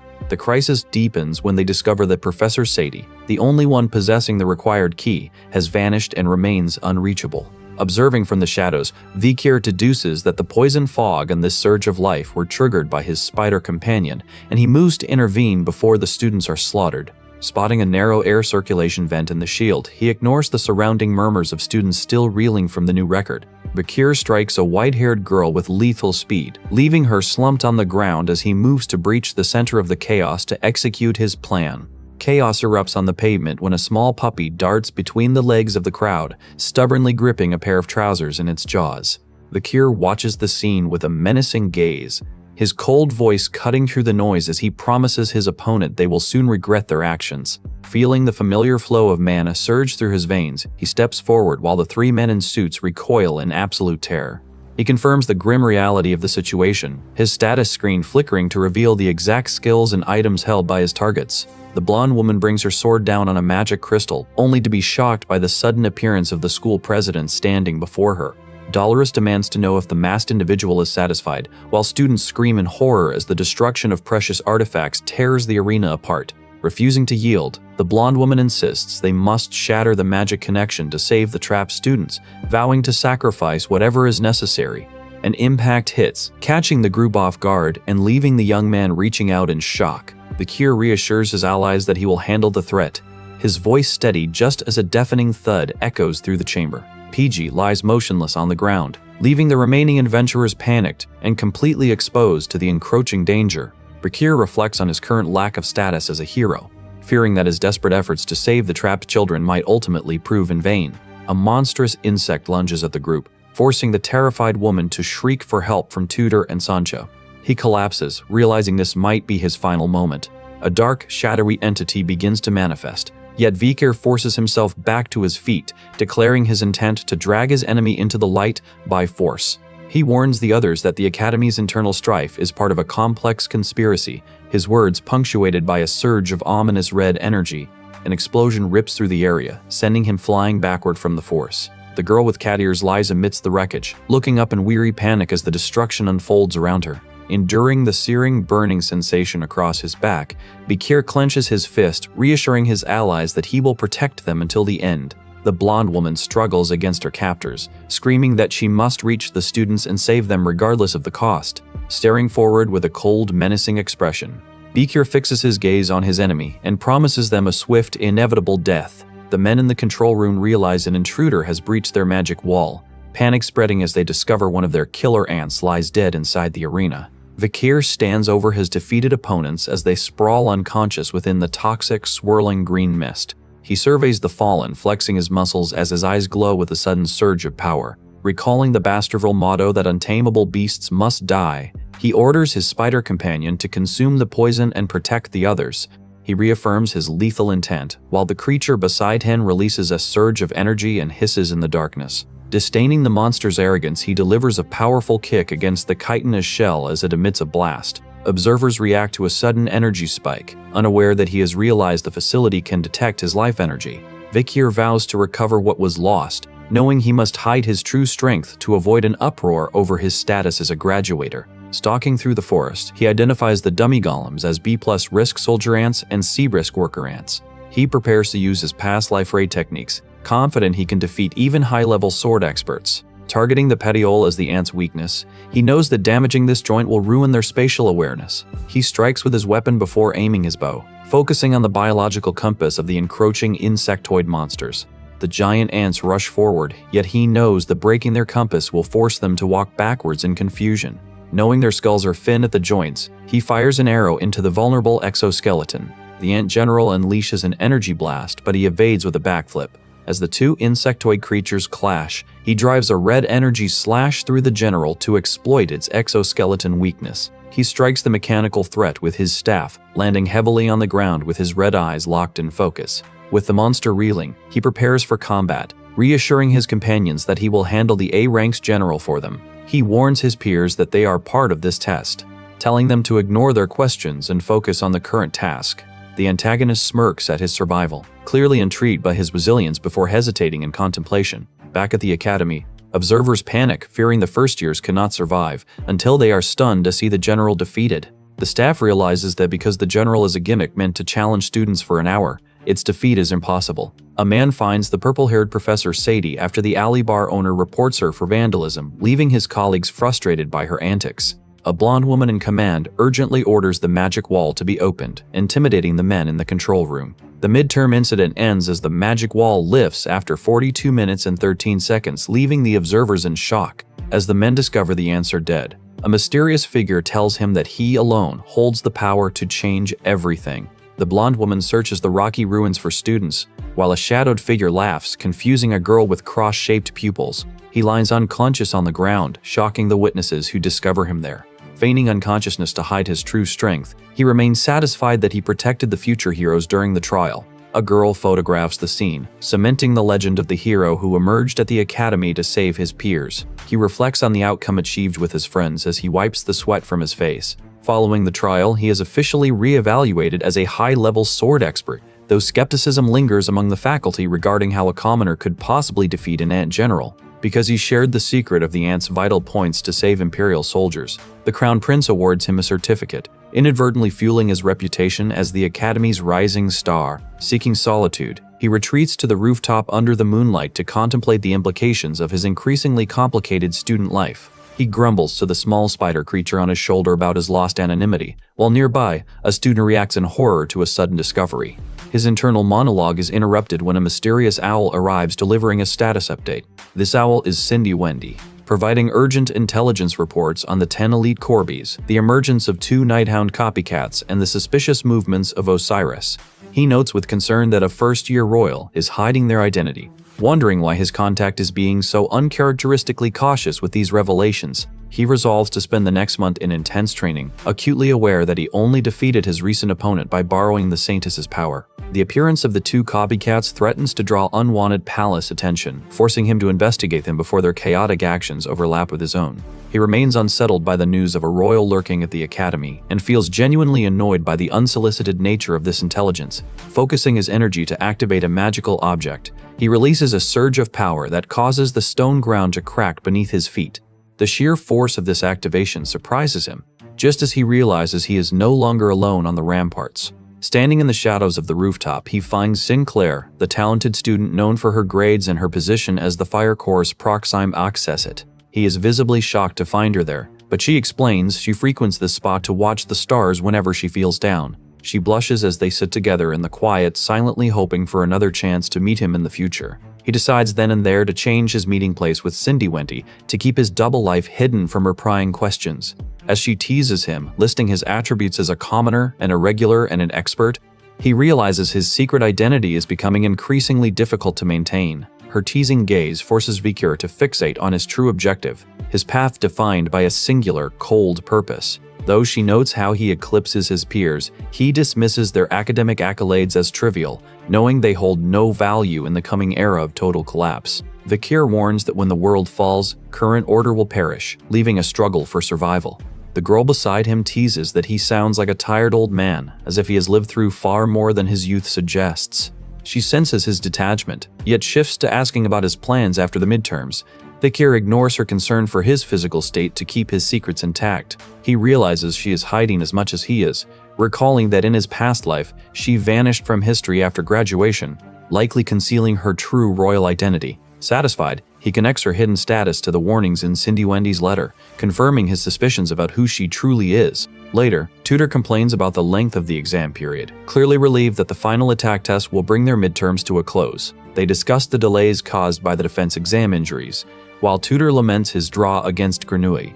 Vikir quietly promises to handle the lingering issues. Tudor reflects on his growth, but their conversation stalls when his friends confront Vikir for concealing his true capabilities. They call him a jerk for hiding his high-level skills, leaving him momentarily distressed by their accusations of betrayal. Vikir deflects by reminding them that they fought together, but the mood turns grim as they discuss fresh reports of the Nighthound attacking students.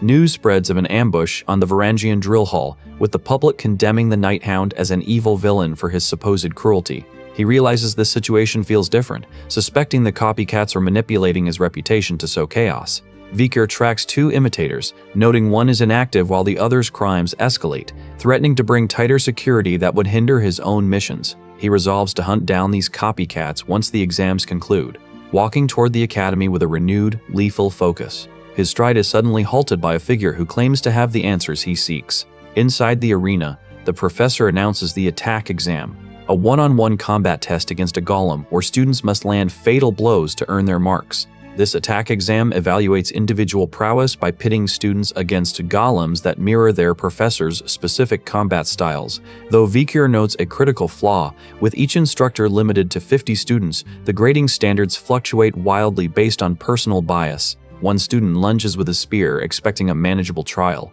only for a green creature to burst from the ground. He barely dodges the sudden assault, realizing the monster is merely warming up for its true attack. Vines lash out, yet he recognizes them as illusions the moment the creature accelerates. He parries a strike with his staff, finally grasping that his opponent is a mere facsimile designed to test his perception. The mage shows that fighting involves more than spells, teaching Vikir that victory justifies using every limb to survive. Tudor is stunned to see his final point total sitting at a mere 35, while Bianca voices her own disbelief, both struggling to accept the harsh outcome of the individual combat trial. Bianca complains that the one-on-one format is inherently unfair to archers, but she is quickly reminded that she offered no such protest when she monopolized the points during their previous defense exam. Grenouille gloats that he remains superior to Tudor, despite them both finishing with 35 points, while a woman laughs, declaring her own victory over the boy because her theory grade surpasses his. Tutor laments his overall loss, his frustration amplified by the whispers surrounding Professor Sadie, a notorious drunkard who vanished with the key and remains the most avoided instructor at the academy.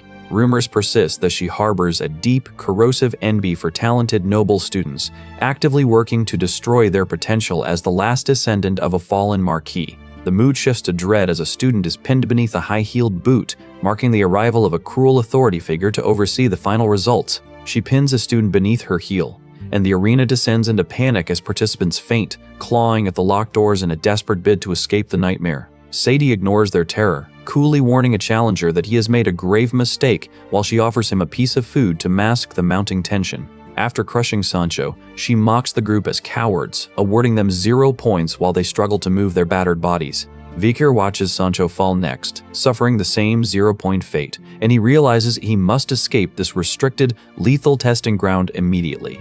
The Baskerville Hound prepares for his turn as Sadie advances, her presence creating a sinister atmosphere. 30 minutes earlier, Sancho had stood with unshakable confidence, convinced that a one-on-one duel was the ultimate virtue of a true warrior as the exam began.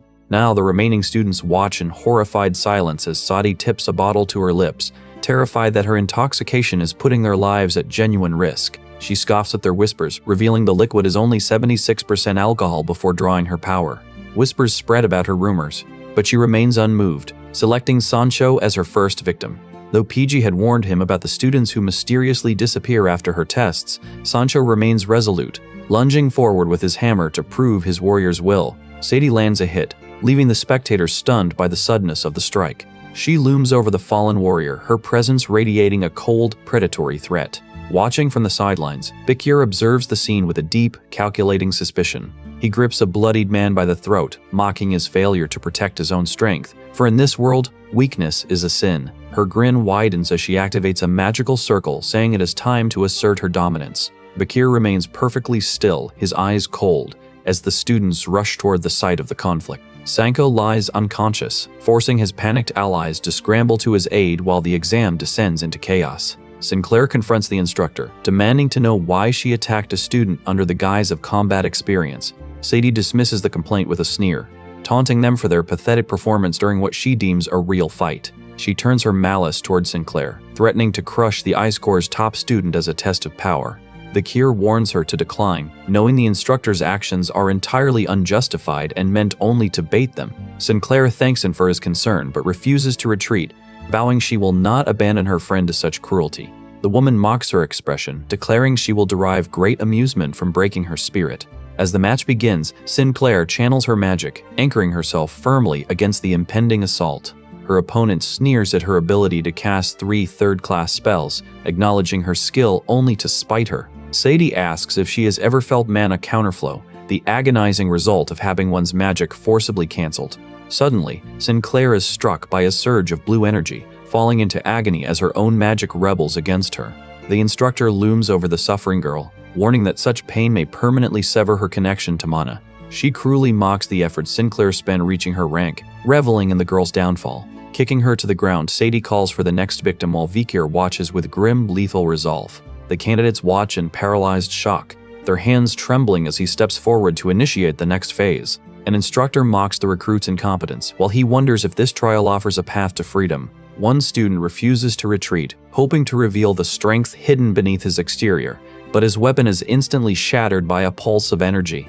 The training hall transforms into a slaughterhouse as she strikes, leaving the remaining students frozen by the sudden, overwhelming surge of power. She pins a student to the ground with a kick, calling them all disposable trash. Panic erupts as students faint and the doors remain sealed, trapping them inside with an instructor who shows absolutely no mercy. The floor becomes littered with the unconscious and broken bodies of those who failed to survive her sadistic test. He watches from the shadows as she calls for the next victim, mockingly sneering at the cowardice of the current class. Stepping onto the floor, he declares himself the next one to face her blade.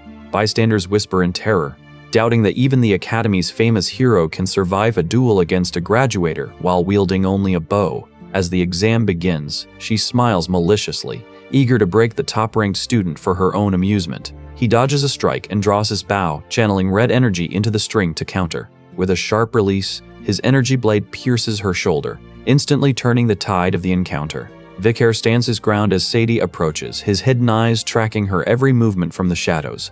Suddenly, she screams in agony and claws at her own face, gouging out her eye after his arrow strikes true, leaving the onlookers paralyzed with shock. He feigns confusion while standing before the wounded professor, realizing she is an imposter and preparing to unveil her demonic identity. Blood sprays into the air as he presses the assault, his lethal intent driving him to dismantle her defenses with precise, brutal force. He activates a magic circle to lock his advantage and declares he will kill her, ignoring the panicking students. Just as the tension peaks, reinforcements burst through the doors, finally confronting Sadie about her cruelty without realizing the extent of the bloodbath already underway. She recoils from the impact, bleeding and exposed, as the newcomers finally grasp that it is the professor, not the students, suffering a potentially fatal wound. Moving with lethal efficiency, he leaves his enemies defeated, while the survivors stumble into the room to find Sadie broken and incapacitated. He recounts how a deflected arrow struck her to mask his true tactical purpose, privately noting that this injury is the karma the demon deserves. As the battle subsides, he receives a combat evaluation score of 11 points for the surgical strikes he landed during the exam. Vowing to strip his enemies of everything, he watches as a mysterious golden light washes over the fallen, beginning the process of their restoration. The carnage remains severe. Sinclair suffers from mana counterflow. Sancho lies bruised, and PG's shattered jaw proves these injuries go far beyond a standard academy test. Because the team acted quickly to call for help, the wounded should recover without lasting damage, bringing a momentary sense of relief to the group. Distressed by the sight of her fallen comrades, the girl looks to him and asks if he will return the next day.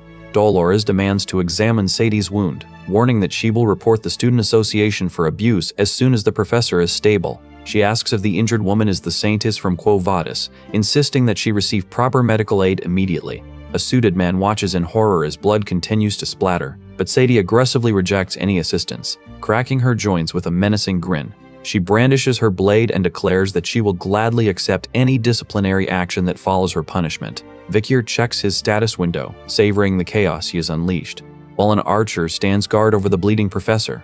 The archer tells Vicaire he will remember his name and they will cross paths again, and Vicaire acknowledges the threat.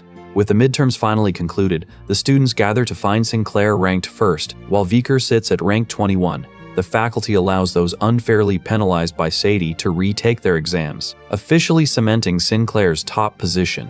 Whispers ripple through the crowd as students discuss how Vicaire destroyed the professor's eye during the test. Admiration turns into public praise, with many calling him a hero, a title that sits uncomfortably well upon the Baskerville Hound. He reflects on his impulsive behavior, worried that this sudden heroic spotlight might jeopardize his clandestine night operations. A girl attempts to confess her feelings to him, but a blonde assailant interrupts them with a sudden, aggressive strike. Vicaire turns to face Highborough, Middleborough, and Lowborough, who demand to know why he is blocking their path. They aggressively dismiss the surrounding students, bragging about eliminating their targets while basking in the glow of their own victory. He realizes he must remain exceptionally cautious to protect his double life as the family hound. A woman reviews the latest documents in silence, her expression shifting to shock as she processes the fallout from the Academy's events. Vicaire asks the blonde woman why she is frowning, catching her off guard since she never sensed him enter the room. She presents a report blaming the Night Hound for damaging the Imperial Clock Tower and the Royal Memorial, though she admits there is no physical evidence. Finding comfort in her belief in his innocence, he remains focused on the lonely quest for vengeance he carries as the Baskerville Hound. He notes that the public now views his alter ego as a social agitator for attacking the city's symbols of order, a reputation that complicates his mission. After sharing that Cindy Wendy's informants have suddenly gone silent, he resolves to hunt down these copycats to clear his name. He arrives at the Royal Memorial, the shared cemetery for the Empire's heroes, to investigate the strange demonic disturbances.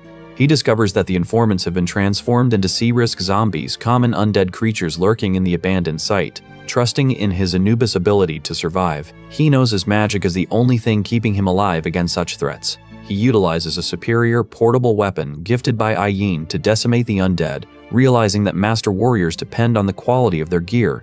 As he treads through the graveyard, his undying skill activates to restore his mana, ensuring he remains battle-ready. He tracks a faint, diluted demonic scent that leads him away from the cemetery toward the Indulgentia orphanage. Upon reaching the orphanage, he finds a woman standing over a magic circle, and as a skeletal figure emerges, he realizes the true horror of the demonic trap. Standing amidst swirling magical energy, the woman vents her rage at the thief who snatched Dantalion, while a skeletal figure nearby groans with deep regret over failing to save Rose yet again. Vikir makes a solemn vow to protect those he cares for, though his focus falters when a masked figure suddenly emerges from the gloom. He stands before the demolished ruins, locking eyes with his opponent as he swears to make them pay for the destruction. A mysterious figure tracks Rose's location, while Vikir struggles to detect any other lingering presence in the area. Contemplating the danger of mastering her demonic power as a half-blood, he realizes he must rush to gain full control before it consumes him. A shadowy entity catches him off guard, forcing him to halt his descent into the dark chamber. He realizes he has been watched by a skilled foe, who now demands answers while holding a blade to his throat. The assailant questions his very essence, asking whether he is truly human or a demon. Admitting he is both, Vikir realizes that Geronto, whom he believed dead, is alive and the attacker is seeking him. After the assailant confirms that the elite corpse is named Sayer, Vikir responds to the challenge by unleashing a lethal blast of energy. The strike hits the skeletal creature, leaving the attacker reeling in a state of confused uncertainty. Amidst the rising flames, he readies his weapon to slay the demon, noting that the key they seek is not a physical object at all. The necromancer summons an army of skeletons, causing a sudden, horrified realization to ripple through the observers. As the undead are shattered, a companion tries to offer support to Vikir, who is already bracing for the final confrontation. Despite being unsettled by his eerie calm, the companion chooses to place their trust in him as the battle reaches its peak. Vikir leaps into the air with his companion, narrowly avoiding a hooded archer's energy arrow before a villainous woman intercepts them, promising a slow, painful demise. He urges Rose to hold on tight, channeling his inner reserves to prepare a desperate counterattack against their captor. By the next morning, he is back at the academy, weaving through the dense forest with supernatural speed to maintain his cover. A spectral entity looms behind her, but Vikir identifies himself as a Balak hunter and vows to kill her for that night. The undead sorceress sneers at him as a barbarian, yet he ignores the insult, sensing the distinct scent of a living human hidden beneath her magical disguise. He unleashes a blast and parries the monster's strikes until he narrowly evades a purple explosion. Though he resolves to grow stronger for the sake of his loved ones, the sudden impact of energy spikes leaves him reeling and vulnerable to his opponent's taunts. He quickly recovers, observing the masked figure's rhythmic movements and realizing that his adversary is not truly human. He calls her a weak half-demon compared to the other elite corpses and commands her to die. A Frankenstein golem suddenly erupts into the fray, though he instantly identifies the A+ risk creature as nothing more than a tactical distraction. He strikes back with searing fire magic, earning the Spirit of the Forest title and gaining enough experience to level up as he dismantles the construct. Recognizing the Crimson Aura as a signature Baskerville technique, his opponent falters, forcing him to push forward with growing frustration. He initiates the 7th technique, leaping forward as his blade erupts with a lethal red aura. The masked opponent realizes this is the end, his gaze locking onto the hound with intense, desperate focus. The two figures stand in the aftermath of their impact, leaving a crater in the landscape. Amidst the ruins, the female combatant collapses, suffering from severe mana counterflow after her spell fails. She cries out in despair, begging him not to leave her as the weight of her defeat settles in. He draws his crimson sword and asks why she made a deal with the demon, noting that every death has a story. Standing over the kneeling woman, he prepares to strike with his red dagger, the battlefield silent in the aftermath. The dark figure lunges with a violent red attack, engaging the woman in a final, fierce struggle. She proves different from the others, holding a unique resolve even as she prepares her blade for one last stand. He wonders why she lacks the fierce will to fight like the Corpse Queen, even as she bows before the inevitable. Recognizing the arrival of Sadie and the guards, the masked man realizes the situation has turned dire and readies his blade. With a final, decisive blow, he leaves the red-haired woman coughing blood and broken amidst the debris. Frustration surges as he lands hard on the rocky ground, watching a distant beam of light descend into the night. An investigator arrives with her guards to scour the area, but finding no trace of the culprit, she kicks one of her men aside in a fit of irritation. She mutters about her lost target while a small, shadowed creature slips away through the deserted streets. Returning to the academy, the atmosphere is festive as students prepare for the upcoming event, choosing a haunted house theme. They discuss the mandatory festival traditions that apply even to the faculty, laughing as they draw lots for their ghost costumes. Lost in his own thoughts, Vikir realizes he committed a grave error by failing to finish off the 8th corpse, Sarah. He wonders if he can truly defeat the Corpse Queen alone, haunted by the memory of how he previously relied on others just to survive. Determination hardens his resolve as he vows to master the 7th technique to reach the rank of swordmaster, knowing the 10th requires a profound grasp of the 6th. He reflects that his current training requires a different approach than the cold-blooded methods of the graduator corps, leading him to wonder how Hugo achieved the rank of swordmaster. The note mentions the Nighthound, his own alias, and reveals the entity recently attacked a Quo Vadis orphanage, prompting Dolores to reluctantly accept a task. When it becomes his turn to pick, he receives a mysterious paper and reacts with confusion. Resigned to the strange circumstances, as students crowd around to see what he retrieved, a man urges him to ignore his questions and focus on the current task. He remembers the Academy Festival tradition where everyone participates, just as the night market at the castle walls begins to bustle with life. The fairground fills with activity and cheering crowds, drawing the attention of those watching him from the shadows. A warrior strikes a vain pose, inviting ladies to share poems and alcohol at Lucian's bar to distract them with his presence. He offers a serving of blood-boiling stew to entice Vikir, promising to answer his questions as they proceed. A nervous fairy girl hands him a flyer while he contemplates who currently holds the title of the strongest. When a figure with stitches grabs 2 men who were pestering the group, they apologize in fear as they are carried away. A woman in heels approaches Dolores, who looks back surprised by the sudden confrontation. With a smug smile, he observes as a character addresses Venci with a tense, concerned tone.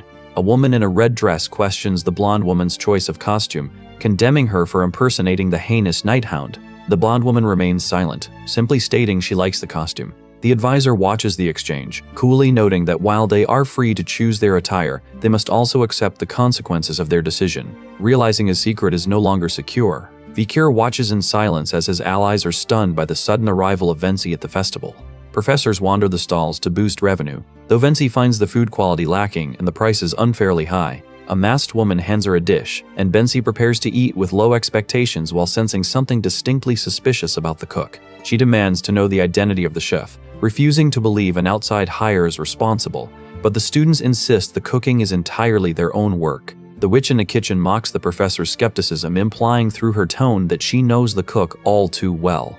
Throughout the fair, students embrace the Academy's cross-dressing tradition, weaving through the crowded market stalls to mask their true identities. Vikir resolves to push forward, realizing he is in too deep to turn back now, just as the student behind the witch's mask is revealed. A rush of customers, including a fairy, swarms the kitchen with endless orders for a signature fried chicken, sausages, and rice balls.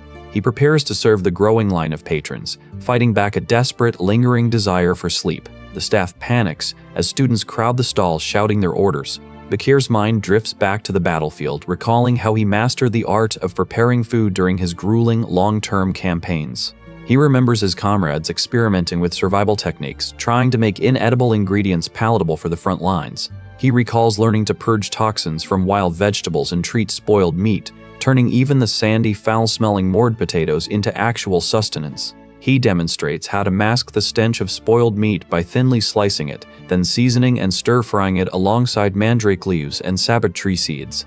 The witch presents the final dish, explaining that these specific aromatics neutralize the earthy odor while restoring a crisp, sweet texture to the protein. Onlookers watch in astonishment, while Vikir bristles at the indignity of his witch costume, convinced that everyone already sees through his charade. She insists the stall will collapse without him, claiming his cooking has bewitched the crowd, while others chime in that his presence alone would double their profits. Vikir smiles, confirming his suspicion, and draws a red blade to end the discussion. The witch recoils at the surge of red energy, just as a mysterious masked figure emerges from the aura, knife already in hand. He recognizes the intruder as a Baskerville relative who has returned to the Academy grounds after a long and unexplained absence. The relative greets the witch in his old Academy attire, teasingly demanding to be called Brother Dearest as he claims his duty is to look after his sibling. He mentions he missed her, but the reunion is cut short when Pomerian arrives, excitedly calling out to her uncle. Pomerian tearfully embraces the witch, confirming how much she missed the man who now stands before them. The relative explains that Hugo granted him leave to escort her, noting she has held significant authority within the family lately. Since she developed a taste for blood bean chocolate, Hugo leveled an entire monster region just to establish a cacao farm for her. After a hunger strike, Hugo finally allows her to visit Vikir, as she was depressed since his departure. The relative remarks that seeing her smile is a rarity, one that he hopes will aid his own emotional development. He asks the witch to look after the exhausted girl while he turns his attention toward the trade deals he previously established. Those complicit in the wicked schemes face immediate execution, their heads falling as a grim consequence of their corruption.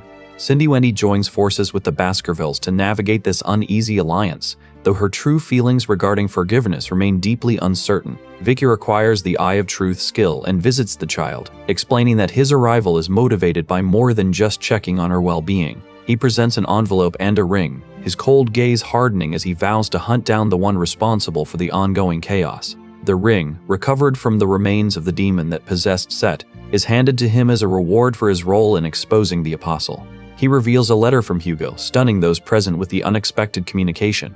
Bakir reassures them that he received his own copy as well. Leaving the carnival behind, he departs to find privacy, while the others remain to ponder the patriarch's mysterious message. Opening the envelope, he reads Hugo's words addressed to his son, which note the patriarch's own ambition to eventually become a greater master. Shock ripples through the group as they realize Hugo may have discovered that Vikir has secretly surpassed his rank to reach the level of a top-tier graduator. The letter details the specific, rigorous training process Hugo used to master the Seventh Fang and ascend to Swordmaster, a revelation that leaves Vikir stunned.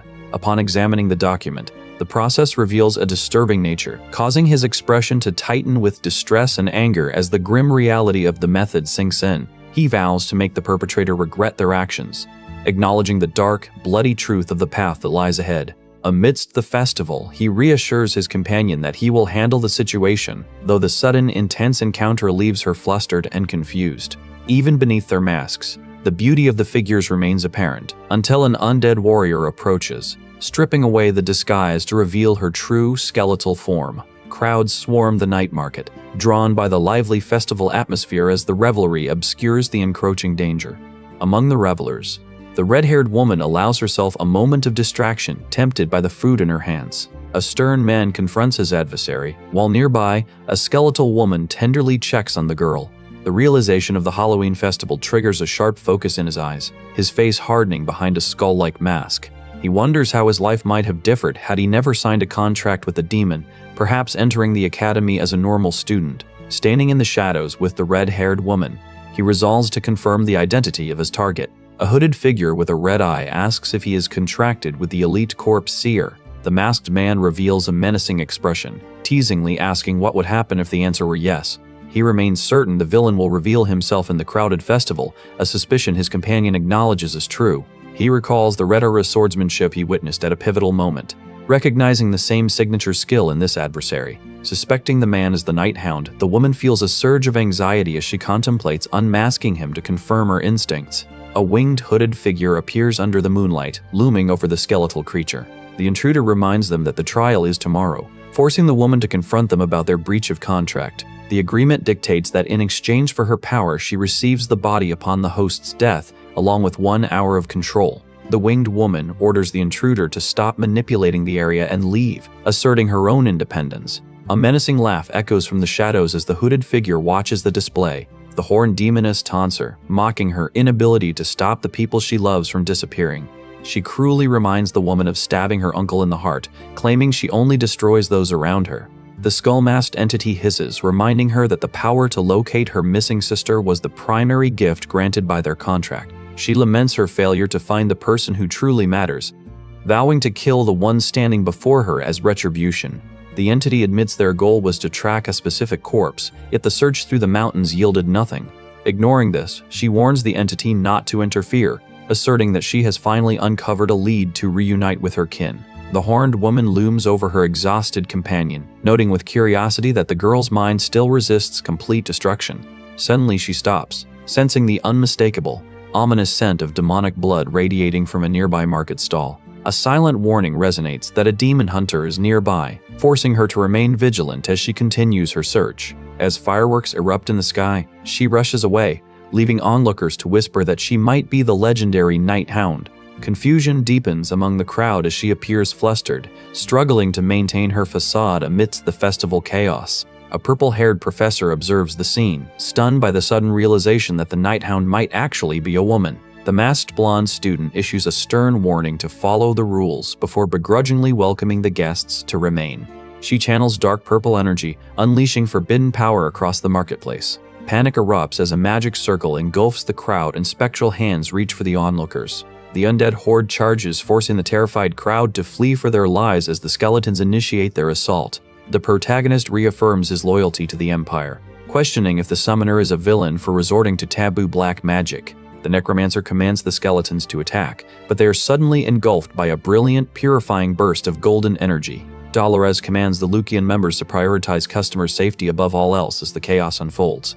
She orders Anna to summon a professor while she prepares to engage the threat, leaving nearby students stunned by the sudden turn of events. The blonde president declares her expertise lies in purging the undead, which visibly frustrates her opponent as the air fills with divine power. An intruder demands to confront the real Night Hound, causing widespread confusion among the onlookers, who wonder why the identity is being hunted. When pressed about their connection to the vigilante, a couple playfully claims to be soulmates, though the masked woman remains deeply skeptical. She vows to resolve the situation, threatening to shred her opponent's soul and raise their remains as an undead soldier. Vikir moves to fulfill his objective, leaving his adversary surprised when he chooses to spare their life for the moment. Dolores watches his movements as he wields a staff, while others nearby are shocked by Sinclair's arrival. A mysterious voice warns Sinclair to flee, yet she feels an inexplicable internal urge to remain and fight despite the escalating danger. As a menacing creature looms over the market, Vikir stands firm, driven by a gut instinct that he must engage in this battle. The attacker screams while unleashing fire and undead, leaving observers stunned by the scale of her mana. Vikir lands as the woman unleashes purple energy, forcing the others to cry out in shock. He wonders if this is reality as she grins, holding a skull in a purple aura. The armored assailant closes in and grabs the woman by the neck. Watching the masked figure pin his captive, the crowd gasps at the sudden blur of motion as the Night Hound closes the distance with impossible speed. He offers a final, cold farewell, leaving the witnesses stunned as he stands amidst the debris of the ruin. A putrid stench fills the air, prompting the woman to wonder if he is drawing the enemy away to keep the civilians safe. She clasps her hands in silent prayer, desperate for his survival against the encroaching darkness. Vikir approaches the masked woman, discarding his anonymity to confront her directly as the Night Hound. Clenching his fists, he tells the elite corpse that their time together is over, ignoring her desperate pleas for a conversation. He warns her that she will find no weakness to exploit this time, drawing his blade as they prepare to settle their score. Though soldiers raise their weapons to intervene, he refuses to retreat, choosing instead to activate the power within his ring. He displays the ring and uses it to shatter her defensive barriers. They clash before the statues, which reveal the influence of Andromalius on this space. Realizing her suspicions were true, she demands he unmask, but he refuses, claiming his contract strictly forbids revealing his identity. A man offers to be his disciple, but she screams in panic as the Night Hound lunges. His strike breaks her shield, leaving her in agony as he says he will handle the rest. The hooded figure looms, leaving her stunned by his overwhelming power. As he demands to know exactly how much she knows, he fires red blades at the warrior, forcing a pained gasp from her. Vikir calls upon Sayre for strength, demanding half of her power to ensure he can overcome the coming trial. He grins and demands half a day, and the entity agrees to his terms. Standing over the defeated creature, he confronts his masked foe and channels dark energy to force her to reveal her face. The necromancer prepares her summon, unleashing two snarling, stitched-up monsters that shriek as they charge at him. He counters the strike with precision, slicing the creatures into pieces. Vikir lunges forward, noting that despite his growth, she remains unchanged, while she panics at his relentless advance. Moving through the darkness, he calls for more power from Sayre and demands 16 hours to finalize his victory. She ignores his demand, unleashing a purple blast as he pries open a monster's maw to continue his relentless strike. He channels energy for 20 hours, finally dismembering the beast. The antagonist mocks his reckless attacks, though he wonders if she is trying to restrain him rather than kill him. Revealing his true monstrous form, he slashes through the skeletal remains, fueled by his growing hunger for power. Time passes to 22 hours as he stands beneath ethereal wings of energy. The necromancer catches her breath while he watches, as a blue explosion erupts nearby. She stands in the ruins trapped in a vortex, demanding the masked entity to take it off. Releasing a blast of energy, the hooded figure lands firmly while the skull-faced character stares ahead. He approaches, vowing to eliminate the target first, his intense hatred for demons driving every movement. Vikir reaches toward the dark energy, confronting the woman surrounded by skeletons who challenges him to find her. A high-speed attack leaves both the white-haired character and the blue-haired woman kneeling in the desolate, red-lit landscape. He observes the masked individual, Noting that the restrained fighting and sad eyes suggest a hidden truth they are unable to voice. Resigned, she leaps away, overwhelmed by the sudden force of the confrontation. As the pale creature reveals its teeth, the hooded figure pins the woman against a pillar. Watching her face crumble, Viker recalls his own past and contemplates the meaning of returning to that side. Struggling to find words, he reflects on wild rumors about himself, shifting his thoughts to 3 years ago at the morgue estate, where a maid reports Camus has been crying and refusing to eat. Servants whisper among themselves, wondering if she blames herself for the heavy casualties sustained during her rescue from the barbarians. Servants whisper in the corridors about the cause of her inconsolable grief, compelling Adolf to decide she must be moved to the capital immediately. They speculate that her despair stems from news of a loss, fearing she may never recover from the shock. Without warning, he traps the gossiping maids within spheres of pressurized water, punishing them for their lack of discretion. Adolf warns them that a servant's only virtue is silence, rebuking their attempt to mask idle rumors as genuine concern for their master. As they struggle for air, he threatens to cut out their tongues should they ever dare to speak of her condition again. He then approaches the ornate double doors of her chambers and announces his arrival with a firm, commanding tone. Inside, she lies curled beneath her heavy blankets, shivering as the cold, hollow weight of her loss consumes her. Adolf enters, informing her that her mother is growing frantic because she has refused to touch a single meal. She remains trapped in a cycle of regret, convinced that if she had not been kidnapped, or if she had only reached him sooner, Viker would still be alive. Mourning both Rose and Viker, she is paralyzed by the belief that their deaths are entirely her fault. Adolf pulls her into a firm embrace, insisting that she cannot give up, because the lives of the fallen have been added to her own, increasing her worth. He says it is the duty of the living to carry on, but she stares blankly, unable to accept the burden of their memories. When he reminds her that they would be devastated to see her this way, she wonders aloud if she is truly meant to live in their place. A sudden spark of resolve ignites in her eyes as she realizes that if a person's thermodynamic function matches, a different outcome might be possible. She begins frantically drafting complex magic formulas on her desk, desperate to calculate a way to defy the finality of death. Adolf watches in growing confusion as she rearranges the equations, obsessed with the idea of manipulating entropy by accessing the dimension of negative energy. She attempts to map out the complex process of replacing energy dimensions through equivalent exchange, but her mind fractures under the strain, forcing her to collapse in total exhaustion. Later, at the dining table, the white-haired woman addresses her mother, Respani, the matriarch of the Mord family, regarding her persistent refusal to eat. Respani expresses deep concern that her daughter, Camus Morgue, has wasted away, yet the younger woman insists she will stop worrying her mother if a single request is granted. When she asks to mobilize the family military for a search of the forest, the older man shouts in shock, warning that the wilderness is far too lethal for such an expedition. Knowing she will not yield, Respani resolves to let her daughter confront the harsh reality of her own limitations.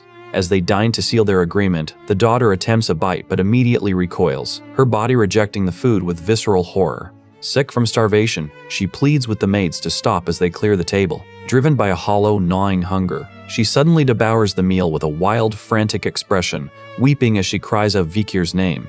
He watches from the distance, recalling his own past failures, blaming his barbarian kidnapping and his inability to save his companion from the spider for the tragedies he now views as his own karmic debt.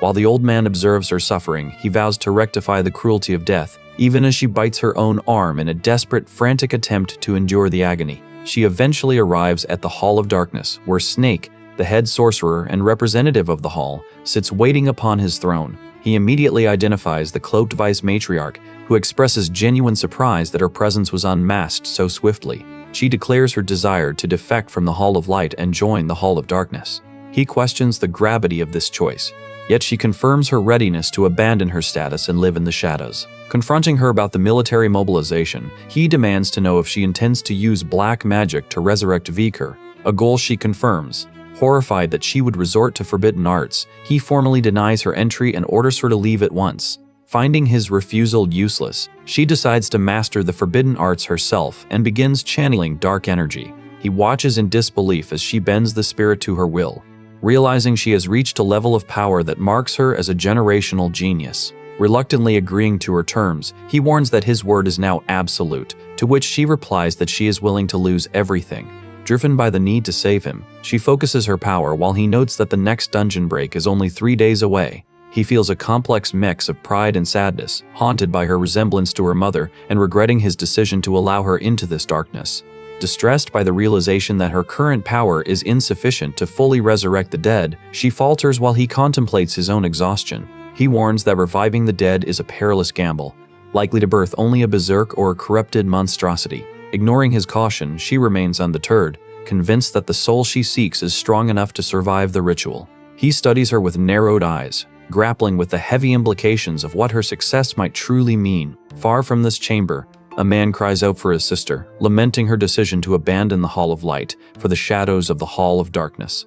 Vikir observes these developments, realizing his unique insight allowed him to foresee this path, though he has yet to determine his next move. The matriarch admits she granted her daughter the freedom to choose, despite the growing concern over her deepening ties to Snake. She resolves to handle the situation personally, but her husband sternly orders her to drop the subject immediately. Recognizing the inevitable clash of wills, Snake vows to make his rival regret their defiance. He leads the vice matriarch through the ruins, driven by a cold desire to inflict the same despair he once endured. Using a lantern to pierce the gloom of the ancient stone corridor, he questions her about the true origins of the Mord bloodline. They arrive at an imposing structure where the secrets of their lineage lie buried deep among mounds of skeletal remains.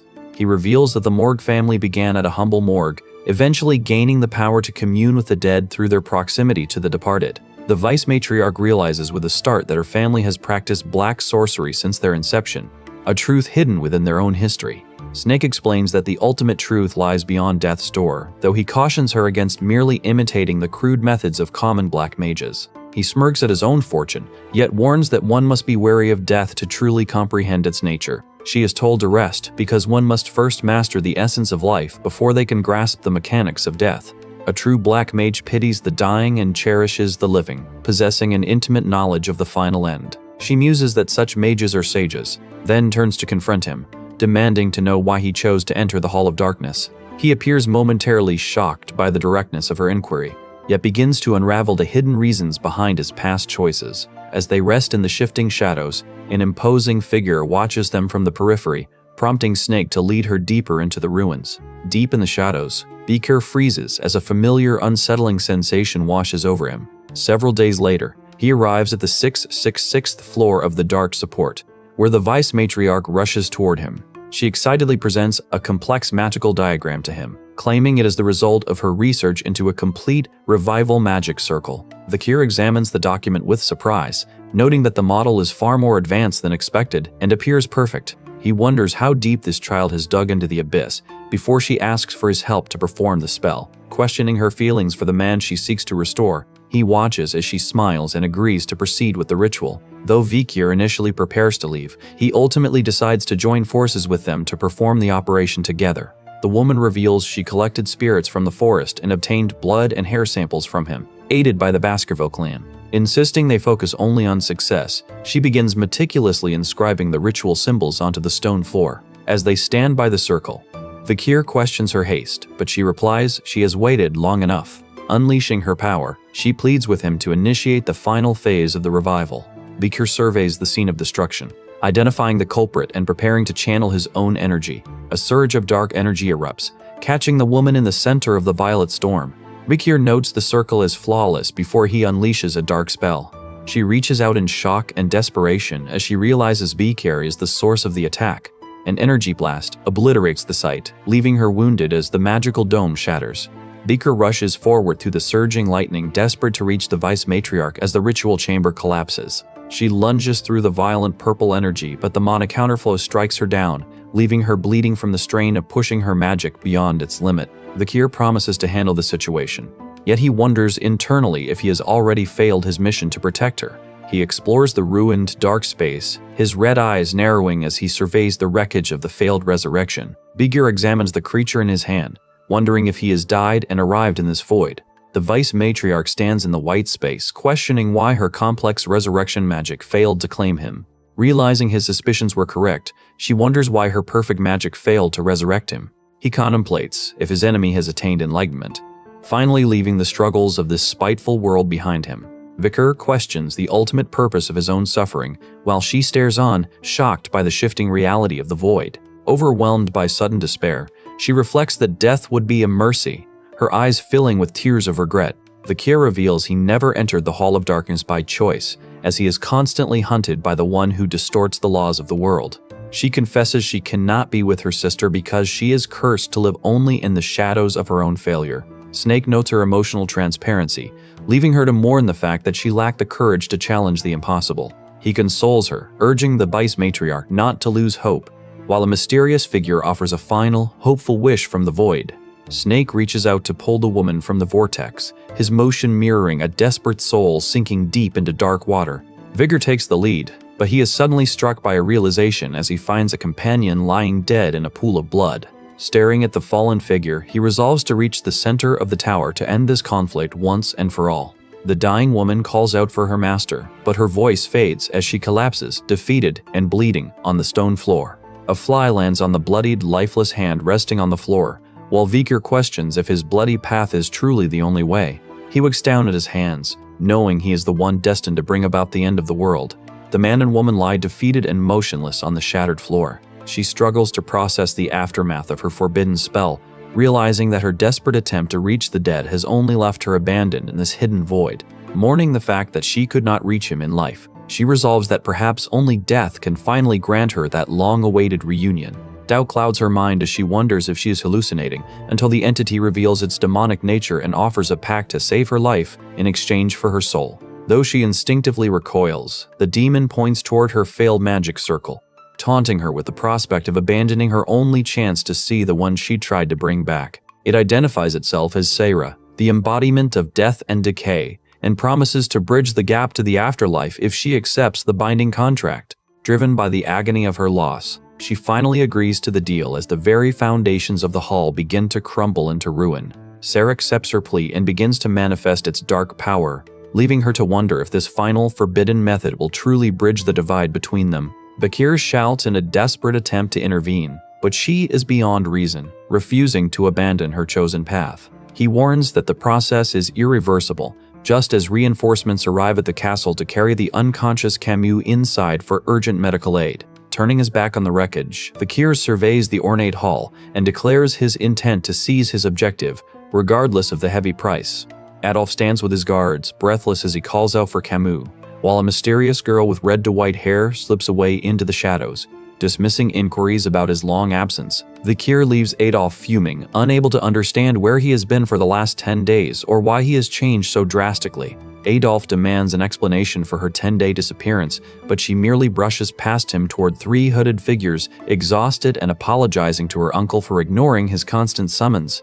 She snaps at her spirit, Sayer, to remain silent, yet the entity sneers that it will shatter their contract if she fails to prove her competence. Using her gift to find anything she desires, she drags the spirit into the forest to hunt for the truth. Grief consumes her as she mourns Rose, slain by barbarians, but the spirit admits it cannot detect a trace of Vikir's soul anywhere. Isolation training serves as her only cover while she grows increasingly distant from the Mords, consumed by the singular need to find him. Deep in her chambers, she hunches over an arcane ritual, only for a masked intruder to smash through the wall and demand she release the spirit. The creature ignores her, declaring it has no interest in a human, but intends to force the Ninth Corpse's agenda by dragging the spirit into the light. Say reveals that Dantalion abducted Rose to serve as a slave, and once the demon masks his presence, he becomes impossible to track. She rages at the entity for permitting such an abduction, but the spirit replies with callous indifference that fixing Rose's corpse is a simple task should she die. Their search eventually leads to a site of utter destruction, where a lone figure waits amidst the wreckage, prepared to answer her desperate questions. A miracle unfolds within the dark cavern as the armored warrior pulls her into an embrace, though he simultaneously readies his blade with lethal intent. Her nerves shatter when the fighter acknowledges their long-overdue reunion. Whispering, "It's been a while, Kama." Overwhelmed by the sight of him alive, she feels a desperate urge to scream at him for never returning. Yet she stands frozen, unable to utter a single word. Vikir confronts her in the dim light, demanding to know how she formed a contract with a demon. She explains that she only wants to leave a cool impression in her final moments, noting how much he has grown while she feels she has ruined everything. Stunned to hear her voice, Vikir vows to turn the world upside down to find the answers he needs. He prepares to stand by her, deciding that the last thing he can do is ensure she does not have to fight alone again. She expresses profound relief at seeing him once more, and he thanks her for recognizing him and seeking him out. As she kneels within the ritual circle, she rates their reunion perfectly, even as sharp purple spikes rise to claim her. Beaker stares with cold intensity, promising vengeance at any cost. Though he hesitates as the moment of parting arrives, she demands he find happiness for both of them, and he offers her a final, chilling choice between life and death. She demands he find happiness for both of them, and he watches as she faces her end. Pausing briefly, he contemplates the vast horizon and the person he has sworn to protect. She dies in his arms amidst the ruins, her face stained with blood and tears as she asks why this is happening. Realizing her silence was a consequence of her demonic contract, he is stunned by the cold reality of her end. He notes that she pulled her punches during their fight, questioning why she chose to die rather than reveal the truth. A man in a suit explains his summons, telling Vikir not to worry and that he will handle the unfolding crisis. Vikir realizes he must make his own preparations, his eyes glowing with a menacing, resolute light. He tells the others not to disturb his rest, while the demoness grins, declaring she will never be defeated by a human. A creature strikes the ground.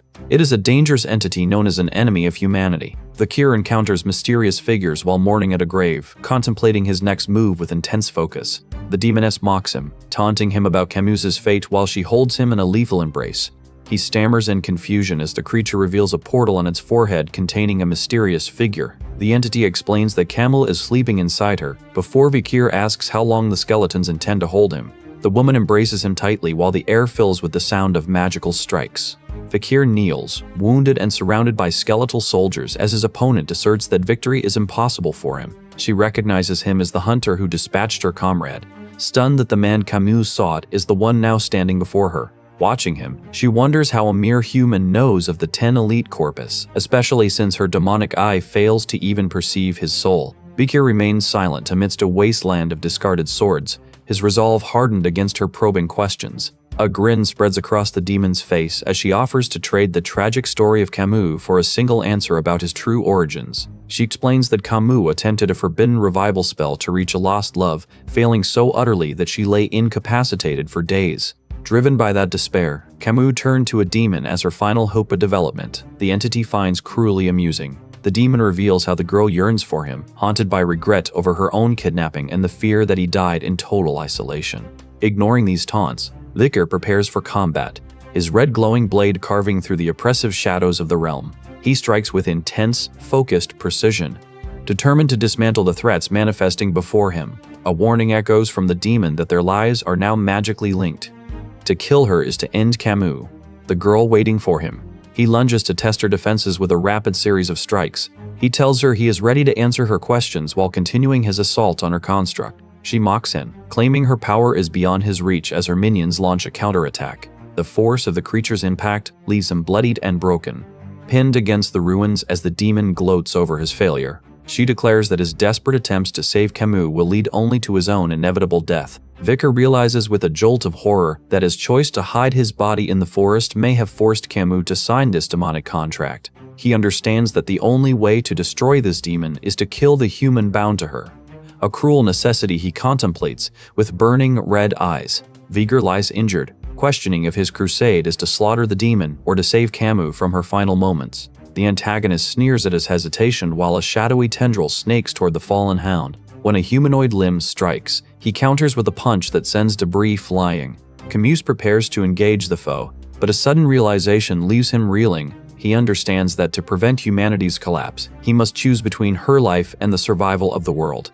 Despite the grim necessity, he clings to a sliver of hope, reflecting on the broken ties that define his suffering. Struggling to find words for his defiance, he stares with bloodied, intense eyes, refusing to abandon his hope. The beast lunges, mocking him for delaying the gate despite his weakness.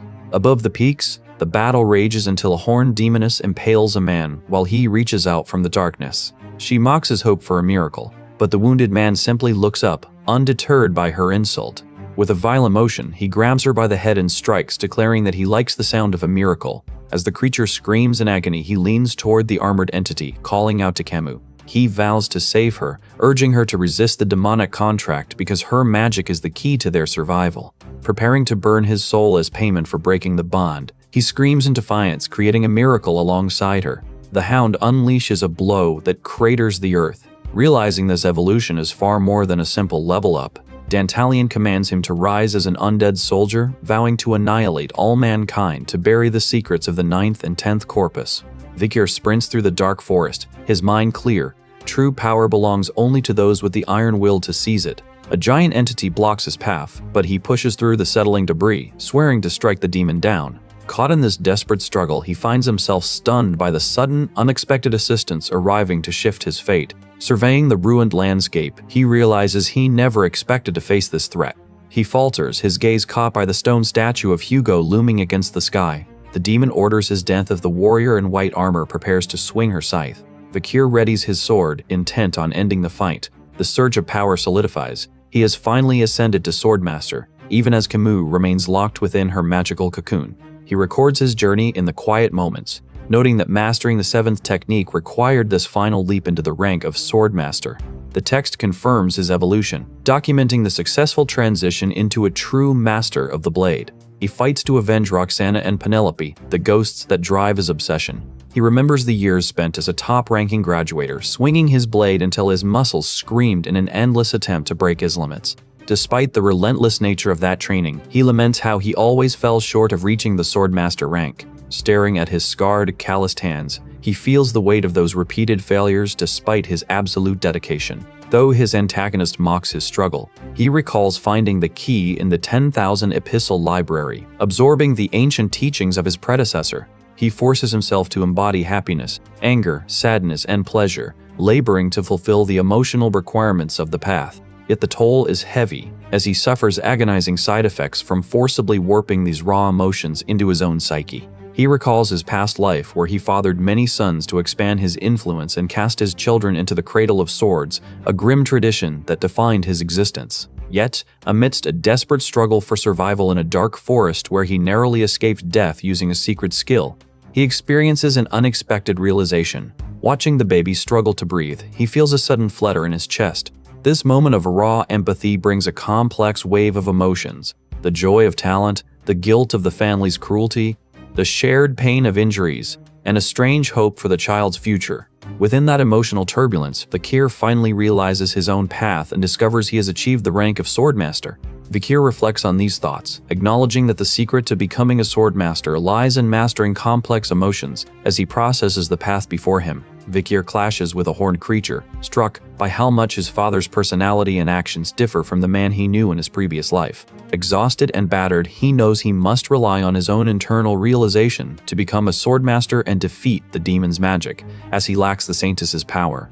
Blasted into the ground by a dark energy attack, he searches within himself, finding that the anger and sadness Hugo spoke of truly reside inside him. As the horned monster smiles, Vikir feels a twisted, crazed thrill of excitement, embracing his own madness in the heat of battle. He taunts his opponent while wielding his weapon. Mourning at the Soul Dungeon is merely a gateway to another world as he prepares for a final strike. An explosion erupts and the creature lunges, severing his leg. He unleashes the 7th technique, vowing to take everything from his foe. He lunges with a red energy slash, driving a powerful punch into his demonic opponent. The horned creature mocks him, calling him a mutt as she readies her spear. Confident that her armor remains impenetrable, she flexes against his relentless strikes. He finds himself forcefully restrained and choked, gasping for air against the sheer power of her counterattack. She sneers at his struggle, doubting that Camus would ever break her contracts to assist him. The demon tears into his flesh with clawed hands, preparing a dark ritual to push his endurance to the brink. A shadowy entity looms above, threatening to crush him. He stands in the center of the destruction he has caused. Wounded and coughing blood, he braces himself against the rock face while the mysterious woman watches in silence. He vows revenge, prompting his enemy to sneer in disbelief that a mere human could survive such overwhelming power. Preparing for a final confrontation, he feels a surge of frustration as his body fails to regenerate its grievous wounds. He shields the crying woman with his broken frame, determined to keep standing and fighting regardless of the cost. He resolves to continue his struggle regardless of how many times he must repeat it. Despite his severe injuries and mangled leg, he continues to push forward, fixated on his singular goal. The creature asks how he survives while he declares his resolve. Kemba confirms she has completed the task, ignoring the dire warnings that breaking her contract will destroy her soul. A maniacal smile spreads across the demon's face as she urges him to strike her down before his ally loses his life, realizing his true nature is fully exposed. He offers a grim joke despite the direness of their situation. The demon mocks Camus for her slow realization, taunting her as she stands helpless before the creature. She demands to see the man she fell in love with, prompting the monster to lunge with aggressive intent. Vikir readies his strike, manifesting a red energy blade to cut through the surrounding debris and chaos. Narrowing his eyes, he contemplates the complexity of the human heart as a mysterious orb manifests within his chest. He feels emotions he has never known, while his companion expresses her joy that he has not forgotten her. She cries black tears, admitting her anger at his injuries and sadness at his struggle, yet remains excited for their reunion inside the cavern. Vikir confronts her, carrying all these complex emotions as they face their final conflict. He clenches his fist to strike with the seventh technique, smiling in victory. The warrior woman recoils as the surrounding creatures are overcome by the overwhelming alien presence Vikir now exerts. They collide in midair with an eruption of energy. Removing his mental barriers allows him to see hidden truths, much like the stone statue he observed nearby. As the order to cut them down echoes, he reflects on the survivors and the ruin, staring down his opponent with the power of a true swordmaster.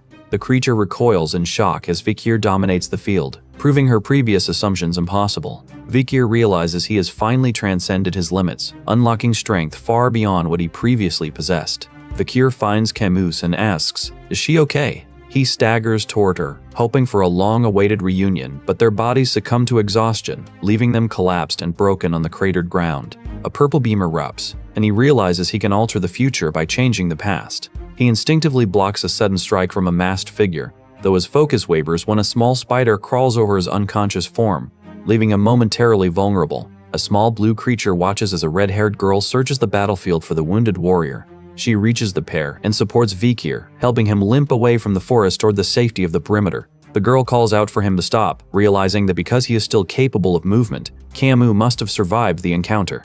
He expresses deep regret over their missed reunion, but insists they must flee, handing her a token to deliver to Camus, instructing her that Camus must travel to a specific location if she ever hopes to meet him again. He accepts her support as they depart the ruins. Back at the academy, students panic, claiming the Night Hound ambushed the grounds, though they are relieved to find no actual damage was sustained. Others tremble while discussing the violent nature of the legendary vigilante, only to be caught off guard when they finally encounter Vikir in the halls. His peers surround him with anxious questions, terrified that he might have abandoned them to their fate. He ignores their pleas, his senses sharpening as a woman stands over a fallen figure, vowing to finish them off and grant them a final rest.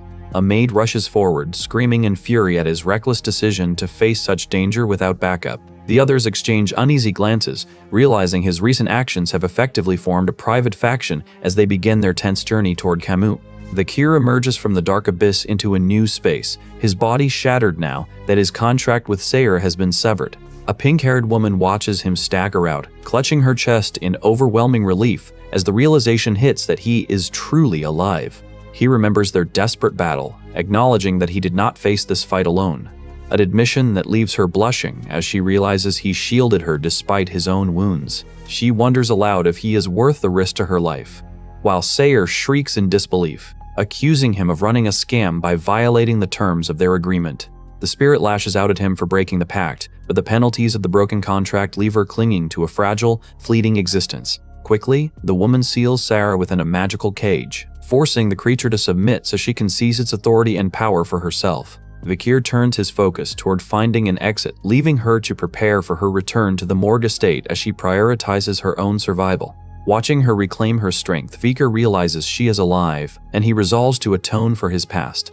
He decides to mourn his fallen comrades, hoping that others might find their own reunions after the chaos of the battle subsides. She thanks him for her own reunion, while he eyes an admission coin, realizing that enrolling as a student makes him a junior. Clenching a fist, the hooded figure stands amidst the swirling wind as a voice calls out to him, promising they will meet again. The festival concludes, but rumors persist among students about the Night Hound's supposed appearance and his subsequent attack on the academy. Whispers spread about the professors driving off the Night Hound and an unregistered black mage after the two villains clashed in the night. He remains cautious, knowing how close the academy came to disaster, while the students treat the incident as mere gossip. A sense of relief washes over him at an arrival, and he politely excuses himself to the others waiting in the hallway. He reacts with outrage at a published report labeling the Night Hound a villain, though a blonde student notes the destruction was actually caused by a black mage. Demanding to know who wrote the piece, he prompts the girl to admit she followed the instructions of Professor Venci. The leader expresses frustration at the lack of fact-checking, as new reports from the garrison clarify that the Nighthound did not destroy the capital's landmarks. Evidence reveals the true culprit left snake-like marks, identifying the attacker as a female graduator named Ms. Ouroboros. Because all witnesses are dead, the man argues that they must stop blaming the Nighthound and properly distinguish between the three active villains. Vicaire dismisses the significance of these rumors, his gaze remaining fixed on the chaotic reality of his mission. He decides that every villain must answer for their crimes, regardless of whether Ouroboros acts out of malice or some twisted sense of camaraderie. If she dares to interfere with his demon hunt, he vows to eliminate her without hesitation. Anna bursts in with documents, but he tells her he has the situation under control. As they review the intelligence gathered post-festival, a colleague hands him a letter addressed directly to him. His eyes widen in sudden shock as he recognizes the contents of the missive. When his companion asks what has unsettled him, he remains silent, focused on the glowing document in his hands. He enters the cursed doll's room, determined to pay his tuition fees immediately to maintain his cover. Exhausted, he reiterates that he must keep his Baskerville identity buried to avoid unwanted scrutiny at the academy. He refuses to touch the family coffers, fearing the trail of money would only bring more annoyance, especially with the tuition deadline only a week away. Since his poor behavior points have cost him his full scholarship, he decides to nap, leaving his peers to wonder why he insists on concealing his true capabilities. An observer watches him with shock, questioning if he really intends to play the role of a loser to hide his immense power. Reflecting on his past desire to act as a hidden hero, he considers the suggestion that he should take up monster hunting as a part-time job. He weighs the benefits of finding a guide to increase his chances of entering the field he dreams of mastering. A specific warrior comes to mind who could serve as the perfect mentor. He recalls a legendary researcher from the Fall whose encyclopedias provided the very foundation for future monster studies. This warrior was an unaffiliated outsider who died alone during the war against demons, a tragic fate Vicaire is determined to avoid at all costs. He recognizes this scholar as the legendary guide he needs to navigate the coming era and secure a path toward his true potential. The man accepts this unexpected proposal with sincere gratitude, offering his full cooperation while maintaining a calm and professional demeanor. The guildmaster, Minipin, returns from the hunt and asks his team how the mission went. Onlookers watch in silent awe at such display of strength, though he pays them no mind, seeking only a moment of respite from his labors. Inside his private quarters, Minipin sits overwhelmed by the weight of financial ruin, struggling to meet payroll because he lacks the support of major mercenary organizations. He laments the foolish deals that scammed him in his youth. Yet as he clutches his desk, a spark of resolve drives him to hold on to his fading dreams. Vicaire considers the iron-blooded lineage, harboring a secret, calculated ambition to infiltrate their ranks and manipulate their power from within. Cloaked in a dark hood, he approaches the Sherpa Guild and demands the location of their leader with a cold, overbearing arrogance. Ignoring the guards' protests, he focuses solely on his mission to protect those he cares for, forcing his way toward the master's private chambers. Though the sentries attempt to intercept the intruder, he vanishes in a blur of motion, moving with such supernatural speed that they are left grasping at thin air. Bursting into the office, Vicaire immediately spots Minipin and corners him with an intense, unwavering stare. Minipin stares in absolute shock at the mysterious hooded figure who abruptly slams a formal commission request onto the table. Determined to verify the man's worth, Vicaire presses the contract upon the startled leader, leaving him paralyzed by the intruder's inhuman speed. The guildmaster realizes he is completely outclassed by the speed and skill of his visitor, who bypassed all official procedures to confront him.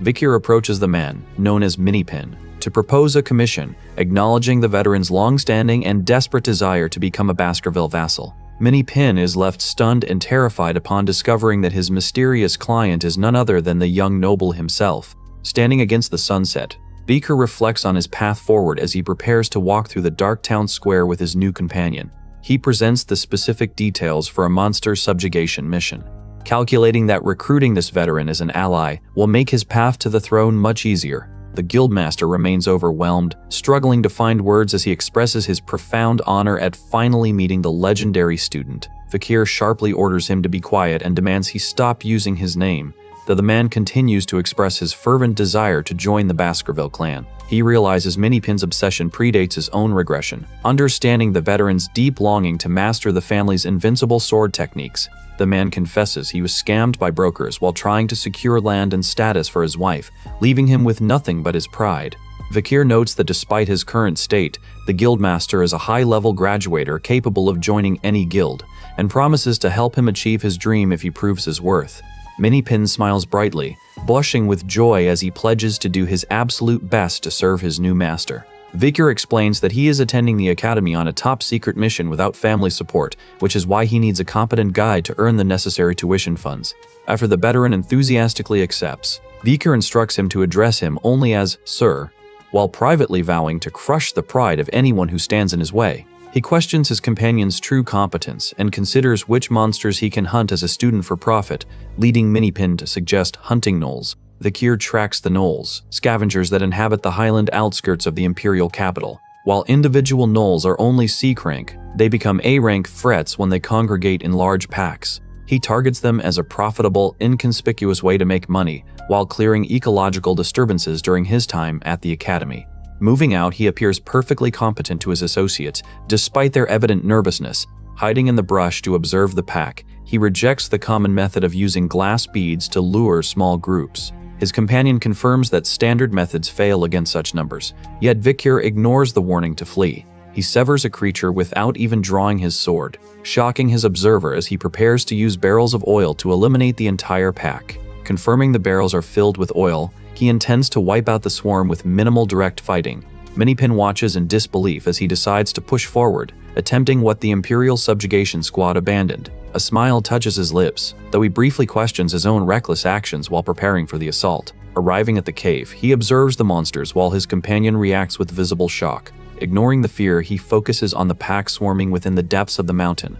Though his companion worries the gnolls will mob nearby villages, he maintains faith in Vikir's competence. Entering the lair, he reflects that he must prove his own value as he begins the subjugation. Reaching the entrance, he sits in the dark and channels red aura to focus his senses. He taps into the heightened perception of a swordmaster, using his remaining power to manipulate the earth. An explosion rocks the mountain, and his companion cries out in terror at the destruction. Vikir stands ready with his sword drawn as the pack of feral monsters launches a sudden, aggressive assault. He drops a heavy barrel onto the creatures to crush them, their howls of pain rising as the containers shatter upon impact. He dodges the barrels and grins, realizing he only faces gnolls. He challenges the snarling pack to struggle, standing over the spreading fire with a deranged look as he prepares to finish them.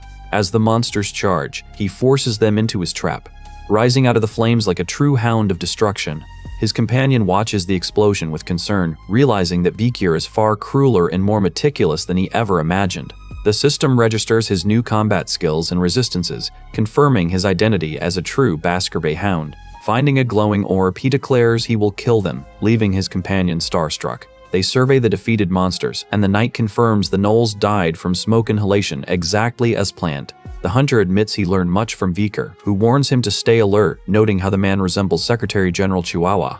Vikir vows to leave no trace of his enemies, but he suddenly stops when he discovers suspicious man-made signs within the cave. The ceiling collapses, yet they shield themselves only to be stunned by the revelation of what lies hidden behind the rubble. They uncover a treasure hoard, and Vikir realizes this cavern was a secret safe. When his companion doubts the gnolls hoarded the gold, Vikir says, "Look at this." Vikir examines the cache, noting the coins lack serial numbers and cannot be bank issued, leading him to deduce that no gnolls could have hoarded such currency. The true owner of this vault must possess enough power to slaughter the entire pack to claim their treasure. A sudden presence lands nearby, stomping a wolf creature to death before a masked woman appears, licking her fingers with a cruel, predatory grin. She mocks the intruders for crawling into her coin box, her demeanor shifting toward open hostility. He surveys the treasure, contemplating the identity of the person who turned this pit of corpses into a private safe. The memory of a recent bank robbery surfaces where assets vanished after facilities were destroyed. Violence erupts as a tail whips toward him, forcing a swift reaction as the mysterious woman closes the distance. He identifies her as Mies Ouroboros as she stands ready to strike. The snake marks left at crime scenes were clearly made by her whip, and she is using magic to mask her voice. She is visibly shocked to see Vikir, suddenly acting wary of his presence. Vikir wonders if he knows her, while she hides her face, feeling lucky to have caught them in her secret vault. surging with dark purple energy. She reveals an aura that forces Vikir to realize with a jolt who she might actually be. Her power rivals that of a top-ranks graduator, leaving him to weigh the risk of revealing his true strength to survive the encounter. He weighs the risks of revealing his true power against the necessity of survival, his mind racing as the shadow of his adversary looms. Seeing the opening, his companion lunges forward to sacrifice himself, determined to hold her back long enough for Vikir to reach the Imperial garrison. The knight unleashes a golden strike that shatters the cavern floor, forcing a sharp cry of agony from the masked woman. Vikir follows up with a burst of violet energy, his voice dripping with scorn as he mocks her sanity while she is sent reeling. He lands firmly, his gaze narrowing as he confronts the architect of this chaos, recognizing the source of their mounting misery. She drops to one knee, trembling in shock that the gap between their skills remains so insurmountable, yet she forces herself to rise for another strike. The knight, convinced of Vikir's destiny as a future swordmaster, prepares to meet his end, viewing his own death as a worthy price to safeguard the hound. Seizing the moment, Vikir drives his blade through her defenses, forcing her to falter as the weight of the trial presses down upon her. He recoils in disgust at the residue on his skin and strikes with a final explosion. Descending from the cliffs, he stares down at his wounded enemy, who can only tremble in awe at the sheer, insane strength he commands. He retreats deeper into the corridor, his burden shifting as the wounded man struggles to whisper his name. Deciding to flee, he maneuvers carefully to conceal his true status as a swordmaster, carrying his comrade out of the cave toward safety. Ouroboros watches them retreat, shouting that she will return with the Imperial garrison to reclaim her stolen fortune. A menacing grin spreads across his face at her threat, leaving the masked warrior fuming in the darkness as he vanishes into the brush. Reluctantly accepting the road ahead, he reassures his charge that the situation is under control, despite the lingering sense of betrayal. He contemplates the sheer power required to reach his next objective, steadying his resolve as the Baskerville Hound. Through the thick, nocturnal forest, he carries the unconscious man, moving with silent precision. Reflection occupies his mind as he considers the long, grueling life he has led and the surprising truths he continues to uncover about his own nature. A knight behind him vows to hold the line against any pursuit, ensuring his superior can escape to summon the garrison. Surveying the gloomy landscape, he keeps a hand on his hilt, walking alone into the jagged mountains. As dawn breaks, soldiers descend upon the cave only to find a scene of utter destruction. The garrison secures the area, confiscating the gold Ouroboros left behind. They seize every remaining item within the cavern, while travelers continue their uncertain journey through the dark. Checking his status window, he reviews his newly acquired skills, including absolute will and blink, as he integrates these recent gains. He hands his entire share of the mission rewards to the injured man, claiming the gold came from the monster's remains. The man stares in utter shock at the staggering payout, intended to cover his medical costs and long road to recovery. After handing over the payout, Vikir waves off the knight's gratitude, though the man lingers to ask if he is heading back to the academy, to which Vikir simply nods a final farewell. The knight questions how he managed to identify the gnoll's behavior so precisely, prompting Vikir to explain that he spent his youth obsessively studying monster ecology, habitats, and subspecies. As the man tearfully asks him to wait, Vikir promises to return for further debriefing, fully committed to his role as the family's hound in uncovering the truth. Back at the academy, he sighs that he is doing all the work himself. He eventually enters the student council office to confront the blonde president, bluntly demanding that she reallocate scholarships to support the struggling students who cannot afford the upcoming semester. Vikir points out that while honest students toil away at part-time jobs, their wealthy peers are committing scholarship fraud, and he insists those stolen funds be revoked and redirected to the needy. The president sighs at the doubled workload, sarcastically asking who will compensate her for the extra trouble, but he remains unmoved and firm in his demands. He explains that his presence here is driven by a deeper purpose, having arrived specifically to advocate for those who have no other voice. Suddenly, a professor bursts in to scold him for entering without knocking, questioning if his father ever taught him basic respect, to which Vikir mentally recalls the Baskerville motto, "Respect the strong and treat weakness as a sin." The professor demands to know why he is intruding, sneeringly asking if he is groveling for a scholarship himself, which forces Vikir to process the gravity of the mounting confrontation. Without a word, he slams a heavy bag onto the table, declaring that the contents are his own tuition fees, determined to secure his place at the academy on his own terms. The professor stares at the heavy sack of gold dumped onto his desk, his jaw slackening at the sheer weight of the fortune. Vikir explains the hall is his tuition, claiming the wealth came from a fortuitous accident where his campfire ignited and wiped out an entire knoll lair during his break. He suggests the man verify these claims with his guide, Minipin, to confirm the legitimacy of his sudden windfall. After setting aside his own fees, he instructs the professor to funnel the substantial surplus into a fund for students struggling to afford their attendance. Although the man protests that the sum is sufficient to purchase an entire lecture hall, Vikir remains unmoved, insisting on the anonymous donation. He leaves the office with the matter settled, stipulating that the aid be reserved exclusively for those who volunteer their time at the orphanage. When the professor asks if he desires the scholarship to bear his own name, he flatly refuses the recognition. Instead, he demands the fund be christened Perry, a tribute to the girl who perished during the battle against Dantalion. As the Baskerville Hound, he resolves to steer the trajectory of the coming conflict while secretly marking his enemies for death. News of the anonymous scholarship soon ripples through the student body, offering relief to commoners and nobles alike without prejudice. Curious whispers begin to circulate. Though Vikir's involvement in the sponsorship remains a well-guarded secret, his academic excellence earns him the title Awakener of the Stars, a moniker that does little to dispel the confusion surrounding his cold, distant persona. Naming the award Perry reveals that even the Hound regrets those he failed to save.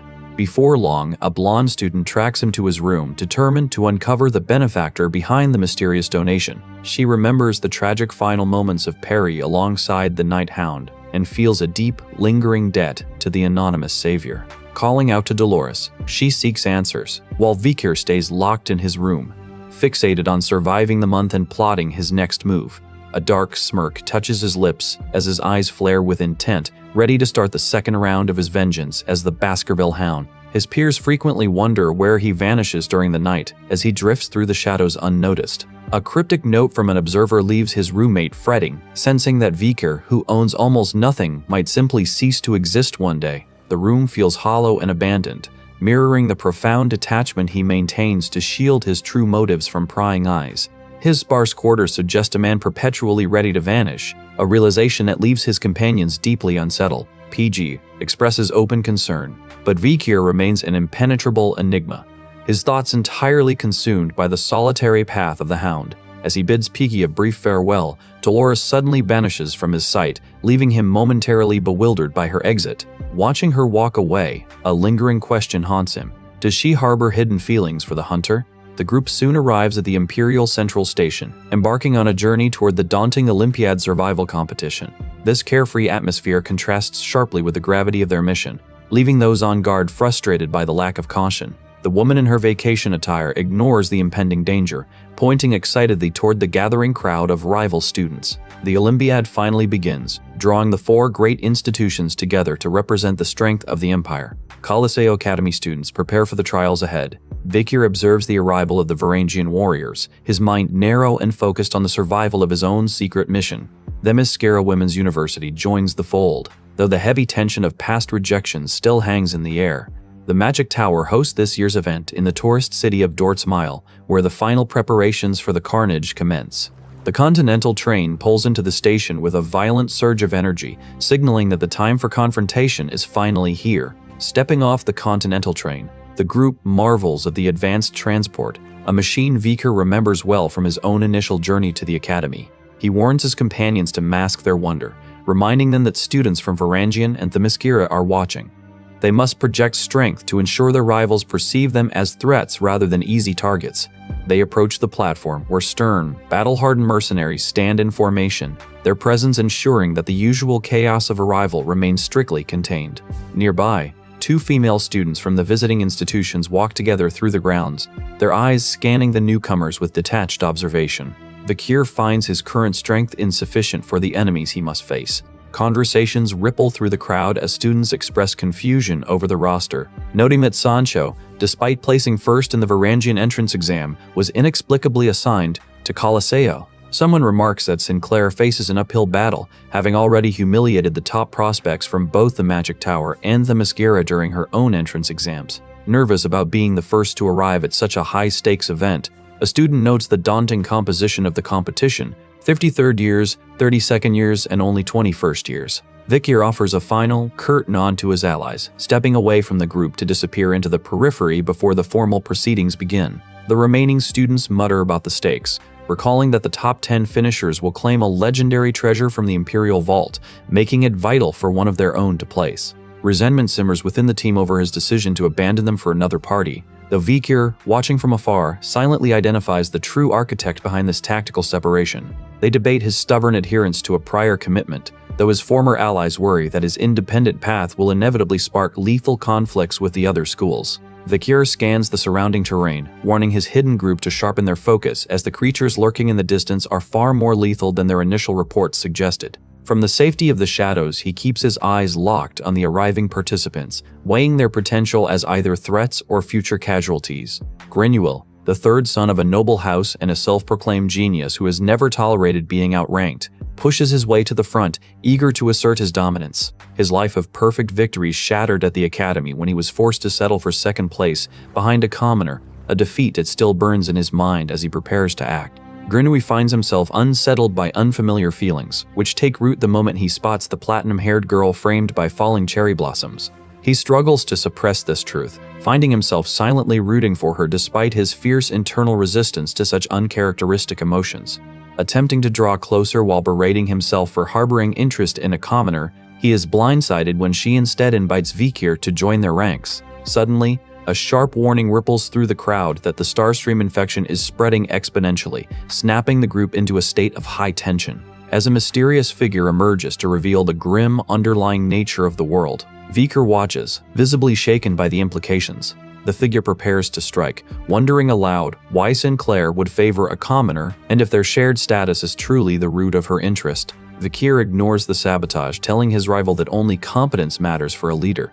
The noble demands that Vikir humble himself as a footrest, using his high-born status to mock the boy and assert his dominance. When the noble threatens to implant a lethal, poisonous bug should he resist, Vikir remains completely unfazed by the petty display of arrogance. He abruptly turns and walks away, leaving his companion to sputter in outrage while he remains fixated on his own agenda. From a hidden vantage point, he signals for silence, choosing to disregard the angry accusations his peers hurl in his direction. He reveals that the monsters originate from the academy basement, issuing a quiet warning that he will destroy anyone who obstructs his path. With his focus locked on the Olympiad, he knows he must place in the top 10 to secure the artifact he requires for his mission. He resolves to destroy the artifact in the treasure room, purging the demonic threat before it takes root. He traces the energy to the 7th Elite Corpse, Decoravia. This early encounter feels like a stroke of fortune, so he maps out a plan to execute the demon the moment he reaches the top 10. Watching the soul dungeon from the periphery, he questions his companion's suspicious compliance while steeling himself for the path ahead. Entering a room where others huddle in grim silence, he notes a lone figure bowing their head in resignation. One student suddenly collapses into a fit of nausea, but Vikir keeps his gaze fixed on the horizon, unmoved by the distress. Nearby, Highbrow, Middleborough, and Lowborough celebrate the unfolding chaos with unsettling, enthusiastic approval. Clenching his fist, he marks this trio as a variable to be eliminated as he treks toward his next objective. The train hurtles toward its destination, arriving just as the sun begins to bleed into the horizon before a waiting crowd. As the group stretches for final training, he is reminded that the upcoming tournament will demand everything he has in the capital. A sudden, powerful blast rocks a nearby tower, shattering the air and signaling the start of a far more dangerous chapter. He turns the Divine Immortal's ring over in his hand, wondering if its barrier-breaking power can match the strength of Andromalius. Standing before the gathered representatives of the competing schools, he observes their tense reunion as the tournament officially commences. Dolores steps forward to claim her position as the representative for Colosseo Academy. Jurasico Bakiraga strides into the light, announcing his presence as the lead representative for the Varangian boot camp. Lovegood Malini takes the stage for Themyscira Women's University, prompting Vikir to warn his allies to focus entirely on the immediate challenge. The Magic Tower representative interrupts the tension, noting exactly 11 months, 3 days, 11 hours, 43 minutes, and 12 seconds have passed since they last met. He mocks the wolf-headed warrior for failing to grasp his chosen title, Arrogant Smarty Pants, dismissing it as a name far too complex for a musclehead to comprehend. Vikir steels his resolve to endure the coming ordeal, while nearby students whisper about the tradition of seniors naming juniors, a practice that once led a woman to reject the Magic Tower simply to avoid being dubbed soft cotton. He offers a brief word of reassurance to his ally, while Smarty Pants wonders if he is the subject of their gossip, clearly preferring the absurd nickname to his actual title. Philippus Aureolrius Theophrastus Bombast von Hohenheim. The mage initiates a formal conversation, gesturing casually as he offers to answer their questions one by one. Whispers ripple through the crowd regarding the strength of the representatives, specifically how Jurassico dominated the boot camp as a first year, amid persistent rumors of his barbarian ancestry. They note that even Dollars could not overcome Smarty Pants, who aims to become the youngest Magic Tower Master, while Malini remains renowned as Themyscira's zenith for her mesmerizing charm and dancing. Peachy confidently predicts the tournament standings, prompting his peers to demand the source of his suspicious intelligence. The group reaches the Magic Tower, where Smarty Pants waits. Students stare upward in collective excitement, wondering if this grand, imposing building is truly where they will be housed. Vikir threatens an opponent with exposure, but the tension breaks when the group discovers a lavish buffet awaiting them in their quarters, a sight that catches the students by surprise. He reveals that the previous training camp dungeon break was no accident, while Peaky worries about Vikir's decision to remain isolated among the 400 competitors vying for the top 10 artifact. Vikir observes his allies quietly preparing himself for the trials ahead.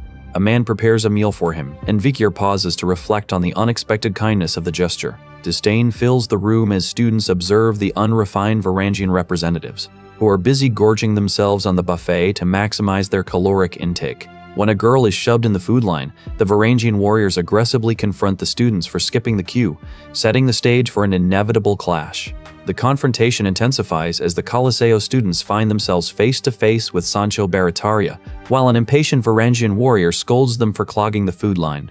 Attempting to suppress his rage to prevent unnecessary muscle loss, the warrior refuses to let the slight pass, demanding to know if the man before him is truly Sancho. He expresses visible shock at seeing the Coliseo uniform, quickly labeling Sancho a coward for abandoning the Varangian entrance exam. Vikir intervenes to explain that Sancho had actually placed first at Varangian, only choosing Coliseo to further his studies, where he now ranks 5th. Boli Bolazin, unimpressed, demands recognition, reminding Sancho of their previous clash during the entrance tests. As the air grows heavy, a student mocks Bolazin for assuming Sancho even remembers him, until another man steps in to silence the taunts against the supposedly weak. Vikir reflects on how his return to the past spared him from a life of ignorance, his hand tightening around his weapon in anticipation of the inevitable clash. Boli, the top first year at Varangian, officially challenges the Coliseo students to a duel, demanding their strongest warrior step forward to face him. Sneering at the group as cowards, Bali watches as the Coliseo students glance at one another, uncertain of who among them holds the title of strongest. He continues eating while his muscular opponent prepares to force a challenge. Bolazin screams as he confronts the seated student, demanding to know if he is truly the strongest fighter the Academy has to offer. Bakir contemplates the ease with which he could destroy everything, yet remains calm as Bali looms over the table, pressing him to confirm his affiliation with Coliseo. Bolazin demands to know if he is indeed the strongest, slamming his arm down to force an arm wrestling match without the use of mana. As Bolazin mocks the standards of Coliseo, Bakir thinks of his current master and the lessons he has been forced to endure. The group tenses in preparation for a brawl, but a sharp, authoritative voice suddenly orders them to stop. Dolores, the Coliseo school president, steps in to declare that any disturbances before the tournament are strictly forbidden. Vikir recalls the harsh lessons of his past life while Dolores attempts to de-escalate the confrontation with the aggressive challenger. Jurassico, a muscular Varangian freshman, looms over the table, claiming he only wants a small, fun problem to solve while grinning with sharp, hungry teeth. He demands a duel, putting his own honor as a Varangian on the line to force the Academy's strongest to respond. Dolores firmly rejects the request, refusing to let the tension escalate further. Ignoring her, Jurassico points toward his own junior to demonstrate the boy's strength, leaving the onlookers in total disbelief. Vikir stands with his friends, ready to defend them because he knows he must uncover the truth behind these provocations. Dolores worries that using her authority to stop the confrontation will destroy the morale of the first years before the tournament begins. She prioritizes student safety, but Jurassico scoffs, promising to take it easy as he continues to intimidate his own subordinates. Bakir recognizes him from his past life as a hero who earned respect by fighting bullies, and he contemplates the shock Jurassico will feel when he finally learns his true identity. To settle the matter, they agree to an arm wrestling match, a choice that amuses the aggressive Varangian. He feels reluctant to fight but realizes he must accept to draw attention away from his larger, hidden objectives. Suddenly, he steps forward to challenge Jurassico directly, shocking the entire room as an invisible force sends the surrounding thugs flying. Jurassico stares in confusion as the Baskerville hound stands before him with a cold, menacing presence. Lunging forward to steal his opponent's strength, Jurassico makes his intent clear in his eyes. Vikir reassures his companions that he will handle everything, telling them to focus only on the current task. They lock hands for the match, with the rules dictating an immediate stop if any injury risk appears. Jurassico reacts in sudden shock as their hands meet. Vikir grips the table, locking fingers with his opponent. Spectators gasp in disbelief as the freshman holds his ground, while nearby warriors roar for their leader to crush him. Sinclair and Tudor watch with bated breath, stunned to see the hidden strength their classmate has finally unleashed. Whispers ripple through the crowd as they realize the newcomer might actually win, while he calculates the experience he needs to gain from this exchange. The red-haired giant strains against the boy's immovable grip, sweat beading on his forehead as he realizes the sheer scale of the power opposing him. Bakir initially intends to hold back, but sensing the gap in their technique, he decides to meet the challenge with his full capability. His opponent feels as though he is fighting a mountain, struck by a seasoned, veteran-like poise that mirrors the strength of his own father. Bakir asks the giant to identify himself, and as the fighter admits he is a Varangian, a flicker of recognition sparks in Vakir's eyes. They collide with explosive force, triggering a violent shockwave that sends dust billowing and obscures the view of everyone in the hall. As the debris settles, the table lies in splinters, leaving the giant staring at his own trembling hand in utter disbelief at his defeat. The giant acknowledges his loss while Vikir keeps his composure, having successfully secured his position without revealing his true identity. While the crowd erupts in praise for his endurance, the mysterious hunter leans in, whispering that there is much he needs to hear. Vikir accepts a firm handshake, and as the hunter acknowledges him as the pride of the forest, he pulls him up to his feet. Cheers erupt from the crowd, and Jurassico praises the boy for holding his own against such overwhelming strength. Vikir quietly activates his absolute will, bracing himself against the lingering pressure of the room. He offers a calm acknowledgement, and the night before the competition finally settles into an uneasy peace. A companion approaches to show him his current status window, highlighting the progress he has made. Bakir reflects on the person he has been waiting for, while others study holographic maps in the dim light. Deep inside the Magic Tower operations room, the master, known as the Long White-Bearded Whale, welcomes the gathered guests. Headmaster Hippolyte and Vency observe the proceedings, their expressions unreadable as they survey the room. Vency struggles to find his words while the leaders convene to finalize their tactical plans for the trial. Vikir wonders who truly controls the facility, unaware that the tower's spare eye is already monitoring the students. The long, white-bearded whale confirms that his network can track all 400 participants across the terrain. Standing in silence, Vikir reflects on his own resigned state and the looming danger of the path ahead.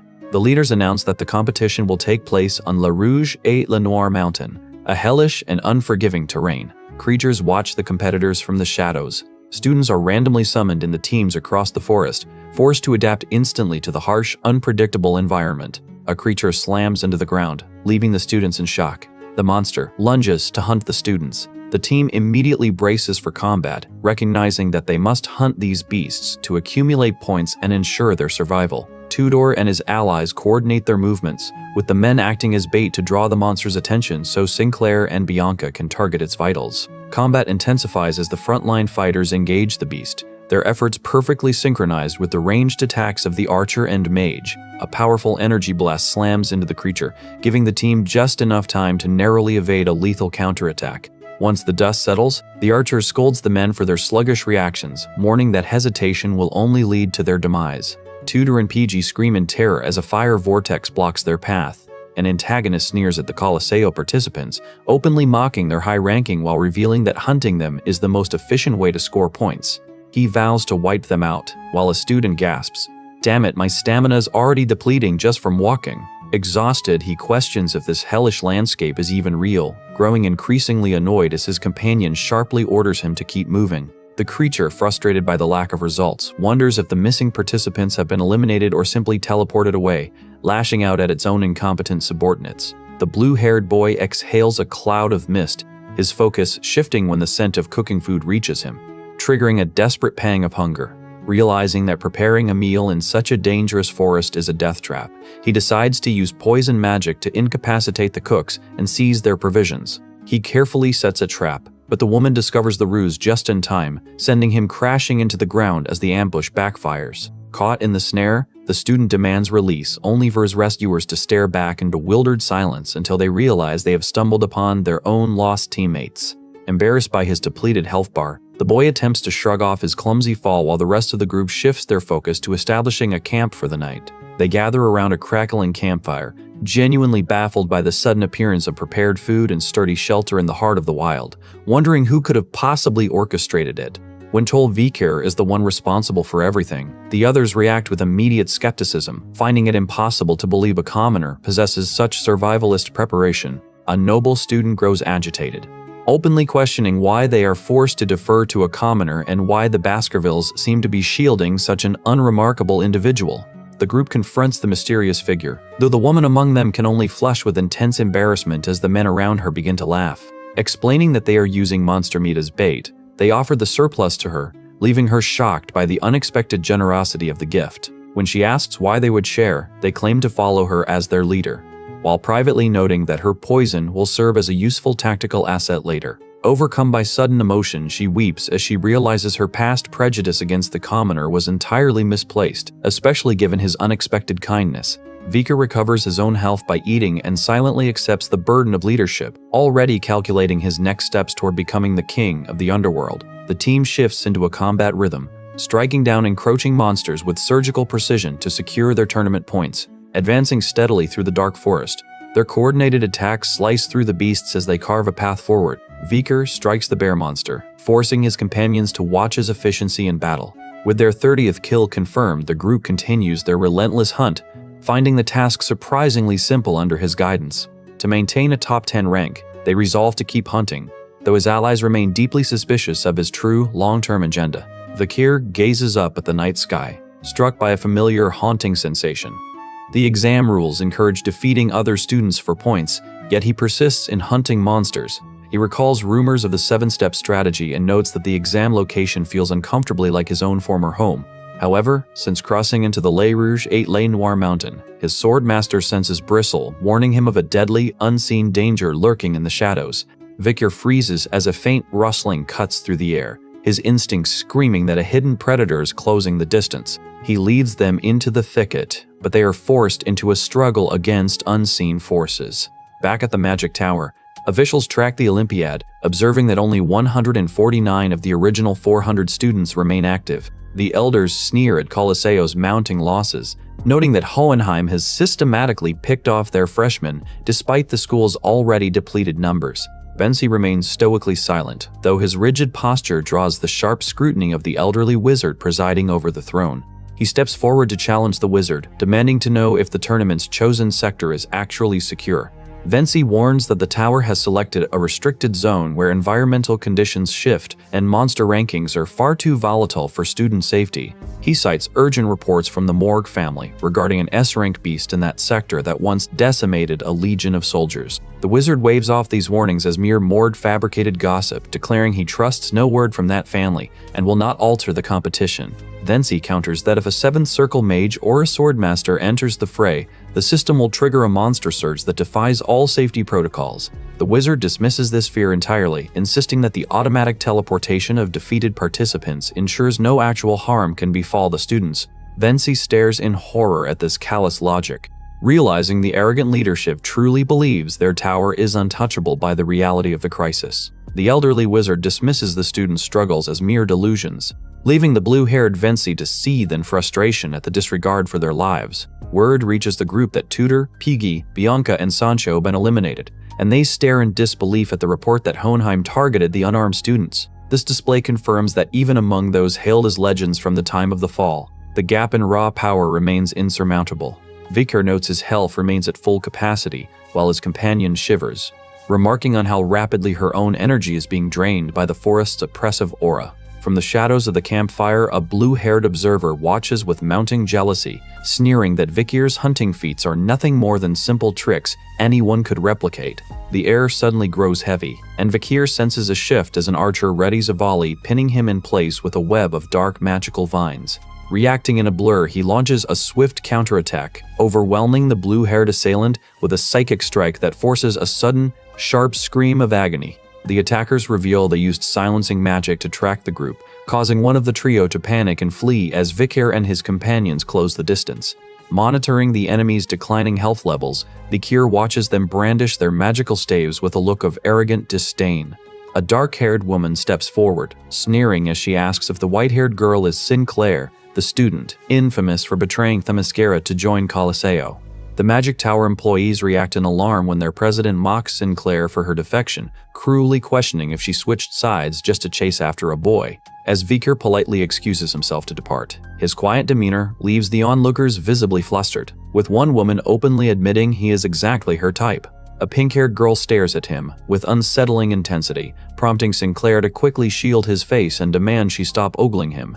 Sinclair recoils at the woman's aggression, genuinely baffled as the attacker screams a vow to end her. Before the woman can channel her lethal energy, however, thick, dark tentacles burst from the forest floor to bind her. Nearby, another assailant corners a lone healer, mercilessly draining her health to 55 as he mocks her lack of protection. The blonde woman gasps as the earth shatters, trapped behind a sudden roaring wall of flames. Gloating over the cornered Saintess, the antagonist prepares the final strike to secure a total victory for the Magic Tower. She refuses to quit, thinking, "I can't get eliminated here," to ensure the Magic Tower wins. Suddenly, a warrior intercedes with a surge of blue fire, lunging at the mage to command Hohenheim to cease his arrogance. As the warrior strikes, the mage senses a concentration of fourth circle mana, though the enemy merely laughs at such a meager power level. A wolfman tests the mage's barrier while the team battles the tentacles. Vikir slices through an organic obstacle, noting that this magic mimics the Morg triplets technique but demands significantly more focus. An archer readies his bow, but he freezes in terrified disbelief as a heavy, ominous energy radiates from the mountains. The ground begins to heave and buckle, throwing the entire forest into a violent, chaotic earthquake. Searching through the shifting, dark terrain, the group stumbles upon a fallen enemy, prompting the warrior to tighten his grip on his blade in anticipation. A multi-legged monstrosity descends, shattering the group's armor. Vikir vows to kill the beast while his companions stare at its purple eyes in terror. The mechanical spider lets out a piercing, glitchy shriek, sending nearby students flying with the force of its impact. The survivors flee, shouting, "President Lovegood, please get a grip, we need to run." Vikir realizes the ominous pressure he felt earlier was because of the Madam Eight Legs, a figure once recorded only in legends but now classified as an official monster of the Empire. He notes that no one, not even the Magic Tower, has encountered the Madam before, and he fears this variable emerged due to his own interference. The students freeze as a purple energy strike descends, one crying, "My legs won't move." A team member shields the president from the blast, while Vikir dashes across the forest floor at high speed to intervene. He finds Anna unconscious against a tree, while the Madam greets him with a faint smile, her multi-eyed glitching form looming over the wreckage. The monster slams into the ground with overwhelming force, but the remaining students realize with relief that the creature is moving toward another area. Vikir questions why the management team allowed such an irregularity, especially as they discover Anna's HP has hit 0, yet she fails to teleport back to the lobby. This failure to teleport suggests that elimination in the competition is now permanent, leaving the students to scramble in the forest in pure desperation. Panic spreads through the ranks as they realize the professors have completely abandoned them, forcing the students to face this irregular monster without any support. A bowman tells Granuel, "Get a grip," as they watch the woods and hope their friends are safe. Back in the operations room, the staff realizes the students are not respawning, which forces an official to demand an immediate evacuation of the site. One elderly official finally realizes the Morg family's warnings were true, yet he remains powerless to stop the competition because the system is critically overloaded. He explains that the manifestation of an entity beyond their control has caused a system-wide failure, effectively trapping everyone inside the forest. Vikir touches the barrier, realizing, if they kill that monster, the system will return to normal. The S-rank disaster Madam Eightlegs stalks toward the huddled students. Watching the creature closely, Vikir notes that this version is a flawed imitation, with visible blind spots, and lacks any lethal poison.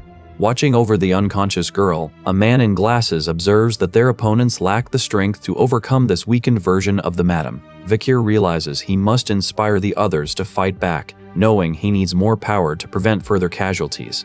He declares his intent to kill the target, and as the archer informs his companions of his departure, the hunt begins. His negligence nearly cost his junior her life, and Vikir vows to avenge her while putting an end to the monster's rampage. The blonde woman standing before him stares ahead, her gaze revealing that she is the president of the Themyscira. A teammate suggests a certain spirit better suits the Varangian style, prompting the man in the wolf pelt hood to announce he is joining the journey. Vikir readies himself for battle, while two women intervene, determined to ensure the students are not sacrificed to the creature. Taken aback by a sudden discovery, Vikir listens as the women reluctantly request his power to survive the ordeal. He agrees to a temporary truce, acknowledging that the Magic Tower's victory must take precedence over their rivalry. The archer scans the forest, reflecting on the legendary heroes who stood during the fall, and lets out a smug laugh at the irony.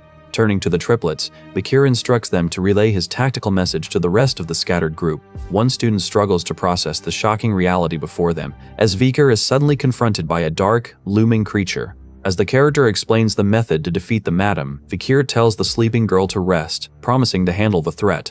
He asks who she is, but the group must run through the forest to survive. Reflecting on his deep attachment to this place, Vikir is interrupted when a girl cries out in pain after twisting her ankle. The creature fires an energy blast that explodes behind the fleeing girl. The smoke clears to reveal the entity as its purple eyes emerge from the debris. Vikir prepares to strike with his golden weapon, noting that fire magic is ineffective against these bugs, while the blonde woman watches as planned. They strike the insectoid, but their fire magic fails to pierce its armor. One student slams his staff into the earth, promising his trembling comrades that their missing ally will return to help. While the mage agonizes over their apparent failure, the group charges forward, realizing they must shift their strategy to survive. The blonde warrior observes that common flames are useless, insisting they need hellfire to bypass the creature's armor and strike at its hidden cracks. Vikir, concealed behind a wolf mask, instructs them to use flame magic as a diversion so the team can expose the monster's weak points. Although the mage questions how he knows such specific details, Vikir curtly tells him to keep quiet and attribute it to past experience. Just as they prepare to launch their assault, the monster lets out a roar and triggers a surge of dark magical spikes from the ground. Struggling to maintain their distraction, the mage unleashes a scythe of pure mana that leaves her allies stunned by her hidden prowess. The creature lashes out with a limb, but it suddenly freezes in place, allowing a dark-haired figure to step forward and offer critical assistance. Vikir vows to end the threat as the monster releases a deafening, whiny shriek of destructive energy. The warriors execute a perfectly timed strike, signaling their teammates to finish the fight while the creature falters. Smiling as they overwhelm the beast with concentrated energy beams, Vikir tells his allies to save their questions for the post-battle interview. The fight reaches a fever pitch as they clash in midair, fueled by a collective rage to destroy the enemies targeting the Baskerville Hound. Exhausted, Vikir rests while his comrades remain alert in the smoke, shocked to discover their blades failed to land a fatal blow.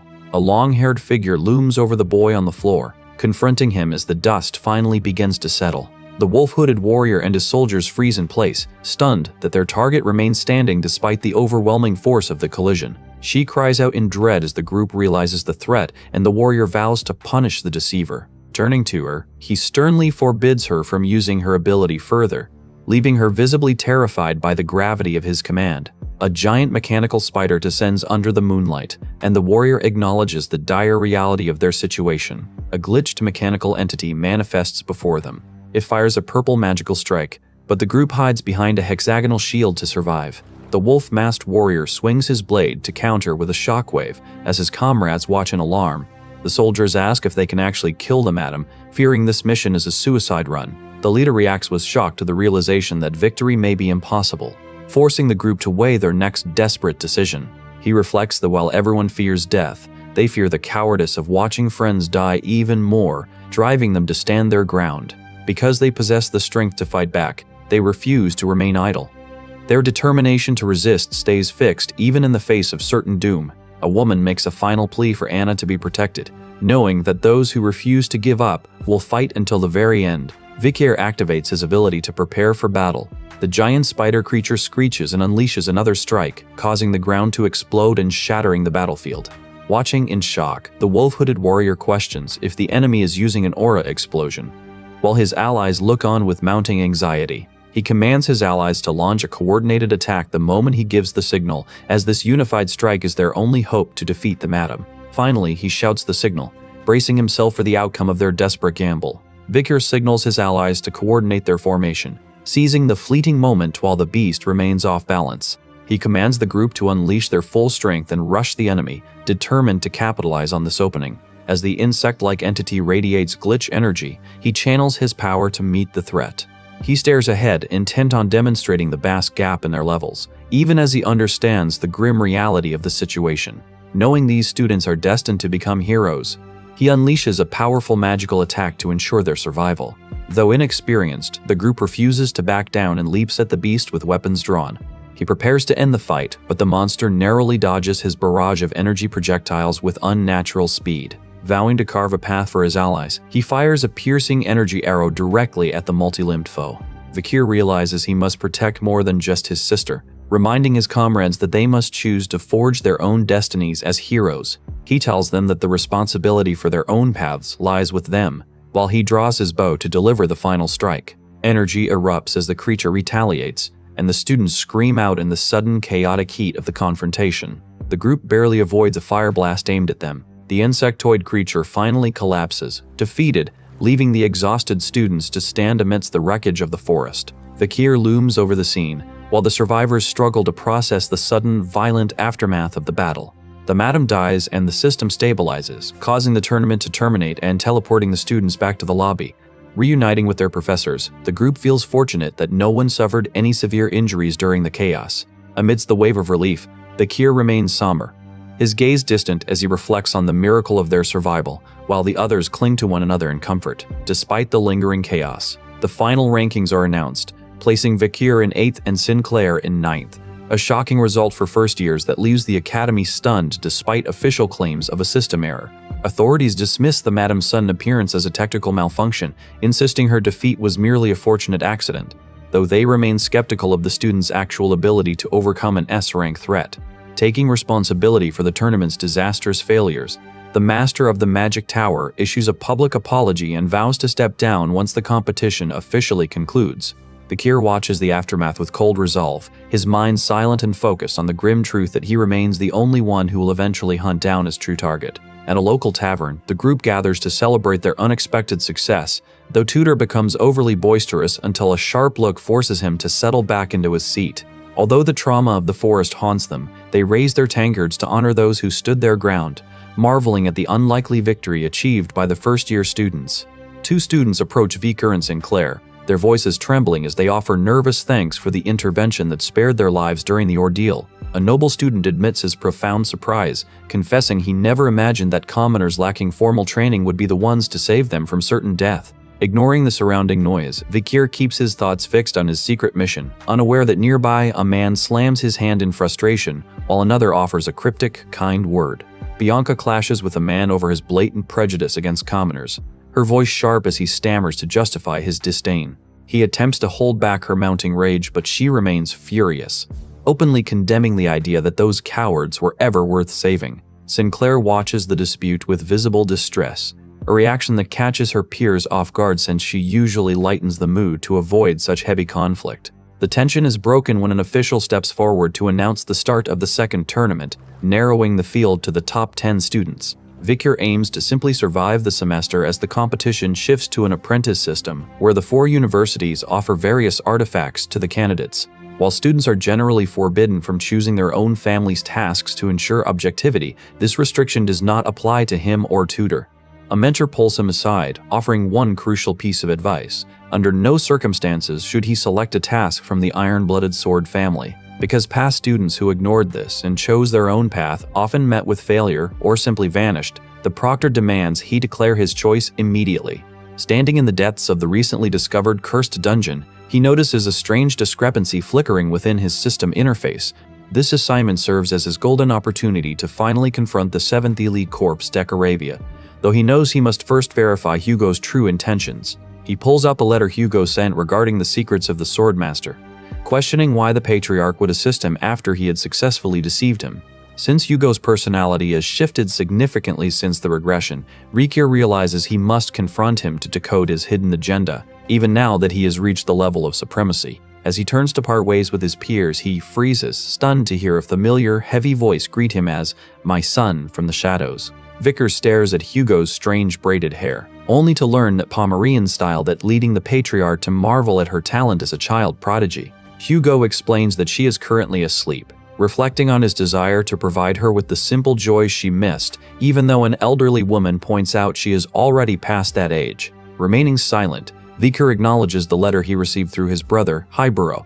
A wave of shock washes over him as he wonders if Hugo has finally discovered he was hiding his true powers all along. His father emphasizes that reaching the supreme level allows one to perceive things beyond sight, relying solely on heightened senses, listening intently.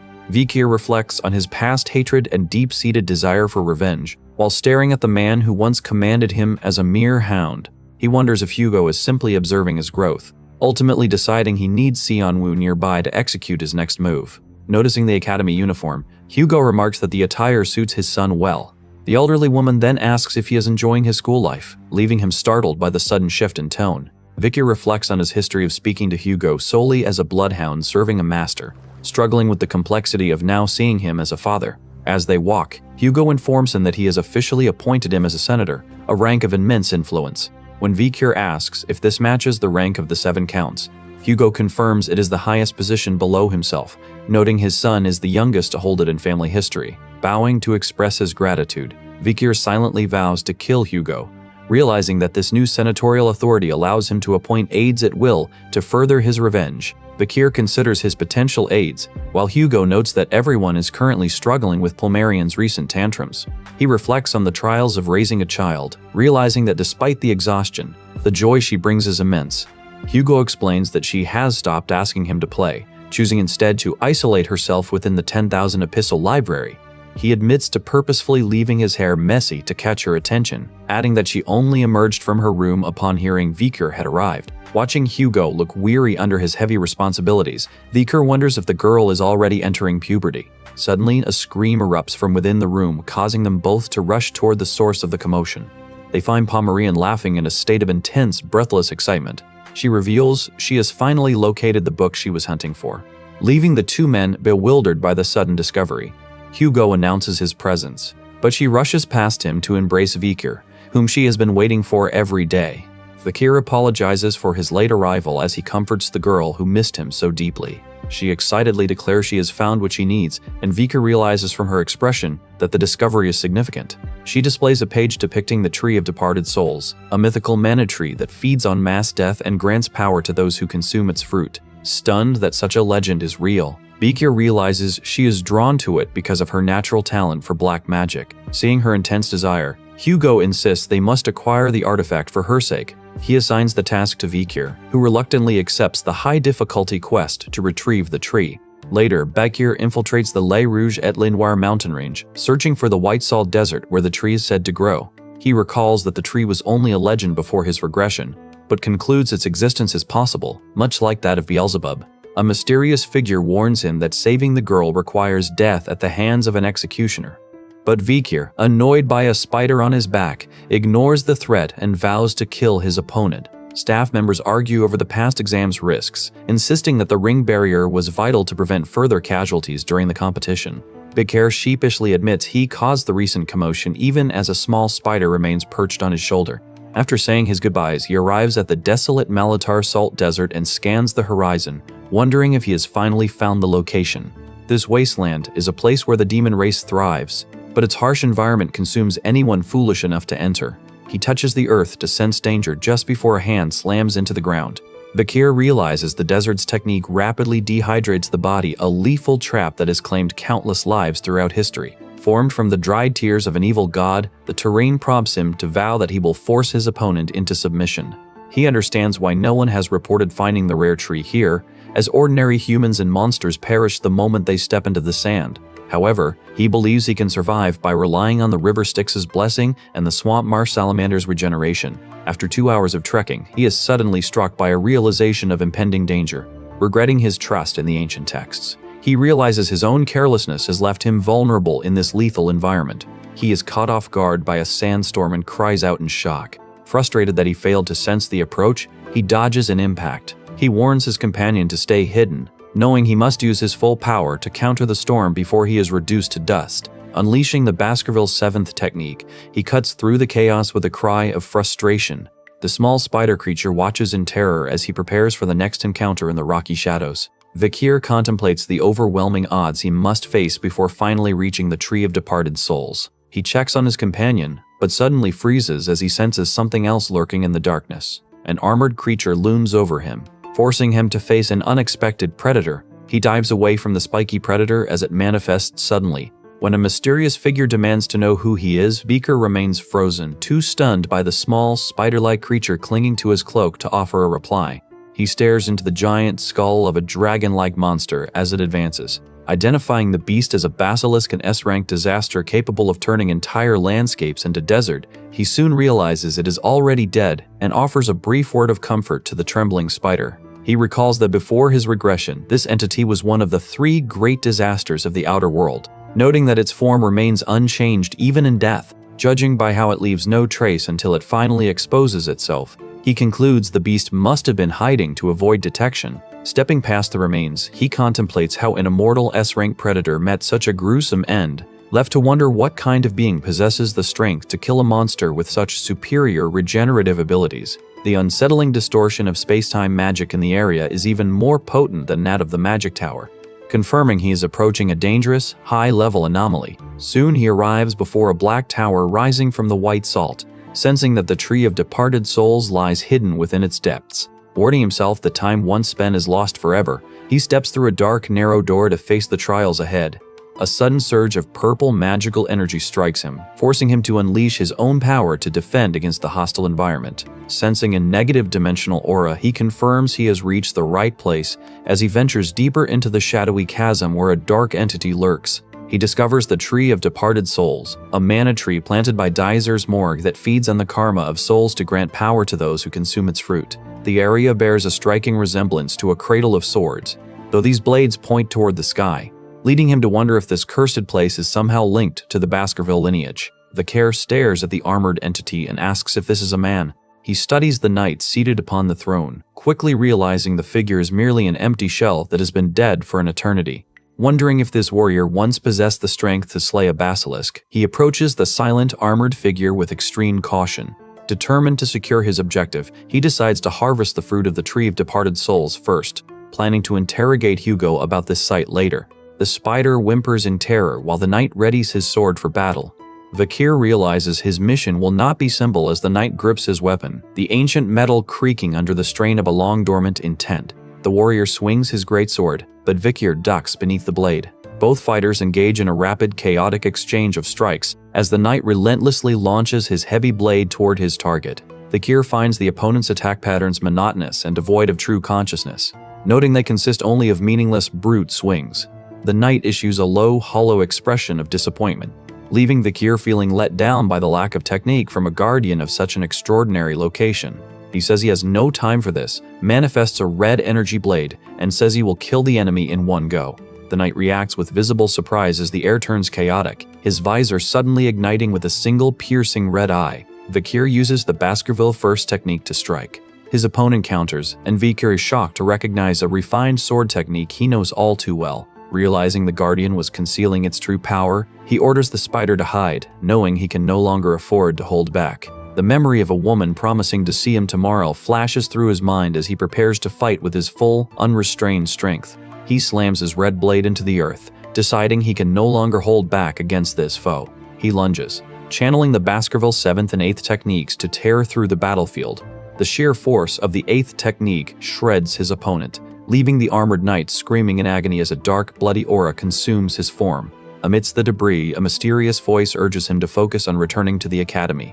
Even as the knight's armor begins to crack under the immense pressure of their confrontation, a powerful entity stirs within the wreckage, but he remains undeterred, reassuring his small ally that he will handle the situation himself. Gasping for air, the opponent recognizes the lurking ambush swordsmanship and the distinctive Baskerville style, demanding to know who stands before him. The figure, revealed as a legendary Baskerville ancestor, stands amidst a field of lethal spikes, declaring himself the Undertaker of the Grave of Swords. He promises a lethal end, explaining that their family techniques shred bone and tissue like fangs, leaving behind the bizarre, dark-oozing wounds Vicaire now suffers. Struggling to breathe, the boy feels frustrated that his regeneration is too slow to mend the damage inflicted by such a master. He finally realizes the true scale of his opponent's power, recalling the legend of the strongest count who led the family in their prime before vanishing from the world. It becomes clear that the man before him is the shadow of a forgotten era, a long-lost Baskerville patriarch. When Canacorso asks who the child is, Hearing the name Vikir leaves him shocked that one bearing the Van prefix could reach such a domain at his young age. Canacorso stares, stunned by the youth's power. The bandaged warrior expresses disbelief at the youth's rapid regeneration, especially after witnessing the 8th technique, which he failed to sense entirely. Vikir moves deeper into the dark corridor, struggling as the overwhelming aura of his opponent feels like it is physically tearing his skin apart. He realizes he cannot win this fight through sheer force, and he demands to know exactly what level the master has reached. Slamming his blade into the ground, the veteran declares, "My level? Very well, I will tell you." He explains that mastering complex emotions was the key to acquiring the 7th technique. The 8th technique, he reveals, was forged through a desperate yearning to live during a life-threatening battle against a basilisk. He tells the boy that he crossed death's door the moment he entered the tower. Becoming a Death Knight, a warrior who wears death itself, was the price for mastering the 9th technique. Vikir stares in shock, realizing the master accepted mortality to reach such a level. The veteran admits he failed to create the lurking ambush or the 10th technique, as that requires the impossible act of dying and reviving. Because he failed to revive, his body remained trapped as a Death Knight. The skeletal figure remains imprisoned within this dark, ominous space as a result of that failure. Vikir questions who could have possibly imprisoned such a powerful entity in this tomb. The warrior tells him that no one knows of this place, for it is a forgotten, hidden grave.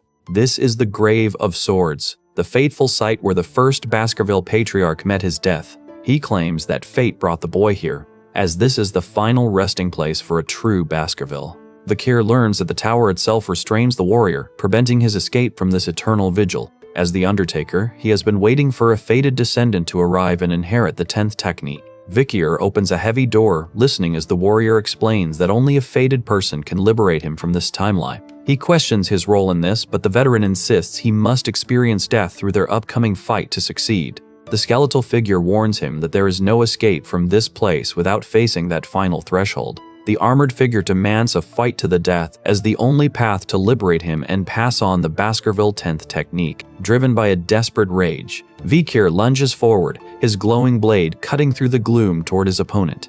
The white-haired warrior leaps through the jagged landscape, his agility forcing Vikir to scramble into a fierce counterattack. The skeletal warrior lunges, landing a blow that slams into Vikir's chest. Recoiling in shock, Vikir realizes his own strength is being physically eclipsed by his opponent's bare hands. The antagonist mocks him, asking, "Do you think you can escape fate?" as he sends Vikir flying. Amidst the pain of the surrounding spikes, Vikir struggles to catch his breath. Realizing his previous attempts at ambushes have failed, the opponent taunts him for trying to recover during a fight to the death, showing no mercy for his hesitation. Reacting in alarm to the warrior's sudden speed, Vikir realizes the gap in their power is far wider than he anticipated. Desperate to break the mounting pressure, he executes the Baskerville 4th technique in a bid to reclaim the initiative. The elder expresses shock at the depth of the technique, his eyes widening as he confirms his belief that Vikir is the chosen one.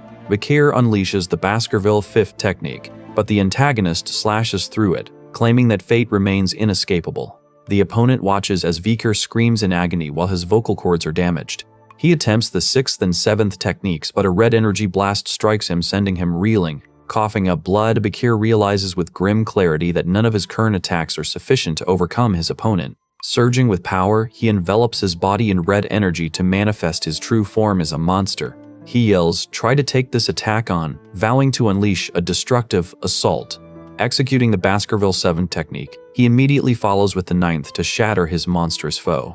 He lunges, screaming as he pours his remaining energy into the blow. Amidst the rising dust and ruin, he collapses, body torn and bleeding while his opponent pins him down with dark, star-shaped magical restraints. The victor looms over him, declaring that everything in his sight is under his control, prompting a vow that he will make the man regret this. He drifts into the void, his senses sharpening as the energy surrounds him. Submerged in a dark, blood-like liquid, he wonders where he is as a powerful, ominous red aura manifests around him.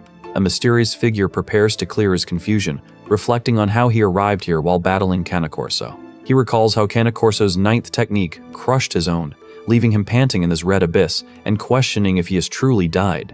Catching his breath, he hears a warning that the world is far more complex than it seems, a revelation that leaves him stunned. Noticing a glowing portal, he realizes this is the same brink of death he faced against the basilisk, where his desperate desire to live allowed him to master the 8th technique.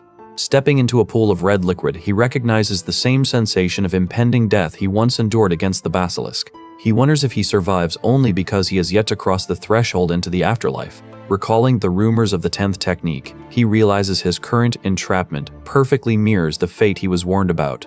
He stands before the dragon skeleton, recalling the warrior's claim that one must face death to master this art. Clenching his fist, he understands he is witnessing the exact phenomenon Corso warned would occur within this grave. He deduces that his past execution fulfilled the requirements for the 9th technique, making his regression the necessary path to reach this point as the chosen one. Caught in the vortex, he struggles with the realization that his life might be fated. As spectral hands drag him into the liquid, he remembers his vow after the battle with the madam to never let his path be controlled by another. Drowning in the depths, he questions if his past battles against countless monsters were ultimately meaningless distractions. He decides that if mastering the 10th technique is the true price of his lifelong struggle, he will pay it, provided he remains vigilant. A masked figure claims he must remain in this place of endless time to liberate him, calling it the tower's inescapable destiny. Looking toward the fallen, he thinks of those he must protect, refusing to let them face danger alone while he is trapped here. He screams in rage, declaring that he will use this imposed fate to liberate his allies instead of serving the tower, for his place is by their side. He grasps the sword, knowing only those at the brink of death can wield it. He summons his blade to use the 8th technique, the key to opening the door to death. He draws his weapon, declaring that this is not just a capability, but a necessity for his survival. He unleashes a strike, determined to shatter the barrier before him. He clenches his hands and releases a burst of energy that makes the chamber tremble. The clash leaves him defeated in a crater, reeling not just from the impact, but from the skeletal warrior's sudden mention of the imperial family. Looming over the wounded boy, the skeleton reflects on the heavy burden of this awakening. A surge of red energy erupts from the figure, catching Bekir within the suffocating blast. He takes full responsibility for the outcome, realizing his opponent has finally recognized the 8th technique. With a sudden, powerful downward strike, he catches the skeletal warrior completely off guard. Forced back by the blow, the figure stares in disbelief that a mere child could master the technique with such speed.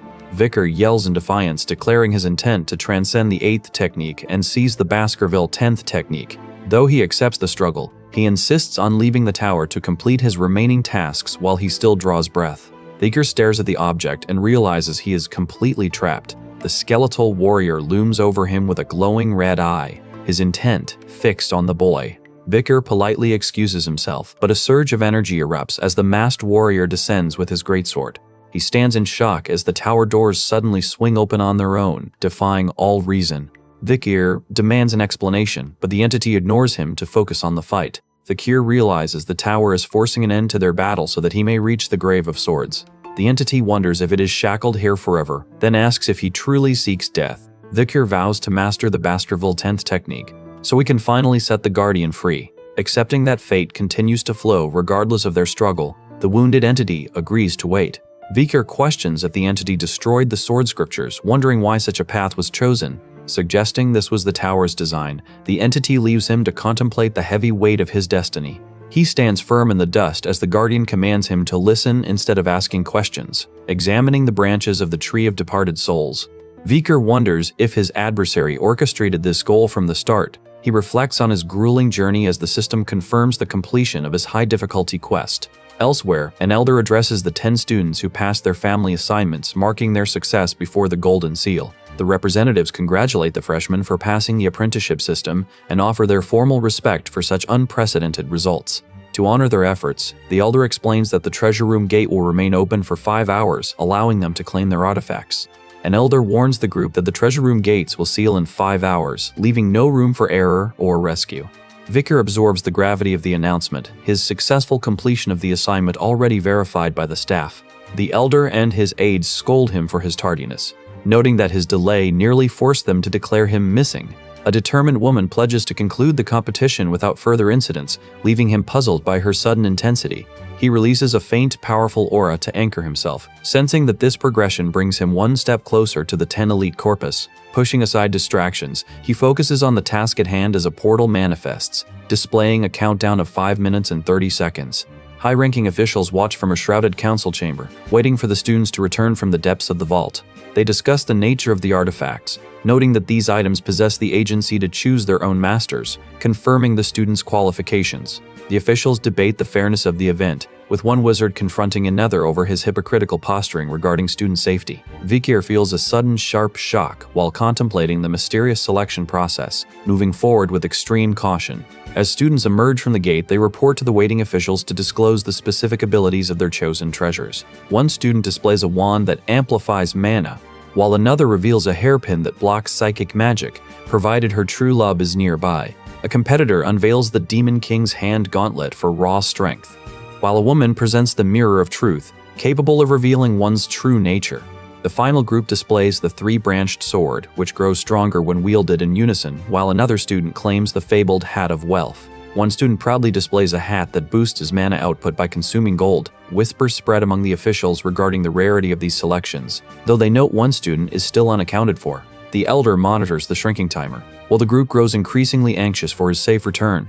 Realization dawns on them that he is the only one who has yet to step through the gate. The student is not here yet. With only 20 seconds remaining, the air turns heavy with the fear that he has suffered the same fate as those who never survived the delay. His companions frantically call out his name as the countdown drops to 15 seconds. Tension spirals as the clock ticks closer to 0 and the horizon remains empty. When the countdown hits 4, 3, and 2, they watch the portal in desperate, breathless anticipation. At the final second, the magical frame begins to ripple and open. Vikir tumbles onto the floor, prompting his peers to grumble that he always makes his entrance at the very last moment. Onlookers fall silent, stunned by the overwhelming, ominous pressure radiating from his frame. A heavy stillness fills the hall as the elder stares at him, seemingly haunted by the intensity of his presence. Vikir, however, remains focused only on his solitude, his mind still lingering on the hunt he began within the chamber. He readies himself for his true mission, determined to strike before his enemy can even register his arrival. His goal is to eliminate the seventh corpse within the gate, ensuring his dangerous secret remains buried. He stops abruptly, his senses sharpening as he detects a familiar, foul stench in the air. The unmistakable scent of a demon confirms his suspicions. He walks through the corridor, ignoring artifacts that try to choose him as their master. He rejects the artifacts, stating he is not interested because he has a specific goal. He reaches the golden crest, finally standing face to face with Decoravia, the seventh corpse. He ignores the surrounding treasures, knowing the deepest darkness often hides behind the brightest lights. Declaring the hunt over, he strikes, his blade clashing against the relic in a sudden burst of red light. Vikir lunges forward, channeling his power to shatter the object before it can unleash its hidden potential. The artifact cracks and releases an energy spear that floods the chamber. Amidst the golden explosion of energy, he stands ready, his weapon poised for the final blow. The ancient entity mocks him as a weak human. But Vikir stands his ground, having successfully awakened the seventh corpse, Decoravia. Knowledge of Decoravia as an immortal disaster flashes through his mind as weapons materialize in the air. He wonders if the entity grew by absorbing mana, regretting that he did not destroy it while it was still dormant. Upon identifying himself, Vikir hears the demon express confusion, noting that the boy carries traces of demonic energy. He readies a crystalline dagger, his focus unwavering despite the entity's visible surprise. Decoravia questions how a mere human can wield the power of an ancient constellation, but Vikir ignores the inquiry, intent only on destruction. He channels energy to strike while the demon laughs, accepting the human's challenge. The entity declares its old contract void, proposing a new one with a human, leaving Vikir shocked by the sudden offer. He questions the entity, realizing he awakened it without knowing its true nature. Confronting the presence, he firmly labels it a demon. Decoravia explains that it was once a demon, but its current disposition is determined by whoever wakes it from its long sleep. Staring at the creature, Vikir contemplates this revelation. Realizing the danger of his own role in awakening such a catastrophe, Vikir readies his dagger and demands silence to take control. He lunges forward with a red energy slash, striking the entity, which cries out in pain and fear while questioning the reason for the assault. Declaring that all demons must die, Vikir launches a relentless assault that overwhelms the creature's regeneration. Ignoring its panic pleas that it is no longer a demon, the creature insists he check its mana to prove its innocence. Vikir freezes as the demonic scent vanishes, and the entity vows to aid humanity for a millennium because it no longer serves the demons. It offers its vast historical knowledge and defensive abilities, specifically referencing the Weeping Wall that once absorbed the 9 demons' mana to block mankind's forces, hesitating to destroy such a useful tool. Vikir demands full intelligence on the 10 elite corpses, threatening to obliterate the creature if it deceives him, as he intends to turn this place into hell. Terrified, the entity agrees to cooperate, prompting him to activate a magical artifact while contemplating his next move as the Baskerville Hound seeking vengeance. The creature transforms into a necklace to hide, and they face a sealed, star-shaped stone gate, wondering how to escape their current confinement. Outside, a man pounds on the golden door in a rage, demanding it be opened because his student remains trapped inside. He slams his fist on a table, vowing to eliminate his target while addressing Vice Principal Vency. Boston Area is questioned by his allies regarding his actions, but they soon observe the trapped comrade and pledge their absolute loyalty to save their liege from within the gate. Vikir emerges from the threshold, leaving the nearby woman and child breathless at his sudden return. An elder shouts that the Golden Gate is impenetrable, frantically warning him to abandon any hope of shattering it. Ignoring the protest, Vikir kneels before the ornate barrier, his mind refusing to accept that it remains beyond his reach. He stares at the structure with intense, focused eyes, mere moments before a thunderous impact rocks the entire chamber. A shockwave erupts as he unleashes a blast that obliterates the golden seal, sending a man in a suit tumbling backward. Onlookers watch the collapse in total disbelief, frozen by the raw, unexpected display of power. Standing amidst the settling debris, Vikir asserts that authority belongs to the bold, offering a curt apology for his delay. The boy stares at him in stunned silence while Vikir laughs, casually admitting he meant to dent the barrier but destroyed it instead. Students and instructors alike remain paralyzed, unable to process the impossible feat they have just witnessed. He holds up a star-shaped artifact, explaining that it is a rare, single-use tool crafted specifically to bypass such seals. A student rushes forward to pull him into a tight embrace, her relief spilling over as she confirms he is safe. She clings to him, sobbing as she asks if he was truly trapped, though his focus remains fixed on the mission. His allies commend his success, their voices thick with emotion as they pledge their continued loyalty to him as their liege. The Baskerville brothers weep openly, overwhelmed by the sheer relief of seeing their comrade emerge from the ordeal.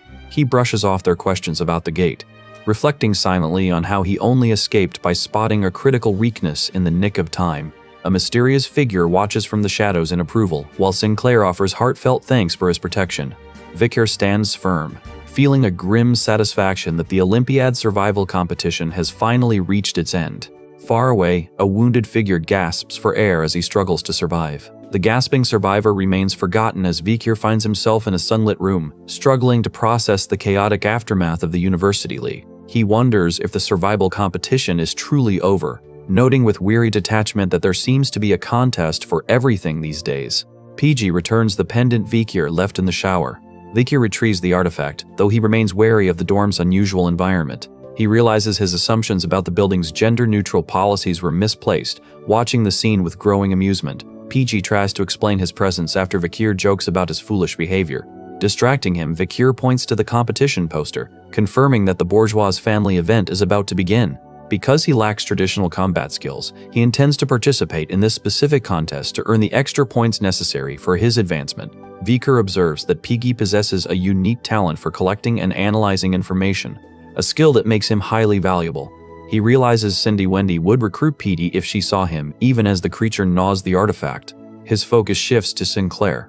He is determined to finally defeat his rival in this economics competition, having lost to her every time before. Before they can continue, a student rushes past, late for a meeting with a professor and forcing a sudden end to their conversation. Vikir stands alone in the room, startled as the mysterious creature continues to cling to his star-shaped prize. Elsewhere, a man frantically flees through the dark, rain-slicked streets of the city while clutching a weapon. He stares at a document in shock, cursing Ouroboros for the desperate situation he now faces. Edward Bourbon Jr. cowers in the rain, his dreams of conquering the capital shattered, while the Hound reflects on the grim duty that forces him to act. From the shadows, a masked figure emerges, leaving Edward terrified as he fails to sense the intruder's presence until it is too late. He frantically questions if this stranger is an agent of Ouroboros or the Night Hound himself, only for the intruder to reveal he knows the secret identity of the man. The hound identifies the man as a mid-rank graduator and a high-ranking priest of the Om cult, exposing his hidden role as a spy. He recounts the priest's history of ritual sacrifice and sexual assault, detailing his betrayal of the Allied forces during the Holy War to join the demon army. The Night Hound notes how this infiltration crippled heroes like Tudor and Bianca as the masked assassin closes the distance.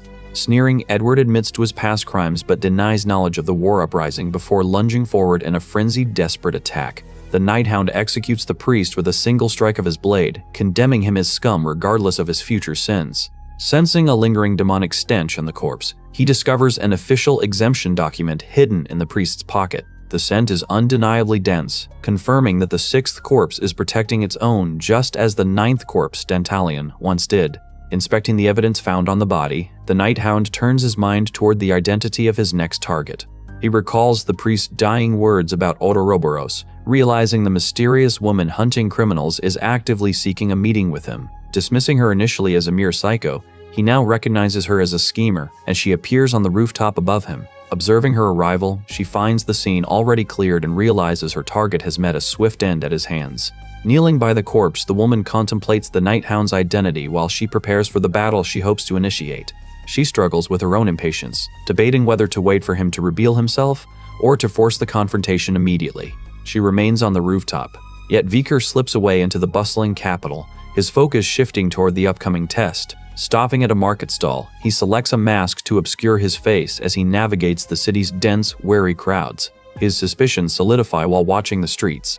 The influence of the church has permeated every corner of the capital. He reaches the Quo Vadis church, where vendors openly hawk sin exemptions at a discount, shamelessly exploiting the public's guilt.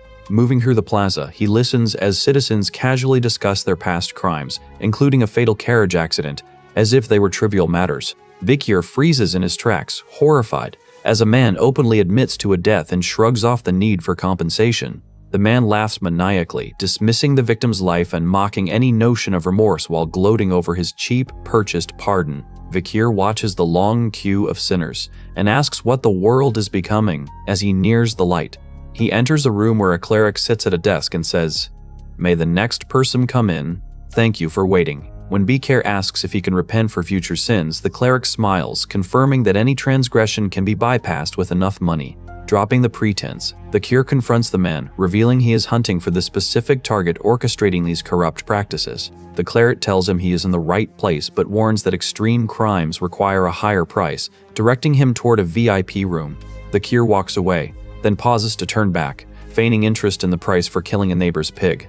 He stares down the cleric, threatening to strip away all his points, while the official remains baffled by the trivial nature of the sin. The cleric snaps, his mask of patience slipping as he expresses irritation at being interrupted during his busy schedule of selling pardons. Vikyr reflects on the absurdity of the encounter, suddenly realizing the room itself is not an ordinary office but a carefully laid trap. The official sighs and agrees to process the request, but Vikyr demands he pay 1 gold to be lost, ensuring he never returns. The clerk finishes the transaction with a dismissive nod, signaling the next petitioner forward as Vikyr slips into the shadows. Navigating these bureaucratic layers remains the only way to reach his target, so he keeps his head low while observing the room. An exemption letter catches his eye, and the unmistakable rotting scent of the sixth corpse clinging to the parchment confirms demonic rot at the heart of the church. Suspecting their influence stretches far beyond this religious hierarchy, he silently passes this intelligence to his contact. A sudden glint of steel forces him to duck behind a nearby pillar, cursing under his breath as he spots a sword embedded in the flagstones. He freezes in disbelief, his mind reeling as he realizes the saintess is standing here at the academy instead of at her post. Softly, he calls out the name of Dollars, who stands as a masked figure near the church entrance. The hooded woman beckons him inside to safety, drawing a steadying breath to steady her trembling hands. She wonders if her disguise is enough, terrified that her presence as a saintess inside this corrupt institution invites immediate suspicion. Forcing a mask of confidence, she navigates the throng, though her heart remains heavy with the weight of her fractured path. Watching the desperate masses buy their exemptions, she recalls how the truth of the Indulgentia family's records surfaced after Dantalion's death. The subsequent exposure of those fraudulent papers has plunged the church into a civil war between the New and Old Testament factions. Viker questions if the leadership has found a darker funding source, justifying the extreme risk of his infiltration. A sudden roar erupts from the plaza as the crowd catches sight of a long-awaited figure. Cardinal Humbert steps forward, drawing immediate frantic adulation from the throngs of believers. Intense shock ripples through Vicar and he turns, sprinting through the crowded streets to maintain his cover. Dismissing his aide to handle a personal matter, Humbert turns his back on the crowd and enters the sanctuary. Desperate supplicants claw at the air, pleading for a single blessing. But the cardinal's gaze remains fixed on something unseen. Watching from the shadows, the blonde figure suffers a total mental collapse as she recognizes the man before her. Vicar clenches his fists, frustration boiling over as he uncovers a damning link between the exemption list and the cardinal's leadership of the Old Testament. The masked individual begins to recall something from the very start. Guards spot them and shout, "Capture them!" as a figure grabs the masked individual and signals, "Stop," to maintain cover. In the ensuing chaos, they attempt to flee down the stone stairs, but the guards quickly pursue them to secure the area. The guards rush down the stairs to secure the area. As a mysterious man walks forward, escorted by guards, he demands the hooded figures reveal their identities.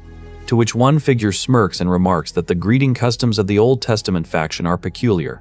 Two masked individuals adjust their garments to hide their features, though one man is struck with shock when he recognizes the person standing before him. A figure in a dog mask corners Humbert, while the masked figure holds a stuffed dog mascot, keeping the girl with him quiet to avoid detection. Observing from a ledge, Vicar contemplates the situation and prepares to unleash his power to act. He tells his companion he must remain until his sins are atoned, warning that the process is irreversible and dismissing the creator of this trap as an occult-obsessed lunatic. The masked individual is shocked to hear the voice of the Nighthound, who politely bids him farewell. Deep in an underground chamber, the group reunites with Martin Luther, the cardinal of the June Church and leader of the New Testament faction. When the priest claims he is merely pursuing rats, the cardinal reacts with skepticism, clearly offended by the implication. The man dismisses the cardinal's suspicion with a calm smile, though he boldly admits he came to snoop around, leaving the church officials stunned.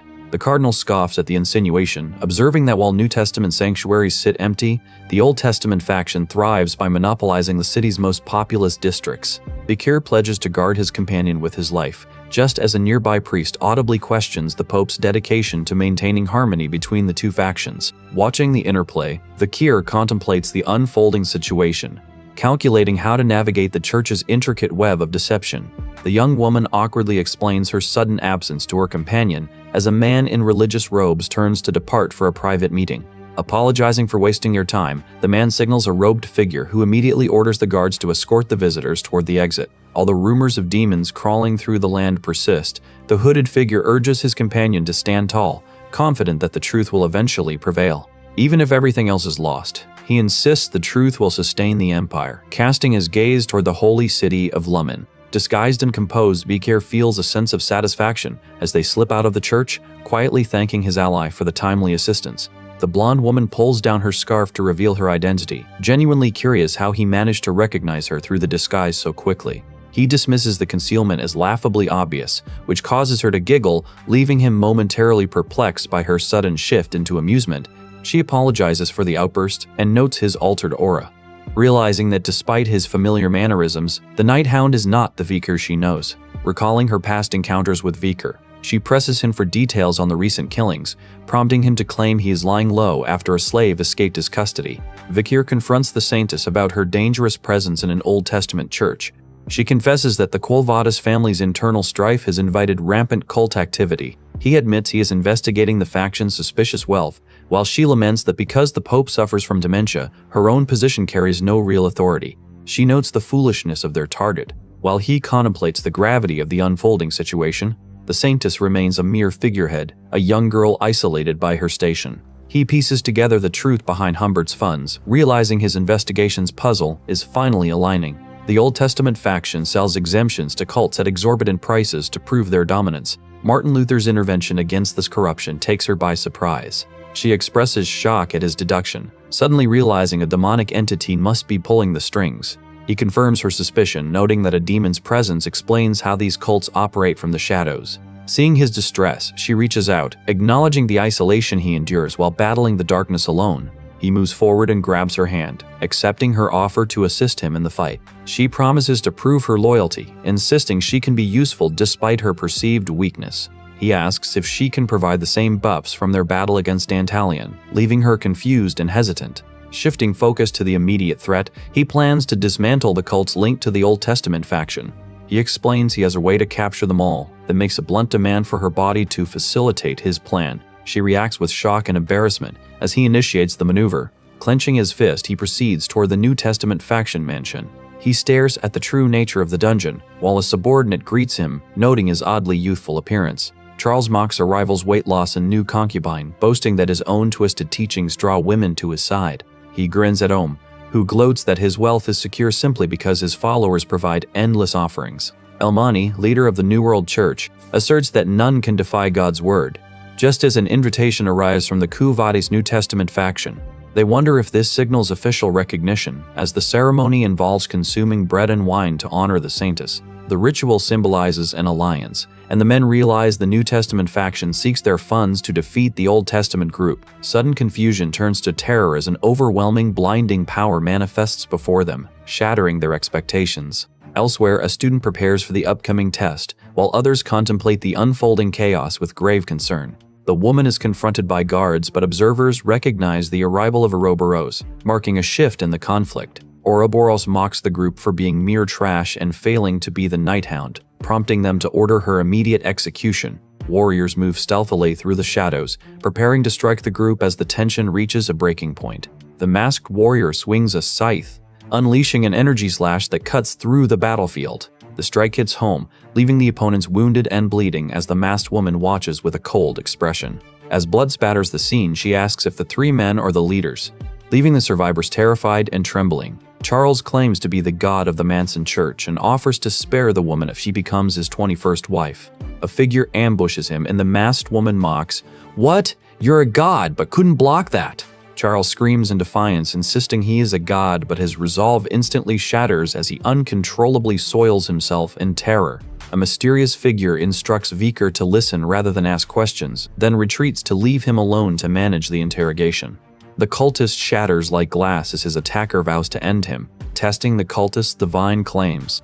The masked assailant splashes him with holy water, causing his skin to burn and smoke as he shrieks in agony. After he admits to throwing poison, the attacker looms over the final survivor, dismissing him as nothing more than trash. The man begs, "Spare me, I'm not a god, I'm not even a priest, I beg of you." Vakir appears with a calm expression, reaching out as the captive reacts with a sudden, paralyzing shock. Though the masked woman remains defiant, the sight of the cowering, broken man signals the definitive end of the struggle. She stalks through the blood-soaked ground, leaving a fallen opponent to question his bleak fate as a discarded tool. A crazed smile spreads across her face, her focus narrowing on the thrill of eventually meeting the Night Hound in person. Nearby, a masked pursuer hears the screams and vows to capture her target, though frustration gnaws at her composure. Fikir resolves to gain more power, while a wounded man nearby coughs up blood, barely clinging to consciousness. The masked figure orders a search for the cult's funding records, determined to hold those responsible for these crimes accountable. Viker prepares to take decisive action, vowing to make every guilty party pay for their atrocities. Intimidating the captive with a red pendant, he forces a full confession regarding the location of highly confidential financial ledgers. A mysterious voice calls the target persistent, while outside, shouts signal that the church forces are closing in on their position. A staff strikes the ground as the mysterious figure refocuses Viker on the mission, while armed soldiers stand guard in the dark. The pursuers curse their luck as the targets slip away, leaving them breathless and exhausted from the fruitless chase. They confirm the success of their mission, while the hooded man flips through the pages, focusing on the dark truths hidden within the text. Vakir gazes at the bodies littering the church grounds, vowing never to forgive the evil men who manipulate human emotions for profit. Surveying the bodies, he reflects, though the method was violent, it was the only way to wipe them all out. The woman asks how he predicted the arrival of Ouroboros, only to be struck by the sudden realization of who truly stands before her as the Night Hound. The masked figure reveals to the woman that they are the mastermind behind the recent events. He points to the ledger, proving the family funds pseudo-cults to fuel the manufactured conflict between the Old and New Testament factions, explaining that they target divine power because it remains the only effective weapon against demons. He excuses himself to survey the desolate, bone-strewn landscape. She asks if he truly intends to assassinate the bourgeois leaders before the time of the fall begins, and he confirms his lethal intent. Doubting the feasibility of infiltrating their secure mansions, she watches as he activates his absolute will to nullify his fear, deciding to lure them to him instead. She wonders if he is the protagonist of this world, while he explains that they must amass enough wealth to bait the family, planning to use a wealthy friend's resources. Suddenly struck by a realization, he departs awkwardly, leaving behind a silent, intense gaze that lingers in the air. His sister reunites with him in the visitation room, showing her affection while he remains tense in the heavy silence. Tudor and the others react with shock, struggling to process that Vikir has a family, given that he has never spoken of his past or himself before. Tudor and the others stare in confusion as Vikir finally speaks of his origins, though he remains pensive, clearly troubled by the weight of his own secrets. He abruptly deflects an aggressive, unwanted advance from a woman who insists on her familial closeness to her sister. Observing that the group has gathered, he listens as she explains she anticipated his arrival because of the detailed message he sent. Though she is distressed by a forehead pimple, he flicks her forehead in annoyance, a calculated tactic that forces her to realize he is deflecting suspicion from their true motives. She complains about his lack of gratitude for her visit, but he cuts the conversation short to demand news on the trade with the forest natives. After she reports that 3 large-scale deals are already closed, he turns his focus toward his next objective. He asks about the Ballad tribe's whereabouts. She admits she hasn't found them yet, despite their usual presence at trades, but promises to keep looking. Vikir worries about the tribe, yet finds some comfort knowing Aquila leads them with such strength. He receives a bag of military funds, preparing for his next move against the bourgeois family. Vikir reveals the patriarch is a demon, confirming it by the flow of funds he manages. The confirmation hits him with heavy gravity as he realizes the true scale of the corruption he must dismantle. Although she offers more money, he insists this seed money is sufficient, explaining that wealth alone cannot breach the family's defenses. He plans to catch their attention through the mock investment competition, smiling at the scheme he has devised to infiltrate them. She is horrified by his insane, scam-like strategy, realizing the risks involved in his plan to win. Elsewhere, an intruder triggers panic until Vikir confronts Winston, the headmaster of Colosseo, demanding to know the truth behind his summons. Following the headmaster's inquiry, the arrival of the Winter Sword, a legendary warrior, draws the attention of everyone in the room. The host welcomes this return from sabbatical, inviting his guest to sit while asking if Saudi caused any trouble during his absence. Listing her history of violence and drinking, the guest insists she is a criminal who belongs in Libelback prison, though the host merely dismisses the claim as an exaggeration. Venci maintains a belief in inherent kindness, but he restricts Sadie's practical lessons to prevent further chaos, fearing a repeat of the midterm disasters. He warns that any life sacrificed must be worth the cost, and after a moment of hesitation, his counterpart agrees to follow these directives before taking his leave. Elsewhere, the group contemplates the strange reality of an S-class hunter being a mere human, while a girl aggressively rejects any romantic advances. PG and Sinclair report their success in analyzing the competition structure and gathering data on the bourgeois family, fulfilling their roles within the Oracle Club. Dolores praises the group. "Great, good job everyone," as she prepares to leverage their findings. She questions the source of the capital provided by the masked Night Hound, who instructs her to use the funds to infiltrate and profit from the bourgeois family circle. Directing her to recruit 2 administrators, the Night Hound tasks Piggy and Sinclair with the job after they outshone 108 other applicants. Dolores feels the weight of protecting her team from the coming demon threat, and when asked why they need such vast funds for a mock competition, she smiles and states they will invest for real. Dolores stuns her peers by announcing they will compete in the mock investment competition to generate real profit, pledging to personally cover any potential losses while insisting they let the Night Hound take the fall as a scapegoat for their security. Whispers of disbelief ripple through the room, yet the students find the prospect of using real capital exhilarating and ultimately agree to follow her plan, deciding to recruit Vikir as a key asset for their group. They discuss how he has recently taken an interest in economics and provides strong emotional support, concluding that he would be an ideal addition to their ranks. Dolores abruptly exits the room, leaving the others bewildered, though one student observes she wears the same pained expression he noted during his visit to Vikir's dorms. Strolling alone down the sunlit hallway, she remains haunted by thoughts of him, particularly the scholarship he named Perry, which serves as a constant reminder that he witnessed the girl's final moments. She reflects on her missed opportunity to thank him for arm wrestling for her, struck by the irony that despite their proximity, they have never managed to connect. Admitting she struggles to find her voice when standing directly before him, she realizes her hesitation stems from the intensity of their shared history.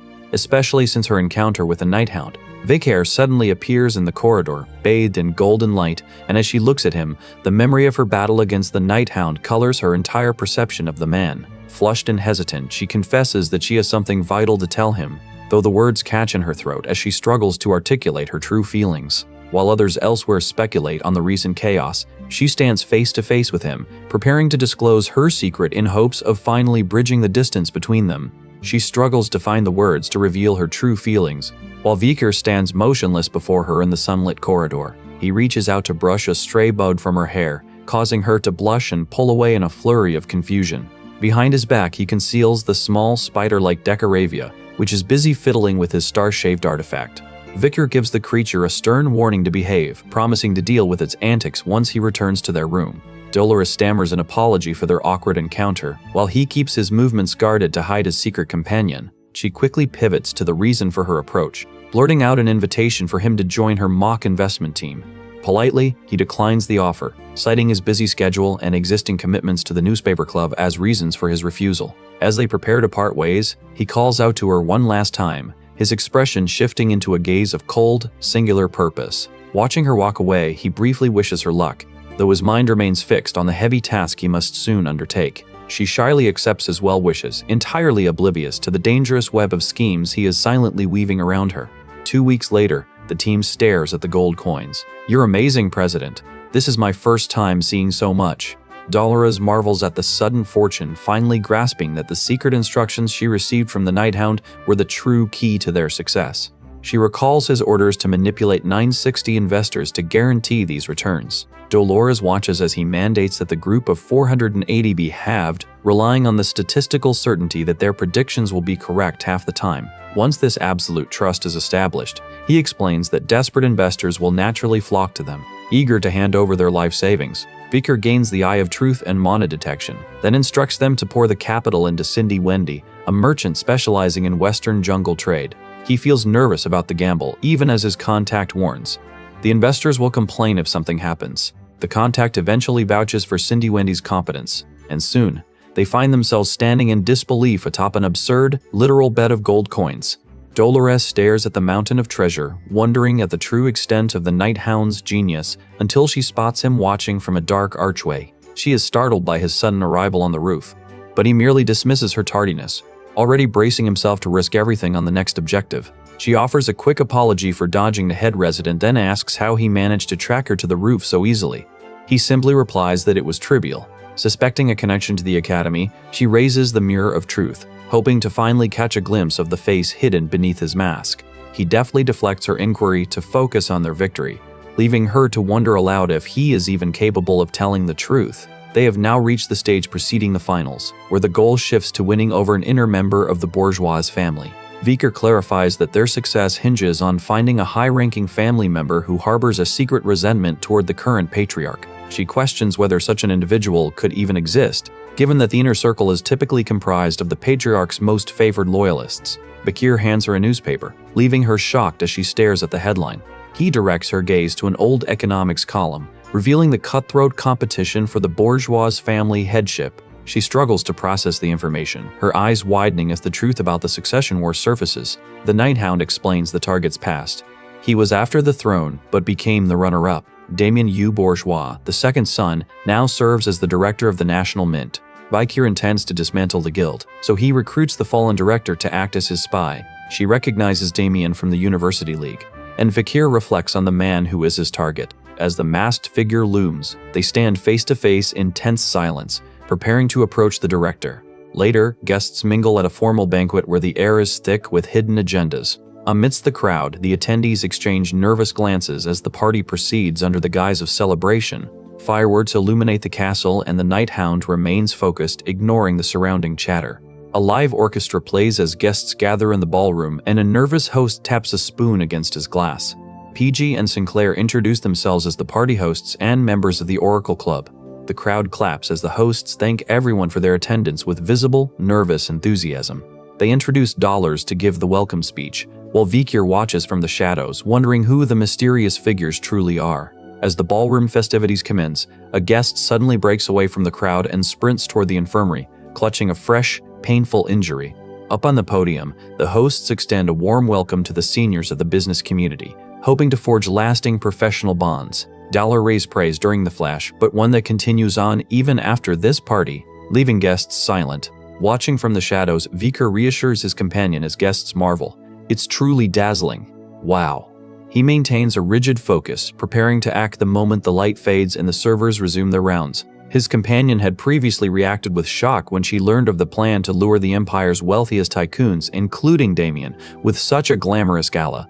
When she questioned the strategy, Viker told her that explaining his methods was pointless, leaving her to doubt if she could truly pull off such a grand event. Now, as he prepares to move, the woman steels her nerves, determined to approach Damien and commit to their infiltration. The armored figure looms over her, and she accepts the mission, driven by the hope of reaching the very pinnacle of power. She beams with excitement, while the masked Viker observes her performance, noting how effortlessly she plays her part at the gala. Scanning the crowd for Damien, the most important guest of the evening, he moves toward a door to push the plan forward. He recalls the warning that everything is governed by the law of equivalent exchange, a stern rule demanding a price for every game. Suddenly, they spot their target. Damien Jew Bourgeois, the director of the Empire's currency factory, standing nearby with a glass of wine. Damien quietly contemplates the price of his own actions, while nearby tycoons gossip about the immense wealth generated by the investment competition. Viker studies him closely, recognizing the man's inherent tendency to be easily swayed by those around him. They toast with overflowing confidence, convinced that their newfound wealth proves money can solve any problem. The mention of the dead stops the celebration cold, causing wine glasses to shatter and spill across the floor. Damien turns to leave the ballroom, unnerving those nearby as he retreats into the shadows. He claims he needs to cool off, unaware that a masked figure is relentlessly tracking his every move. Watching the director's distress from the darkness, the intruder vows to break him and seize control of the situation. Beneath the moonlight on a secluded balcony, the masked figure confronts him about the true limitations of wealth. The stranger asks if there are things money cannot buy, bowing low to hide the lethal intent in his eyes. Damien insists money is merely a tool, but the stranger counters that human limitations are infinite. Comparing his unsolvable problems to the distant stars, the stranger warns him that eavesdropping is a dangerous habit. He cruelly taunts the man by mentioning his dead daughter, instantly provoking a lethal response. Enraged by the insult, Damien draws his sword, swearing to sever the stranger's arm as punishment. The masked attacker strikes, clashing with his opponent in a desperate, high-stakes bid for dominance. Stunned, Damien recoils as the Night Hound draws his blade, demanding to know if he truly wishes to see his daughter Juliet once more. Warning him to tread carefully, the masked intruder claims he alone holds the power to bridge the gap to the dead. Damien shouts in defiance, unleashing a torrent of golden energy, but the Hound remains focused, vowing to settle the score for all the wrongs committed against humanity. The Hound cuts through the director's defense to exact his vengeance. The man staggers back in terror, gasping as he finally recognizes the identity of his assailant. Channeling his power, the Hound offers him a final, harrowing deal to reunite with his lost daughter. He hangs the truth of Juliet over him, taunting the director with the secret of her supposed death. Though Damien scoffs at the idea of a criminal reaching into the afterlife, the Hound corrects him, insisting his daughter is actually still alive. The masked figure explains that according to Cindy Wendy's intel, she merely vanished after a faked carriage accident, and warns that further lies will only lead to his end. Trembling, the man begins to recount the dark creed of the bourgeois family, whose members exist without leaving a trace of their presence. He admits that he and his brother both sent their daughters out into society to prove their worth in secret. He had trusted Juliet, who possessed immense talent, and expected her to return to the family to reclaim his honor. His plan was to use her to seize power from his brother, but his expectations were shattered when she fell in love with a common soldier. Juliet had abandoned her inheritance, begging for money to save her lover Romeo from a terminal illness. Recalling his fury, the director admits he saw the soldier as a man with no future, possessing only kindness as his sole trait. Viker, the one who sees the end of the world, watches as Damien confesses he manipulated his own daughter to restore his family's standing. The man recounts ordering Romeo to be taken away, cruelly ignoring Juliet's desperate pleas for mercy. Rain lashed the streets the day he beat the soldier to near death, desperate to sever their bond and salvage his family's prestige. Instead of yielding, she rejected her status as heir, choosing to bear the brand of a failure rather than abandon her only source of genuine warmth. She stood her ground against him, finally seeing her father for the cold, calculating opportunist who had always viewed her as nothing more than a tool. Horror replaced his arrogance as she looked at him with absolute contempt, then turned and fled into the downpour with her lover. The escape turned to tragedy when a sudden thunderstorm spooked the horses, sending their carriage careening off the slick, dark road. Though she survived, her lover died instantly, having used his own body to shield her from the violent impact. Traumatized by his sacrifice, she slipped into a coma that defied every physician and divine prayer, leaving her father to spiral into desperate regret. Vicar offers to deliver the man's long overdue apology, and with that solemn vow he shatters the magical seal guarding her chamber. Masked and crackling with a dark, predatory aura, he asks if the father is truly prepared to sacrifice everything for this single chance at redemption. A month later, Vikir arrives at the estate to find Juliet lying in state, her body preserved in an eerie, unnatural stillness.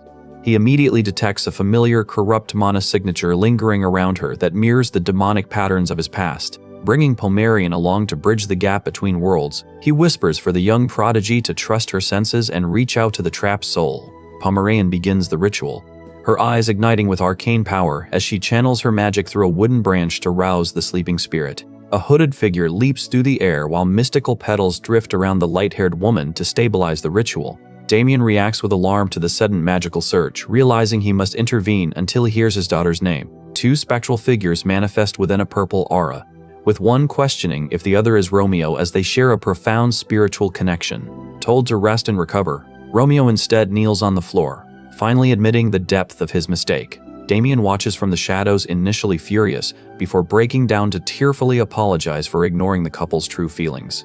He expresses deep self-loathing for his interference, yet insists that Juliet must survive regardless of the cost. While he seeks a way to wake her, Pomerian states she can come back on her own. Damien cries in despair upon learning that Juliet is intentionally choosing to seek out Romeo in the afterlife.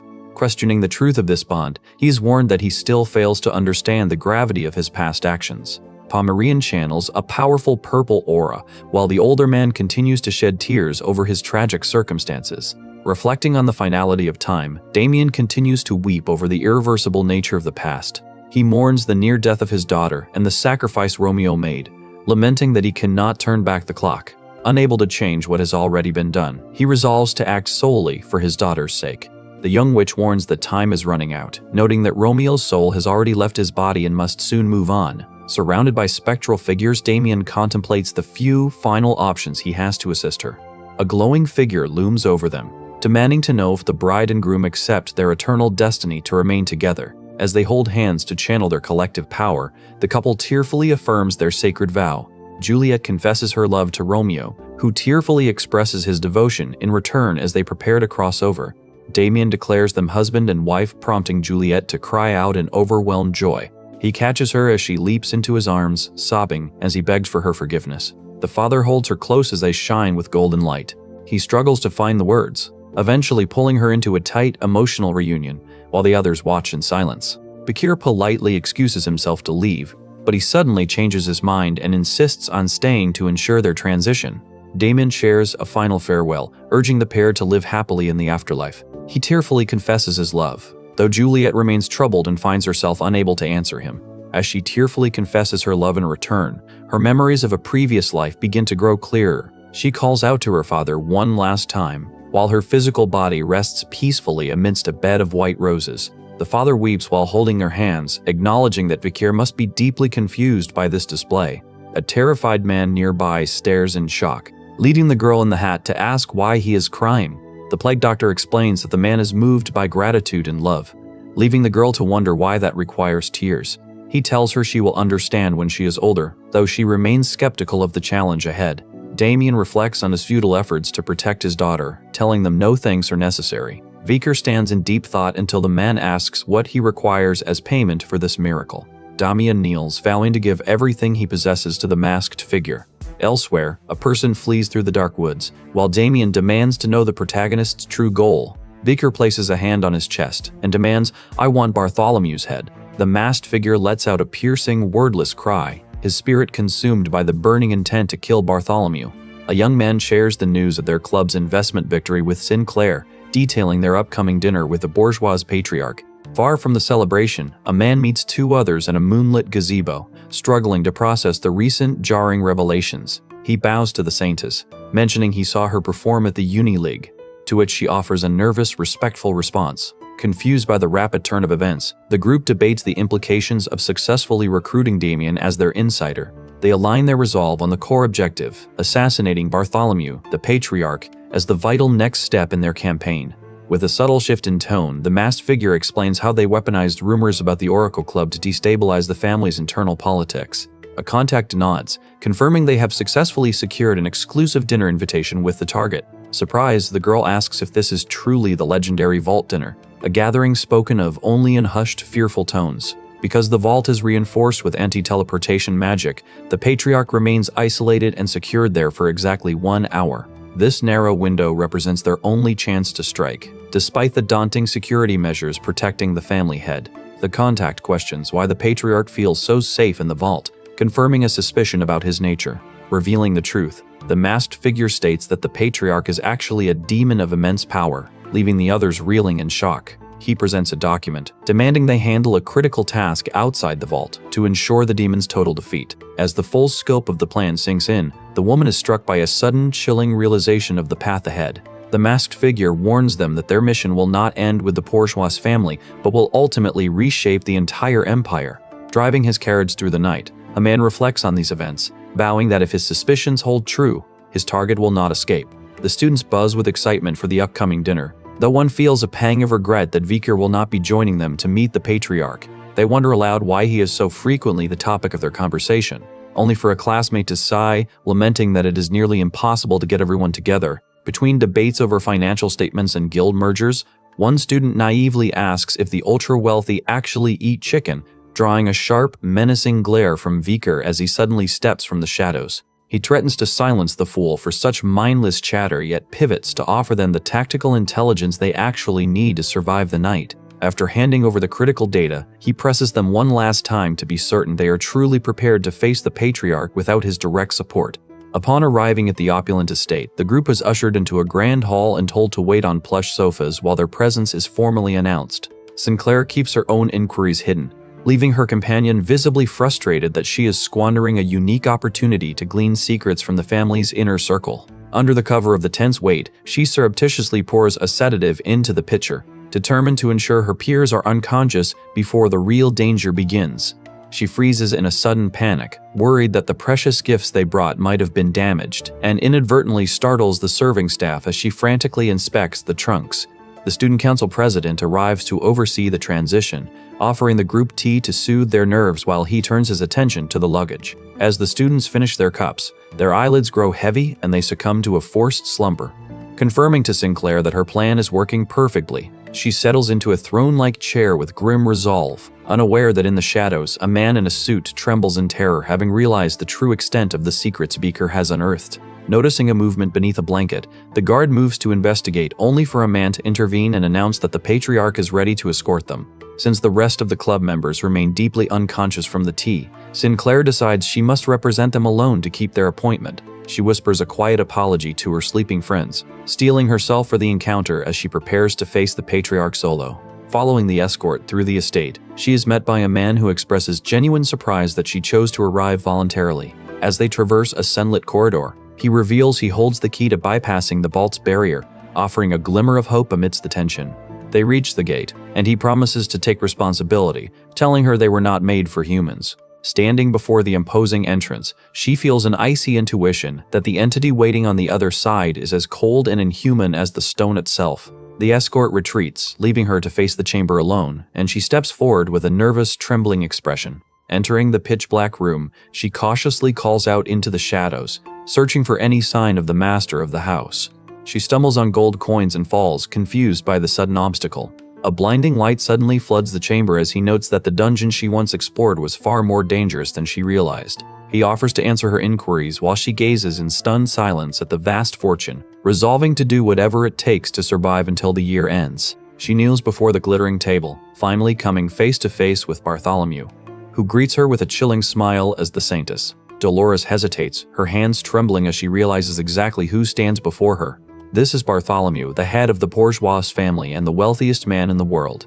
He remains seated at the table, offering a smooth compliment to the saintess regarding her impressive abilities. Bartholomew admits to a strange struggle with lingering memories from his past life, leaving her visibly confused. She quickly confronts him about his financial records, specifically his bold and unusual investment in the Cindy Wendy Merchant Guild. Dismissing her concerns with a wave of his hand, he claims she is the only one capable of handling the next experiment for his cause. He expresses a cold admiration for her sharp insight, prompting her to realize she must observe him closely to survive. Hidden in the shadows, Vikir warns her to stay focused. Sensing she is nearly falling for the trap Bartholomew has set, the patriarch mentions a recent visit from Cardinal Humbert, confirming her worst fears that he is manipulating her family. Noting her instinctive distance, Bartholomew expresses frustration that his ties to the Old Testament faction bother her so much. He claims he desires closer ties to her New Testament faction, despite their view of his vast wealth as inherently wicked. Bartholomew questions the ethics of using such power, observing that humans and demons simply define their causes differently. Dolores reveals his true nature, accusing him of working with the demon Dantalion to exploit orphans and corrupt her church. She declares that the only reason he speaks of a noble cause is because he is a demon himself. Bartholomew laughs, finally revealing his true self amidst his treasure. She trembles, demanding to know why the intruder ignores her identity, but Bartholomew only laughs off her fear. Vikir recalls the weight of his final decision, his overwhelming presence silencing the room as he looms over the pair. The Saintess tries to regain her composure, insisting she will take the lead, while he watches in tense, calculated silence.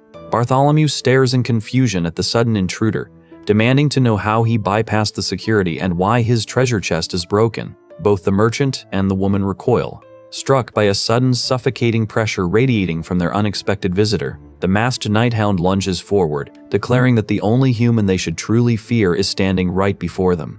Bartholomew realizes with shock that the man carries the unmistakable scent of demon blood, wondering if he stands before the notorious assassin. The hound confirms his arrival in the capital to end the patriarch's life, unleashing a crackling red energy blade. He demands to know if Bartholomew is truly the sixth corpse, launching a vicious, high-speed assault against the blonde man. An explosion rocks the room as the night hound reassures his companion, mockingly suggesting they discuss their rewards before finishing the fight. She creates an energy barrier and Bartholomew remarks that she knows how to use a blade. The patriarch swings his sword to clash against his opponent's red energy blade. They trade rapid strikes until Bartholomew collapses in pain, overwhelmed by the relentless assault of his adversary. Vikir questions how such a cursed relic fell into enemy hands, drawing his own blade to prepare for the final confrontation. He hopes to strip the demon of his power by ending him, recalling how the former Baskerville patriarch once mentored this man. Bartholomew floats in the air, surprised the patriarch ever challenged him, before a final strike leaves him defeated by his own misfortune. The hooded night hound lunges forward, swinging his glowing blade to strike with lethal force. Bartholomew charges into the fray with a menacing grin, only to be struck by a powerful red energy slash. Vikir contemplates the formation of the hero's party, while his opponent mocks a human for daring to know the 10 elite corpus. The adversary questions how Vikir killed 4 comrades, as the masked figure launches a red energy blade in a fierce clash. They prepare to fight, but the monster lunges to end Vikir's arrogance. Vikir pauses, realizing something suspicious as the night hound's sword suddenly points toward his foe. The assassin vows to devour the corpse and store the skull, standing over the defeated opponent with a blood-stained blade. Calling the display pathetic, the hooded figure mocks the blonde man, who stops in shock at the revelation. He is insulted for his poor swordsmanship despite holding the Baskerville family treasure, which Hugo the Baskerville once gifted him. He sneers at how pathetic they are, leaving the blonde man startled and confused. The insults continue regarding the Baskerville treasure and the patriarch, deepening the antagonist's contempt. Vikir finds satisfaction in the moment, kneeling before his opponent to challenge whether he still thinks it is just talk. The opponent reels in shock, realizing that this boy is a swordmaster capable of generating a solid aura.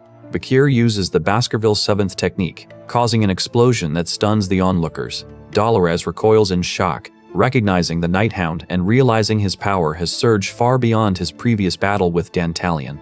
Vikir, masked and lethal, grips his hilt, intent on maintaining his disguise to dismantle the corruption hidden within the city. His opponent kneels, desperate and wounded, as the sword tip strikes the ground amidst the scattered treasure. Vikir taunts the man about his safety, watching him cough blood as he fruitlessly questions how his comrades fell. Trapped in the vault, the man warns that opening the safe door will trigger an immediate response from the Imperial garrison. A flash of holy light strikes him, silencing the warning as he screams in agony. Dolores demands to know if his people will trust him, then unveils the mirror of truth, forcing the antagonist to recoil in terror at the reveal of his true form. Vikir declares his intent to kill, causing the monster to grin as it acknowledges his thorough preparation. The creature slams its claw into the ground, shattering the floor and scattering the gold. Watching from the periphery, the masked figure observes that the presence of the Night Hound and the Saintess has made this situation dangerously complicated. As the monster transforms and its power surges, Vikir crouches in the shadows, readying his next strike. The battle intensifies as the hooded attacker lunges at Dolores, forcing her to defend against the sudden assault. Vikir decides there is no reason to delay, watching as the winged demon collapses in pain. He warns that the path chosen is one of thorns before energy erupts in the chamber. Vikir pauses as he notices Dolores, while the monster launches a powerful aerial attack that sends its target flying. She screams in horror upon seeing the bourgeois head is actually a dragon. Vikir recoils in shock, recognizing the creature. The demon consumes the gold to draw power from it. He realizes his mana is draining as a consequence of his earlier reversal technique, while Belial erupts with golden energy. The wound inflicted by the Night Hound heals instantly, as Belial reveals its ability, the Gold Bloodline. In this plutocratic realm, the demon confirms that its life and power are tethered to the infinite value of its hoard. The monster lunges, boasting that as long as its wealth holds value, it remains immortal and its strength grows. A blonde woman flees through the golden halls, pursued by the hooded figure of the Night Hound. He tells her not to fear, as he assesses his own skills to survive the demon's imaginative world. To overcome this fear, she must believe in herself and asks him to cast his buff once more. Vikir reflects on his unfamiliar circumstances, while the Sente recalls her failed attempts at soul resonance. She doubts herself, but resolves that she can no longer let him fight the demons alone. Determined to contribute, she prepares to channel her power, agreeing to attempt the resonance again. The Night Hound prays for a strong champion to fight in his stead, acknowledging he cannot succeed alone. He asks the woman for her true name, believing it will stabilize the buff. Before she can answer, a powerful attack strikes the creature, yet he is stunned to see it recover. The monster strikes the ground, shattering it. She takes the lead, but the Night Hound is struck down, bleeding from a fatal chest wound. As a sharp, purple blade emerges, the monster looms over the kneeling woman, forcing a moment of realization. Belial looms over the terrified Saintess, commanding her to die, and as the beast lunges with a lethal, energy-charged claw, she screams in absolute despair, certain her end has arrived. Suddenly, a powerful red magic seal erupts, pinning the creature mid-air, while the Night Hound steps forward to address the demon, who recoils in shock at his presence. He addresses the demon Decoravia, who is now manifesting through the seal. She stares at the red magical seal in disbelief, gasping as she recognizes the name Decoravia spoken in the air. The demon calls out for Decoravia, demanding to know why the entity has betrayed their mission to open the gate by siding with a lowly human. Decoravia rejects the betrayal, explaining that as a contractor, its vocation is fluid. It now serves this human, vowing to act as a shield for all mankind for the next millennia. Belial mocks this, warning that the human will face endless anger from the Gate of Destruction, but the Night Hound dismisses the threat, noting the elite courses are already weakening. Sensing the demon's growing fear, he strikes, unleashing a sweeping red energy blade that forces the beast to scream in agony. The assassin realizes his previous lethal strike failed, stunned that his opponent survived, while the Night Hound prepares for the final blow. Surrounded by swirling gold coins, he reveals the demon's name as Belial, displaying its mastery over S-rank creatures and proving it is no ordinary monster. The Saintess recognizes his mana within the shield and begs for its release so she can help him. But he, bound by his protective orders, refuses to leave her side. She freezes as she senses the immense, ominous power of the Night Hound emanating from the shield. While the masked figure stands watch over her, shielded by the red barrier, she weaves a defensive circle while he feels a surge of unbridled power coursing through his veins. He watches the room erupt in fire, hardening his resolve to crush those who seek his ruin, for he is the Hound of the Baskervilles. As the beast charges through flames, he snaps his blade to counter the attack. He takes the beams of light but cuts into the demon's hide with a red arc. Though the creature looms over him, he refuses to yield and grips his weapon. He lunges at the winged terror, their collision igniting a shockwave that threatens to level the entire vault. The Night Hound vaults through the debris, closing the distance to lock blades with the entity known as Belial. The demon recoils, stunned that a mere swordmaster has shattered the boundaries of mortal supremacy to challenge him. Vikir realizes the monster is the most resilient of the elite corpses, draining the room's vast gold hoard to regenerate its wounds. His eyes narrow beneath the mask. He knows this stalemate favors the demon, and that he must force a conclusion before his strength wanes. A memory of Canacorso, the grim undertaker from the Grave of Swords, flashes in his mind, stealing his spirit for the final push. She tells the others to stand their ground and summons a wall of divine fire. The barrier shatters, leaving her stunned as the demon prepares a blow. Ignoring her plea for mercy, the enraged Belial sneers, promising to grant her wish by making her the first to perish.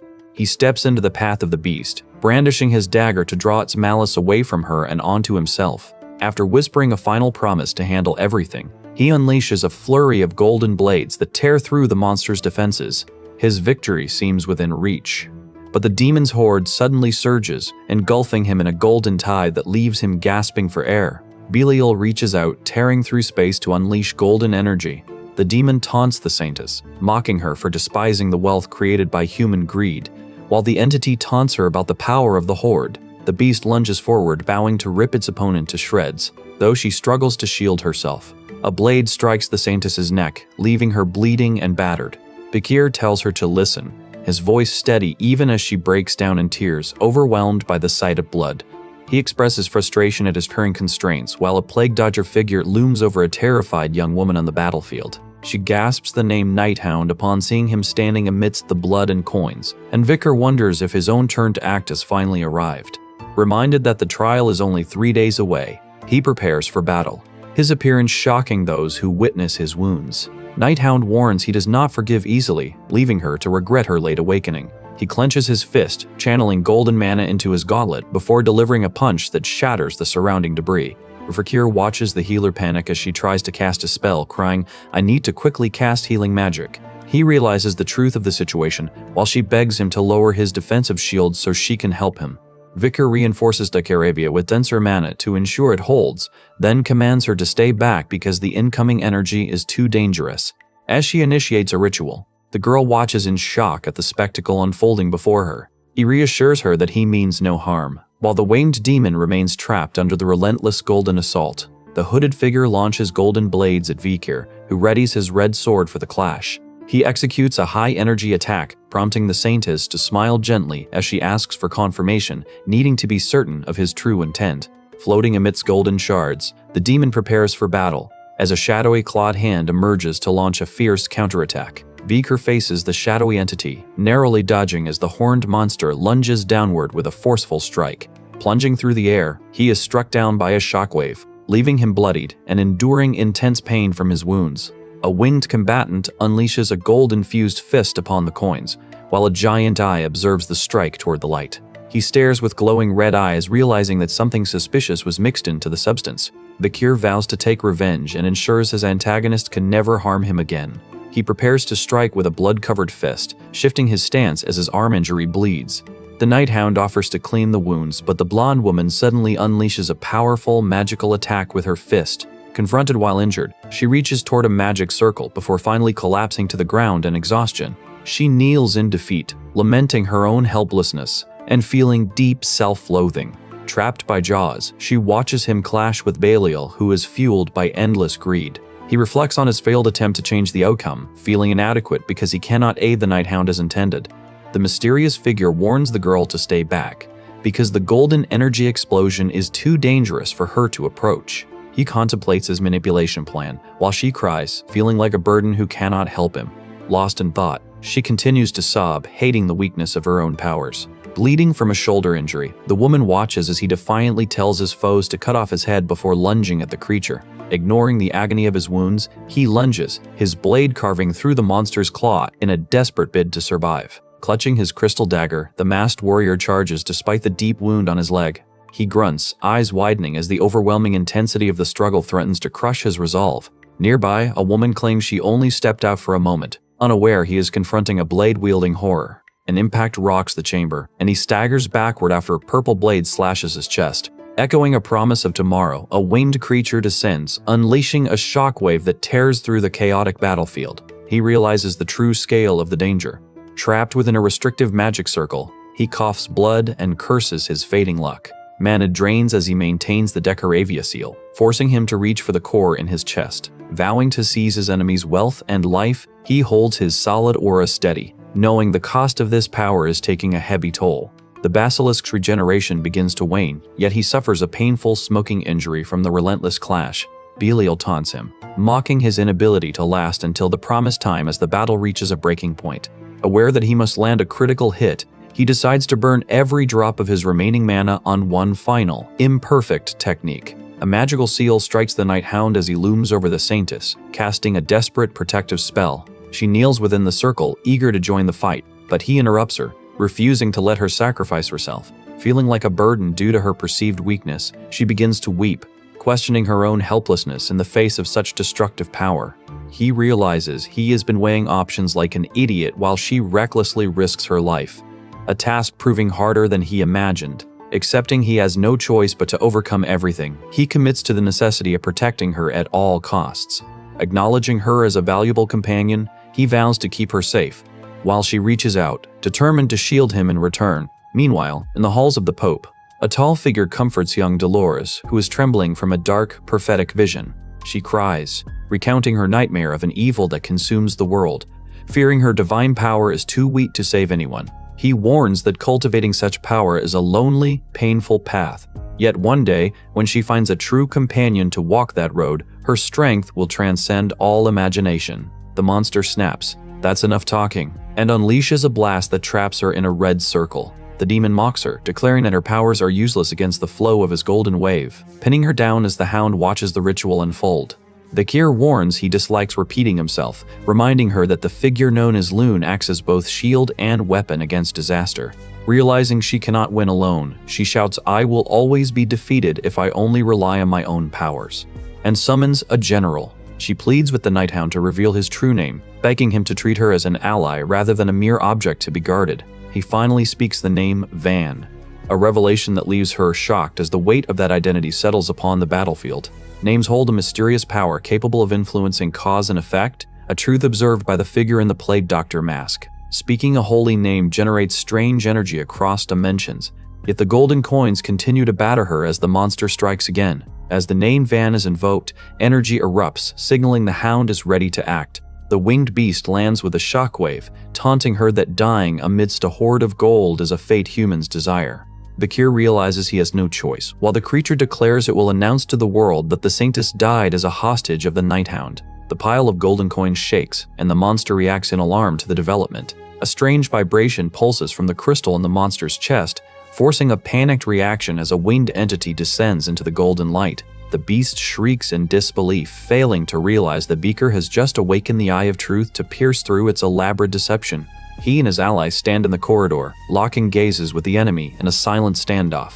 Bakir vows to make the creature pay for its atrocities, a declaration that causes the monster to slam its clawed hand into the floor in desperation. Dolores unleashes her light, declaring, "This is the true light of an awakened Saintess, brighter than gold." Mocking their resistance, the demon claims that human greed ensures money will always rule the world, lunging forward to prove that wealth grants absolute power. Bakir retorts, "You're wrong. There are some things money cannot do," as the monster looms over him. Flashes of love and loss race through his mind, grounding him in the purpose he fights for, before he turns to confront the unknown. Blinded by the light surrounding the allies, the creature threatens them with total destruction as it winds up for a killing strike. When the demon mocks his near-death experience, Vikir rages against the deception, refusing to yield an inch. He signals an intent to hold his ground until they reach the border, while the masked figure watches the unfolding chaos with intense focus. The girl addresses him as Sir Nighthound, then Sir Van, as he prepares to use the artifact against the Golden Beast. Confronting the entity, she manifests a radiant aura as Bakir clenches his fists to prepare for the final strike. Guided by her blessing, he readies his 8th technique, knowing these family arts are the fated tools of a demon-slaying bloodhound. He unleashes the 8th technique, a strike that shatters the air to tear into the entity. The heaven-defying fang tears through the monster's defenses, leaving the winged beast reeling in sheer paralyzed shock. Bellowing in confusion, the creature demands to know how its apex status failed, yet Vikir only meets its gaze with cold, crimson eyes. A spectral wolf erupts from his blade, and with a ruthless declaration of intent, he drives the attack home. Gold-infused energy detonates upon impact, casting the entity into a deep, jagged crater as the light fades. Standing over the ruin of his enemy, Beaker contemplates the next move in his long, blood-soaked path of vengeance. Regeneration fails, and power bleeds away. forcing the blonde man to realize in horror that his end has finally arrived. The Night Hound and the Saintess loom over the fallen demon, who stares up in disbelief at the total collapse of his empire. Promising to bear the weight of the coming aftermath, Viker turns his back on the vault, walking through a city buried in worthless paper and scattered coins. He admits quietly that he cannot save the world, only the person beside him, as they watch the sunset bleed across the horizon. The blonde distributor confesses he was merely a vessel for counterfeit currency, forced into the role by a debt owed to the Night Hound. He reveals that his compliance was never about money, but a desperate need to finally strike back against his own kin. Noting the man's time has run out, the Night Hound watches as the fallen figure laments his existence as a mere side character in a larger tragedy. Belial tries to reach for his hoard, but as his wealth fails to mend his wounds, he realizes his life is slipping away, blood bubbling from his lips. The demon lets out a ragged laugh, mocking his executioner for believing the fight was truly over. Triggering a final, hidden magic circle, he declares that every soul has a price, preparing to unleash one last surge of dark, absolute power. She shouts that killing a demon is no sin, but the creature mocks her, insisting that Lune's doctrines prove demons were created by the divine and that destroying them is a violation. Trapped within the magic circle, she faces the claim that all life is sacred, yet Belial laughs, convinced that no one would truly sacrifice their own existence to save another. As a hand grips a dark object near his face, the demon realizes the price for his slaughter has already been paid. Brandishing an exemption document issued by the Old Testament faction, the hooded warrior strikes with a red blade, severing the monster's neck before he can react. The head rolls into a pool of blood as the Night Hound stands over the remains, his stance tense and ready for whatever combat follows. Dolores watches the carnage, horrified, until the Night Hound's red eye catches her gaze from the shadows. Vakir recalls the surreal scene as if it were a dream, forcing himself to stay calm despite the cold, killing intent rising within him.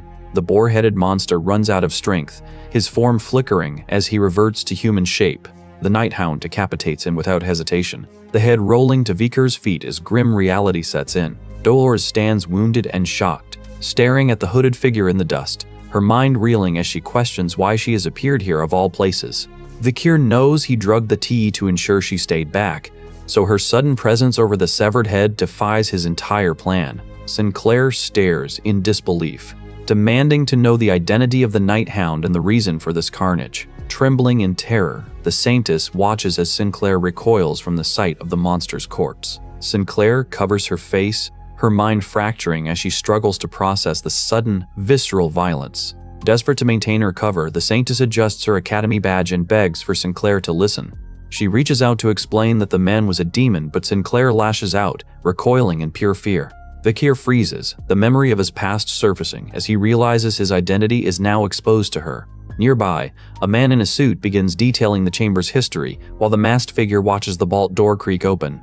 The Saintess urgently pulls at Sinclair's sleeve, warning that the unstable vault is no place for a student. When Sinclair threatens to report the incident, the Night Hound steps forward to claim sole responsibility for the kill. He confesses to holding the Saintess hostage, a calculated lie designed to ensure the official reports clear her name. Sinclair defiantly activates her mana, challenging him to strike her down if he truly intends to silence her.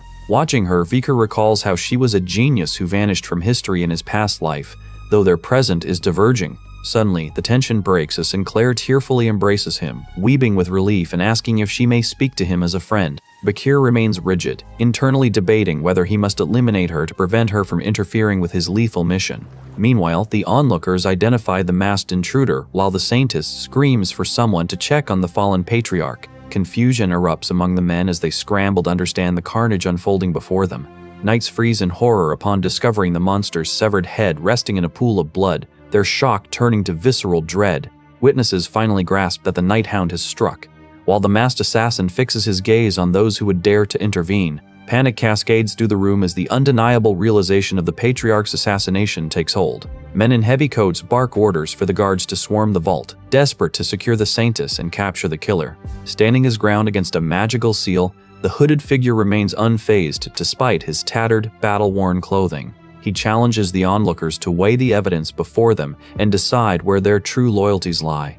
With a wave of his hand, he manifests a blade of pure energy, unleashing a blast that forces the woman to brace against the sudden shockwave. Pursuers scramble toward the entrance, only to realize their target has already melted back into the shadows. Vikir clenches his bloodied fist in the dust, urging the others to find rest while acknowledging their mounting questions. He ignores their protests, dismissing concerns about the students who have already returned to the academy. As guards move to escort them from the ruined vault, a white-haired observer watches the man in the white suit slip away. Spectators whisper about the witness's trauma, while the blonde man speaks the patriarch's name with solemn, chilling finality. Vikir experiences a sharp irony, struck by how easily the man who once sat at the pinnacle of the world met his end.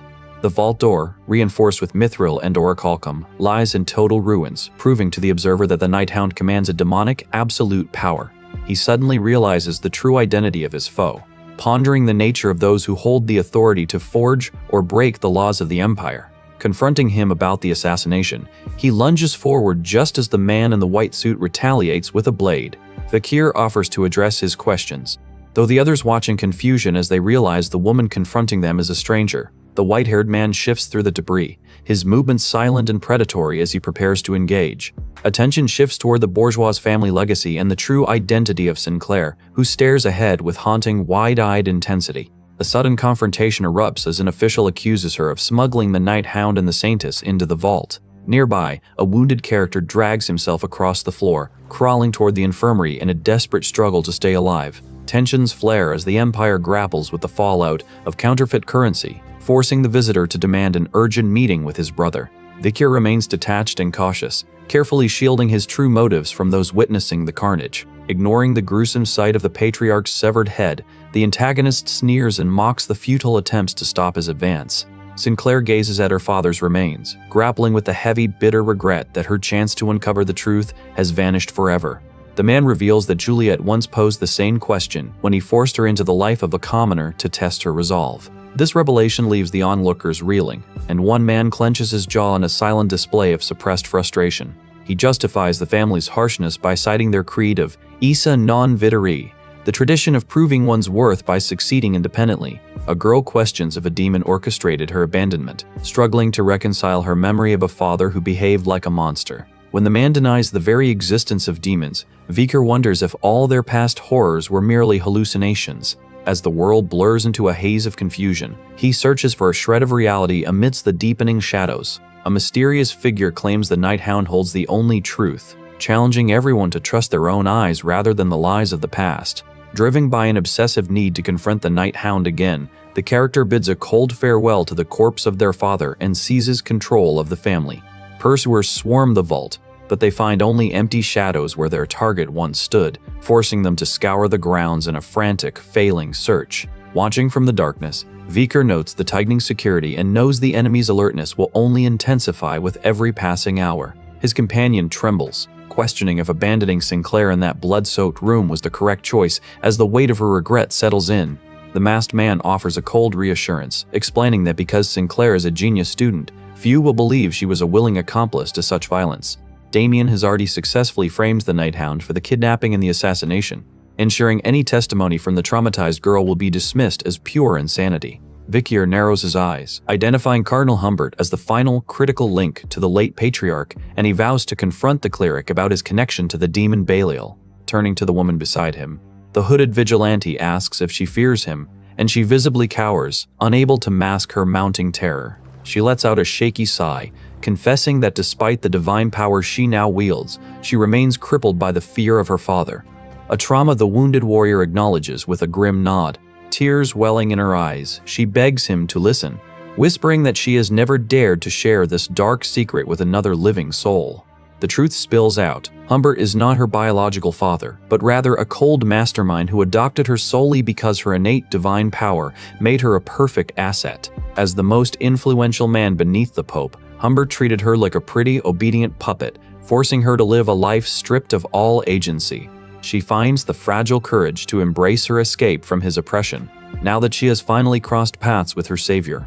Offering a smile through her falling tears, Vikir catches a reflection of his own shackled past in her story, realizing they were both once nothing more than expendable tools forced to follow a master's orders. He demands a direct audience with Humbert to sever their twisted relationship once and for all, pushing his mana to the breaking point as he lunges forward into the night. Humbert screams in terror, realizing too late that his ignorance has sealed his fate. His secret ties to the Old Testament faction and the bourgeois family are finally laid bare. The cleric's bargain fails as the superior reveals his true face, grinning as he rejects the threat. This revelation confirms that the Baskerville Hound is hunting entities far beyond mortal comprehension. Vikir vows to seize the demon's power to destroy him, while the terrified clergyman begs for mercy on the floor. Calling him weak, the demon offers him an eye as a tool for when he needs help. Agony consumes the man as the golden orb manifests inside his chest, forcing him to realize he now carries a demonic curse. Vikir watches the creature's tail lash out through the energy, ready to strike back. Blood spills from the dark chamber, marking the site of a violent and agonizing struggle. As Ouroboros grips the bloodied limb, the man screams in desperation, terrified by her sudden presence. Vikir confronts the corrupt clergyman, condemning his history of selling children and siding with demons, declaring the entire situation a total disaster. Ouroboros smiles, noting that she is simply collecting bad guys, leaving him in stunned silence. Ms. Ouroboros pins the clergyman with a blade, then strikes him with a baton to drive him into the forest. She invites him to return to the old era, leaving him gasping in disbelief at her words. Despite his apprehension, she declares her intent to travel back to the Warring States period to reclaim the power of the truly strong. News of the chaos spreads, and the imperial capital falls into shock following Bartholomew's assassination and Humbert's disappearance, with the Nighthound blamed for both. Official reports claim he interfered at the feast, and although they credit Bartholomew with saving the students, most survivors are left with no memory of the event. Damien, now the interim patriarch, promises a swift resolution to calm the public, effectively closing the book on the incident. Vikir observes the fallout from the shadows, telling his companion that for now, they must simply rest. Upon returning to the academy, the students congregate at the arboretum, complaining about the constant construction and the pervasive smell of manure lingering on campus. Amidst discussions regarding the beautification projects for the visiting families, he admits to his companion that he is the one responsible for the recent killings. Mana stones are prepared at the Colosseum for the final ranking battles, leading him to contemplate the heavy toll of the current tensions. As he observes the elaborate displays set up for the 7 great families, he promises to take full responsibility for his companion's safety. The conversation shifts to Bianca, who denies rumors of a feud, insisting that she and Sinclair are not fighting despite the gossip surrounding her changed dorms. She looks visibly exhausted, explaining that she gave Sinclair space because the girl had been acting strangely and appearing unwell for several days. The realization hits the group that Sinclair has been absent from lessons and isolated in her room, raising fears that something serious has happened to her. Vikir sets his gaze forward, his resolve hardening as he demands they go investigate immediately. Dolores enters the plaza, her student council construction gear signaling her return to duty as she greets the group with a forced, cheerful demeanor. She explains the uniform is mandatory for her management tasks, while nearby students whisper about the recent trauma, though she insists she saw nothing through her blindfold. A student voices concern for her, but a blonde man boasts about his intent to capture the Nighthound, masking his own cowardice during the festival with bravado. Bakir stands silently by, noting a system notification of his progress, just as Dolores suddenly realizes her companions have vanished. He contemplates his haunting resemblance to a figure from his past, while the others express growing worry over Sinclair, who continues to avoid their company. Dolores absorbs their concerns with a heavy heart, her mind flashing back to the trauma of witnessing a demon and a corpse in the vault. Vikir struggles to reach the infirmary, while his classmates awkwardly attempt to cover for his absence by claiming he is off training in solitude. He pushes through a grueling gym regimen, lifting heavy weights to regain his edge. Catching his reflection, he adjusts the star-shaped pendant of Decoravia, the 7th corpse he keeps tethered to him to exploit its dark power. He recalls how he used the demon's mind control abilities to alter the Sanctus's memories, successfully concealing his identity while keeping the entity around his neck. The exhaustion and mana depletion he suffered during the clash with Belial serve as a grim reminder that he must manage the demon's powers with greater caution. Displaying overwhelming strength to the gym onlookers, he acknowledges that while his goal is to eliminate the 10 corpses to delay the fall, history remains in flux. Predicting the future becomes increasingly difficult, yet he has already mastered the 8th technique, even if it lacks the Sanctus's buff, while the remaining corpses grow wise to his interference. Deep within the shadows, the demon entity vows to grow stronger to thwart his interference, leaving Vikir to grapple with a piercing headache and the lingering exhaustion of his training. After finishing his workout, he finds Sinclair waiting, who offers him a drink while masking her deep-seated distress with a strained, polite smile as she struggles to process the trauma of the recent banquet. The two retreat to the rooftop to sit under the stars. They share a quiet toast, though Vikir feels only irritation at the unexpected weight of responsibility now thrust upon him. She urges him to simply listen rather than question her, but he recalls the mental devastation of soldiers during the Demon Wars and fears for her stability as he calculates the time needed to reach the infirmary. Refusing the drink with the excuse that alcohol hinders his muscle synthesis, he sits with her in a silence heavy with shared memories, all the while wondering if her calm demeanor is merely a facade. He recognizes the classic symptoms of severe trauma from his past life, observing the moment Sinclair turns pale and ill. Even as she insists she is perfectly fine, when he asks about her family's tragedy, she claims she remembers nothing as her composure breaks. Tears stream down her face as she collapses into a state of confusion, laughing while sobbing in a desperate, failed attempt to maintain her composure as the repressed memories surge to the surface. Vakir grabs her wrist, demanding to know what broke her, only to realize that Hugo the Baskerville is somehow connected to the horrors she witnessed, just as a dark entity manifests, claiming Vakir as its master, and Sinclair blurts out that the Nighthound killed her father. Realizing his alias is tied to her loss, he asks who the Nighthound killed, unaware of the relic being claimed elsewhere. Vakir freezes as the realization hits. The girl he comforted is the daughter of the man he just executed. Bartholomew's ghost seems to haunt the air as she tearfully whispers about her father, oblivious to the fact that her companion is the Nighthound who ended his life. He sits beside her under the starlight, masking his internal turmoil while denying the heavy burden of his masked alter ego. The truth weighs on him as he processes the revelation that she is the sole heir to the bourgeois' fortune. He suspects her past melancholy stemmed from the constant strain of hiding her true identity, which explains why she always felt so strangely familiar. A chilling clarity takes hold.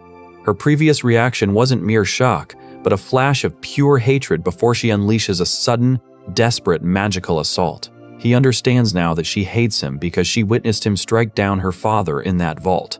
Horror washes over her face as she confesses to her long-held deception, no longer able to mask the agony of her discovery. He reflects on how he once strove to be the perfect student council president, only to realize those academic ambitions are now utterly meaningless to him. Determined to pursue a far more dangerous and necessary purpose, he prepares to abandon his life at the academy. He tells her that walking this path of vengeance is the only way he can truly define his youth. She confesses her desire to be with him, though he questions why she admires a man who is clearly not the hero she imagines. With a faint, pained smile, she refutes his doubt, declaring him the most incredible person she has ever encountered. She recounts his past kindness toward PG, finally recognizing that the person she loves is the same Vakir she once failed to see. Recalling how he braved treacherous sewers to retrieve a lost item, she offers him a sphere, hoping it might somehow absolve his guilt. As she remembers his refusal to back down in the face of violence, a portal tears open and Vakir steps through, letting out a wild, crazed laugh. She breaks down in tears, overwhelmed with relief that he returned alive after shattering the treasure room's supposedly unbreakable gate. He listens in silence as she reveals that dollars worked closely with the man who murdered her father. Sinclair levels a trembling accusation at him, her voice cracking as she struggles to reconcile her trauma with her lingering faith in him. She admits that while she once looked to him as a reliable senior, the current reality leaves her shattered and desperate for a familiar anchor. Having previously joined the chorus that condemned the Nighthound as a monster, she now clings to him because he is the only person who truly knows her secret. He watches her agony without emotion and demands she state her true feelings plainly. He offers a perfunctory nod of sympathy but rejects her emotional plea, knowing that accepting her affection out of pity would only complicate their inevitable paths. A heavy silence hangs between them as he acknowledges that even if the man he killed was merely a demon wearing a human skin, he cannot lie about the blood on his hands. He tells her to stop searching his eyes for comfort, promising that he will deal with the remaining consequences of his actions alone, though she tearfully asks if there is a place for them together in the future. He wonders if he should have been even more ruthless to save her from this attachment. Before he can push her further away, she reaches out and begs for a moment of solace, forcing him to set aside his calculated indifference. He pulls the young girl into a brief embrace, realizing that beneath her status and burdens, she is still just a child caught in the crossfire. He knows that she is destined to lead the bourgeois family, a house that will become a vital pillar for the resistance against the coming demonic tide. Recognizing that she eventually becomes a hero in his past life, he feels a profound debt for the suffering she is forced to endure so early. He resolves to protect her, understanding that the upcoming S-rank trial will serve as the ultimate crucible for the Baskerville Hound. Leaving the rooftop behind, he turns his attention to the arena matches, focusing on reinforcing the monostones despite lingering doubts about their durability. A staff member voices concerns about the new arena monostones, prompting a colleague to tease him for his habitual anxiety regarding student safety. He admits his caution is merely to protect his position, though his partner scoffs, knowing how hard he works to maintain that facade of indifference. They inspect a bracelet artifact, a specialized key designed to bypass mana walls and ensure the safety of students during the upcoming matches. Curious about its utility, he asks if this mana-storing tool can be mass-produced to preemptively resolve brewing security threats. His colleague confirms production has begun and proposes creating teacher-grade versions, though he sighs, noting that hardware alone cannot fix an internal crisis. Agreeing on the severity of the situation, he prepares to disclose sensitive details that were conveniently omitted from the official report. The discussion shifts toward the controversial firing of Professor Sadie, a subject he is visibly reluctant to revisit despite the mounting complaints. His colleague ticks off her numerous failures, citing her chronic intoxication and absences during arrests, emphasizing that all intelligence had been provided by anonymous tips. The man slams the table in rage, declaring that Sadie's conduct is a stain on the Academy's reputation. Vikir recoils, his mind flashing back to the trauma of that day, while the man remains obsessed with salvaging the image of the guards. Determined to rectify the situation, the man decides to handle the matter personally, leaving Vikir to wonder what kind of punishment he has in store. He declares that he alone will decide the punishment, claiming authority is defined by cruelty. After musing briefly on the origins of the demon god, he curtly orders Vikir to leave his presence. Vikir watches him depart, sensing a hidden agenda and realizing the man only displayed that flash of emotion to derail further questioning. Shortly after, he meets an associate in the shadows who hands over a folder containing long-buried secrets. Vikir flips through the records, tracing the bloody 35-year-old history of the coup d'etat that purged 47 family heads. The documents confirm a grim reality. 46 leaders were executed, leaving only one survivor who was promptly discarded into Lubelbach prison. The pair studies the files in silence until one asks why they were unearthed, discovering that Winston and Sadie are both tied to the failed coup. A week passes and the capital of Venesior begins to buzz with life as students converge on the academy for the parent-student joint lessons. The Empire's elite families assemble for the final exams ranking match, drawing the eyes of every prominent noble in the land. Scanning the roster, Vikir spots familiar names like Tudor, Bianca, Sinclair, Granulli, and Dollars, all prepared to enter the fray. He keeps his guard up, his focus frequently drifting towards Sinclair as he navigates the Academy's volatile social atmosphere. Soon, she approaches him to ask if he will finally find freedom once his objectives are met, ignoring his prior rejection of her feelings. Vikir mentions the encroaching Red Gate dungeon, confessing that he has mapped out no future beyond his grueling mission. While he ponders the harsh nature of his goals, he admits that if he survives to see them through, he might eventually secure his own liberty. Sinclair insists that she will wait for him regardless of his coldness, as her affections remain entirely her own choice. As they stand together under the night sky, he calls out to her, urging her not to discard everything she has sacrificed for. He finds a rare moment of peace in her presence, acknowledging that every past encounter is meaningful and valuable as he gazes up at the night sky. After whispering her gratitude, she watches him prepare to depart, her mind heavy with the looming shadow of the calamity. Vikir surveys his peers, aware that his time at the academy is drawing to a close and that he must conquer the upcoming ranking match before he vanishes. His internal power flares as he recalls that the world perceives demons as unstoppable disasters. With only 6 months left until the next catastrophe, determined to preempt this collapse, he resolves to quit his studies and investigate the spatial rift responsible for the recent evolution of monsters. He heads to the prison Nouvelle Vague, knowing he must survive its trials to endure the coming storm. Back at the academy grounds, parents scramble in a panic as the announcer signals the commencement of the final ranking matches.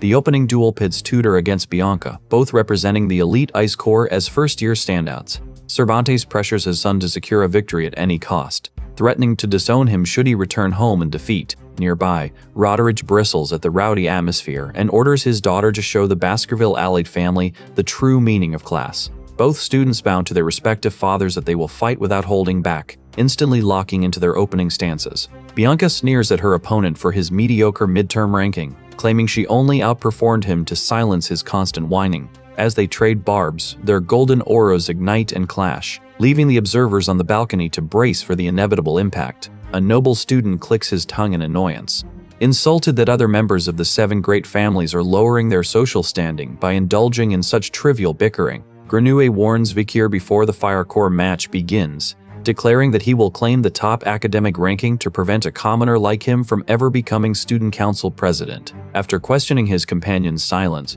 the noble student tells Vikir he will return tomorrow, prompting the latter to simply walk away without a word. The woman explains her push-and-pull tactic to Vikir, hoping to spark his interest, but he dismisses her behavior as entirely childish. She repeats her criticism, calling him childish in return, while he remains focused and utterly unimpressed by her games.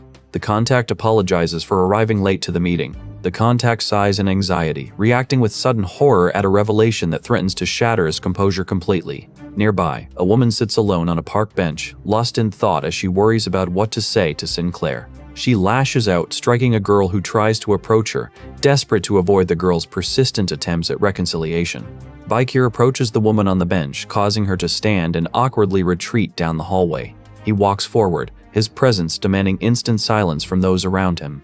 The group discusses inviting Vikir to join their club, believing his connection to Sinclair will make him a valuable asset. One student decides to use Vikir to get closer to her, feeling forced to resort to underhanded tactics to achieve his goal. Suddenly, Pomeranian runs up and clings to Vikir, excitedly calling him daddy in front of the shocked crowd. Students gossip in disbelief, noting how young he looks and how much he resembles the child.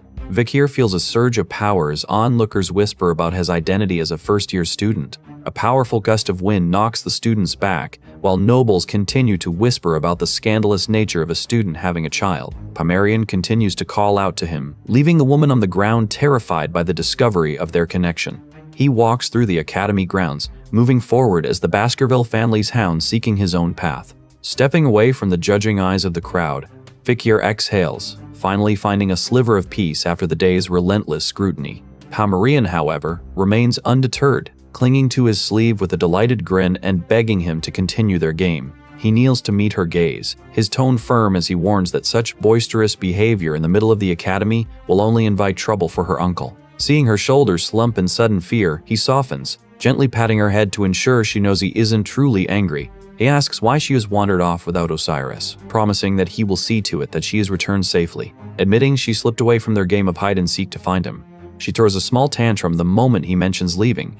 Vikir realizes the gravity of the situation. If Hugo discovers her missing within these sprawling grounds, the fallout will be catastrophic. Determined to prevent such a disaster, he makes the choice to escort her back to her uncle without further delay. Mid-stride, he abruptly freezes, his pupils dilating as an entirely unexpected heavy presence manifests just ahead of them.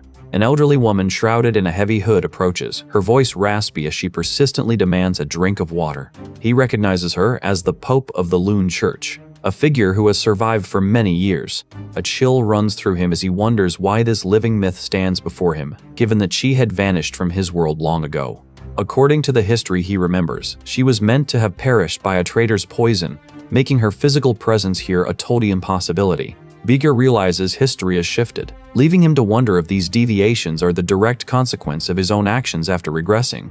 He notes that the Pope's power would be an immense asset to humanity's future. But before he can finish the thought, a sudden blow strikes his head. An elderly woman in a white coat demands water from him.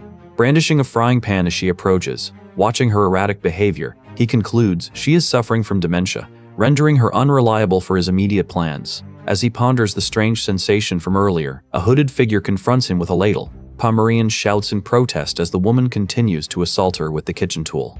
Vikir watches as Dollars arrives at the scene, visibly shocked by the unfolding chaos. The blonde president, appearing exhausted, questions why the Pope is wandering alone and where Sir Peter has disappeared to. He remarks that she has not changed at all, while the elderly woman frantically continues to demand water. A cloaked figure offers a drink to the girl, while Vikir directs the group toward the nearby well to satisfy their thirst. He vows to extract the truth, but the old woman interrupts, demanding water while clutching a broken circular object. They find a hole in the wall and wonder if the water will leak out. Using magic to levitate objects, the elderly woman demonstrates her latent power before the group. As a ladle splashes into the basin, she uses her magic to seal the hole so the water no longer leaks.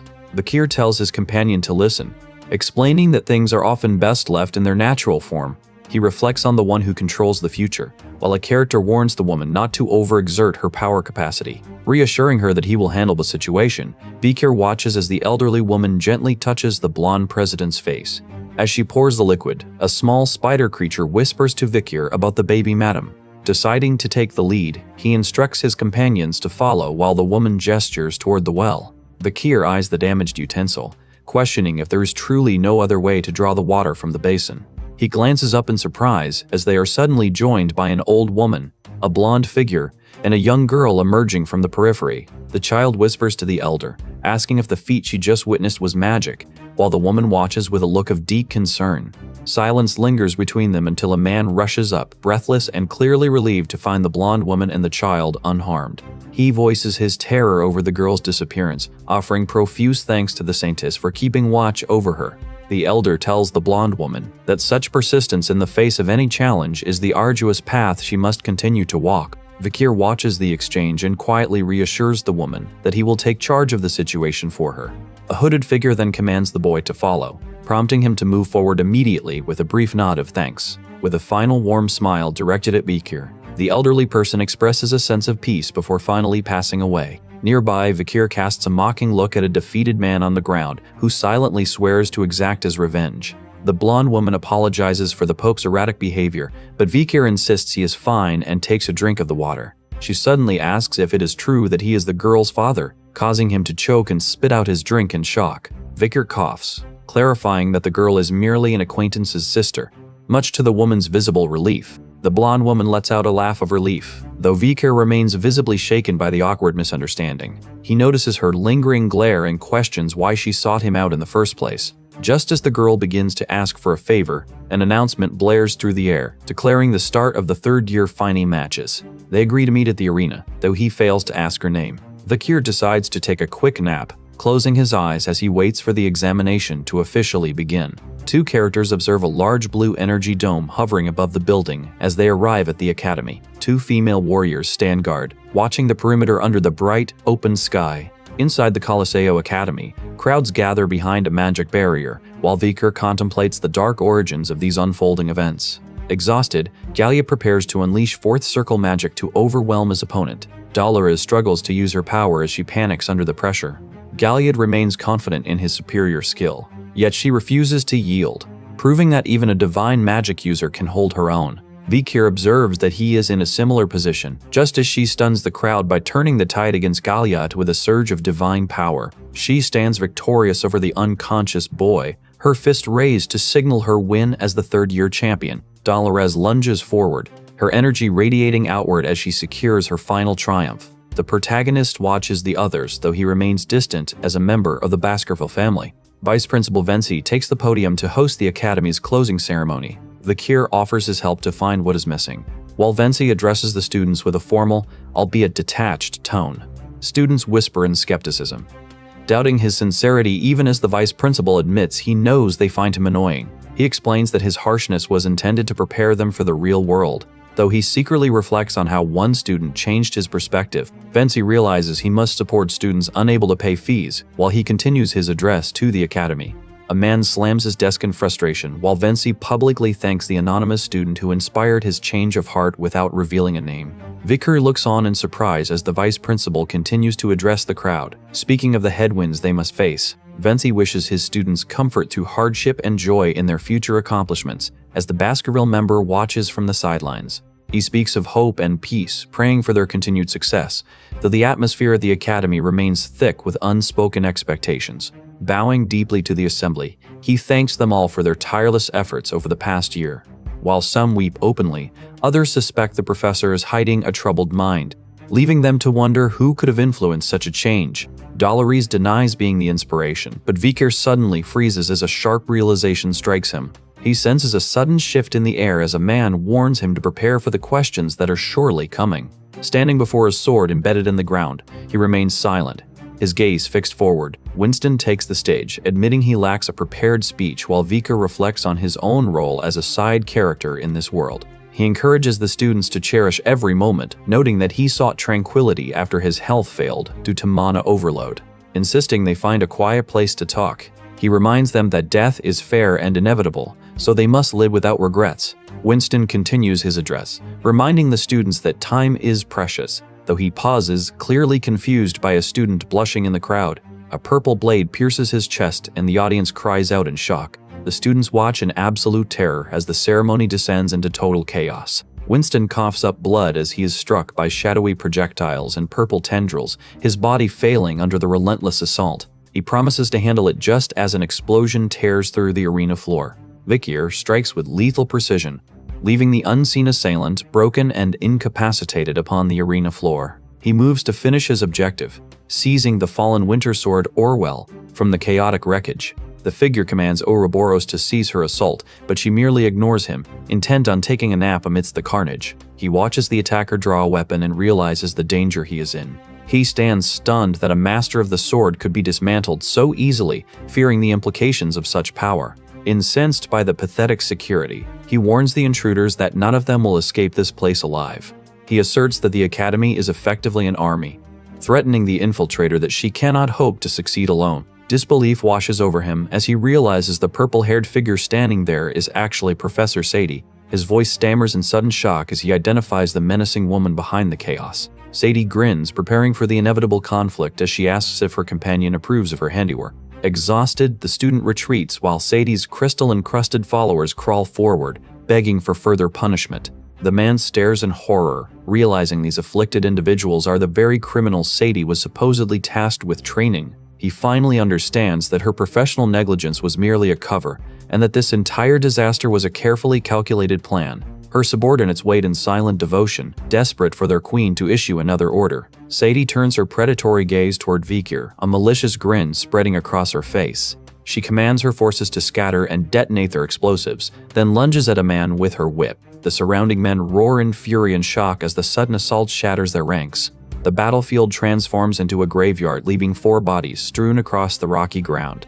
As survivors scramble behind a blue energy shield, their attacker clings to the jagged cliffside. A man offers to help, but Vikir demands to know why he is being targeted by these barriers. Sadie expresses disbelief that he survived the blast, mocking his sanity while still posing as a professor. Vikir wonders if the incident of the 47, which ruined his family, is the true motive for this violence. She commends his intelligence, asking if he truly believes vengeance justifies these actions. Refuting his claim, she insists the truth is far darker than a simple coup, leaving him stunned. She recounts how 35 years ago, 47 family heads slaughtered the innocent to storm the palace. Vikir listens in shock as she explains how 46 were executed, leaving only her grandfather imprisoned in Nouvelle Vague. He demands to know her identity, but she continues, explaining how the imperial family suppressed the true motive to prevent unrest. Seizing a blonde captive, she declares that the era of the warring states has returned where only the strong survive.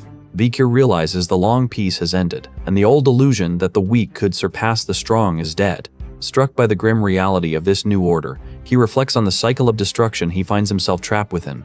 She argues that the 47 families refuse to accept a peace that has turned humanity into livestock, where the weak are mere fodder for those who have abandoned their humanity. He acknowledges this grim reality, though his companion recoils in horror, questioning if such madness is truly why she murdered Winston. They recall how the headmaster risked his reputation to protect others during the incident of the 47 and sponsored her education, only for her to repay his compassion with cold-blooded betrayal. Sadie declares that as the face of the academy, he had to die, dismissing the institution as a pathetic facade that suppresses true martial arts. She insists the current system is broken because it treats martial artists as disposable tools, arguing that the strong must be symbols of absolute power while the rest are eliminated. To cleanse the world, she embraces her role as a natural disaster, consuming her opponent in purple flames while screaming that she will become the calamity herself.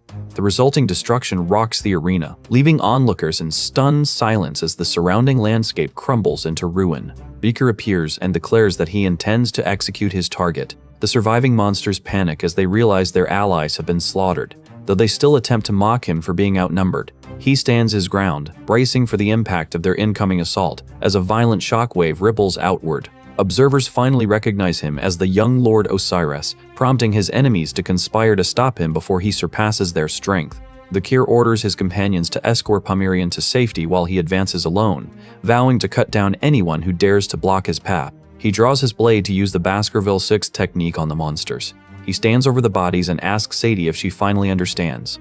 Vikir questions if she is satisfied, warning that powerful families across the empire are watching this conflict, and challenges her notion that taking is superior to protecting. As he grabs the orb, she mocks his desperate desire to be a hero. He vows to handle the situation himself, but she only smiles maniacally. threatening to destroy everything he holds dear because she believes annihilation is the only true power. A monster reveals it is acting under her orders to eliminate the weak, causing the young girl nearby to tremble in terror. Laughing at the very concept of protection, she repeats her promise to erase everything of value to him. She grins as a creature looms over the girl clinging to her dying mother. The beast boasts that its queen commanded the slaughter of the weak, mocking them as it prepares to deliver the final blow. Vikir vows to make his enemy regret being born as a spike impales the creature. He asserts absolute control over his opponent's fate, leaving Tudor stunned as blood splatters across the arena floor. Bianca grabs Tudor by the collar, demanding he get a grip because his actions have already spared others from certain death. Realizing they are completely surrounded by enemies, the students recognize the gravity of their situation. The group shifts into a defensive formation, while Vikir channels his remaining power for the next assault. As a wounded victim pleads for help, the purple-haired woman moves toward the crying child with a chilling false comfort. Vikir promises the child they will save her and her mother, urging the group to stay focused on the fight. Crystal-skinned monsters charge forward, and a young man freezes in terror before a dark, clawed hand swipes at him. Vikir declares he will kill them, and their trap activates to slaughter the enemies. Spikes erupt to cage the warriors, but a figure stands unscathed over the broken enemy. He sneers at their frailty, commanding Sayer to gather the fallen souls and seal them within the tree's depths.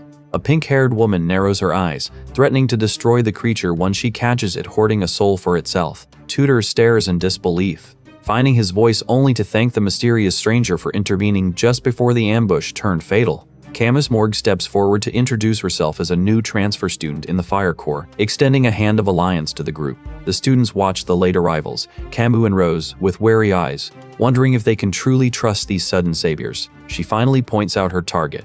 While nearby, a man drags a wounded captive away from the blood-soaked carnage. The captive wheezes a final plea for his queen, but Vikir stands unmoved, noting that the enemy's nature remains unchanged. He surveys the wreckage with a heavy heart, struggling to reconcile the brutality unfolding before him with the reality of his mission. The purple-haired woman offers the crystal-skinned monsters a chance to live if they defect, but they choose to beg for death instead. Laughter erupts from her as she strikes them down, forcing the crystals to burst from their bodies in a final, agonizing display.